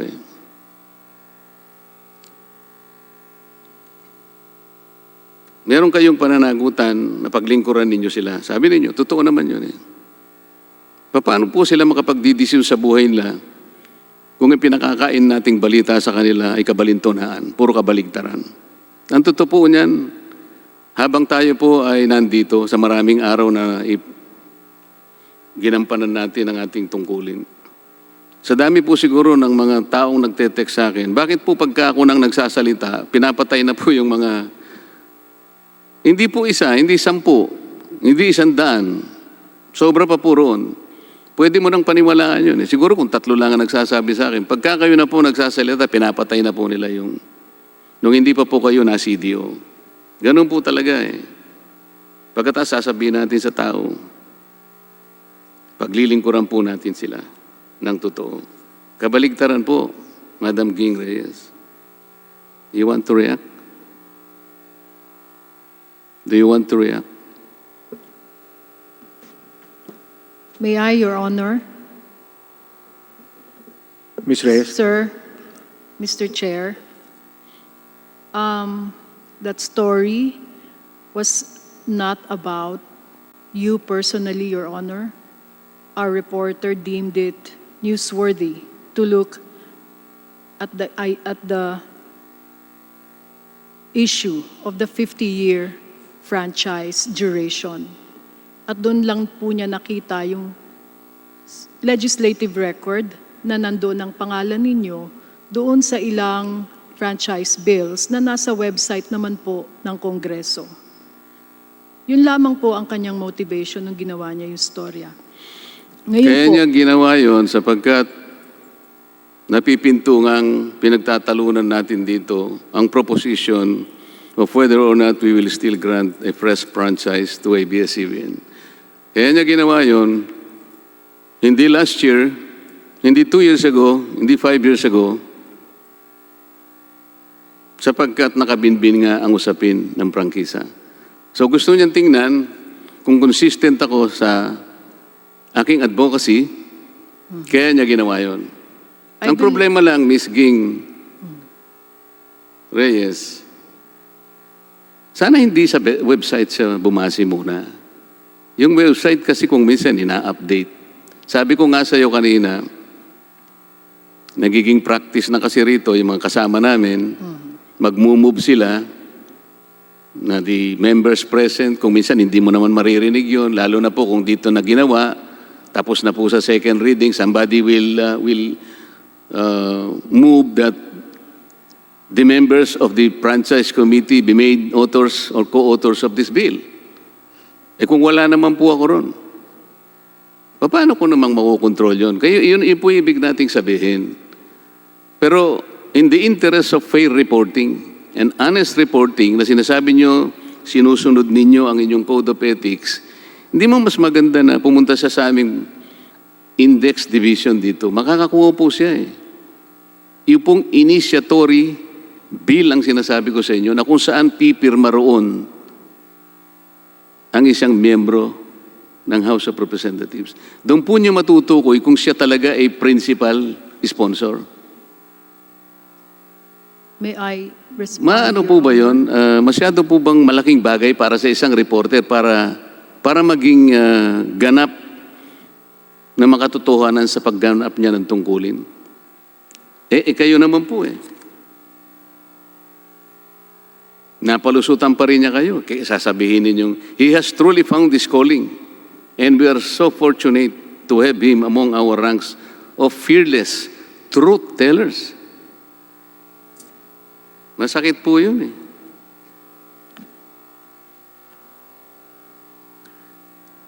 Kayo po ba naniniwala that the freedom of speech or the press freedom is a monopoly of a broadcasting corporation? No, Your Honor. Tama. Kasi kahit na sino pong mamamayan, karapatan niya rin ang press freedom. Karapatan niya na makakita, makarinig ng balita na totoo, na tunay, na walang kasinungalingan. Ang pinag-uusapan po natin dito ay prangkisa ninyo eh. Sabi kanina nung isang kasama namin nagsalita, hindi naman daw kaugnay ng prangkisa ninyo. Nakalimutan niya, nasa section 4 po ninyo yun. Your responsibility to the public. May nakalagay pa nga doon eh, willful misrepresentation. Hindi niyo po dapat kinakalimutan na dapat meron kayong obligasyon sa publiko. Kaya sangkot din ang prangkisa ninyo.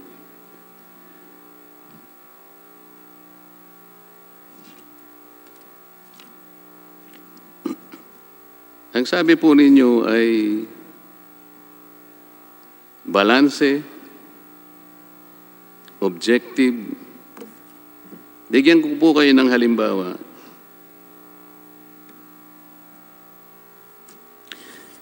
Nung pumanaw po si dating secretary, hindi secretary, yung pong head ng Securities and Exchange Commission, si Attorney Perfecto Yasay,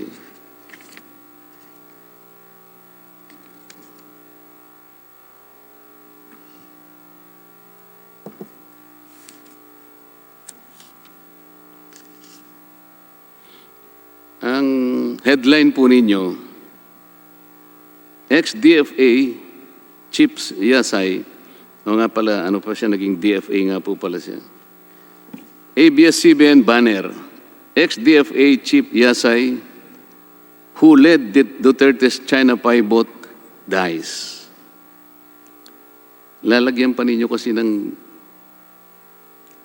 ewan ko kung bakit kailangan po niyong lalagyan pa ng parang elemento ng... Kumpara po ninyo sa GMA.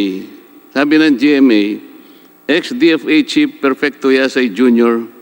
passes away. Hindi po dapat ganun nga. Yun po yung tama eh. That is the true and exact account of what happened.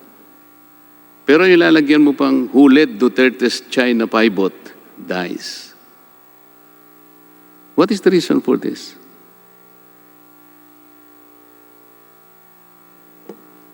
Your Honor, I'm not very familiar with that particular headline, but I remember seeing a headline in our digital stories that read, former DFA Chief Yasay passes away. So, Meron din po kasing iba-ibang entries sa ito po storya, kasi, Your Honor. nasa online po ninyo eh. Ako po pagka sinasabi ko sa inyo, hindi ako magsisinungaling. Lalagyan pa ninyo ng flavor kasi. Lalagyan nyo pa ng palabok. Alam ba ninyo, ang katapat na parusa nun, halimbawa, bibigay ko po sa inyo. Sabi nyo kasi kanina, sinusunod ninyo yung KBP Code of Ethics. Broadcast Code of the Philippines, 2007, KBP. Ang sabi po doon sa Article 7, Section 2, persons affected by tragedy or grief shall be treated with sensitivity, respect, and discretion. They should be allowed to suffer their grief in private. Pero kung lalagyan mo pang, ex-DFA Chief Yasay, who led Duterte's China pivot, dies. Your Yun po Honor, ang there was style. nothing malicious in that headline. You will be the one to decide on that, Ms. Ging Reyes? Aren't we supposed to be the one to decide on whether or not there is malice in this? Because there was none, Your Honor. That is a fact. He was at the helm Kayo po of the ba Foreign ang, Affairs Department. kayo po ba ang magja-justify nun o kami? Your Honor, we go through this editorial process every day. It is our job. And in headline writing, there are times when context is also needed. There are times when people noted or notable for certain achievements, those achievements are mentioned. It is not necessarily a negative thing, Your Honor. Napaka-basic lang po ng comparison na sinabi ko. Namatay po yung ex-DFA head. Ang basic na balita, ex-DFA Perfecto Yasa dies. Walang problema ron eh. Pero kung sasamutan mo ng flavor, nagkakaroon po ng kulay. Yun lang naman po ang problema. Kanina po, well, may nagsabi po sa ABS-CBN, si Ginong Carlo Katigbak yata, we're making a public commitment na lahat po ng mga taong gustong magpaliwanag o kung kami man ay nagkamali, inaanyayahan po namin. Something to that effect, Mr. Katigbak. Did you say that?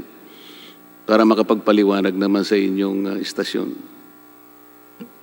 We're making a public commitment po that any public official will be allowed to air their side on a story. Yun nga. That's a Apo. commitment that you promise, an undertaking. Yes Diba? po. Okay. Ang nangyari po kasi, parang it's too late in the day. Ang dami na pong nagkaroon ng sama ng loob. Yung sinabi ko pong isa-isa kanina, Congresswoman Janet Garing, Congressman Mike Defensor, Congressman Benny Abante, Congressman Bambol Tolentino, Congressman P.D. Barsaga. Meron po kasi tayong kasabihan, Mr. Chair. Bago nagsalakot ka, basa na yung tuktok. Napakahirap po kasi na ngayon lang natin gagawin. Parang nagiging platitude. Sibulay, sabi nila.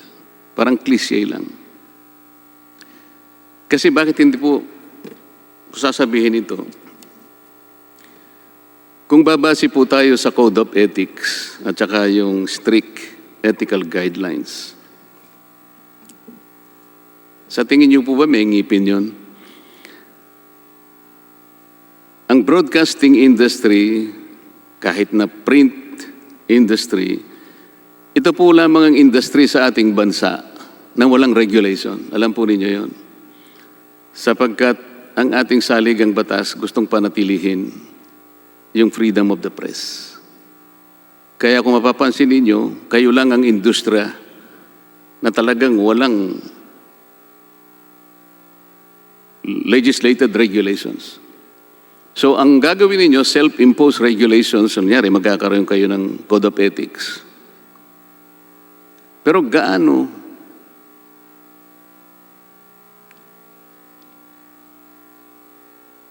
ka-useful yung Code of Ethics? Kung ang pag-uusapan, di sana na-prevent lang lahat natin itong mga complaints kanina na isa-isang narinig natin.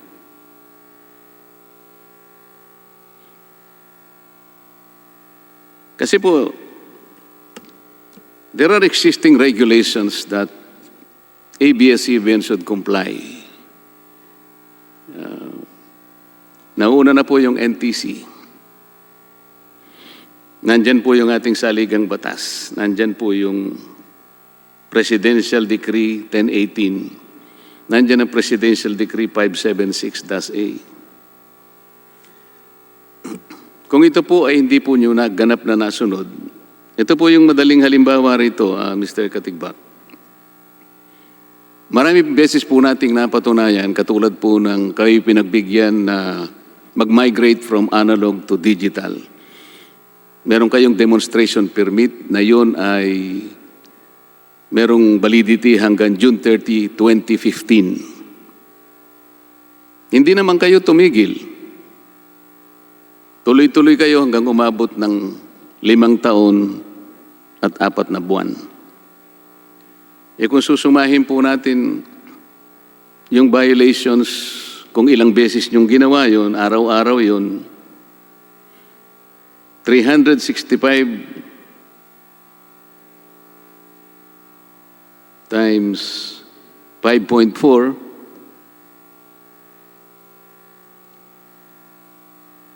1,971. Kung siyam na channels po yun, Mr. Katigbak, ang bilang po ng violation nyo is 17,739.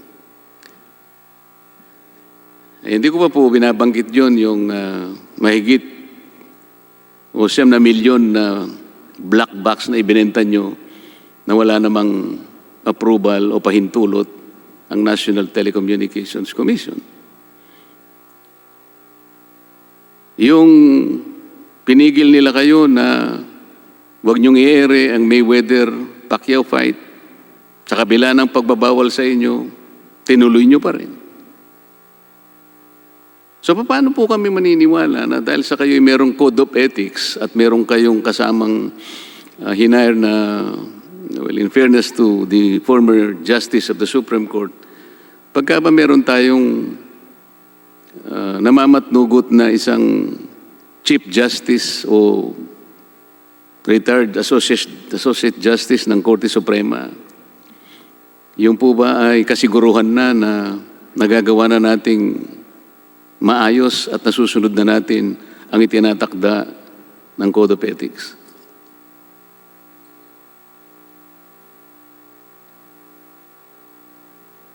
Ulitin ko po. Dahil po ba meron tayong isang gumagabay sa atin na isang retiradong Justice of the Supreme Court, yung po ba'y kasiguruhan na nagaganap ninyo ang tungkulin nyo sangkayon sa inyong Code of Ethics?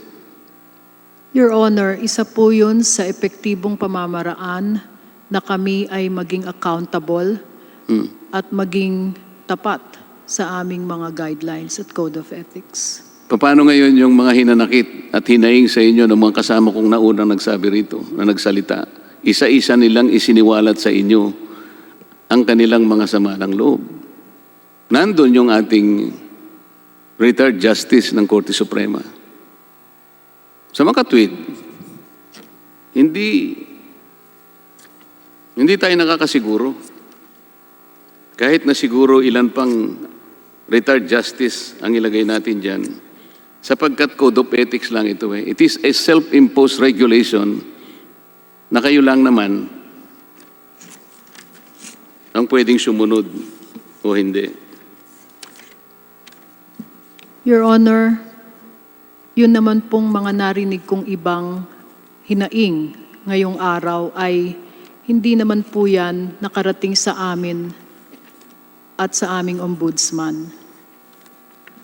I assure you that we will still act on these complaints even if they were or they happened some years ago. Meron ba kayong record ng mga broadcasters ninyo, reporters or journalists na ikinomplain dahil sa hindi pagsunod sa mga patakaran at sa Code of Ethics na inyong sinusunod? Yes, Your Honor. Paano naman ang pagdidisiplina ang ginagawa ninyo? Katulad po nung nireport ko sa inyo kanina, kani-kanina lang. Ano naman ang ginawa nyo doon? Yun po kasing storya tungkol sa inyo, Your Honor. Ang nangyari po doon, hindi po nakuha ang panig ninyo dahil hindi po bawal po sa aming mga journalist na sila ang mag-arrange ng press conference. Ang text po niya ay sinabi niya na upon discussion with my bosses, I was advised we're not allowed to organize press conferences for politicians or government officials. May I coordinate with your staff instead? Yun po ang kanyang sagot. So, nung ginawa po niya ang storya, hinintay po niya na, at may missed call ho siya sa inyo, inisip niya po na hindi na kayo interesadong magbigay ng panig. Yun po ang nangyari doon, kaya natuloy po ang pag-ere ng kanyang storya. Gayunpaman, Your Honor. Bakit kinakailangang paikot-ikutin mo? Sinabi ko na nga siya yung nag-alok sa akin at nagkasundo kami magsusum 10:30 kinabukasan. Hindi ko po Bakit mo sasabihin ngayon na hindi ako nakahanda? Siyang nag-alok eh. Alam mong kondisyon ko lang, isa lang eh. Magsama siya ng ibang networks, reporters sa ibang networks. Ngayon, kung hindi niya sinunod yung usapan namin at ako'y naghihintay ng kinabukasan at sasabihin niya na hindi niyo siya pinapayagan, bakit bago siya nag-text sa akin, hindi niya munang kinlir sa'yo kung pupwede yung sumo, hindi? Akala ko ba ito isang abogado? Di ba dapat ang ginawa muna niya ay lumapit sa'yo, kinlir niya kung pwedeng makipag-zoom. At kung pumayag ka, matutuloy yung 10:30. Dito panlilin lang ang ginawa niya. Isang direktang panlilin lang ang ginawa niya. Sapagkat ako'y pumayag sa alok niya, mag-uusap kami kinabukasan, pero inere niya ng alas 7 ng gabi. Pagkatas sasabihin mo, sumusunod ka sa Code of Ethics. Sasabihin ko sa iyo, ito, ayon sa Section 3, page 3 nitong Broadcast Code,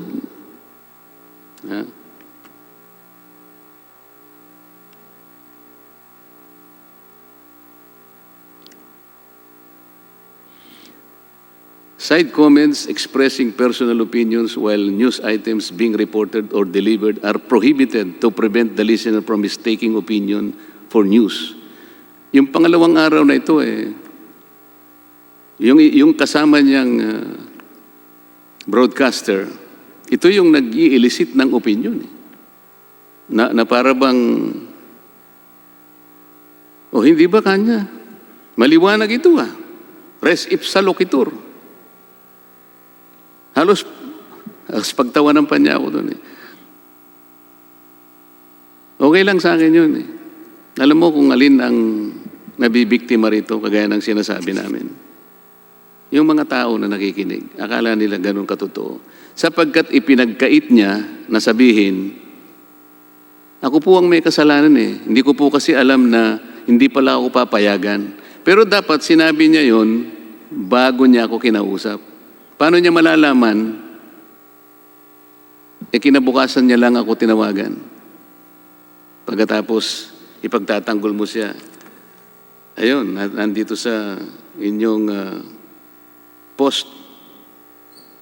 We are fortunate to have him among our ranks of fearless truth tellers. Ano po ba yung pagkakasalang ipinapataw ng broadcast code? Mayroong kasing indication dito na letter S. Pagka letter S, serious. Tama? Pagka G, grave. Pagka L, light.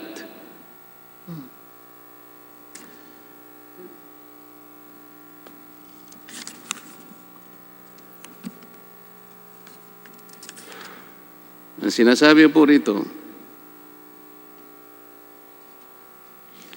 Section 6 of the same Broadcast Code of the Philippines, when the interviewer is not free to choose his questions or the interviewee or source has imposed conditions on the conduct of the interview, this fact must be made clear to the public during the broadcast. Serious na naman po ito. Ano ba yung condition na binigay ko? Isa lamang po eh. Magsama ka naman kako ng reporter sa ibang networks. Kasi nahihiya ako, meron ding nag-aalok ng interview, hindi ko sila mapagbigyan. That's the whole point.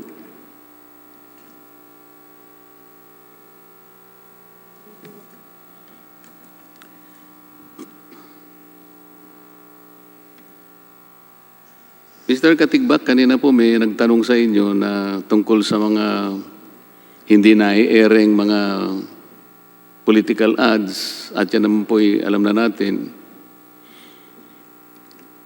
Hindi po ba meron kayong mga tinatawag na media planners?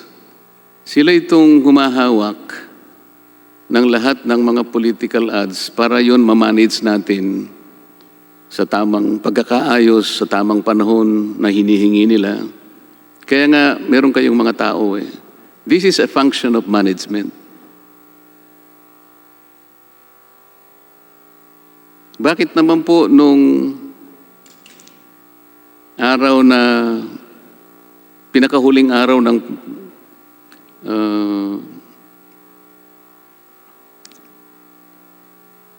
yung election season, huling araw na yun, ang nakatalagang i-ere doon ay yung mga negative political ads na binayaran ni dating Senador Trillanes.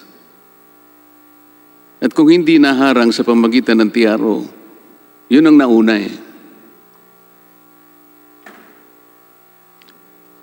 Kaya minsan po, nagkakaroon ng talagang agam-agam na talagang meron kayong partisan actions. Paano kung hindi, halimbawa, naharang sa pamagitan ng TRO na inihain ni Speaker Alan Cayetano na noon ay Vice Presidenteng kandidato sa ticket ni President Duterte?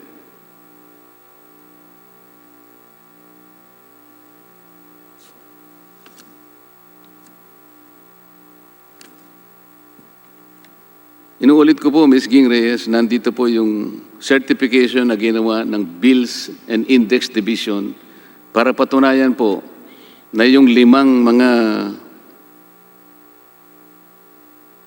franchise bills, wala po kong iniakda kahit isa roon.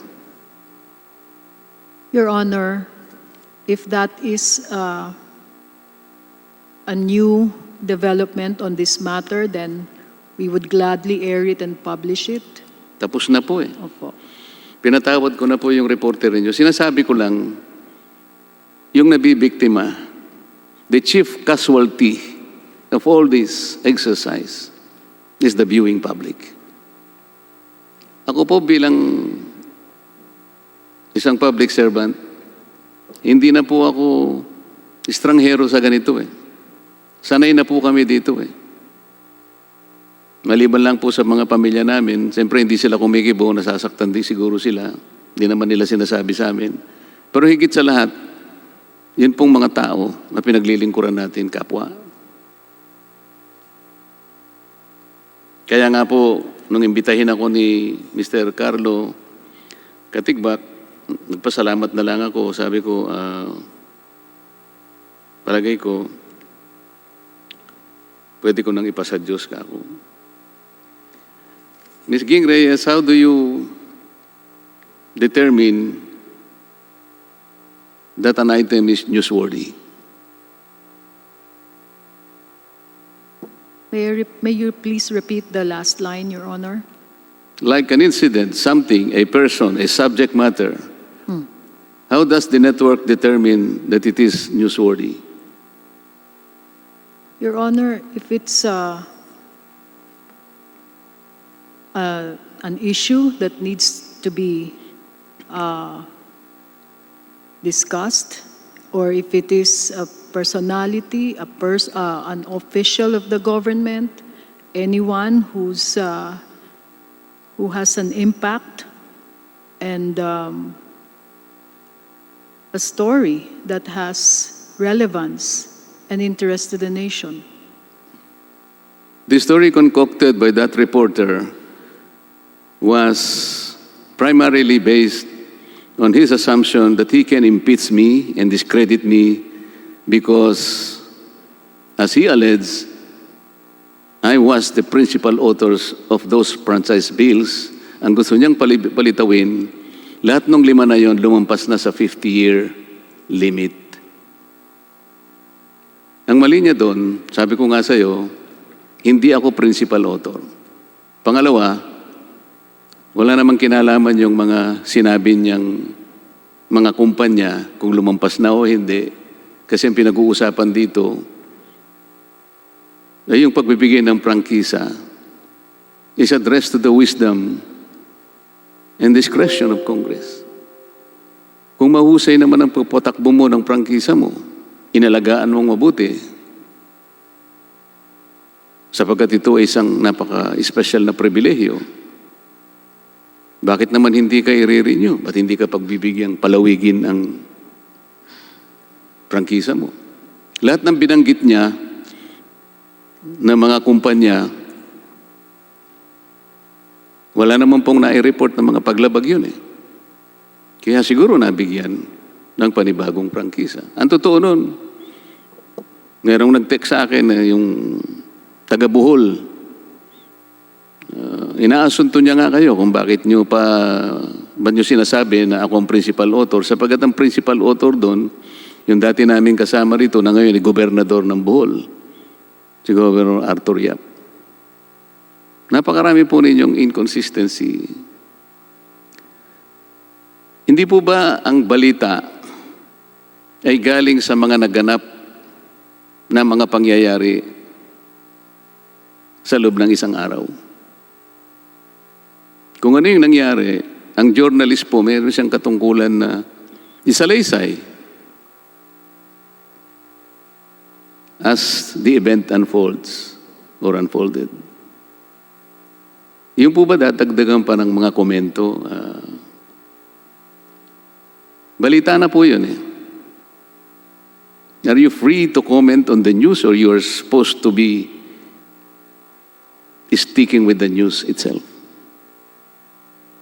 Your Honor, the news is separate from commentary. Correct. Let's go to the commentary. Are you familiar with the doctrine of fair comment? A little bit, of course, Your Honor. Ano po? Opo, Your Honor. What is the doctrine of fair comment? That it is there should be a free and truthful discussion of any issue of public interest. Medyo malayo po ng konti. When we talk about the doctrine of fair comment, the comment must be and primarily be directed to the issue itself, not to the person. Okay. Yung ginawa ng reporter ninyo, kasi at the time siguro, ang paniwala niya, I'm the most active interpellator here. Hindi po, marami po kami rito. Nagkataon lang po siguro na ako yung isa sa kanyang na-target. Sa issue po tayo dapat bumase, hindi sa tao. Ang ginagawa po ninyo ngayon, puro ad hominems. Kami po ay mga ahente lang ng pamahalaan. Kami po ay mga representatives lang. Kami po ay messenger. Yung message po ang importante.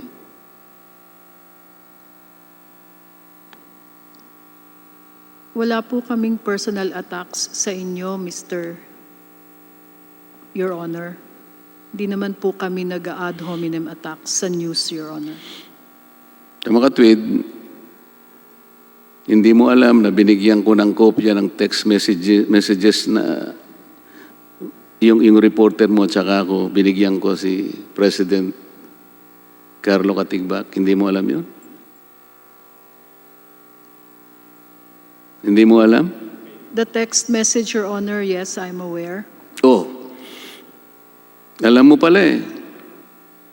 Anong sinabi mo doon sa reporter? Ba't mo naman ginawa yun? Ikaw pa lang nag-alok eh. Sumunod naman siya, pumayag naman siya. So naghihintay siya ng 10:30 kinabukasan eh. Ba't naman ganun ang ginawa mo? Ba't kinakailangang magmadali ka? Eh may usapan pala kayo.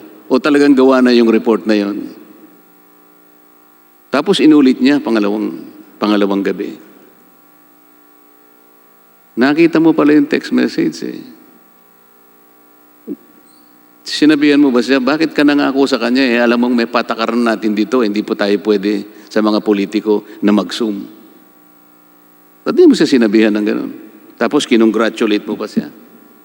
Paano ako maniniwala sa inyo ngayon na merong fair comment sa inyo? Your Honor, binigyan po namin ng panahon ng interview ninyo nung araw na yon at na-air naman po yan sa aming programa.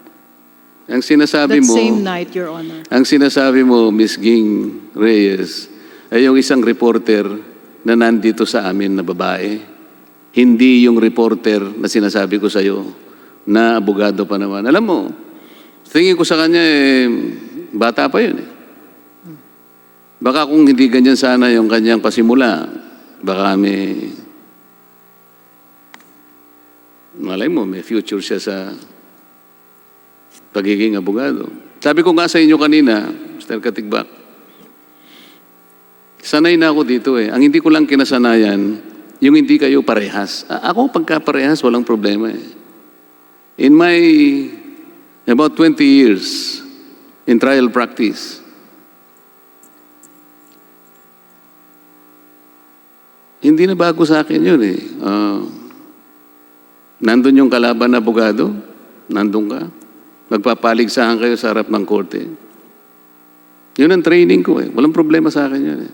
Nagkaiba tayo ng opinion, halimbawa, the defense counsel, for example, is pursuing another theory. Ako ang prosecution, or baligtarin natin, he is the prosecutor, ako yung defense counsel. Natural lang na magkakaroon ng taliwas na pananaw sa lahat ng aspeto ng batas. But that's perfectly legal. Pero hindi ako nakasunayan dito.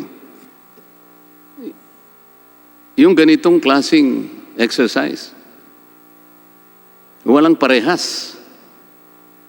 Yung rules, hindi malinaw. You cling to an imaginary code of ethics. You cling to an ethical guidelines. Yan ang tanong sa inyo kanina eh. Oh, meron pala kayong code of ethics. Meron kayong ethical guidelines. At you have in your employee as a retired Justice of the Supreme Court. Will now this assure that what you do in ABS-CBN will spell out integrity, transparency, and accuracy? Ang sagot mo kagad, yes, Your Honor. Walang laman yung sagot na yun eh, Ms. Ging. Are you familiar with Presidential Decree 576-A? Anybody in ABS-CBN?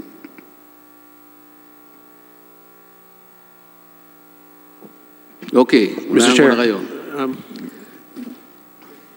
Section 2 of this decree. Every radio station or television channel shall allocate at least 2 hours a day as a program or programs rendering public service during such broadcast hours as are normally regarded in the industry as prime time for a particular type of program and its appropriate audience.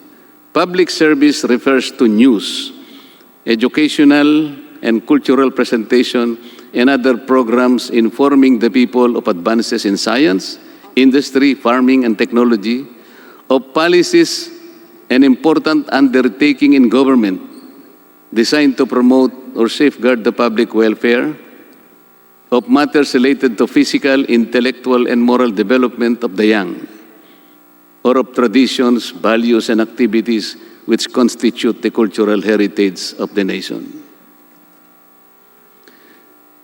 Let's do some accounting here. Ang sinasabi po dito, Mr. Carlo Katigbak, may I address you now because you're the highest ranking official of ABS-CBN present. This law categorically sets at least 2 hours a day, prime time, for programs on public service. Lahat ng ito in-enumerate dito. Ano po yung prime time sa ABS-CBN? Between what time until what time? Your Honor, 6 p.m. to 10 p.m. po. Okay. So ilang pong programa, maliban po sa Make It With You, alam ko po yun eh. Kasi ang asawa ko po ay talagang avid fan ni Enrique Hill at saka yung Liza Soberano. Kaya ako po napapanood yun, ayaw po kasi ng asawa ko nanonood siya nang wala siyang kasama. So kahit na po ako'y basa ng basa sa maraming mga papeles, kailangan ko pong pumanik para panoorin yun. Pero po mayroon pang probinsyano, sunod-sunod po yun eh. Ito po ba yung sinasabi ng batas dito na dapat 2 hours man lang informing the people of advances in science, in industry, in farming, and technology, of policies and important and blah, blah, blah. Wala akong nakikitang ganito eh, Mr. Caparas. Katigbak. Ito po ay isang batas na hindi pa nare-repeal. Hindi po ba hanggang alas 10, sunod-sunod po yung telenovela na yun? Yes, Maliban sa balita, meron po kayong balita. Ang problema, yung mga balita, yung masyadong morbid po yung patayan dito, patayan doon. Wala man lang ibinalita na, yung Sagip Party List ni Kong Dante Marcoleta, nagbigay po ng, kasi po marami akong nahinging bigas sa mga kaibigan. Pagka ganun, walang ibabalita na ganun. Kailangan po, ang ibabalita lang, puro patayan. Ni-rape si ganito, ninakaw yung ganito. Ganito po ang nangyayari. Kanina po, yung sinasabi kong platitude, mga sibulays, mga cliche na gagawin po namin ang nararapat na reforma kung ganito po, ganyan-ganyan. Pagbibigyan po namin lahat nakapagsalita sa loobin nila kung kami po ay nakagawa ng ganito, nakapanakit ng gano'n at ganyan. Naalala ko po tuloy,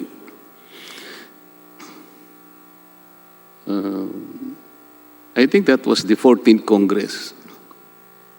Ang speaker po ay Speaker Boy Nograles. Ang pinag-uusapan po noon yung right of reply. Ito po sana yung batas na tatapat dun sa kung meron kayong nasaling na damdamin, meron kayong nai-report na medyo nakatama sa kanyang puso, halimbawa, nagkakaroon ng pagkakataong makapagsalita sana. Yun po yung right of reply. Alam po ba ninyo na nung panahon na yun, dahil sa lakas ng media, kasama po ang ABS-CBN, talagang nandito po yung mga ibang mga reporters. Sa lakas po ng media, na ayaw po nila yung right of reply, yung pong chairman ng Public Information Committee, ayaw na niyang magdepensa. Hindi ko na po babanggitin ang pangalan. Yung dalawa pong authors ng batas na yon, right of reply, hindi ko na po babanggitin sapat yung isa ay nasa Senado na. Ayaw po nilang idepensa. Nakiusap po sa akin si Speaker Nograles kung pwedeng ako. Sabi ko, Speaker, bakit ako? Hindi naman ako membro ng... Hindi na nga ako miyembro. Sabi ko, hindi naman ako author. Hindi, sabi niya, parang tulong mo na lang sa atin kasi wala nang gustong magdepensa on the floor. Second reading na po sana yun eh. Sa lakas po ng media, particular na po ang ABS-CBN, it died a natural death. Ngayon po, sasabihin niyo sa amin na pwede naman po kayong pumunta sa ABS-CBN para pagbigyan namin po kayo na makapagsalita para sa inyo. Parang huli na po ang lahat eh.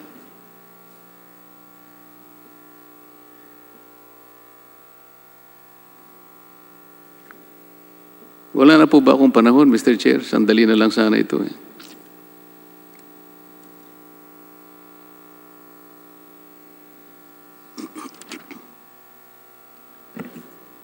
Wala na po kayong oras, Deputy Speaker Marcoleta, at sana po ay tapusin nyo na po ang inyong line of questioning. Kasi po, Mr. Chair, karamihan po sa mga journalist ngayon, kung ano-ano po yung mga ginagamit nilang pamamaraan, halimbawa po yung source-based stories, minsan po naabuso ito eh. Sinasabi nila, according to one analyst, observer, who requested anonymity, paano po natin masasabi kung talagang existido yung mga tao na yun? Minsan po, nagre-resort sila sa poetic license. Para yung mga artist po, yung mga pintor, minsan nagdi-debate sila sa normal. Akala nila mga artist din sila eh. Para i-wind up ko po, payagan po niyo kung basahin ko lang itong nakasulat sa librong ito, News for Sale, The Corruption and Commercialization of Philippine Media, 2004 edition. Sige po, pakibasa po ninyo. Ito po ay copyright 2004 Philippine Center for Investigative Journalism. Ito po ang malungkot na pagtatapat ni Ms. Sino po Malu ang sumulat Mangas. ng librong inyong babasahin, Congressman Marcoleta? Ang nakalagay po rito, Chay Florentino Hofilenya, pero meron pong mga forward po ng editor's note ni Sila Coronel, Executive Director, Philippine Center for Investigative Journalism. Sige po, ituloy po ninyo. Sabi po niya sa page 93, corruption in the Philippine media remains endemic, almost systemic. It afflicts generally all levels of the organization in most of the newspapers, tabloids, radio and television networks. The bribe givers and the bribe takers have evolved a subculture and language all their own. PR agents and publicists of the government and the private sector have significantly eroded editorial discretion. Enterprise stories are rare, and in many instances, news subjects dictate and control the flow and focus of the news. There is apparent breakdown of command and discipline in many newsrooms. Editors think many reporters are inferior in craft, intelligence, and integrity, while many reporters harbor only grudging respect, or none at all, for their editors. The press corps has become the single biggest influence on many reporters. Ito pa po.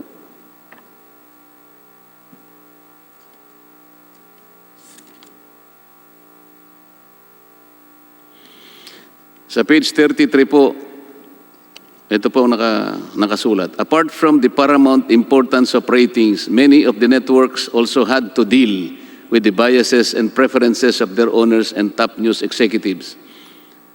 In early 2004, for example, some ABS-CBN staff noticed a pro-FPJ slant in some news reports, particularly those aired on TV Patrol, the network's flagship news program. Network insiders attributed this to the fact that ABS-CBN Vice President for News Production Jake Maderazo, known to be close friend of FPJ supporter Eduardo Dandinko Huangco, had taken charge of the newscast. Ito pa po.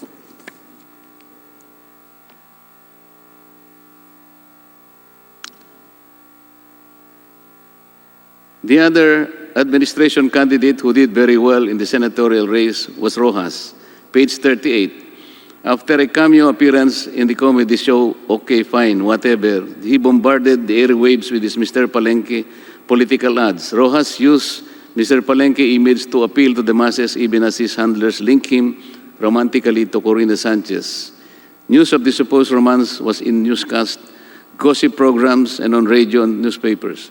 The ABS-CBN broadcaster also endorsed Rojas on our popular morning show on radio station DCMM. The buzz created about a relationship no doubt helped Rojas zoom up from number 17 post in mid-January to become the number 1 senator. Last question po, Mr. Chair. Mr. Katigbak, meron po ba kayong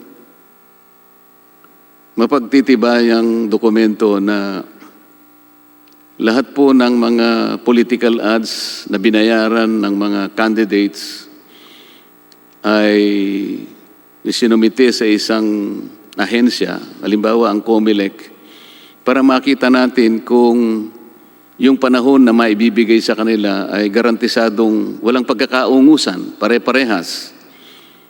Sang-ayon na rin sa Fair Election Act. Kailangan walang mabigyan ng advantage sa bawat isa. Meron po ba kayong parang accounting na kung saan yung pati pag-iimbita sa mga kandidato ay natutupad natin yung Fair Election Act na bawat isa ay equally na nabigyan ng pagkakataon. Maipakita, masabi ang kanilang advocacy. So yung visibility, hindi lamang dun sa pagbabayad ng political ads. Meron po ba kayong ganong dokumento na pwede naming makita para ganon makita namin na talagang balanse pati yung pagbibigay po ninyo ng pagkakataon sa kanila na magamit ang inyong istasyon?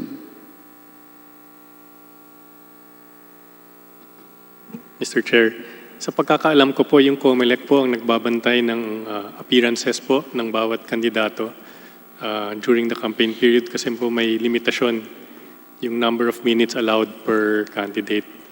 At lahat po ng election spending per candidate ay sinasubmit din po namin sa COMELEC. So lahat po ng records na tinutukoy nyo ay makukuha po sa COMELEC. Yun nga po, lahat po ba ng mga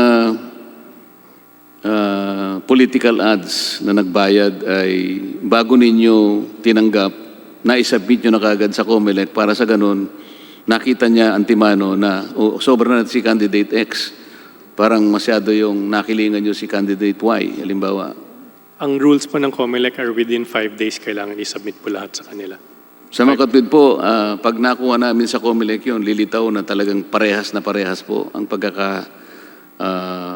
pagkakahati ng panahon na ibinigay ninyo sa bawat kandidato na humiling ng pagkakataong magamit ang inyong istasyon? Yung rules po ng COMELEC ay may limitasyon sa bawat kandidato. Sa number of minutes po kung saan sila pwedeng lumabas sa media. So yung COMELEC po ang nagbibilang.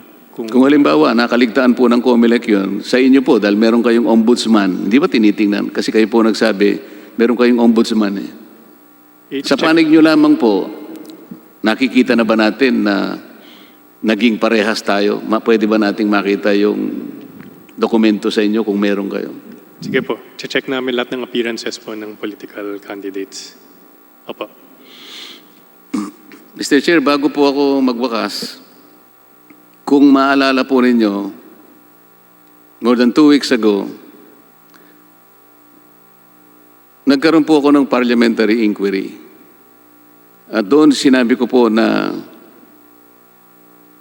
nakita ko po na yung titulo ng ABS-CBN na isinumiti nila sa atin, yung una po nilang sinabit ay isang Xerox copy lang. Nung kumuha po ko ng electronic copy, ang inaasahan ko pong makuha, Mr. Chair, ay yung original copy. Kahit sino po ay inaasahan niya kapag ikaw ay humingi na sa Register of Deeds, ang makikita nyo pong ibibigay nila ay yung original copy. Yung pong salitang original copy, Mr. Chair, nakasulat po sa left margin ng titulo. Pwede po ba nating ipasinag yung, nagpagawa po ako ng, yung kopya po ng mga titulo, pwede nyo bang i-zoom para makita natin?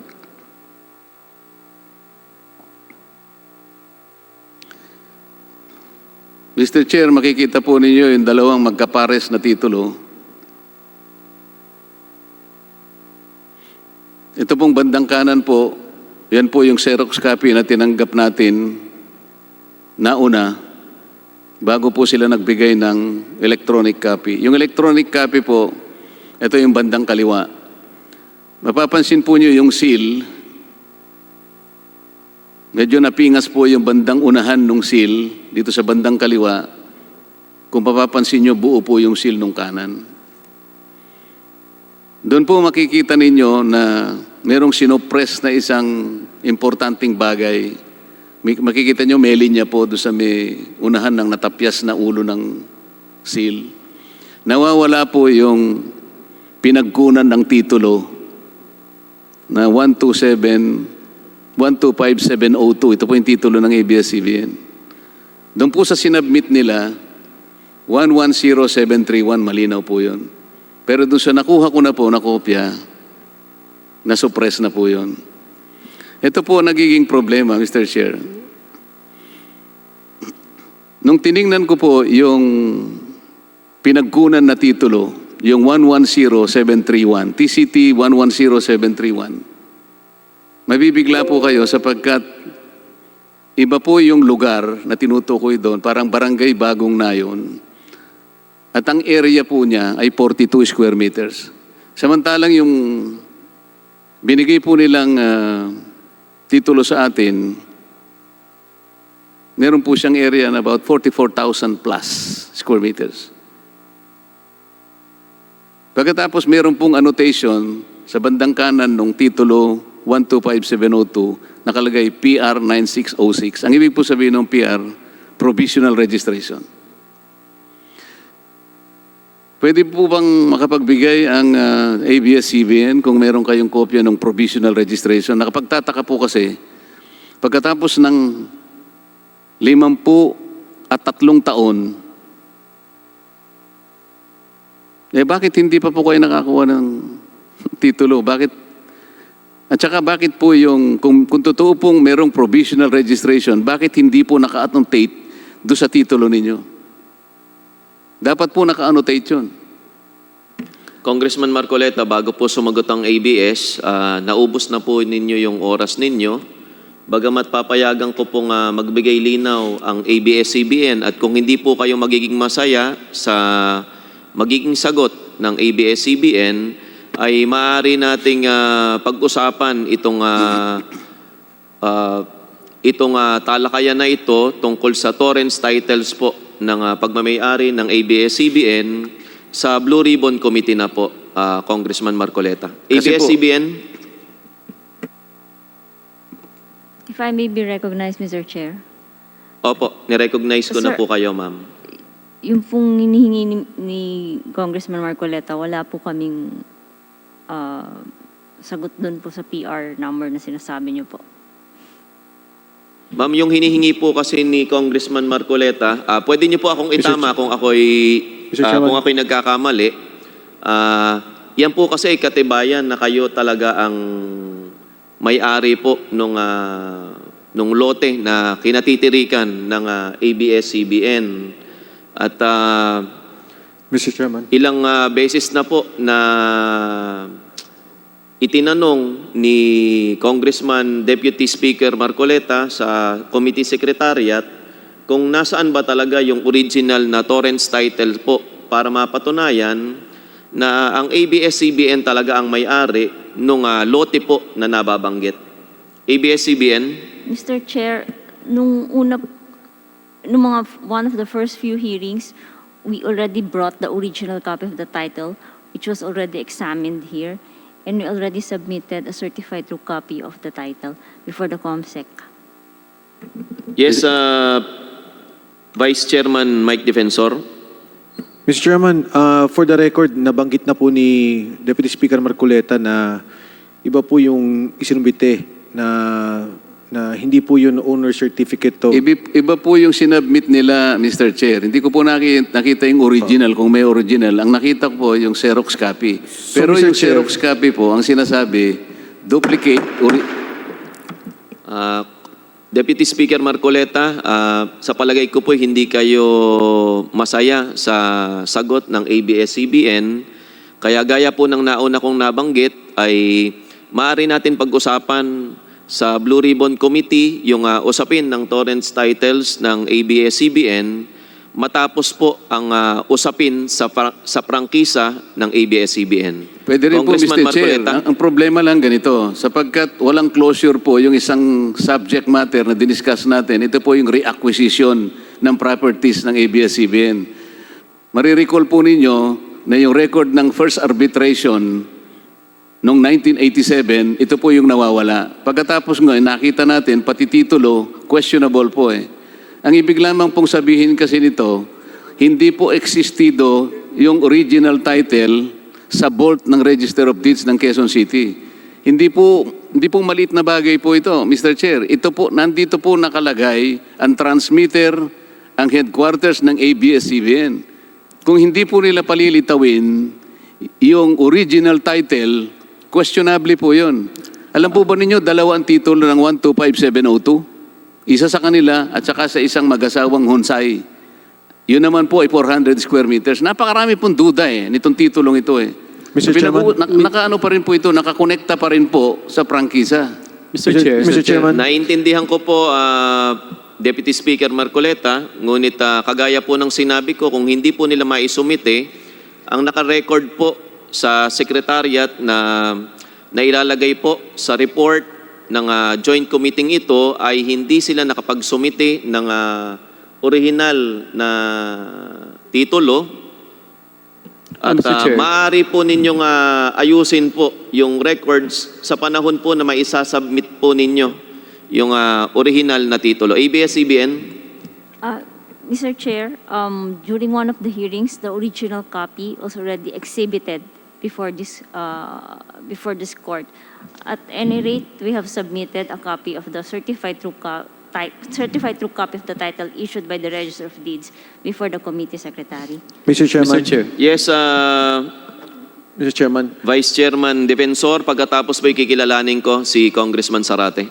Yes, Mr. Chairman, I'd just like to put on record that the Deputy Speaker is not satisfied with the record submitted and that we will continue the hearing on this particular case, the title of ABS-CBN, in furtherance of the verification of the Honorable Marcoleta in the Good Government Committee, not anymore in the Franchise Committee. Thank you, Mr. Chairman. Yes, Congressman Zarate. Thank you, Mr. Chair. Much as I want to accommodate, no? Pero marami tayong mga kasamahan nag-aantay, no, na mag-interpolate pa. And gaya lang nabanggit, ng lawyer ng ABS-CBN, I can recall na may pinakita silang titulo rito na original, na maluma na, and it was inspected, no? Tiningnan ng mga kasamahan natin dito, and they were required to submit a certified true copy, at andyan na yan sa Secretariat. If some of our members are not satisfied, then so be it, no? But hindi totoo na hindi sila nagpakita rito ng original na kopya ng titulo. Mr. Chair, ang pinakita po nila, yes, Deputy Speaker Marcoleta. Duplicate certificate. Hindi po yun ang original copy. Pwede po bang hearing suspended?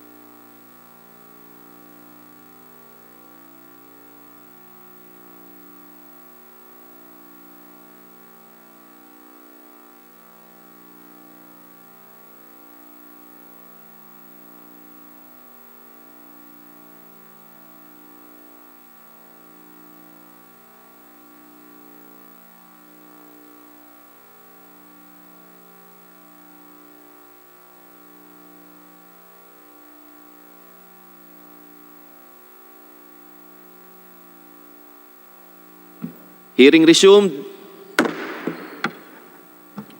Chairman Chikoy. Yes, thank you, Chairman Jonathan. So ilagay na lang po natin sa record na si Congressman Marcoleta ay hindi po satisfied doon sa sinabmit po na torrents title po ng ABS-CBN at ilalagay na lang po natin COMSEC sa record na nakabinbin pa po ito. Although meron po sinabmit, ilagay sa record, meron sinabmit ng ABS, hindi po ito yung hinahanap po ni Congressman Marcoleta. Thank you. Pwede po magpatuloy na sa susunod na magtatanong. Congressman Law Fortune, you are recognized na po.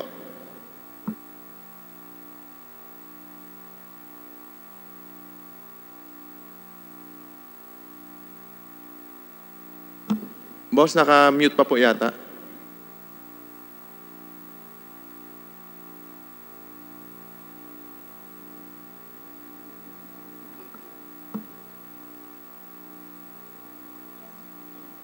Can I now be heard, Mr. Chairman? Malinaw na po, please proceed. Yes, Mr. Chairman. May mga itatanong pa po sana ako kung sana ay natawag ng pangalan ko batay sa tamang queuing. At ako po sana ang tatawagin kanina bago pa man si Congressman Marcoleta. Kaya lang po, hindi ko alam anong nangyari. Nauna po siya, kahit ako ay nauna sa lista. At medyo inabot na po ako ng alas 11 sa pag-aantay. At any rate, Mr. Chair, I will no longer belabor the issues of meddling in elections and bias reporting hurled against ABS-CBN. It's already late and we all want to rest. And after all the interpellations, the interpellation of Representative Rufus Rodriguez, Mr. Chair, the allegations of bias reporting and meddling in elections appear to have all been refuted and shown to be wanting in merit. We have now come to the last day of our marathon hearings, Mr. Chair. And the same has been the case since day one. No less than the concerned agencies that have testified all attest to ABS-CBN's compliance with laws, rules, and regulations. Sabi ng DOJ, 100% Filipino citizen si Mr. Lopez. At there was never any instance that he lost his Filipino citizenship.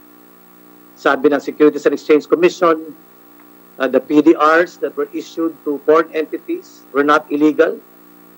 And there was never an instance that any of these foreign entities have been able to convert their PDRs into common shares. Pagdating naman po sa issue ng 50-year limitation, DOJ na rin nagsabi that the limitation refers to each franchise. In other words, you can operate for more than 50 years provided that none of your franchise exceeds 50 years. Pagdating po sa issue ng labor, the DOLE is certified to compliance. Pagdating ng issue ng tax, both the BIR and the PEZA all certified to payments of these taxes. And now, today, Mr. Chair, KBP, COMELEC, MTRCB, even the NTC have all said ABS-CBN has complied. Mr. Chair, after all the lengthy exercise for the past 12 hearings, I think we all have come to a common conclusion that there are reforms we need to institute in the industry, that there are flaws and deficiencies in our laws that Congress need to address. And in order to improve the mass media industry, Mr. Chair, we need to work hand in hand.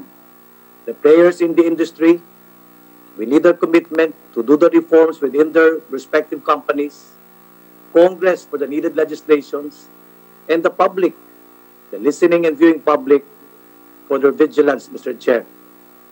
Shutting down a mass media corporation is certainly not the right thing to do, Mr. Chair.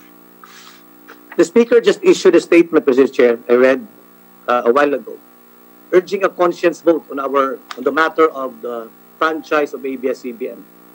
This is most welcome, and we appeal to the members of the committee to seek divine guidance and consult their conscience, whether or not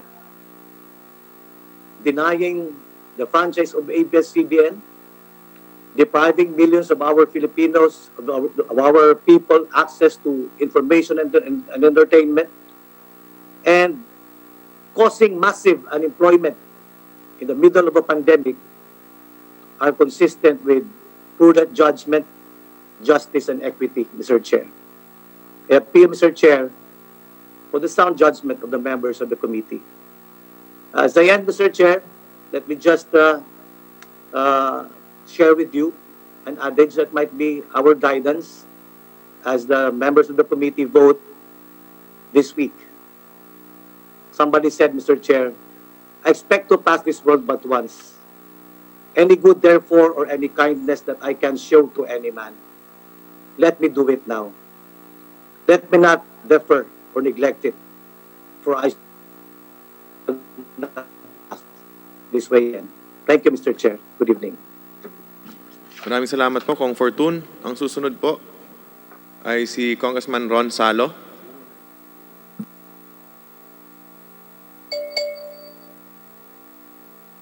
Maraming salamat po, Mr. Chair. Magandang gabi po. Malinaw po ba ang aking boses? Malinaw na malinaw po. Magandang gabi po sa bawat po sa atin. Dahil medyo malalim na po ang gabi, babasahin ko na lang po ang aking manifestation. I am one of the few authors who wish to grant ABS-CBN a new franchise, as I desired to give it a new lease of life. I filed House Bill number 6901 because the party list group, Kabayan Party List, that I represent was of the initial impression that ABS-CBN is worthy thereof, and while ABS-CBN is not a perfect company, it will strive to be better. Further, at the time I filed the bill, we were of the impression that ABS-CBN will be able to fully explain and rebut the numerous alleged violations hurled against it on the constitutional requirement of Filipino ownership and management of mass media entities, on labor laws and standards, on non-payment of appropriate amount of taxes, on legal assignment of franchise without congressional approval, and biased reporting, among others. Finally, we initially thought that providing certain parameters to address the alleged violations of ABS-CBN in the franchise to be granted will be welcomed by the applicant. The proposed 7 parameters are: first, strict compliance with the Constitution, laws, rules, and regulations, including labor laws and standards; promotion of employment and security of tenure; ensuring impartial and balanced reporting; promotion of positive Filipino values; provision of public service time; strengthened self-regulation of contents; and reasonable and equitable rates of election ads.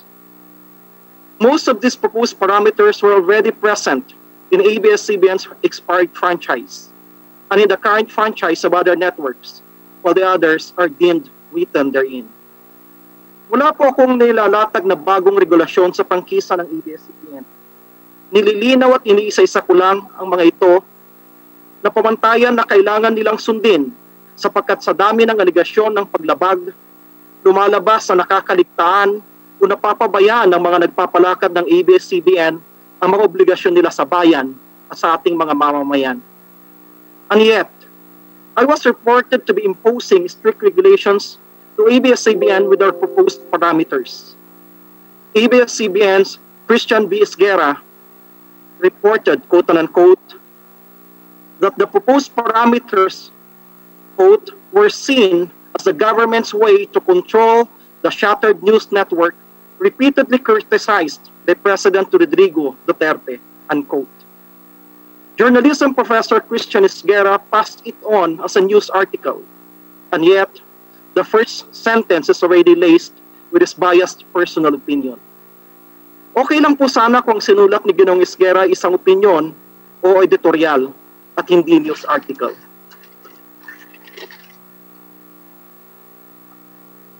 Mr. Esguerra's inability to be impartial is perhaps the primary reason for his fierce objection to my proposed measure. He had difficulty separating facts from opinion, for indeed, news should be about facts. And if one has to report an opinion, then there must be proper attribution. But it's a cardinal sin for a journalist to pass on his opinions as facts. Now, as the hearings draw to a close after spending many days, several weeks, and countless hours listening to the testimonies and answers of resource persons, both for or against the grant of a new franchise to ABS-CBN, in which I have actively participated, my party list and our constituents who expressed their sentiments in our social media posts are convinced that the pieces of evidence presented, discussed, and distilled in the hearings favor the oppositors. Sa pagtatasa namin, ang mga inailatag na ebidensya ay mas pumapabor sa mga hindi pumapayag na mabigyan muli ng bagong prangkisa ang ABS-CBN.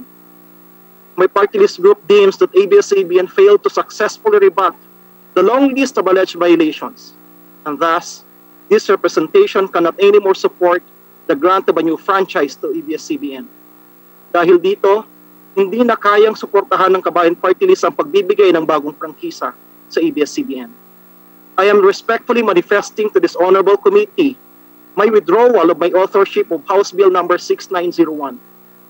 I have already submitted this afternoon to the Bills and Index of the House of Representatives my letter formally withdrawing my authorship thereof, a copy of which I will send to the honorable joint committees. Before I end, Mr. Chairman, my heart grieves for the ABS-CBN employees who face possible displacement, particularly at this time of the pandemic. As an act of redemption for its employees, I hope that ABS-CBN will be generous enough to attend to its employees' needs in these difficult times, as it may be its last act of magnanimity to the people it has considered its family. In any case, I am also certain that this will just be temporary setback to majority of its employees, as other networks and stations will readily accept a workforce that comes with proven talents and expertise. Nonetheless, I shall continue to push for the inclusion of the 7 parameters I outlined in House Bill 6901 and 6902, particularly a pro-labor provision to be the underlying principles of all broadcast media in the Philippines. Mananatili ang aming marubdob na pagnanais na magkaroon ng malinaw na proteksyon sa karapatan ng ating mga manggagawa sa lahat ng networks. Maraming salamat po, Mr. Chairman. Maraming salamat, Kong Salo. Noted po sa inyong manifestation. Comsec, pakitake note po sa manifestation ni Kong Salo. Ang susunod po na magsasalita ay si Congresswoman Sara Ilago. Kong Sara.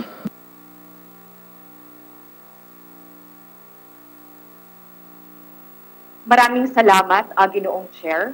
The youth is especially concerned with the alleged violation of public duty on bias reporting and the content the ABS-CBN propagates, especially that it has a public duty, a responsibility to the public to assist in public information and education. May we know, Mr. Chair, from ABS-CBN, what has it done thus far sa kanya pong 25 na taon na pag-ere, pagdating sa pagsuporta sa public information at sa education. Mainam rin po na mabigyan ng focus ngayon sa panahon na pandemya na nasa higit 30 milyon ang mga apektado na mga estudyante, ang mga learners at buong education community na nasa krisis din, nasa mayor na krisis ng edukasyon sa panahon Kong Sara, ng sorry po, pandemya. Kong Sara. Tayo po ay Kong Sara, pakidikit lang po yung mic sa inyo. Napuputol-putol po kayo. Pakidikit lang po yung mic. Hindi po malinaw po.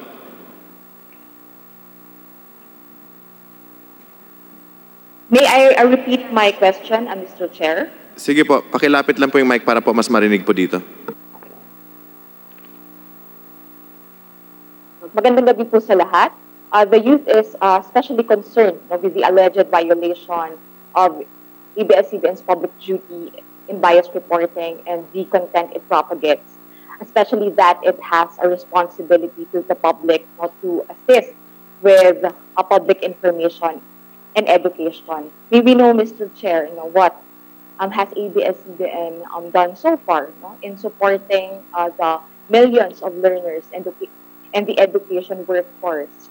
Ngayon, Ginoong Chair, na tayo po ay nasa panahon ng COVID-19 pandemic na nasa krisis din po na sa edukasyon ang ating milyon-milyon na mga estudyante at ng mga guro. At tayo po ay naghahanap ng iba't ibang pamamaraan para magpatuloy pa rin ang pag-aaral ng mga estudyante, ang operasyon ng ating mga paaralan at tuloy-tuloy ang learning habang binibigyan ng prioridad ang kalusugan at ang kapakanan ng bawat isang learner at lahat ng miyembro ng education workforce. May we hear from the ABS-CBN officials, Ginoong Chair? Mr. Katigbak?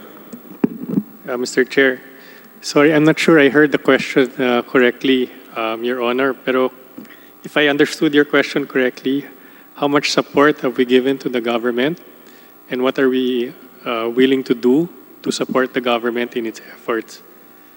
Mr. Chair, siguro just a summary of what we have been able to supply in terms of airtime to various agencies of the government in 2019. We have aired close to 800 million po worth of spots for various government agencies. This is on top of a channel that we have dedicated to education, Knowledge Channel, which is available on TV Plus. That is in partnership with the Department of Education. We have created curriculum-based programming for public school students po. Mr. Chair, when the President, Mr. Carlo said about curriculum-based learning, ano po ang ibig sabihin na ito? Sa lahat po ba ng grade level, meron po tayong available na mga materials in partnership with the Department of Education? O meron lamang pong pili sa ngayon na binibigyan natin ng focus para makatulong sa public information at sa education? At gano'n na po katagal itong pagkakaroon ng isang curriculum-based na broadcast para sa loob po ng Knowledge Channel?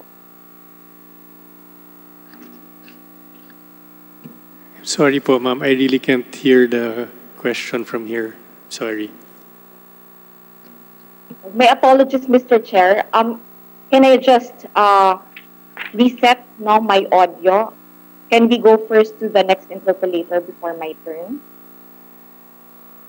Sige po, Kong Sara, pakiayos na lang po muna. Puntahan po muna siguro natin ngayon si Congressman Edsel Lagman.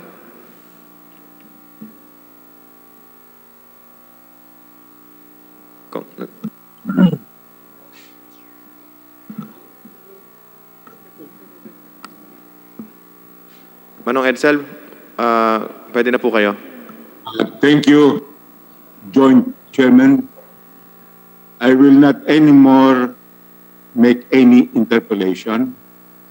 I would make a manifestation. The freedom of the press is an overriding issue in the long-drawn renewal of the legislative franchise of ABS-CBN Corporation. The freedom of the press, which is an integral component of the freedom of expression, is accorded primacy in the constellation of civil liberties which are protected by the Bill of Rights. Notwithstanding occasional alleged violations by ABS-CBN in its operations, the decision of the joint committees on the issues of, quote, bias reporting, unquote, and, quote, meddling in politics, unquote, should take into serious consideration the relevance of the following jurisprudential pronouncements. 1. Chavez versus Gonzalez, GR number 168338, February 15, 2008, penned by no less than Chief Justice Reynaldo Puno. It says, in this jurisdiction, it is established that freedom of the press is crucial and so inextricably woven into the right of free speech and free expression, that any attempt to restrict it must be met with an examination so critical that only a danger that is clear and present will be allowed to curtail it.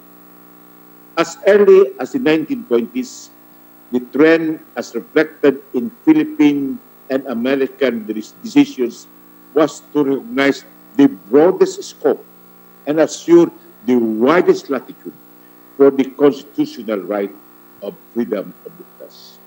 The trend represents a profound commitment to the principle that debate on public issue should be uninhibited, robust, and wide open.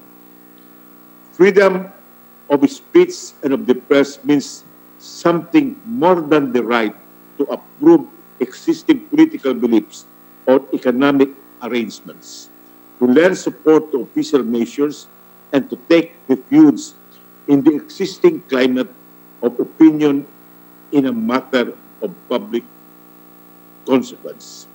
When atrophied, the right becomes meaningless. The right belongs as well, if not more, to those who question, who do not conform, who differ. The ideas that may be expressed under this freedom are confined not only to those that are conventional or acceptable to the majority.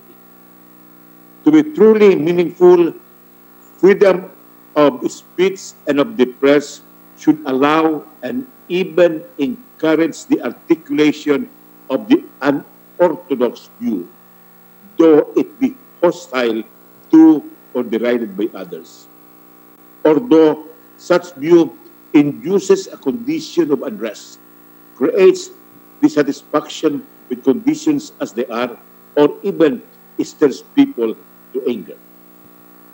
2. Gonzales versus Calao Katigbang, GR number 69500, July 22, 1985. Quote, censorship is allowable only when the clearest proof of a clear and present danger of a substantive evil to public safety, public morals, public health, or any other legitimate public interest. 3. Going versus Court of Appeals, GR number 128959, September 30, 2005. Quote, it cannot be helped that if the commentary protected by the Bill of Rights is accompanied by excessive color or innuendo, certainly persons in possession of truthful facts are not obliged to present them in bland fashion. Dry facts by themselves are hardly stirring. It is the commentary thereupon that usually animates the discourse, which is encouraged by the Constitution as integral to the democratic way of life. As adverted to earlier, the guarantee of free speech was enacted to protect not only polite speech, but even expression in the most unsophisticated form. Unquote. 4. ABS-CBN versus Comelec. Quote, the freedom of speech and of the press should be more upheld. When what is sought to be curtailed is the dissemination of information meant to add meaning to the equally vital right of suffrage. When faced with the borderline situations in which the freedom of a candidate or a party to speak or the freedom of the electorate to know is invoked against actions allegedly made to assure clean and free elections, this court shall lean in favor of freedom. The ascendancy and protection of the press freedom are projected in bold relief during elections, so much so that there should be no ban on meddling in politics.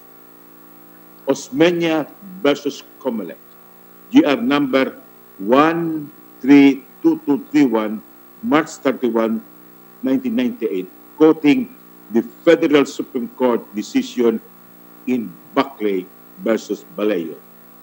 And I quote, the First Amendment was designed to secure the widest possible dissemination of information from diverse and antagonistic sources, and to assure unfettered interchange of ideas for the bringing about of political and social changes desired by the people.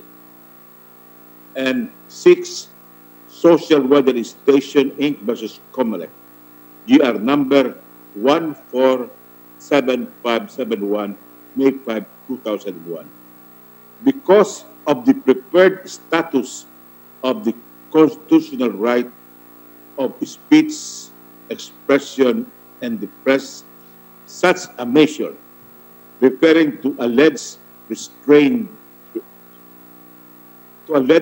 measures restraining freedom of expression and freedom of the press is vitiated by a weighty presumption of invalidity.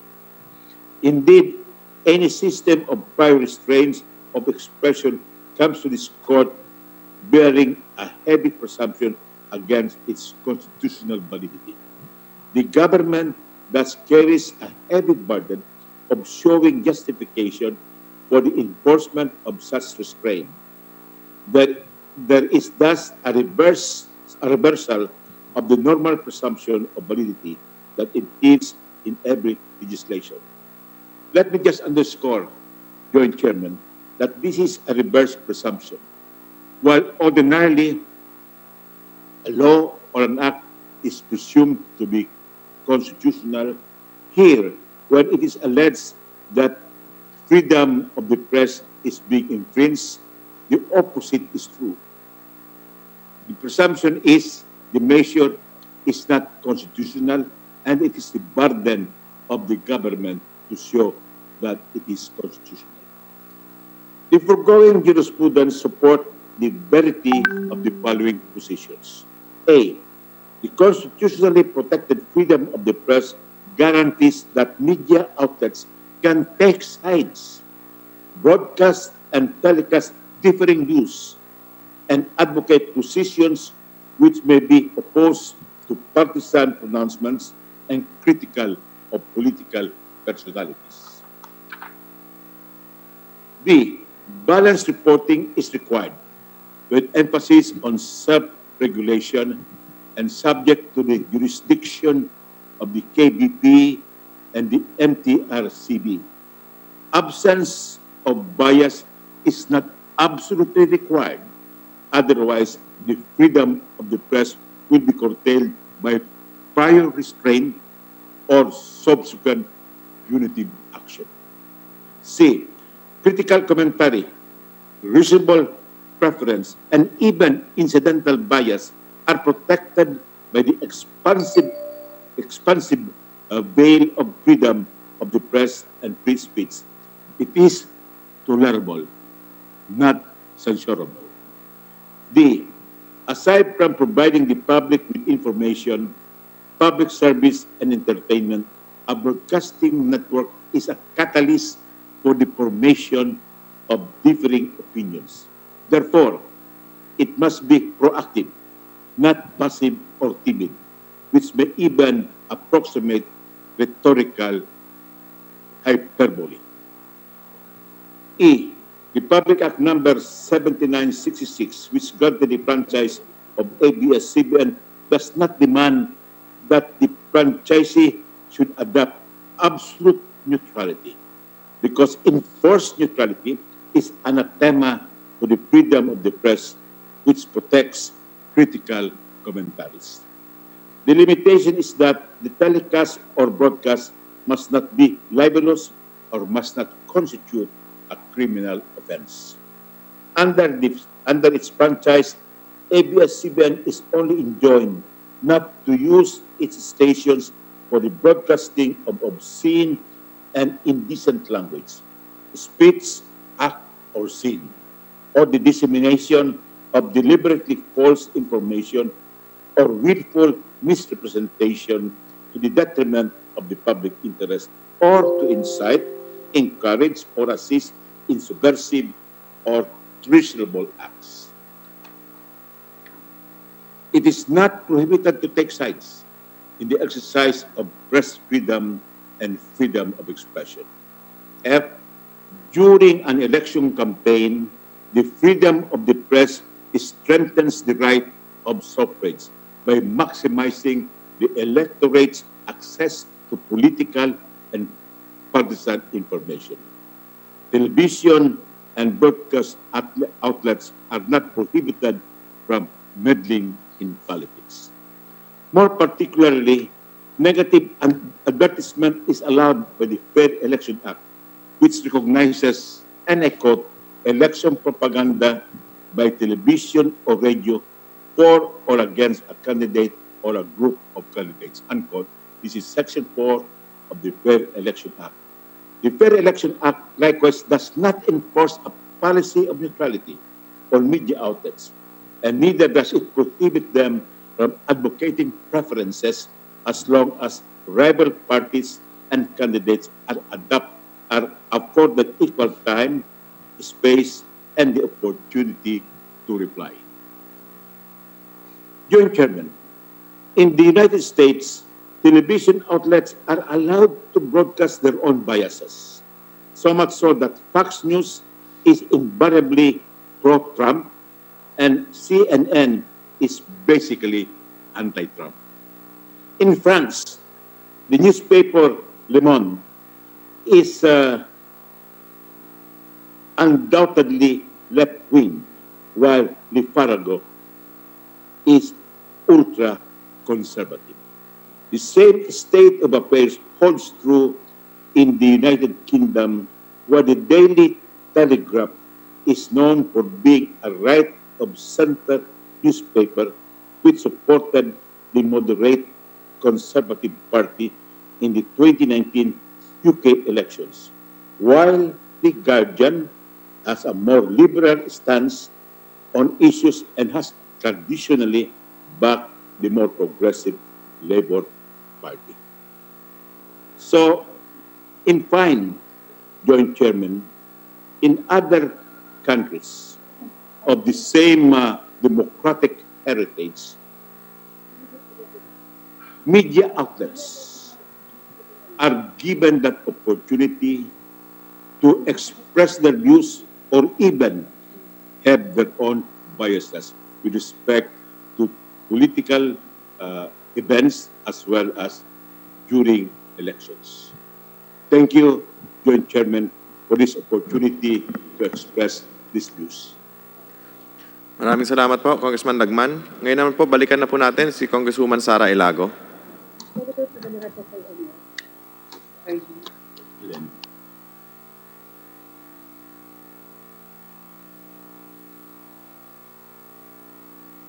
Kong Sara. Maraming salamat po ulit, Ginoong Chair. Hindi na po ako babalik sa aking katanungan kanina, no? Ngunit nais ko pong bigyan ng diin ang kahalagahan ng pagpapalawi ng access sa impormasyon at lahat po ng suporta na kinakailangan bilang tulong po, no, sa paghahatid ng edukasyon sa ating milyon-milyon na mga learners at sa buong education community ay kinakailangan ngayon sa panahon na tayo po ay nakasalalay sa distance mode ng learning para matiyak na magkaroon ng pantay na oportunidad ang bawat isang bata at kabataan na makapagpatuloy pa rin ang pag-aaral sa gitna ng pandemya. Pangalawa, Ginoong Chair, nais ko pong ipabatid, no, at ibahagi rin, no, sa ating mga kababayan ang commitment po ng mga kabataan na protektahan at magbantay, no, patuloy na magbantay sa paninindigan at pagtatanggol ng mga prinsipyo sa broadcasting na ito ay magiging tagapagtanggol ng katotohanan ng may bukas na isipan, may pananagutan, may balanse, responsable, may otoridad sa saligang batas at siyang nagtatanggol, nagpapahayag at nagpoprotekta sa ating kalayaan sa pananalita, sa pagpapahayag, sa pamamahayag at ang karapatan ng publiko na magkaroon po ng access sa information na may kinalaman sa kanilang kapakanan.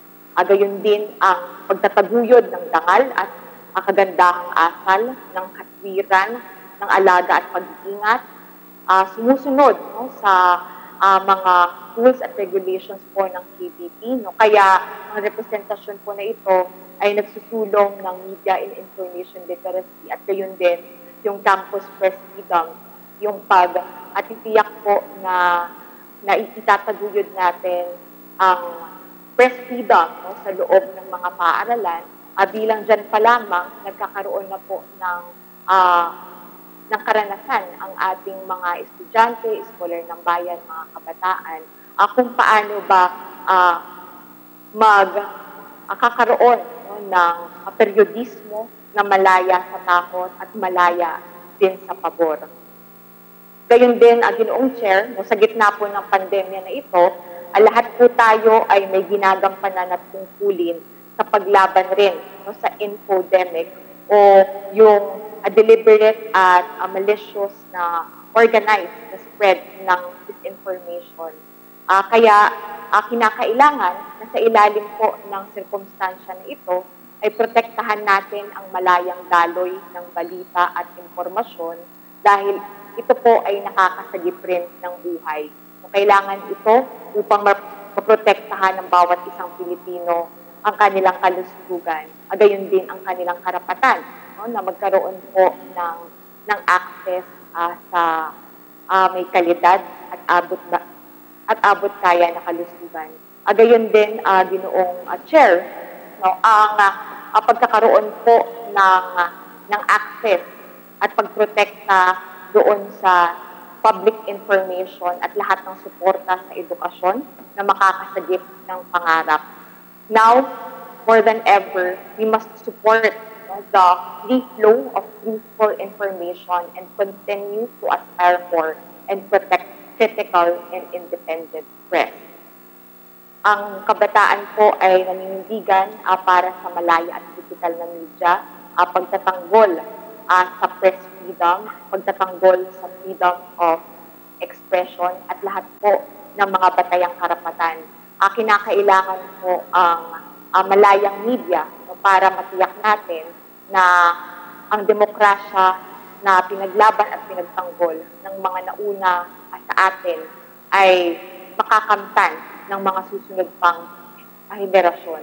At napakahalaga po niyan sa paghuhubog ng aming mga paniniwala, ng pananaw, at gayon din ang paninindigan. So kaya tayo po ay nananawagan na imbis na paliitin pa natin ang espasyo ng balita, ng information, ng entertainment sa gitna ng krisis, at tayo po gawin natin ang lahat upang protektahan ang fundamental freedoms, ang civil liberties, ang press freedom, ang karapatan ng bawat Pilipino sa ating pag-ahon at sama-sama pong pagkilom mula sa kinakaharap natin na krisis ngayon.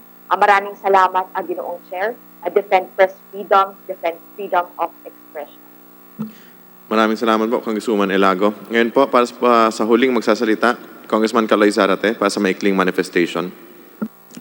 Salamat, Mr. Chair. Kami po ay nagpapasalamat sa dalawang pinuno ng dalawang komiting ito. Dito sa historic na hearing na ito para sa renewal ng franchise ng ABS-CBN. 12 hearings. First time nagkaroon ng ganitong pagdinig sa application ng renewal ng isang prangkisa. Nabanggit na rin na aking mga kasamahan yung ibang kadahilanan sa kanilang summation kanina. Gusto ko na lang diinan, Mr. Chair, na para sa kinatawang ito at para rin sa aking mga kasamahan sa Makabayan Block, ang usapin ng renewal ng prangkisa ng ABS-CBN ay isang malaking usapin ng kalayaan sa pamamahayag. Pag sinabi ho natin kalayaan sa pamamahayag ay hindi lang ito usapin na na-shutdown yung ABS-CBN, yung kanilang tower at natigil yung TV Plus. No? May malaking usapin ito doon sa paano dumaloy ang malayang impormasyon para sa ating mga mamamayan sa pamamagitan ng ABS-CBN. At paanong humantong ito sa puntong ito ngayon na nawala sila sa ere. No? May konteksto ho yan. Sa napakahabang panahon, natulog ang aplikasyon ng prangkisang ito, hindi lang naman sa kasalukuyang administrasyon, kung hindi maging sa nakaraang mga administrasyon din. Pero ang isang katangi-tangi sa panahong ito ay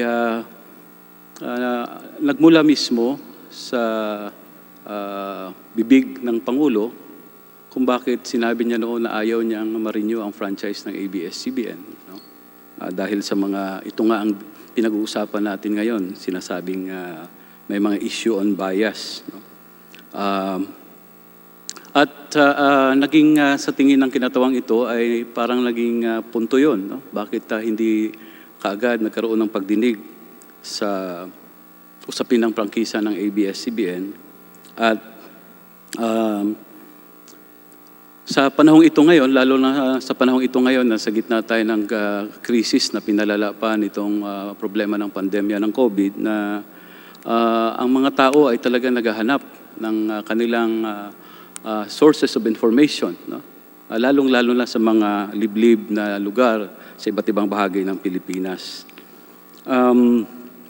Mr. Chair, sa tingin po ng kinatawang ito, bagamat konstitusyonal na papel nga ng Kongreso ang pagbigay o hindi pagbigay ng bagong prangkisa sa ABS-CBN, hindi papel ng Kongreso ang pagtatakda kung ano at paano ang gagawing pag-uulat at pagbabalita ng mga mamamahayag o miyembro ng media.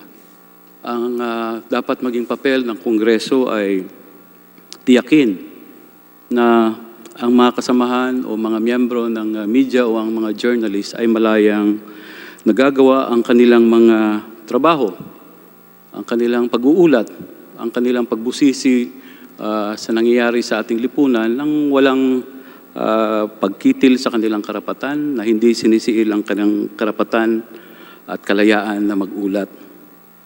Sinasabi nga na ang isang malayang kung merong malayang pamamahayag ay magagarantiyahan din ito na ang kalayaan ng ating mga mamamayan, ating mga mamamayan sa kanilang exercise of their rights ay matutupad din. Ano? Kaya malaki pong usapin talaga kung bumalik sa area ang ABS-CBN o hindi. Lalong-lalo na ngayon na hindi lang tayo naharap sa matinding krisis na dala ng pandemya ng COVID, kundi naharap din tayo. Halimbawa sa lalo pang paniniil ng karapatang pantao dahil naging batas na ang terror law. At ito ay pwedeng gamiting kasangkapan, no? Para paglabagin ang karapatan ng ating mga mamamayan. Kaya ito po ang konteksto kung bakit sinasabi natin na usapin ito ng press freedom, ang pagkasara ng ABS-CBN at kung hindi ito bumalik sa ere dahil hindi ito mabigyan ng prangkisa. Kaya sana po, Mr. Chair, ito ang isa-alang-alang ng ating mga kasamahan. Hindi lang ito usapin ng negosyo sa tingin ng kinatawang ito. Mahalaga na masaalang-alang natin ano ang greater interest din na nakasalalay dito, lalo na ang interest ng ating mga kababayan, hindi lang dito sa Metro Manila, kundi sa buong bansa, sa buong mundo, na ang ABS-CBN nga, ang network na ito, ang nagiging source nila, no, ng impormasyon.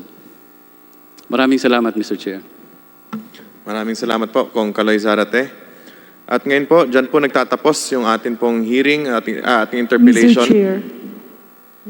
Congressman. Mr. Chair, very quickly if I may.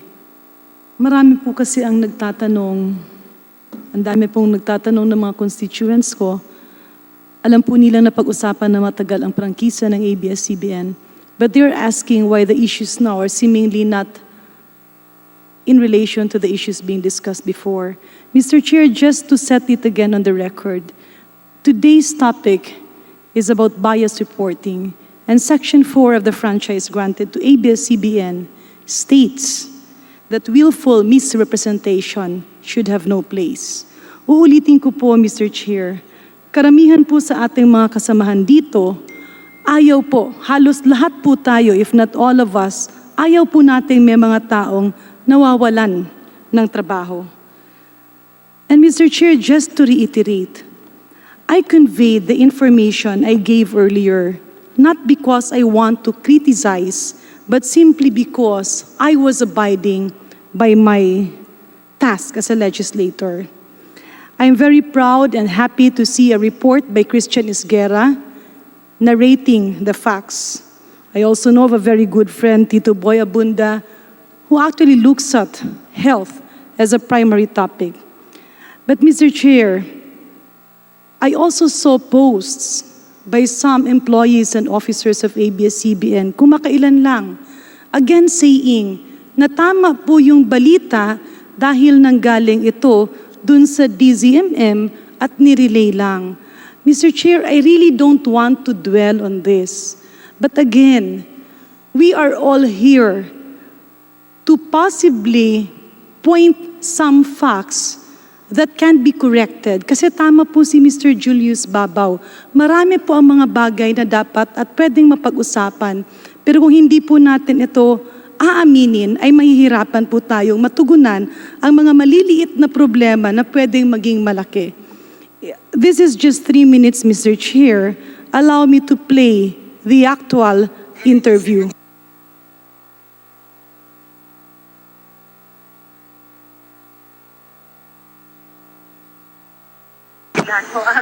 Merry Christmas po sa lahat, no? Both the nag-oppose at both sumasang-ayon. Ang hindi lang kasi maganda, parang ito yung isang issue na pinaghati-hati yung ating bansa. At ang pinakamasakit, yung issue na binigyan ng takot yung mga nanay at mga pasyente na ang dapat kasi pagka may ganitong informasyon, kagaya nung ginawa ng mga ibang bansa, nagkaroon ng emergency meeting yung departamento at yung kanilang head ng departamento itinawag. Hiningan ano ba yung mga datos, ano yung naging reason, and kaya nga sinanong ko yung Brazil, ano po ang naging una yung reaksyon. So the secretary called for an emergency meeting, tinignan nila yung datos kasi dun sa kanila 8 out of 10 ang nagkakadengue, sa atin 9 out of 10. At ito yung kanilang mga solusyon. And then ang unang naging labas is that in-explain sa mga nanay, sa mga doktor, sa mga pasyente, at sinabihan, these are the steps we are taking, at naging common lang yung talking head. No? Kasi sa atin kasi naunahan ng takot. At minsan pag nasusobrahan tayo ng takot, nawawala na po yung talagang focus kung ano bang dapat gawin. So sa mga nanay, pasensya na po talaga. No? I would like to apologize. Hindi po doon dahil sa mga nanay, pasensya na po talaga. No? I would like to apologize.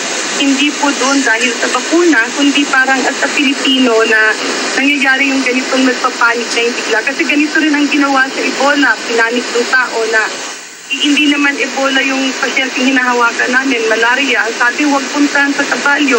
Yung sundalo yun.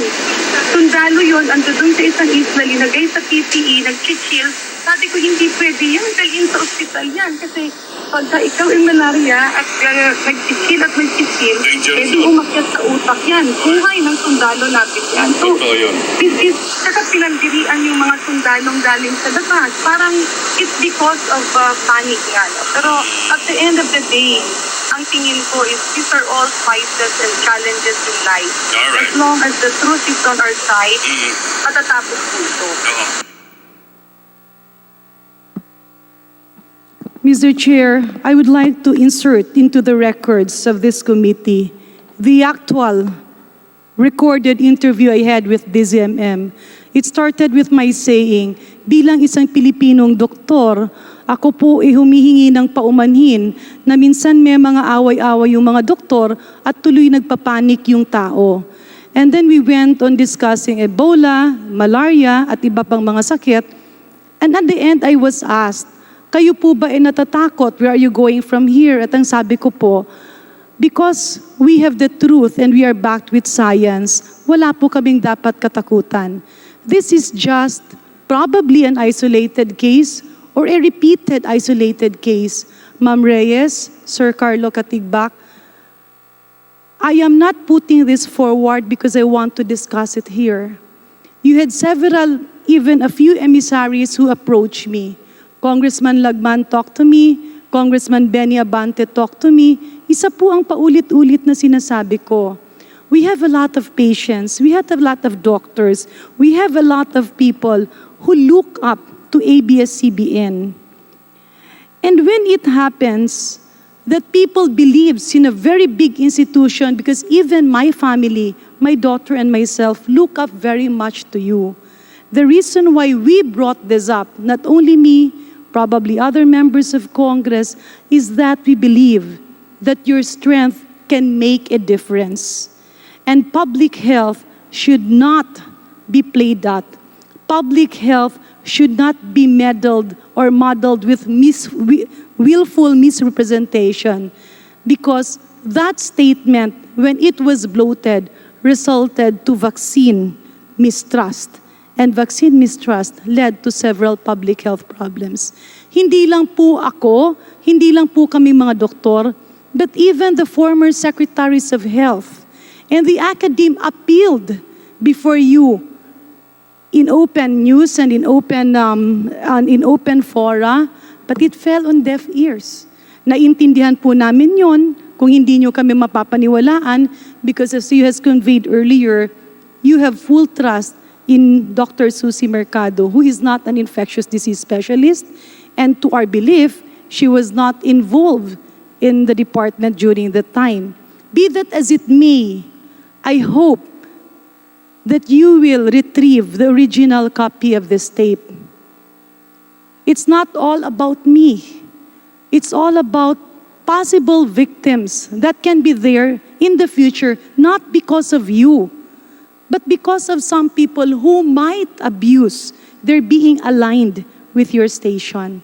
With that, Mr. Chair, distinguished colleagues, I move that an original copy of the transcript be submitted to this committee. And for the record, Mr. Chair, the posts being made by some of your officials currently on Twitter and on social media explaining that the apology was because I was calling for non-panic is again an added insult to the injury that was already created. Andiyan dyan po yung mga tapes, andiyan dyan po ang katotohanan. I stand by my word. If you will be able to prove that that TV Patrol news segment that was repeatedly aired during the wake of my father, ako po ay talagang magre-resign. Because I don't need to be in government to be of service to the people. And just like you, ABS-CBN does not need to be in government because your network can already make a big difference. It can make or unmake people, it can ruin lives, but you can also make a lot of difference as long as you don't practice willful misrepresentation. I don't know, Mr. Chair, if we can get the commitment from the Honorable President and CEO of ABS-CBN. Chair would like to ask ABS-CBN to comply na lang po with the request of Congresswoman Garin. Yes, ma'am. Your Honor, we acknowledge all of your concerns and we commit to look into each of the concerns that you raised po. Thank you po, Mr. Katigbak. With that, again, ito na po yung katapusan po ng ating hearings sa lahat po ng issues sa ABS-CBN. Tulad ng sinabi po ni Congressman Congressman Zarate, pang 12 hearing po natin. Gusto pong pasalamatan ng chairman na ito at siyempre ni chairman na Jonathan Alvarado, ang lahat po ng ating mga members na talagang walang pagod po na nag-attend physically or sa Zoom dito sa lahat ng hearings at sa ating lahat po ng resource persons, sa mga officers pa ng ABS. Maraming salamat po sa pagpa-unlock po. Alam ko po nakakapagod pero tiniis nyo po. So maraming salamat po sa pagpapa-unlock po. The Chair would like to instruct the Committee Secretary to please make a summation na po nung lahat po nung ating mga natalakay sa last 12 hearings para po magawa na po ninyo ng matrix po, Comsec. And then sa next hearing po natin, which will be on Thursday po, 1:00, magkakaroon na po tayo ng mga summation. Isang summation po na manggagaling po sa authors, and then isang summation naman po galing po sa kabila. So yun po ating magiging agenda po sa Thursday. Summation na po tayo. Kung Jonathan? Maraming salamat, Chairman Chikoy, sa sabi nga po nila, sa haba-haba ng prosesyon, sa simbahan rin naman ng tuloy. Sa punto pong ito ay tutuldo ka na. Sabi nga ni Chairman Chikoy, tutuldo ka na natin ng series of interpellations. Pero sa kaalaman po ng lahat, meron pa tayong ilang hanging questions na natira. Yun po ay hindi nadidinggin ng Committee on Legislative Franchises, bagkus ay didinggin na lamang ng Blue Ribbon Committee na kasama rin naman ng ka-joint rin naman ng committee ito.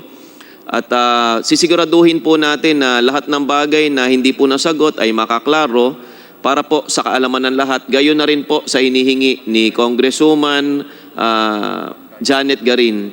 Sa lahat po ng mga inimbitahan natin na guest, mula nung unang-unang hearing, yung hearing number 1 hanggang hearing number 12, sa lahat po ng nasiyahan at hindi nasiyahan sa aming pag-iimbita sa inyo, sabi nga po namin ni Chairman Chikoy, kung meron mga napahirapan sa hearing na ito, kami na po ang humihingi ng paumanhin sa inyo. At sa mga kababayan po natin na sumabaybay sa hearing po natin, sana po ay hindi po namin nasayang yung oras ninyo sapagkat napakarami nyo naman talagang matututunan sa hearing na ito. At pinilit po natin na gawing patas at komprehensibo ang hearing na ito bagkus minsan po pagka sa pro sasabihan tayong hindi patas, minsan naman sa anti sasabihin hindi tayo patas. Pero ang chairman po ng dalawang committee ito ay talagang pinilit na gawin ang aming makakaya upang palabasin po ang katotohanan at gawing patas at walang bias po sa hearing na ito. Magkita-kita po tayo muli lahat sa Huwebes, 1:00, gaya ng binili ni Chairman Chikoy. Magkakaroon po tayo ng summation ng pros at anti sa usaping ito. At bukas naman po, yung mga gusto at nagtatanong tungkol sa social amelioration ay may hearing po ang Blue Ribbon Committee patungkol pa rin sa social amelioration. At may mga bisita po tayo na manggagaling sa DSWD at may mga bisita rin tayo na manggagaling sa mga LGUs, lalong-lalo na yung may mga usapin o may mga reklamo na LGUs natin. Hindi naman po puro reklamo bukas ang hahanapin natin. Siyempre, maghahanap rin tayo ng mga solusyon. Iyon talaga ang hinaantay natin, solusyon at tamang distribution ng social amelioration, lalong-lalo na sa libo-libo nating kababayan na nagko-comment na naghihintay pa rin ng kanilang amelioration. Muli po, sa lahat po ng nanonood, sa lahat ng ating mga kasama at invited guest, maraming salamat po.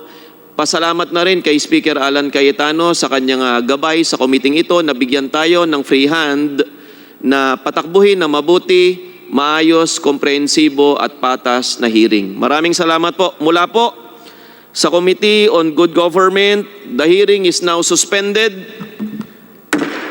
As a Committee on Legislative Franchises, hearing suspended. Mag-Cinderella na kami, Mr. Chair.